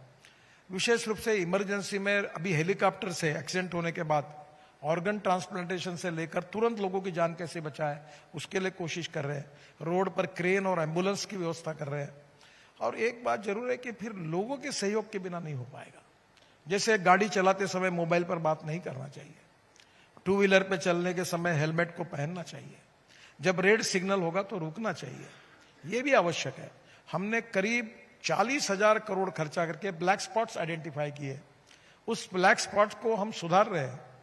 उसको जो ब्लैक स्पॉट्स है उसको भी हम सुधारने की कोशिश कर रहे हैं। हम लगातार काफी कुछ बातें कर रहे हैं, पर इसके बावजूद भी लोगों का सहयोग चाहिए, मीडिया का भी सहयोग चाहिए। लोगों में अवेयरनेस और इसके बारे में रिस्पॉन्सिबिलिटी। मैं अब ये ब्लेम नहीं करूंगा कि लोग कानून का पालन नहीं करते, पर कानून के प्रति डर भी नहीं और सम्मान भी नहीं। अमेरिका में या वर्ल्ड में कहीं भी ड्राइविंग लाइसेंस चाहिए तो कितना कठिनाई से मिलता है। अभी मैंने 17 सुधार किए ट्रांसपोर्ट में। हमने इसको डिजिटलाइज किया है सर बात को, और ये कोशिश कर रहे हैं कि धीरे धीरे इसमें भी बस बॉडी के इसमें भी सुधार कर रहे हैं। अभी मुंबई में मैं 1.5 महीने पहले आया था, मैंने बेस्ट की डबल डेकर इलेक्ट्रिक लॉन्च की, और हर जगह पर मास माने पब्लिक ट्रांसपोर्ट को इनकरेज करने की कोशिश कर रहे हैं। अब एक बात राहुल बोलना नहीं चाहिए, पर आप लोग थोड़ा इस पर डिबेट कराओ। हिंदुस्तान में पॉपुलेशन ग्रोथ और ऑटोमोबाइल ग्रोथ ऐसे तेजी से बढ़ रही है, ये भी कभी सोचना चाहिए। अब 17 करोड़ व्हीकल है। अब मुझे बताइए, एक परिवार है, 3 लोग और 7 गाड़ियां घर में है, और एक एक आदमी, अब ये किस पर रोड कैसे बनेंगे। दूसरी बात, पार्किंग नहीं है। बड़े बड़े शहरों में हमारे कितने लोग ऐसे कि जिन्होंने पार्किंग बनाया अपने घरों में, रोड पर गाड़ियां खड़ी कर देते हैं। तो मुझे लगता है बहुत सी समस्या है। हम भी कोशिश कर रहे हैं। ऑटोमोबाइल इंजीनियरिंग की कंपनियां, अभी उनको मैंने काफी उसमें आपके बाद ये जो साइरस मिस्त्री का बोला, इसके बाद मैं मर्सिडीज में भी मेरी बात हुई। सब बातों की चर्चा ओपनली नहीं हो सकती। थोड़ा तो बताओ क्या बात हुई। नहीं, वो क्योंकि ऐसा है कि कहीं ना कहीं क्या है कि अनेक बातों के बारे में हमें लोगों की जान बचाना हमारी प्राथमिकता है। तो कैसे होगा, क्या लेसन क्या है, क्या हुआ स्पेसिफिक केस में, क्या हुआ? ऑटोमोबाइल इंजीनियरिंग, रोड इंजीनियरिंग जिसमें आप कहते हो सुधार करना, ऑटोमोबाइल इंजीनियरिंग में सुधार करना। तीसरी बात education awareness campaign for road safety, और चौथी बात इमरजेंसी, यानी एक्सीडेंट होने के बाद तुरंत उसकी जान बचाना। तो अब बहुत एनजीओ, सोशल वर्कर, काफी लोग काम कर रहे हैं पर मैंने ये कहा है कि 2024 के पहले हम 50% एक्सीडेंट कम करेंगे और डेथ कम करेंगे। 50% कम कर दोगे? हाँ, 1.5 लाख डेथ को 75,000। यस। फिर आप बोलते हो कि मैंने जो बोल दिया फिर वचन दे दिया, कैसे होगा सर? बचा ही नहीं है टाइम अब आपके पास। सर ऐसा है कि अभी मेरे मिनिस्ट्री ने 6 वर्ल्ड रिकॉर्ड किए हैं। 6 वर्ल्ड रिकॉर्ड किए हैं। तो ऐसा भी नहीं कि हमने करके दिखाया है, हम second largest road network in the world है। और अभी आज हमने इतने बड़े बड़े अभी रिकॉर्ड किए हैं कि दुनिया में वर्ल्ड के स्टैंडर्ड के हैं। और इसलिए अब खूब जोरों से प्रयास शुरू है। मेरी हाईएस्ट प्रायोरिटी है।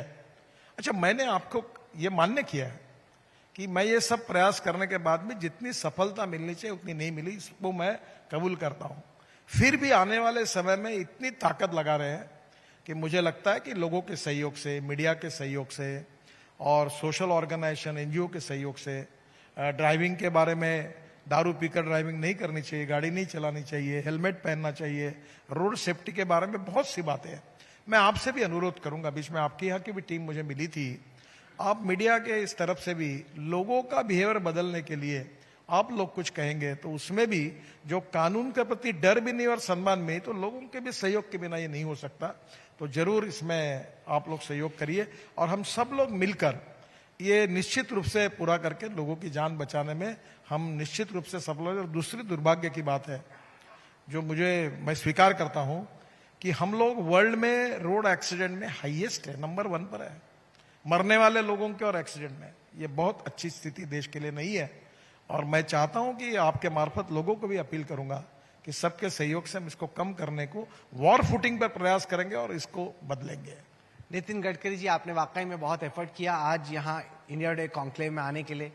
नागपुर से शुरू हुआ दिन, हिमाचल आप गए, कई जगहों पे आपने प्रचार किया, पठानकोट से होते हुए आप खास तौर से आए। हम आपको अब डिनर से रोकेंगे नहीं, आपने बताया नहीं कि आप कहाँ जा रहे हैं, लेकिन फिर भी हम चाहते हैं कि आप जाएं। आप यहाँ पे आए, आपने हमारे लिए वक्त निकाला, बहुत बहुत शुक्रिया। बाहर चल के प्लीज बताइए कि कहाँ जा रहे हैं कि हमारे भी कुछ लोग आपके साथ आ पाए। Thank you so much. Can we have a warm round of applause? Thank you, नमस्कार। Union road and transport minister mister Nitin Gadkari, thank you so much sir. It is always pleasure to discuss. Thank you. Could I please invite on stage Mr. Ashish Gupta, Brand Director, Volkswagen India, to present a token of appreciation to the Honourable Minister.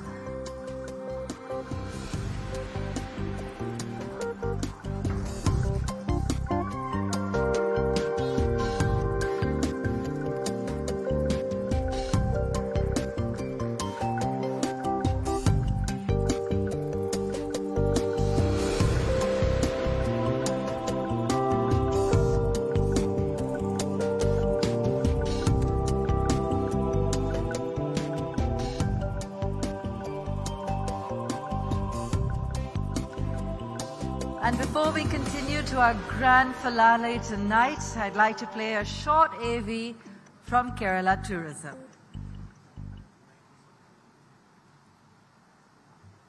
Namaskaram. Warm greetings from Kerala Tourism to all the delegates of India Today's West Conclave. Kerala, also celebrated as God's own country, is a landscape with excellent hilly areas, plains and coastal land. A combination of scenic beauty, inland waterways, islands, cultural diversities, heritage and taste. Kerala was chosen as one of the 50 must-see places in the world by Time magazine. And also, Time magazine specially mentioned about Kerala's caravan policy. We are coming up with new tourism products like caravan tourism, heli tourism, destination wedding. Efforts are being made to further exploit the potential of cruise tourism. Our responsible tourism mission initiatives are internationally recognized and decorated. In this past pandemic period, Kerala has registered a record footfall of domestic tourists. Thank you very much to all the good minds who have been with Kerala tourism. I warmly welcome you all to Kerala and ensure you the best and safe travel experience. Thank you.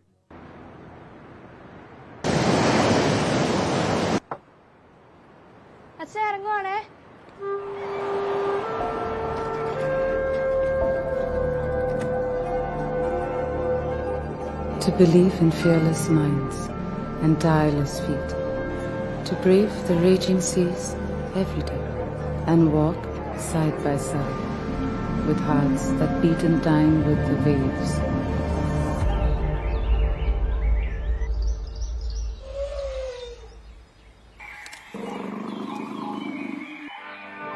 To revel in the innocence of forests and the wisdom of ancient ways.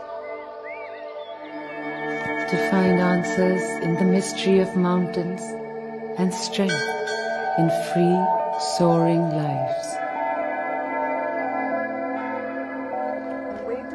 To go with the flow along slow-moving canals, to find deep journeys in little country boats.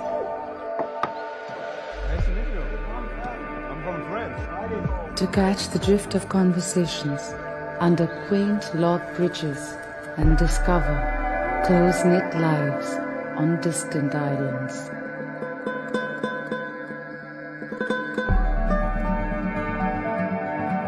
To find magic in the everyday and eternity in the ordinary. To meet gods who walk the earth and men who trek the heavens. To speak with no words, to listen from the heart, to be one with the trees, the skies, the earth, and celebrate every living thing.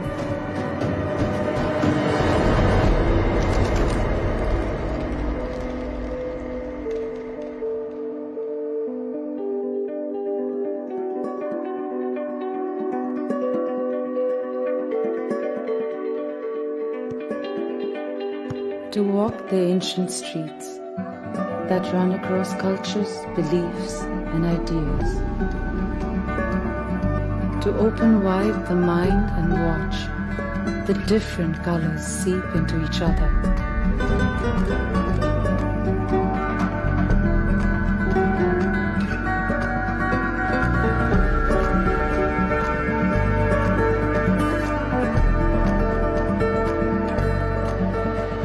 And let the courtyard of the world make us human all over again.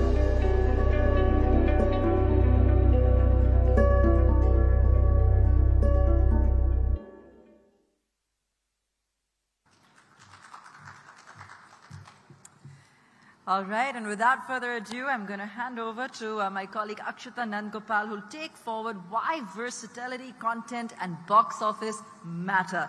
Akshita Nandgopal, Deputy Editor, India Today Television, to introduce our next and final guest for first day of Mumbai Conclave 2022. Thank you, Abba. I know that this is a session all of you have been waiting for. The night's still young, right? So we've got with us now, our next guest is going to be setting the stage on fire. He's found that perfect balance essentially between actor and entertainer. His next film is also like nothing you've ever seen because it deals with the genre of werewolf comedy, which we've never actually seen here in India. So I'm going to give you first a quick sneak peek into Bhedia. Enjoy.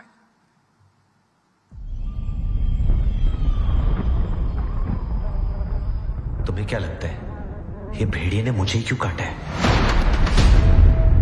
हो सकता है कि वो भेड़िया actually तुम्हें मारना चाहता हो। क्योंकि तुम जिसे सियापा समझते हो ना, वो एक बहुत बड़ी जिम्मेदारी है।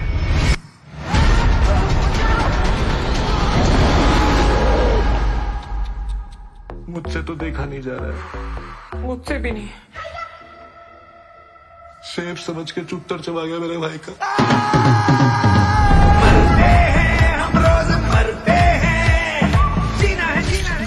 लोगों को ऊंचा सुनाई देता है ना, मुझे नीचा सुनाई दे रहा है। खुशबू बदबू में बदल गई और बदबू खुशबू में। क्या कर रहा है? इच्छाधारी भेड़िया। इच्छाधारी तो नागिन होती है। क्यों? सिर्फ नागिन के पास लाइसेंस है क्या इच्छाधारी होने का? आस्की के पोटी में से किसी इंसान की हड्डी का अंश मिला। कल रात को क्या खाया था?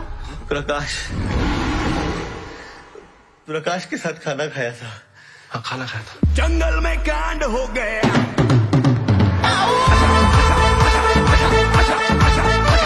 आस्की, क्या छुपा रहे तुमसे? कुछ हुआ नहीं है मुझे। हुआ? मैं कह रहा हूँ ना, नहीं हुआ कुछ।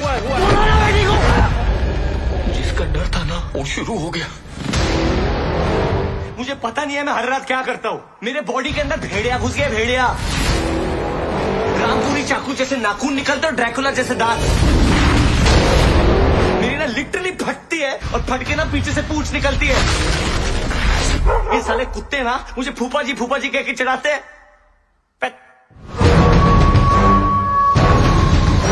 मेरा इलाज नहीं हुआ ना तो मैं लोगों को खाता फिरूंगा। भेड़िए से काटा हुआ इंसान फिर से नॉर्मल कैसे हो सकता है? This is impossible.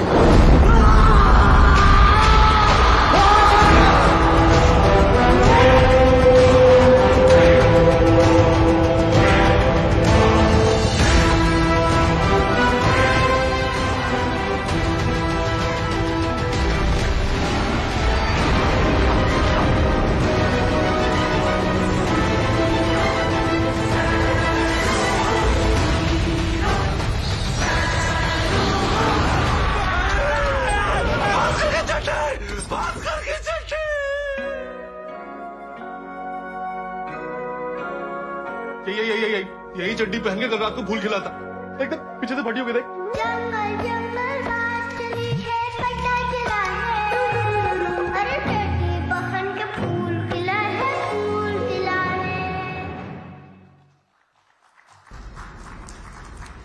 Ladies and gentlemen, put your hands together for the one and only Varun Dhawan, entertainer extraordinaire, actor extraordinaire, joining us here at the India Today Conclave. पर क्या करूं मेरे दांत का, पापी पेट बोले मर रहे हो क्यों तुम खाओ।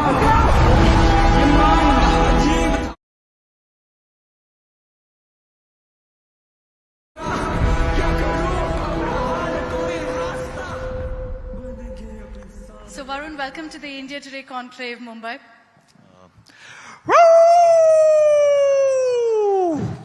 Should I run? It would be pretty wild if I actually turned into a wolf and I ate everyone over here.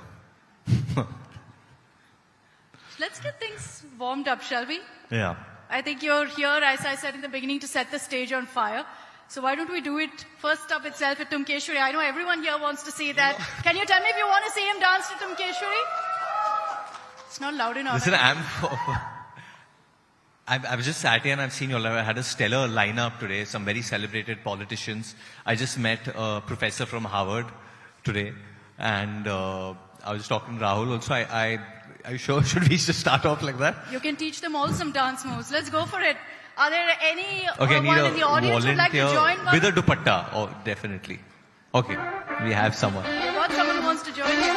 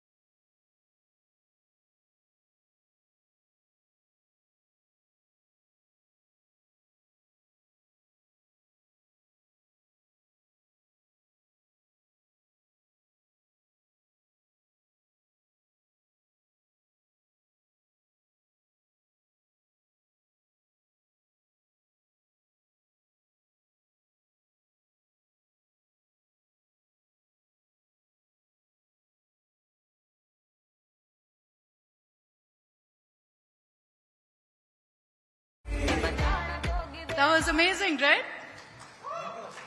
Who walks for me every once in a while, mid-sentence, to suddenly say, Tum Keshwari, and then we just start dancing. But what has this experience been like for you, Varun? We just saw the trailer. Congratulations. It looks absolutely amazing and so very different from anything we've seen. Student of the Year to Bhedia, to a werewolf. What's that experience been like for you?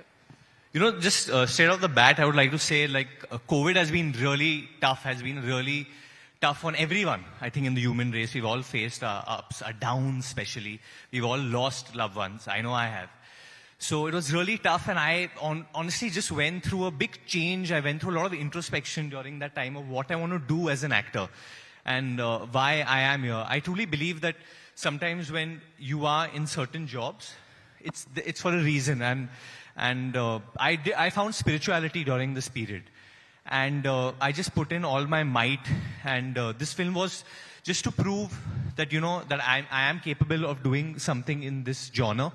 And I wanted to do something which, you know, gets in VFX, gets in 3D, gets in a lot of technology and blends it in with Indian mythology in a very beautiful way. Indian folklore, sorry. And that's what Bhedia is. And I just hope it can entertain people and bring positivity in people's lives, you know, because I feel cinema can serve that purpose. It should serve a purpose of bringing positivity in people's lives. It should serve a purpose of bringing about change in a very good way, encourage younger people in our society to do good. And I think you can, and hopefully this movie will set that right example. What's the message that you feel the audiences should take away from after watching Bhedia? What would you believe would be, the message they take away with which you'd be happy and you believe that the movie is a success, financially or not? Mainly the message is that I would like Indians to feel proud of the kind of VFX we've done in it. A big chunk of money has been spent on the VFX and the technology used to make the film. We've got MPC who has done films like Jungle Book, you know, just to name one of them. And so a lot of money has gone into that. We don't, honestly, you know, we get a lot of flack for not, our industry gets a lot of flack for not delivering on that level. But honestly, we don't have that much money that goes into.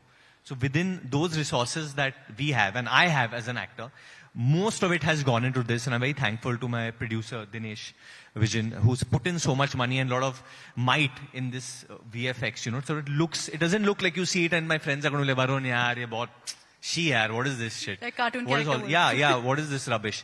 And I've had films with cringe-worthy VFX before, and I'll be the first to accept it. And I don't like that feeling, you know. Being someone growing up in this India, I don't like that feeling. So I want to give back to the audiences. I want them to feel proud and inspired when they go and see this film. It's up there with any other film they see. How did you prepare for this role? Was there a lot of howling at home? Did your neighbors complain? No, my wife definitely thought I was really strange because we just got married and I signed this film. So I was often making faces near the mirror or looking at her in weird, strange ways. But I got an animal flow instructor, Dave. He's from Bangalore. He came and trained me. And lots of classes with the director of the film who's from Delhi. So, you know, just the kind of accent I needed. I'm playing someone who's a road contractor. So just जो बात करने का अंदाज है वो सब पकड़ना पड़ा. But more than that, I think I had to just catch the heart of the film. And I found that honestly when I reached Arunachal and I was in zero.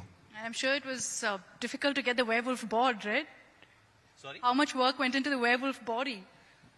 The body, I think I think we lay a lot of emphasis on the exterior always, you know, physicality of what actors do. But it's honestly more the mental stuff that has a bigger effect on you.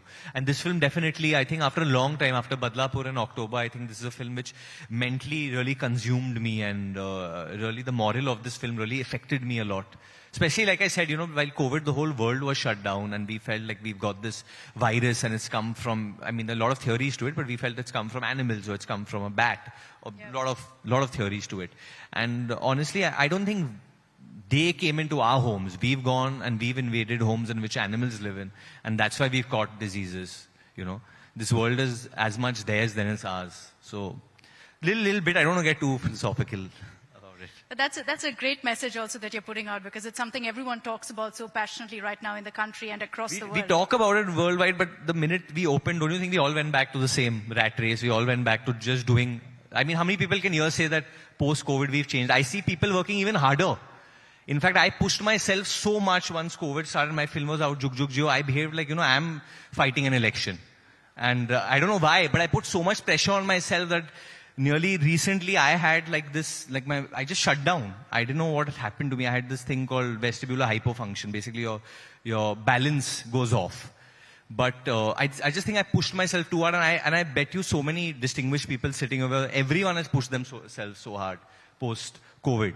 And we are just running in this race, but nobody is asking why. It's not like you get a special prize after you die and you go upstairs, you got this because you did this. I think there's a greater purpose that we all are here, and I'm trying to find mine, and hopefully people will find this. How did the pandemic experience really change you and what you sought as an actor? So, I've not really shared this everywhere, but someone who worked with me for 26 years of my life, Manoj, he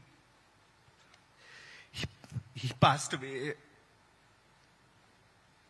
He passed away near my eyes, and this was just when he thought he had COVID, and then he recovered after a week, and he had a heart attack, and he passed away near me. And it affected me so badly mentally, but being an actor, everyone told me that, you move on, you move on, you move on. And I'm like, how do I move on? This person is 26 years of my life, whatever I am today, more than any director, producer, this man is the reason I am where I am, And it affected me so badly, in every which way. But it's taken me a long time to, even find courage to talk about this. But honestly, I'm still dealing with it. So I think the only thing that's the biggest impact it's had on me is that I don't want to judge people today. You don't know what anyone's going through. You don't know their losses. Because once we are in a public outing, everyone has their game face on. And then we judge human beings. Arey, ye aisa hai, ye bahut cunning hai, ye jealous hai, ye greedy hai, this guy is this guy is that. We don't know from what baggage someone is coming here. So just... Thank you for sharing that with us, Varun, because I think all of us also have unfortunately had that experience. And I think to hear that from you, it brings us back to, the learnings that we should have from the pandemic. I know it was hard on you, but thank you for sharing that with us. We were talking about the pandemic experience, what kind of an impact it had on you, but on a larger scale, Varun, do you think that the audiences and what they sought also has changed after the pandemic? 100%. I think the audiences are not going to take any bullshit. And they're not going to settle for anything mediocre. They're not going to settle for anything okay. And honestly, filmmaking, the film industry, we are a service providing industry. Our service that we are providing is entertainment. So we have to pull up our socks. We have to give them like top of the line stuff. And according to me, that's the only thing that's going to work, Because everyone knows life is precious. We don't know how long we're here on this journey. So you want to go out for the best stuff and the best stuff only. And there's a lot of options out there. You've done, a variety of films, and I think that's what's really stood out. I started off saying that you're an entertainer extraordinary. You're also an actor extraordinary. You've proved that with films like Badlapur in October, and then you have a Jug Jug Jio, whether you talk about Student of the Year. So you've got that range. Is that something that you've done consciously in your career? Yeah. Honestly, I can sit here and be like, I'm damn clear-headed. I know what I'm doing. But I don't know what I'm doing. I mean, I react out of instinct, and it's God, Ishwar hai jo karata hai ye cheeze, according to me. I mean, we are put in these positions, and then we have responsibilities, and we have to fulfill them. So I can't say. I mean, I work damn hard, but I wish I could just sit here and just say it's only hard work, it's only talent, it's only this. Certain things that happen in life, it's all भगवान है जो कराता है ये चीज है. सरस्वती माँ का हाथ है कहीं ना कहीं किसी भी कलाकार के ऊपर, and then they can perform. I think also, considering the variety of films and the names that I mentioned, where do you think Bedia really fits in there? Would you deem it an entertainer? Would you deem it as a breakthrough performance? No, it's an all-round entertainer. And at the end of the day, I think people should be excited because the director, Amar Kaushik, it's his film. He's made a film called Stree. He's made a film called Bala before this, which were amazing films. And he's put in so much. I've put in a lot into this film as well. And I feel more than anything, people should watch the film because it's a good film. There's no other way to, I mean, in this environment with how films are doing, there's no other way to hard sell a film and be like, yaar, hamari film bahut alag hai, hamari film wo hai. It's genuinely a good film and you will be entertained. And if you're not entertained, then hopefully the producer can give you their money back. I don't know. But no, hopefully you like the film. I believe it's a good film. I do believe it's a good one. You know, what I'm loving from this conversation is how genuine Varun is right now. I think he's really pouring his heart out and we really appreciate that. Varun, you did mention that right now, you know, the audiences are very clear. That this is what they want, they'll go for it. And that's it, right? You're seeing a lot of films, KGF, KGF2, Kantara, that are doing so well. It's triggered this whole debate about whether Bollywood is dead, about cancel culture. What do you think about that? Do you think that's true, that there's this whole sense that, you know, we're against Hindi movies? No, I think Indian films are doing really well. And let's, you know, when Team India plays right now, they're playing in the World Cup. Everyone's an Indian playing over there, whether he's from the south of India or the north of India or east or the west, it doesn't matter. But it's Indian films. So if Kantara is doing really well or if KGF2 is doing well or Vikram, we should seek inspiration from these films and, you know, try and work with each other and working with talents from there, you know. It's the best thing for Indian films to grow right now. So you're saying there's no north-south? And I know it sounds really easy right now because these films are getting, I mean, the Hindi films are getting the ass kicked right now. So maybe it's a great time it's an easy answer for me to say that. But if anyone can find any answer that I've given from Student of the Year, I've always wanted to do, you know, films in Telugu, in Tamil, and Bhedia is going to release in Telugu and Tamil as well. But yeah, it's a great time for, you know, all filmmakers and technicians and actors and everyone to come together. I don't know why people don't say that KGF2 also had Raveena Tandon and Sanjay Dutt in it. Why do you forget that, I mean, as well? Because they also loved over there and we also love all the actors from here. And I just seek inspiration. I'm a big fan of so many of the directors and actors. And I aspire to work with them tomorrow in life. Who's the one actor that you think you'd love to work with or you think, you know, their body of work is amazing? So I've always been a big fan of Mr. Kamal Hassan and obviously Rajnikant, and from the newer lot I would say I love, I think Allu Arjun is amazing. He's doing some great stuff. I think Yash has done great with making the way he made KGF, and even right now if you see Kantara, the way that film has been written, directed and acted by the same person. So it's just by Rishabh Shetty.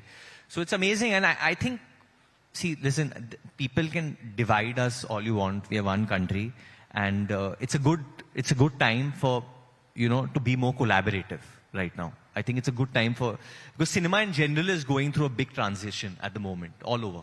But when you see these films doing really well, does it give you a sense of competition that, you know, I want to ace this, I want to defeat them? Healthy. Hell yeah, healthy, sure. Healthy, definitely healthy. It's like, see, today we are sitting here, this is going to be telecast on India Today. I'm sure other channels are going to see this and they're going to get pissed and they're like, we need to do a better conclave. What are you guys doing? Come on, let's get, you know, these politicians, let's get this. You know, it has to be healthy. We have to encourage each other to do better. And as long as it's healthy, it's fine. You know, as long as no one's coming to fight me, it's all cool. But I'm inspired. I'm ready to go. Do you keep a tab? Yeah, your fellow actors, what your colleagues are doing? No, see, not what they do, because lots of things actors do is for perception. And perception can be created by wealth very easily. So that could be fake. But anytime I get the opportunity to chat with people, with any of my fellow actors or contemporaries, I pick their brains sometimes, especially the senior ones like Shah Rukh sir or Salman bhai, or, you know, the ones who've seen so much more ups and downs in life. I mean, I'll pick their brains about, you know, what their journey has been like, at least. Do you also keep a tab on how films do in the box office? Is that something that you clearly consider a factor? I was so obsessed with how films used to do. I remember when I was studying in Nottingham, even the North American box office, I would like log on to Box Office Mojo and check weekend collections. I would check worldwide collections today because that's huge. And where Hindi films are concerned, like throughout, like even like the box office, the worldwide gross. I mean, I pretty much know all the numbers by hearted. But would you ever consider doing a film in Tamil or Telugu? Have you ever been given or offered a role? I mean, if Lokesh Kanakaraj offered me a role, that's the director of Vikram and Kaithi, 100% I would love to do a Tamil film with him. And if Rajamouli offers you, or Shankar offers you, why will you not? Or Sukumar, who has, yeah, definitely. Do you know any Tamil? To impress Lokesh Kanakaraj? I know a little Tamil, but I don't know that much Tamil to make a fool out of myself today. No, go for it. I'll lose the audition today, not today. I'm from Chennai, so I can teach you. You give me a line and I'll try. What do you want to say? What do I want to say? Lokesh sir. Lokesh sir. எனக்கு ஒரே ஒரு film கொடுங்க. எனக்கு ஒரே ஒரு film. எனக்கு ஒரே ஒரு film. Kudinga. Now say it in one sentence. Are you sure I'm not proposing to you? No. because I'm looking at you very... With the sentence saying Lokesh sir. Very innocent, sorry. With the sentence saying Lokesh sir. Lokesh sir. எனக்கு ஒரே ஒரு film. Kudinga. Kamal Hassan ஓட.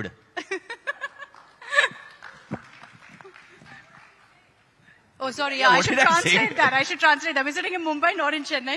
You've said, Lokesh sir, please give me one film with Kamal Hassan. Works? Done. Works. Vikram 2.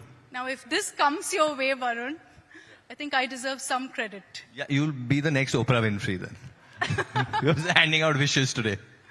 Maybe I can also be the person who teaches you the Tamil dialogues. Yeah, you can for be the my. movie. I'll make sure. I'll tell Lokesh that I need you on set then. I'll tell you what. Any movie that you get in Tamil, Telugu, Kannada, whatever it is, dial us. Okay, done deal. I might have to poach her, so. You're all witnesses right now to this. It's a done deal. Yeah, but like I said, coming back to it now, we are in a time when Tamil films, Telugu films are working here and Hindi films are working over there. So, I mean, hopefully that time will come and. But have you ever received any offers? Yeah, a couple, yeah. A couple. On, like really massive ones. Like really massive ones. Good ones, pretty decent ones also. If you got a Pushpa 3? I mean, I think that's that's Allu Arjun's brand. I think he's doing well. I've got Bhedia, so you're happy with this? I'm very happy right now with Bhedia. I'm quite content. How do you see your future as an actor in this industry? And now that you say that it's a pan-India industry, how do you think that defines you as an actor? You have no limits then. Yeah, you have no limits, and I think the box office today of films are global today. So I'm doing a film. I've done a film right now with Nitish Tiwari called Bawal, which has a backdrop of the Second World War, and we shot in some of the most wonderful locations. We shot in Normandy, where there was a war. We shot all over, basically all over Eastern Europe and stuff like that. And that's now we are trying to pitch it for the global audience. It's not only for Indian audiences. So I think cinema doesn't have a language. It should just be able to reach all over, because I'm sure we all watch movies from different dialects and get entertained and enjoy them, don't we? So I think everyone talks about digital streaming, about how it's such a great opportunity. But do you also believe that it's a bit of a bane because it stops people from going to the theaters? And do you think that's a challenge right now with media also? A month back I've been announced as Prime Video's ambassador, so I don't know how to answer this question. But I think it's the technology and the evolution is pretty new. But I feel that OTT and cinema will soon exist very beautifully with each other. We'll find a balance. And the best thing is that consumers they're consuming content. It's not like they're not consuming content. So they're consuming content, so that's a healthy sign. The balance will take some time, but it will happen. So, you're entering into that platform. That is another aspect of it, which is with Rajan Tiki Citadel. A lot of talk about it. Everyone wants as much deeds as we can get. So what can you really tell us at this point? All I can say is it's going to be Prime. There's nothing. I'm not allowed to. Just howl out the rest. Yeah, I'm not. I can just say, woo! I'll really get bitten if I answer this question right now because there are too many international mandates for this, for me to answer anything. So you've, in the film industry, from Student of the Year to now Bhedia, what's your journey been like and how have you progressed essentially? I don't know, I look back at it and sometimes I feel, is this a dream and am I going to just wake up one day? And it's really crazy, but I like I said, like I think we're all here for a purpose and you have to find that purpose, and maybe I'm going through that growing up age phase and I'm sure everyone thinks these things at some point. So I'm just trying to find that what is the larger impact that I make on this world, in this life with cinema. So when the pandemic struck, did you believe that it could be game over? Did that thought kind of cross your mind? No, never. In fact, we had this conversation a lot. I mean, my dad and me and my brother, where I told them it's going to take long. It's going to really take long. And I'm sure everyone has been watching the hell out of Fauci reporting at that time. And I was also watching it every time, trying to see what Fauci is saying, what WHO is saying, and seeing those interviews of Trump, which were very entertaining at that time, where you're cooped up in your room to just see some new information come out. But so, yeah, I pretty much knew it's going to take a while. And yeah, it's just about and the ones, like so many of us have survived it right now. It's about just getting back to life now in this new world, or this new world order. So in the last many years that Varun Dhawan has been in this industry, I think one standard takeaway for many of us as an audience has been some great songs, some great dance moves that you have given us. So we decided, as a perfect tribute to Varun Dhawan, a medley of Varun Dhawan's best songs, best hits. Varun, we're going to play this out for you. Okay, but I don't think I can do this alone. I need some... of course. Are there any girls? I'm sure there'll be at least 10 girls here up and on boys. the stage. Boys also okay.